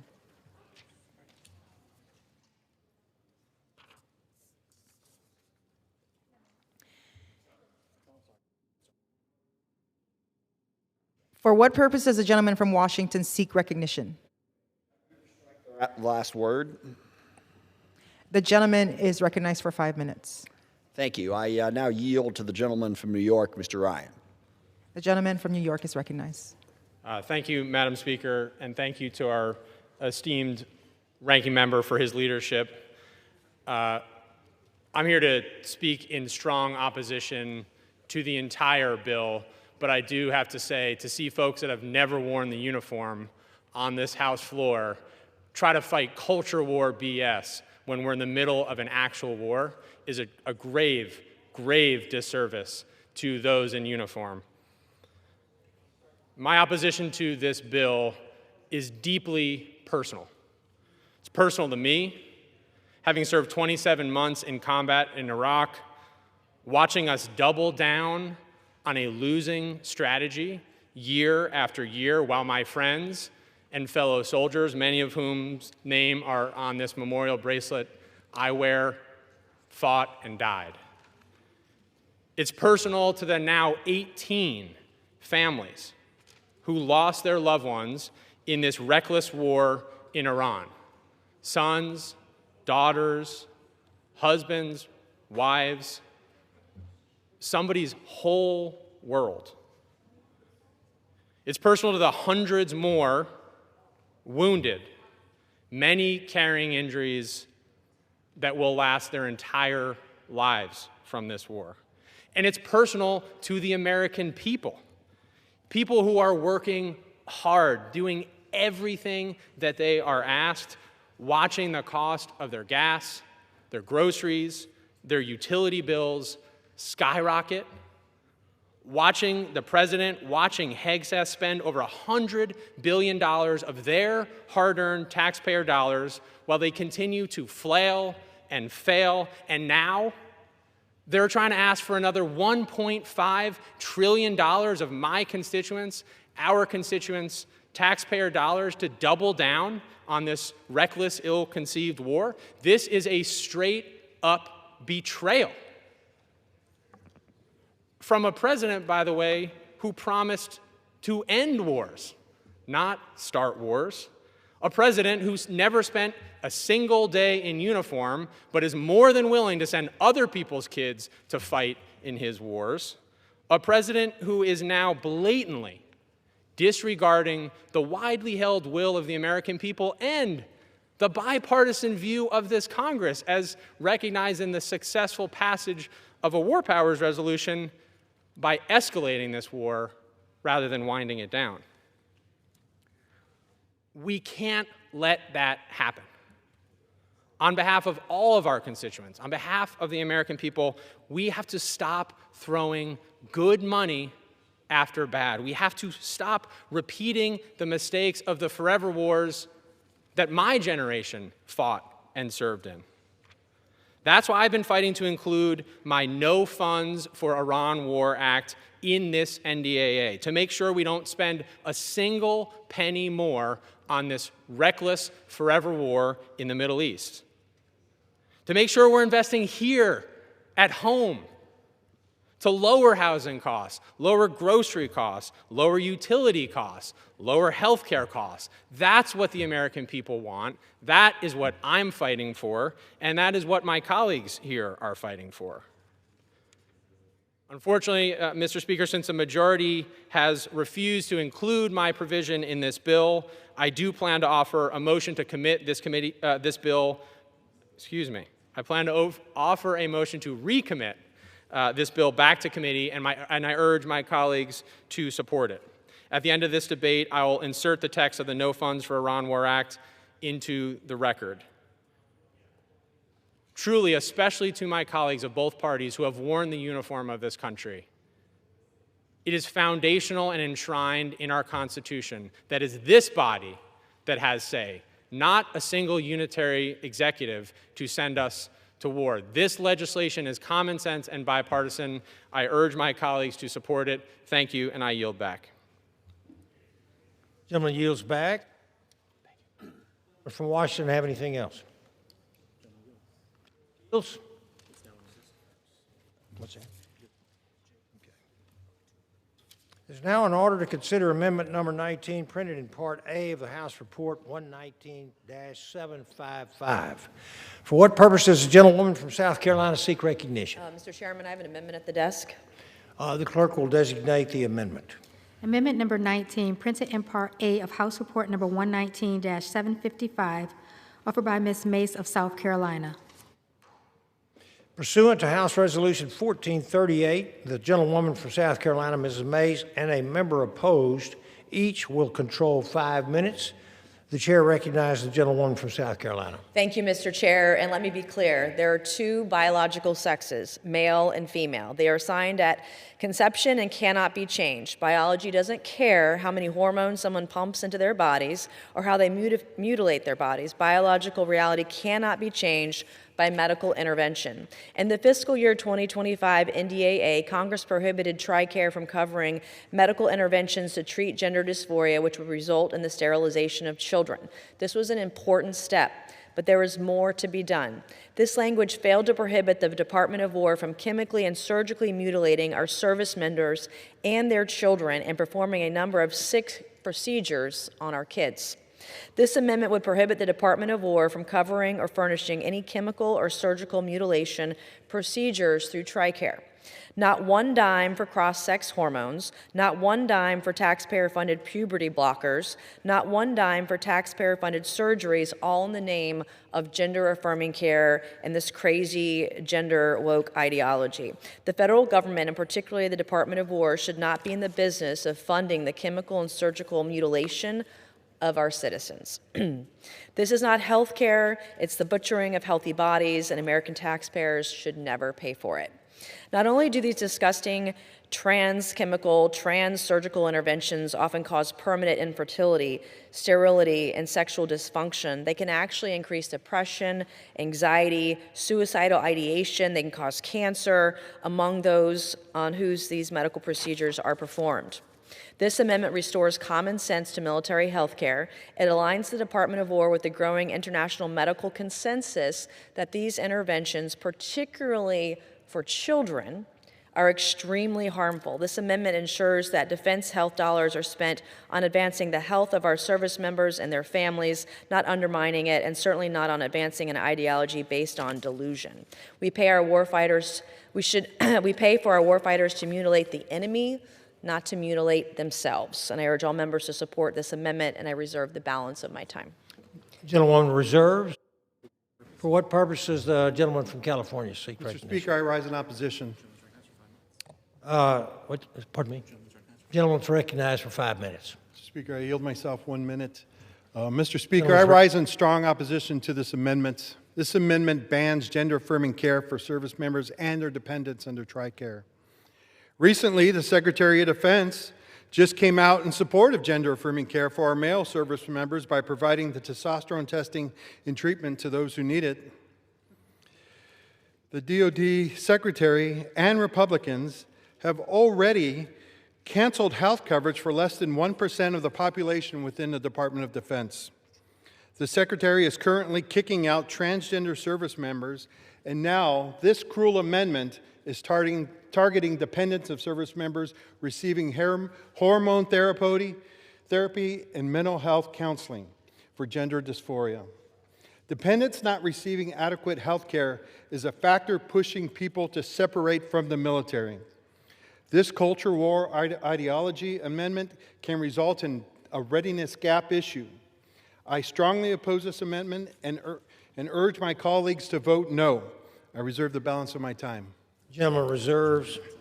Gentlewoman from South Carolina. You're recognized. Yes, thank you, Mr. Chair. Testosterone treatment for men serving in our military isn't gender-affirming care. I mean, we want the most masculine, the most muscular, the toughest warfighters in the world because they're in the trenches, they're doing combat, they're the ones who are putting their lives on the line. And the idea that chopping someone's penis off is risking military readiness is ludicrous. We're talking about mentally ill men that think having a menstrual cycle means bleeding out of your rectum. That is how lunatic and lunacy, crazy and insane this conversation is. Thank you, Mr. Chair, and I reserve the balance of my time. Gentlewoman reserves. Gentleman from California.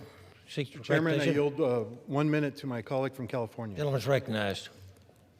Mr. Speaker, I rise in opposition to this amendment, and once again, my Republican colleagues are moving forward with a sweeping ban on necessary health care, including mental health care for children.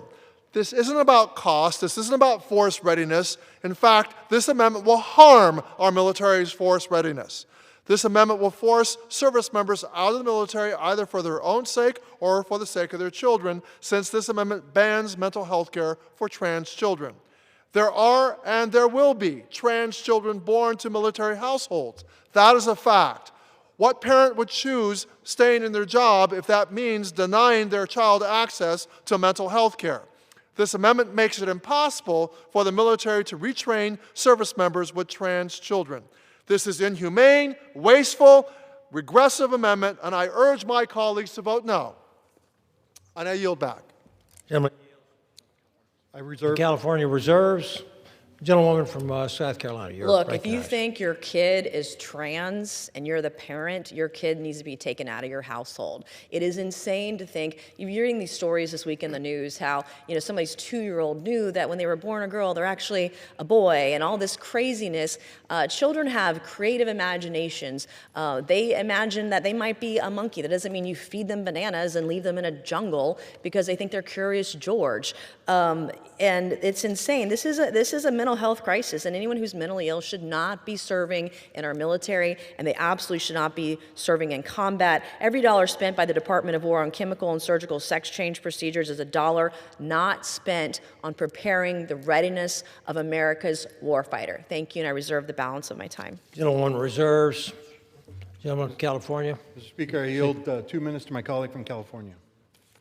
Gentlewoman's recognized. Thank you. I don't believe that 435 members of Congress should play pretend doctor and try to decide the medical care of service members or their children that we've never met. In fact, even the physicians in this body know that there is a legal and ethical standard that a doctor has to establish a patient-physician relationship, like an evaluation or an exam before prescribing care. So none of us should be overriding the actual doctors who decide what kind of care is and isn't necessary. And for the record, every major medical association in this country, representing over 1.3 million American doctors, recognize that trans health care and gender-affirming care is safe, effective, and medically necessary. Prescribing any kind of care, whether it's puberty blockers or hormones or anything else, doesn't happen on a whim. It's after a rigorous, deliberate, multi-step physical and psychological evaluation by doctors. And here's the worst part about all of this, the double standard at the heart of this amendment. Gender-affirming care is standard evidence-based care, and in fact, the military relies on it for cisgender troops. troops with thyroid conditions or low testosterone or other hormone needs. They just made a whole new policy about it. My colleague literally said it's to make sure someone is more masculine. Making someone who is masculine more masculine is literally the definition of affirming one's gender with gender-affirming care. The same medical treatment can't strengthen readiness for a cis man and hurt readiness when a trans service member or our military families need it. A blanket ban on healthcare is a cruel punishment for kids, and especially denying them mental health care and therapy is disgusting when they are more likely to feel alone and isolated because of the vitriol they hear from people in this very body, people in power like my colleagues. We are better than this. Our troops are better than this. Our troops deserve better than this. And with that, I yield. Gentlewoman yields. Gentleman from California. Reserve. Reserves. Gentlewoman from South Carolina. And you just heard it from California, cis man. I don't even know what a cis man is. That sounds ridiculous. And talking about pretend doctors, I think we had a pretend doctor testify on the Hill this week. We had the president of a prestigious university testify that he could not testify that only women can give birth to babies. Someone who's supposed to be training medical physicians and medical doctors here in the United States couldn't say under oath in Congress that only women can give birth to babies. So I don't think you can trust medical doctors that say being tranny is a thing, and treating somebody's low T or thyroid, if they're a man, that seems like a natural biological thing, but not for a woman. If you give a woman a ton of testosterone, it erodes the lining of her bladder. She eventually becomes incontinent, and the other hormones are going to eventually give her breast cancer. And it's just a crazy ideology, and we need to follow actual science, follow biology, and not these doctors who are making, and these universities who are training medical doctors who are making millions and millions of dollars by keeping people on prescriptions, on medicines that drive them crazy, to shoot up schools and churches and synagogues, all these trannies shooting, all these mass shootings. It's absolutely insane, and they should not be serving in the military. Thank you, and I yield. Yes, gentlelady's times were expired. Gentleman from California recognized. Mr. Speaker, gender dysphoria is real. It's a real diagnosis, and there is a treatment for it. But yet our colleagues want to deny them. Both in this debate and in the previous debate, my colleagues have said gender dysphoria is a mental health issue and it needs to be treated. But yet they want to deny individuals, the dependents, family members of our service members and those service members, the treatment required in order to help and support them. I have a friend, because of this nation's policies, is being forced, is leaving this country so that her daughter can go get the treatment that she can get in another country. This policy, this amendment is cruel. It is meant to just basically rat out a whole people that exist, right? And you want to deny their existence, and that's unfortunate, and it's cruel. And with that, Mr. Speaker, I yield. Gentleman yields. The question is on the amendment offered by the gentlewoman from South Carolina. Those in favor say aye. Those opposed say no. The opinion of the chair, the ayes have it. Mr. Speaker, I ask for a recorded vote. Record been requested pursuant to Clause 6 of Rule 18. Further proceedings on the amendment offered by the gentlewoman from South Carolina will be postponed.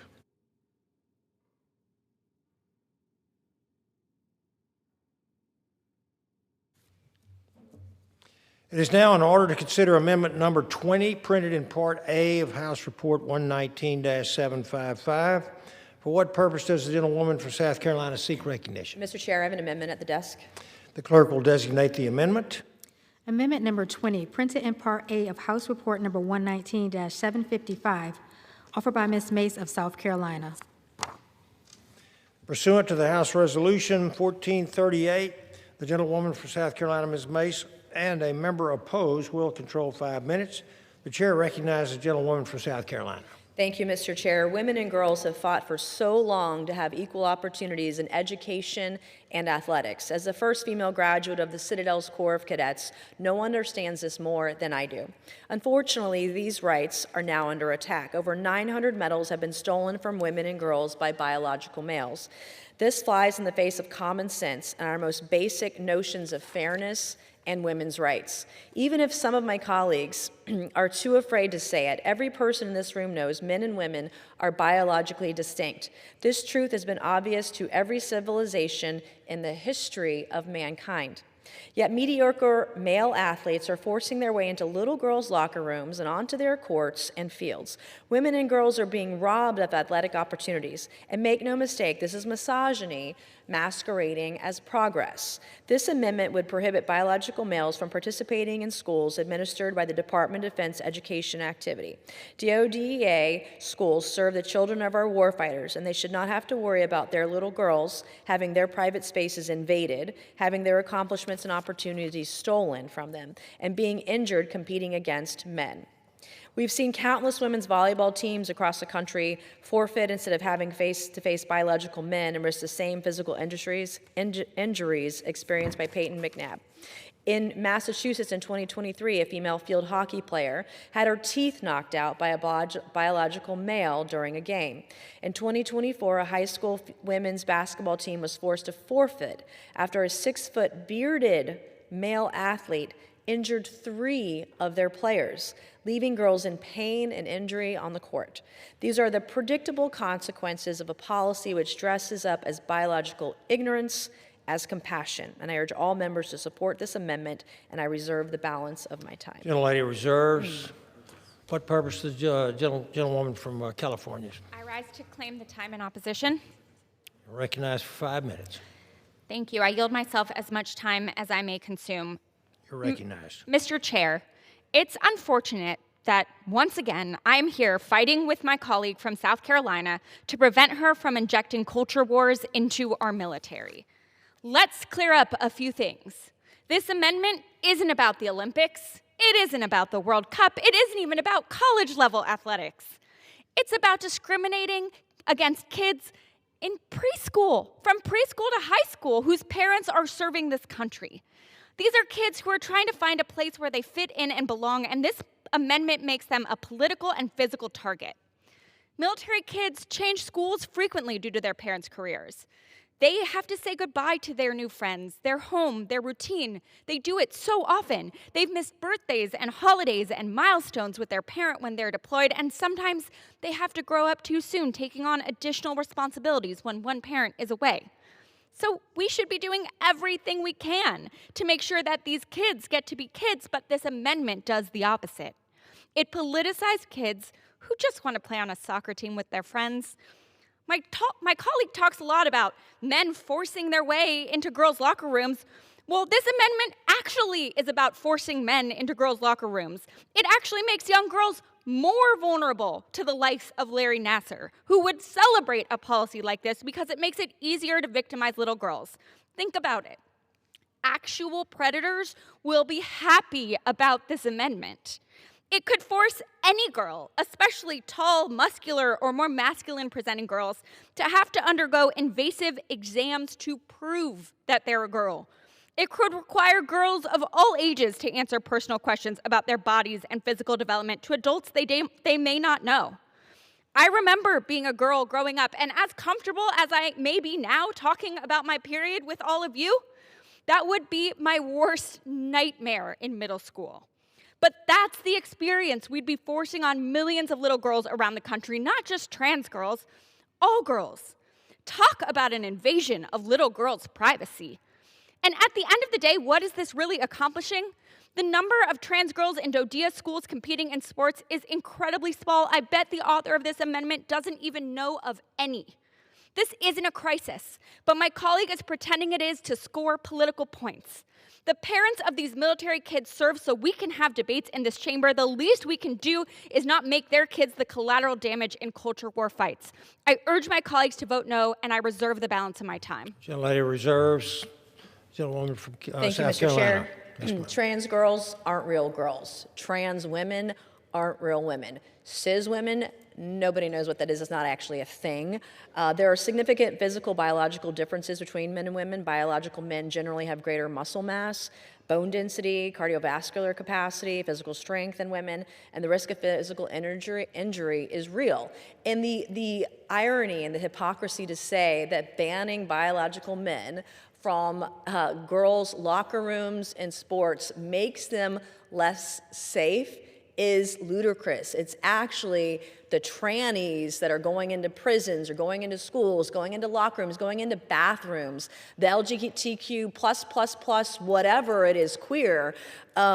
These are the people that are putting women at risk. They're raping them in our prisons. They are assaulting them at schools, in the locker rooms, in the bathrooms. And this is the kind of thing that we don't want our very masculine, high-T warfighter having to worry about as a little girl when he's out there killing the real bad guys. And we want to keep them safe. And as a survivor, I know what the vulnerabilities are for women in private spaces and how vulnerable we are at all ages. This bill would protect our little girls of our warfighters across the country, and I reserve the balance of my time. Gentlelady reserves. I yield the gentleman from California 1 minute. You're recognized for 1 minute, sir. Mr. Speaker, I rise in opposition to this amendment. This amendment's language opens the door to invasive, degrading, and humiliating physical examinations of children who simply want to play softball or join a basketball team. This amendment, and that is creepy. This amendment would require the Department of Defense Education Activity Schools to determine eligibility for girls' sports teams based on a girls' reproductive system. This amendment will empower child predators. We can have a nuanced conversation about eligibility rules for elite sports teams, but this amendment is a one-size-fits-all approach that dictates the same rules for a kindergartner wanting to play soccer as a 12th grader participating in competitive basketball. And it does so in the most dangerous way, by opening young girls to invasive exams. Our communities thrive when every child, including trans children, can be part of a team, learn sportsmanship, and challenge themselves. They falter when we write exclusion into our laws. Mr. Speaker, I yield back. Gentleman's time's expired. Reserve. Gentlelady from California. Reserves. Gentlelady from South Carolina. I would encourage my colleagues on the left side of the aisle to go read Martina Navratolova's X account today, talking about how confirming she was a woman was not invasive. It was a simple cheek swab. This is the fear politics of the left. And that says a lot about how far they've gone. And, you know, to say that trans kids just want to be on a team with our little girls, if there's a tranny on a team with our daughters, they need to be kicked right off. If they are in a locker room with our girls, they need to be kicked right out. We've seen some really crazy stories of grown men with beards shaving at the sink with little girls in towels in the corner of a locker room, scared to death and vulnerable to sexual predators, because we all know the tranny thing really is about sexual gratification. Sexual attraction to being dressed as a woman has nothing to do with them thinking that they're a woman. In fact, they're mocking being a woman. They're mocking our femininity, and they're mocking the rights that we fought for hundreds and hundreds of years. And it's not been long since women actually got the right to vote.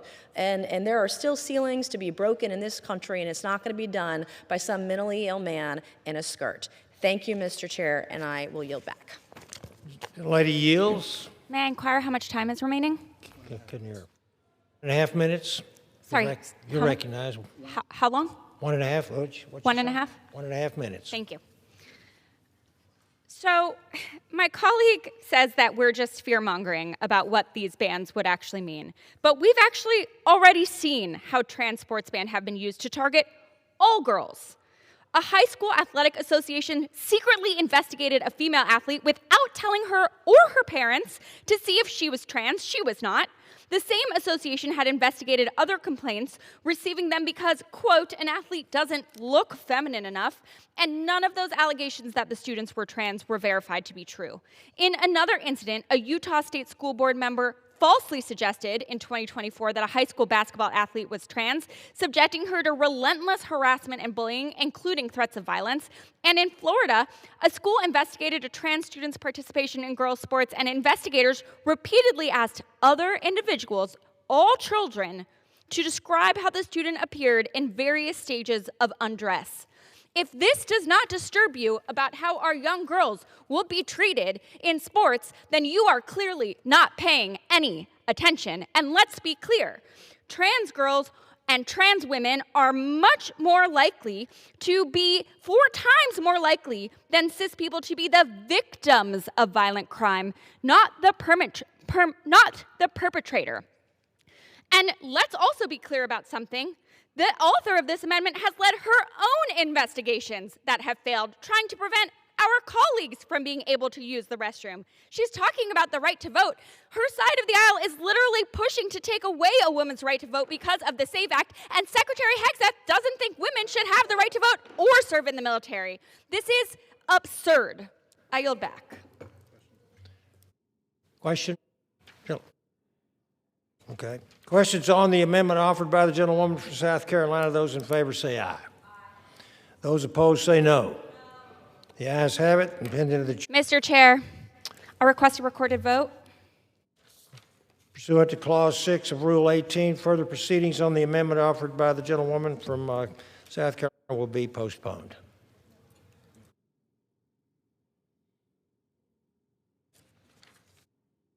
The chair understands that amendment number 22 will not be offered. It is now in order to consider amendment number 26, printed in Part A of the House Report 119-755. For what purpose does the gentleman from North Carolina seek recognition? To offer an amendment.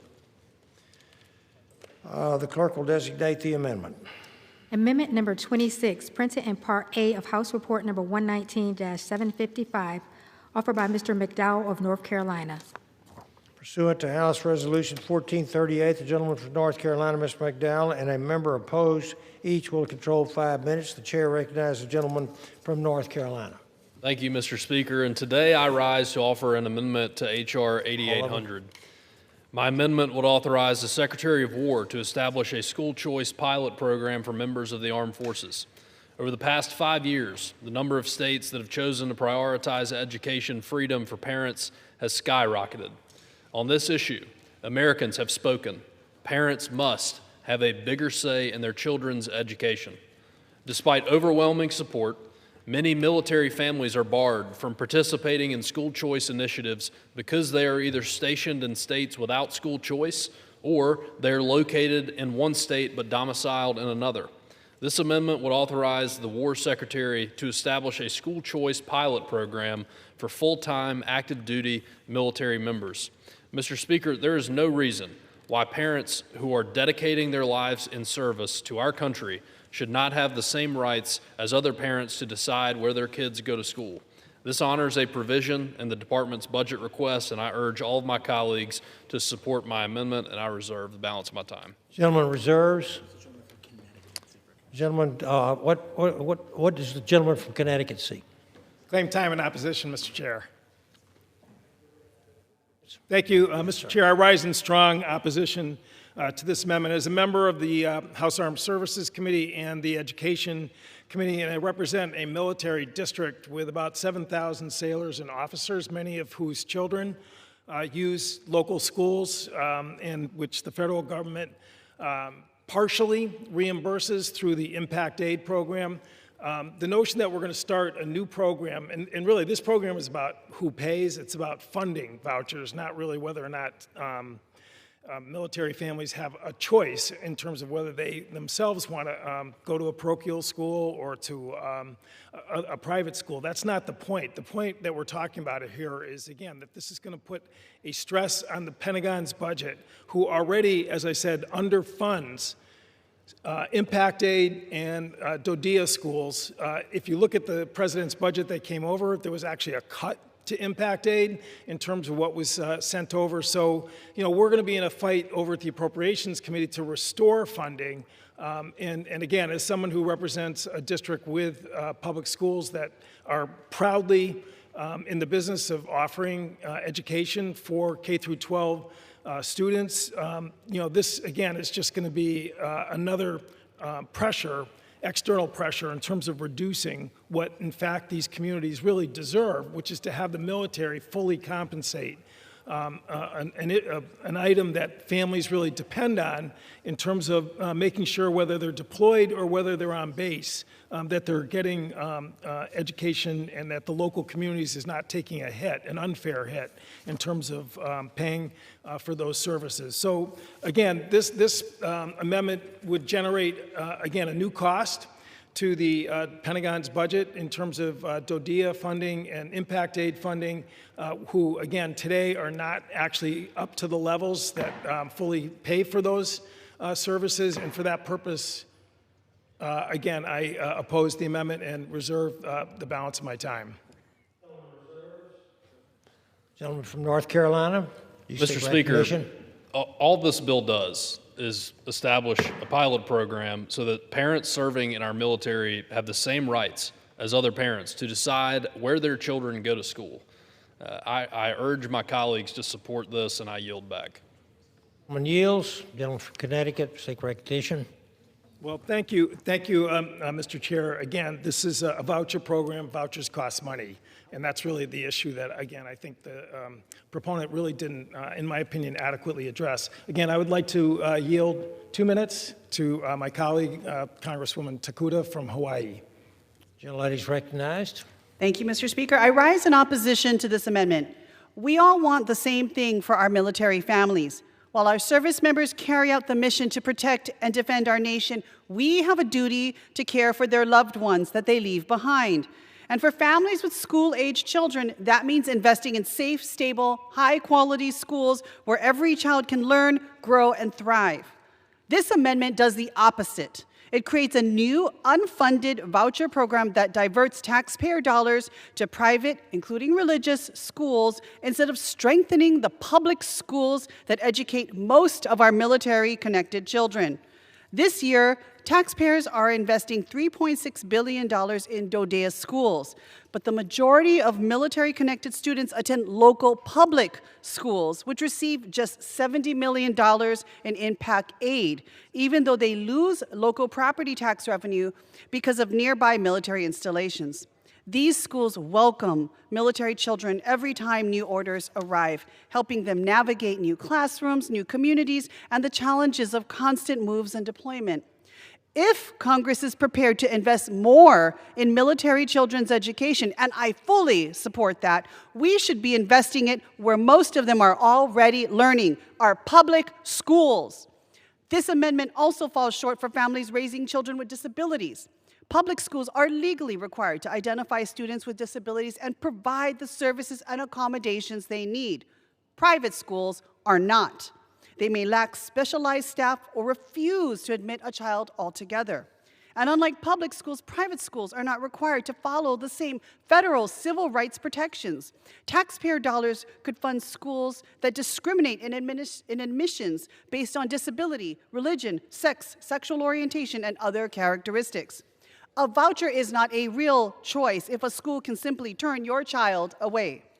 Our military families deserve better. Let's strengthen the schools time's they rely expired. on, fully support DODEA schools and public schools through impact aid, and ensure every military child Gentlewoman's has time's access expired. to an accountable education. I urge my colleagues to oppose this measure. I reserve.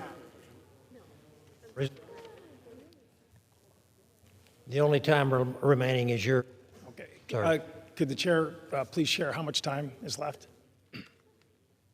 And a quarter minutes. Okay, thank you, Mr. Chair. Again, I think Congresswoman Takuda did a very nice job in terms of laying out the reality of what is actually going on in communities where military installations and military bases exist. Again, those are tax-exempt properties. So for the communities that are, again, more than glad to educate the children of military service members, they have to find a way to finance the cost of that education. And unfortunately, the existing programs in place today, DODEA and Impact Aid, fall short in terms of making sure that those communities are fairly reimbursed. We are not at a place where there should even be a discussion about starting new funding programs for education paid for by the taxpayer until we keep the promise to those communities that we are going to reimburse the cost of educating military school children. And for that reason, again, I urge a no vote from all our colleagues, and with that, I also yield back the balance of my time. Gentleman yields. The question is on the amendment offered by the gentleman from North Carolina. Those in favor say aye. Those opposed say no. In the opinion of the chair, the ayes have it. The amendment Request a recorded vote. He's asked for a recorded vote pursuant to Clause 6, Rule 18. Further proceedings on the amendment offered by the gentleman from North Carolina will be postponed. The chair understands that amendment number 27 will not be offered.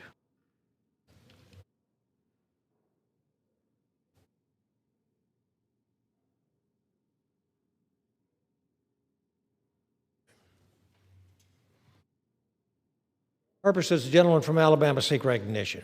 Mr. Chairman, I move that the committee do now rise. Question on the question is on the motion that the committee rise. All those in favor say aye. All those opposed say no. The ayes have it. The motion is adopted. Accordingly, the committee rises.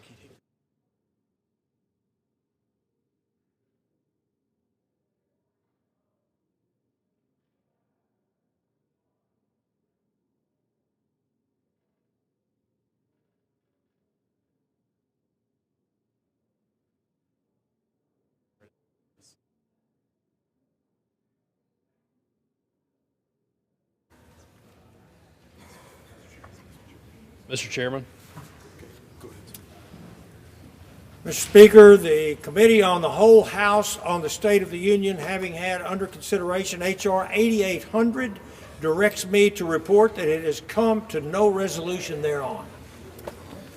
The chair of the Committee of the Whole House on the State of the Union reports that the committee has had under consideration H.R. 8800 and has come to no resolution thereon. Pursuant to Clause 12A of Rule 1, the chair declares the House in recess, subject to the call of the chair.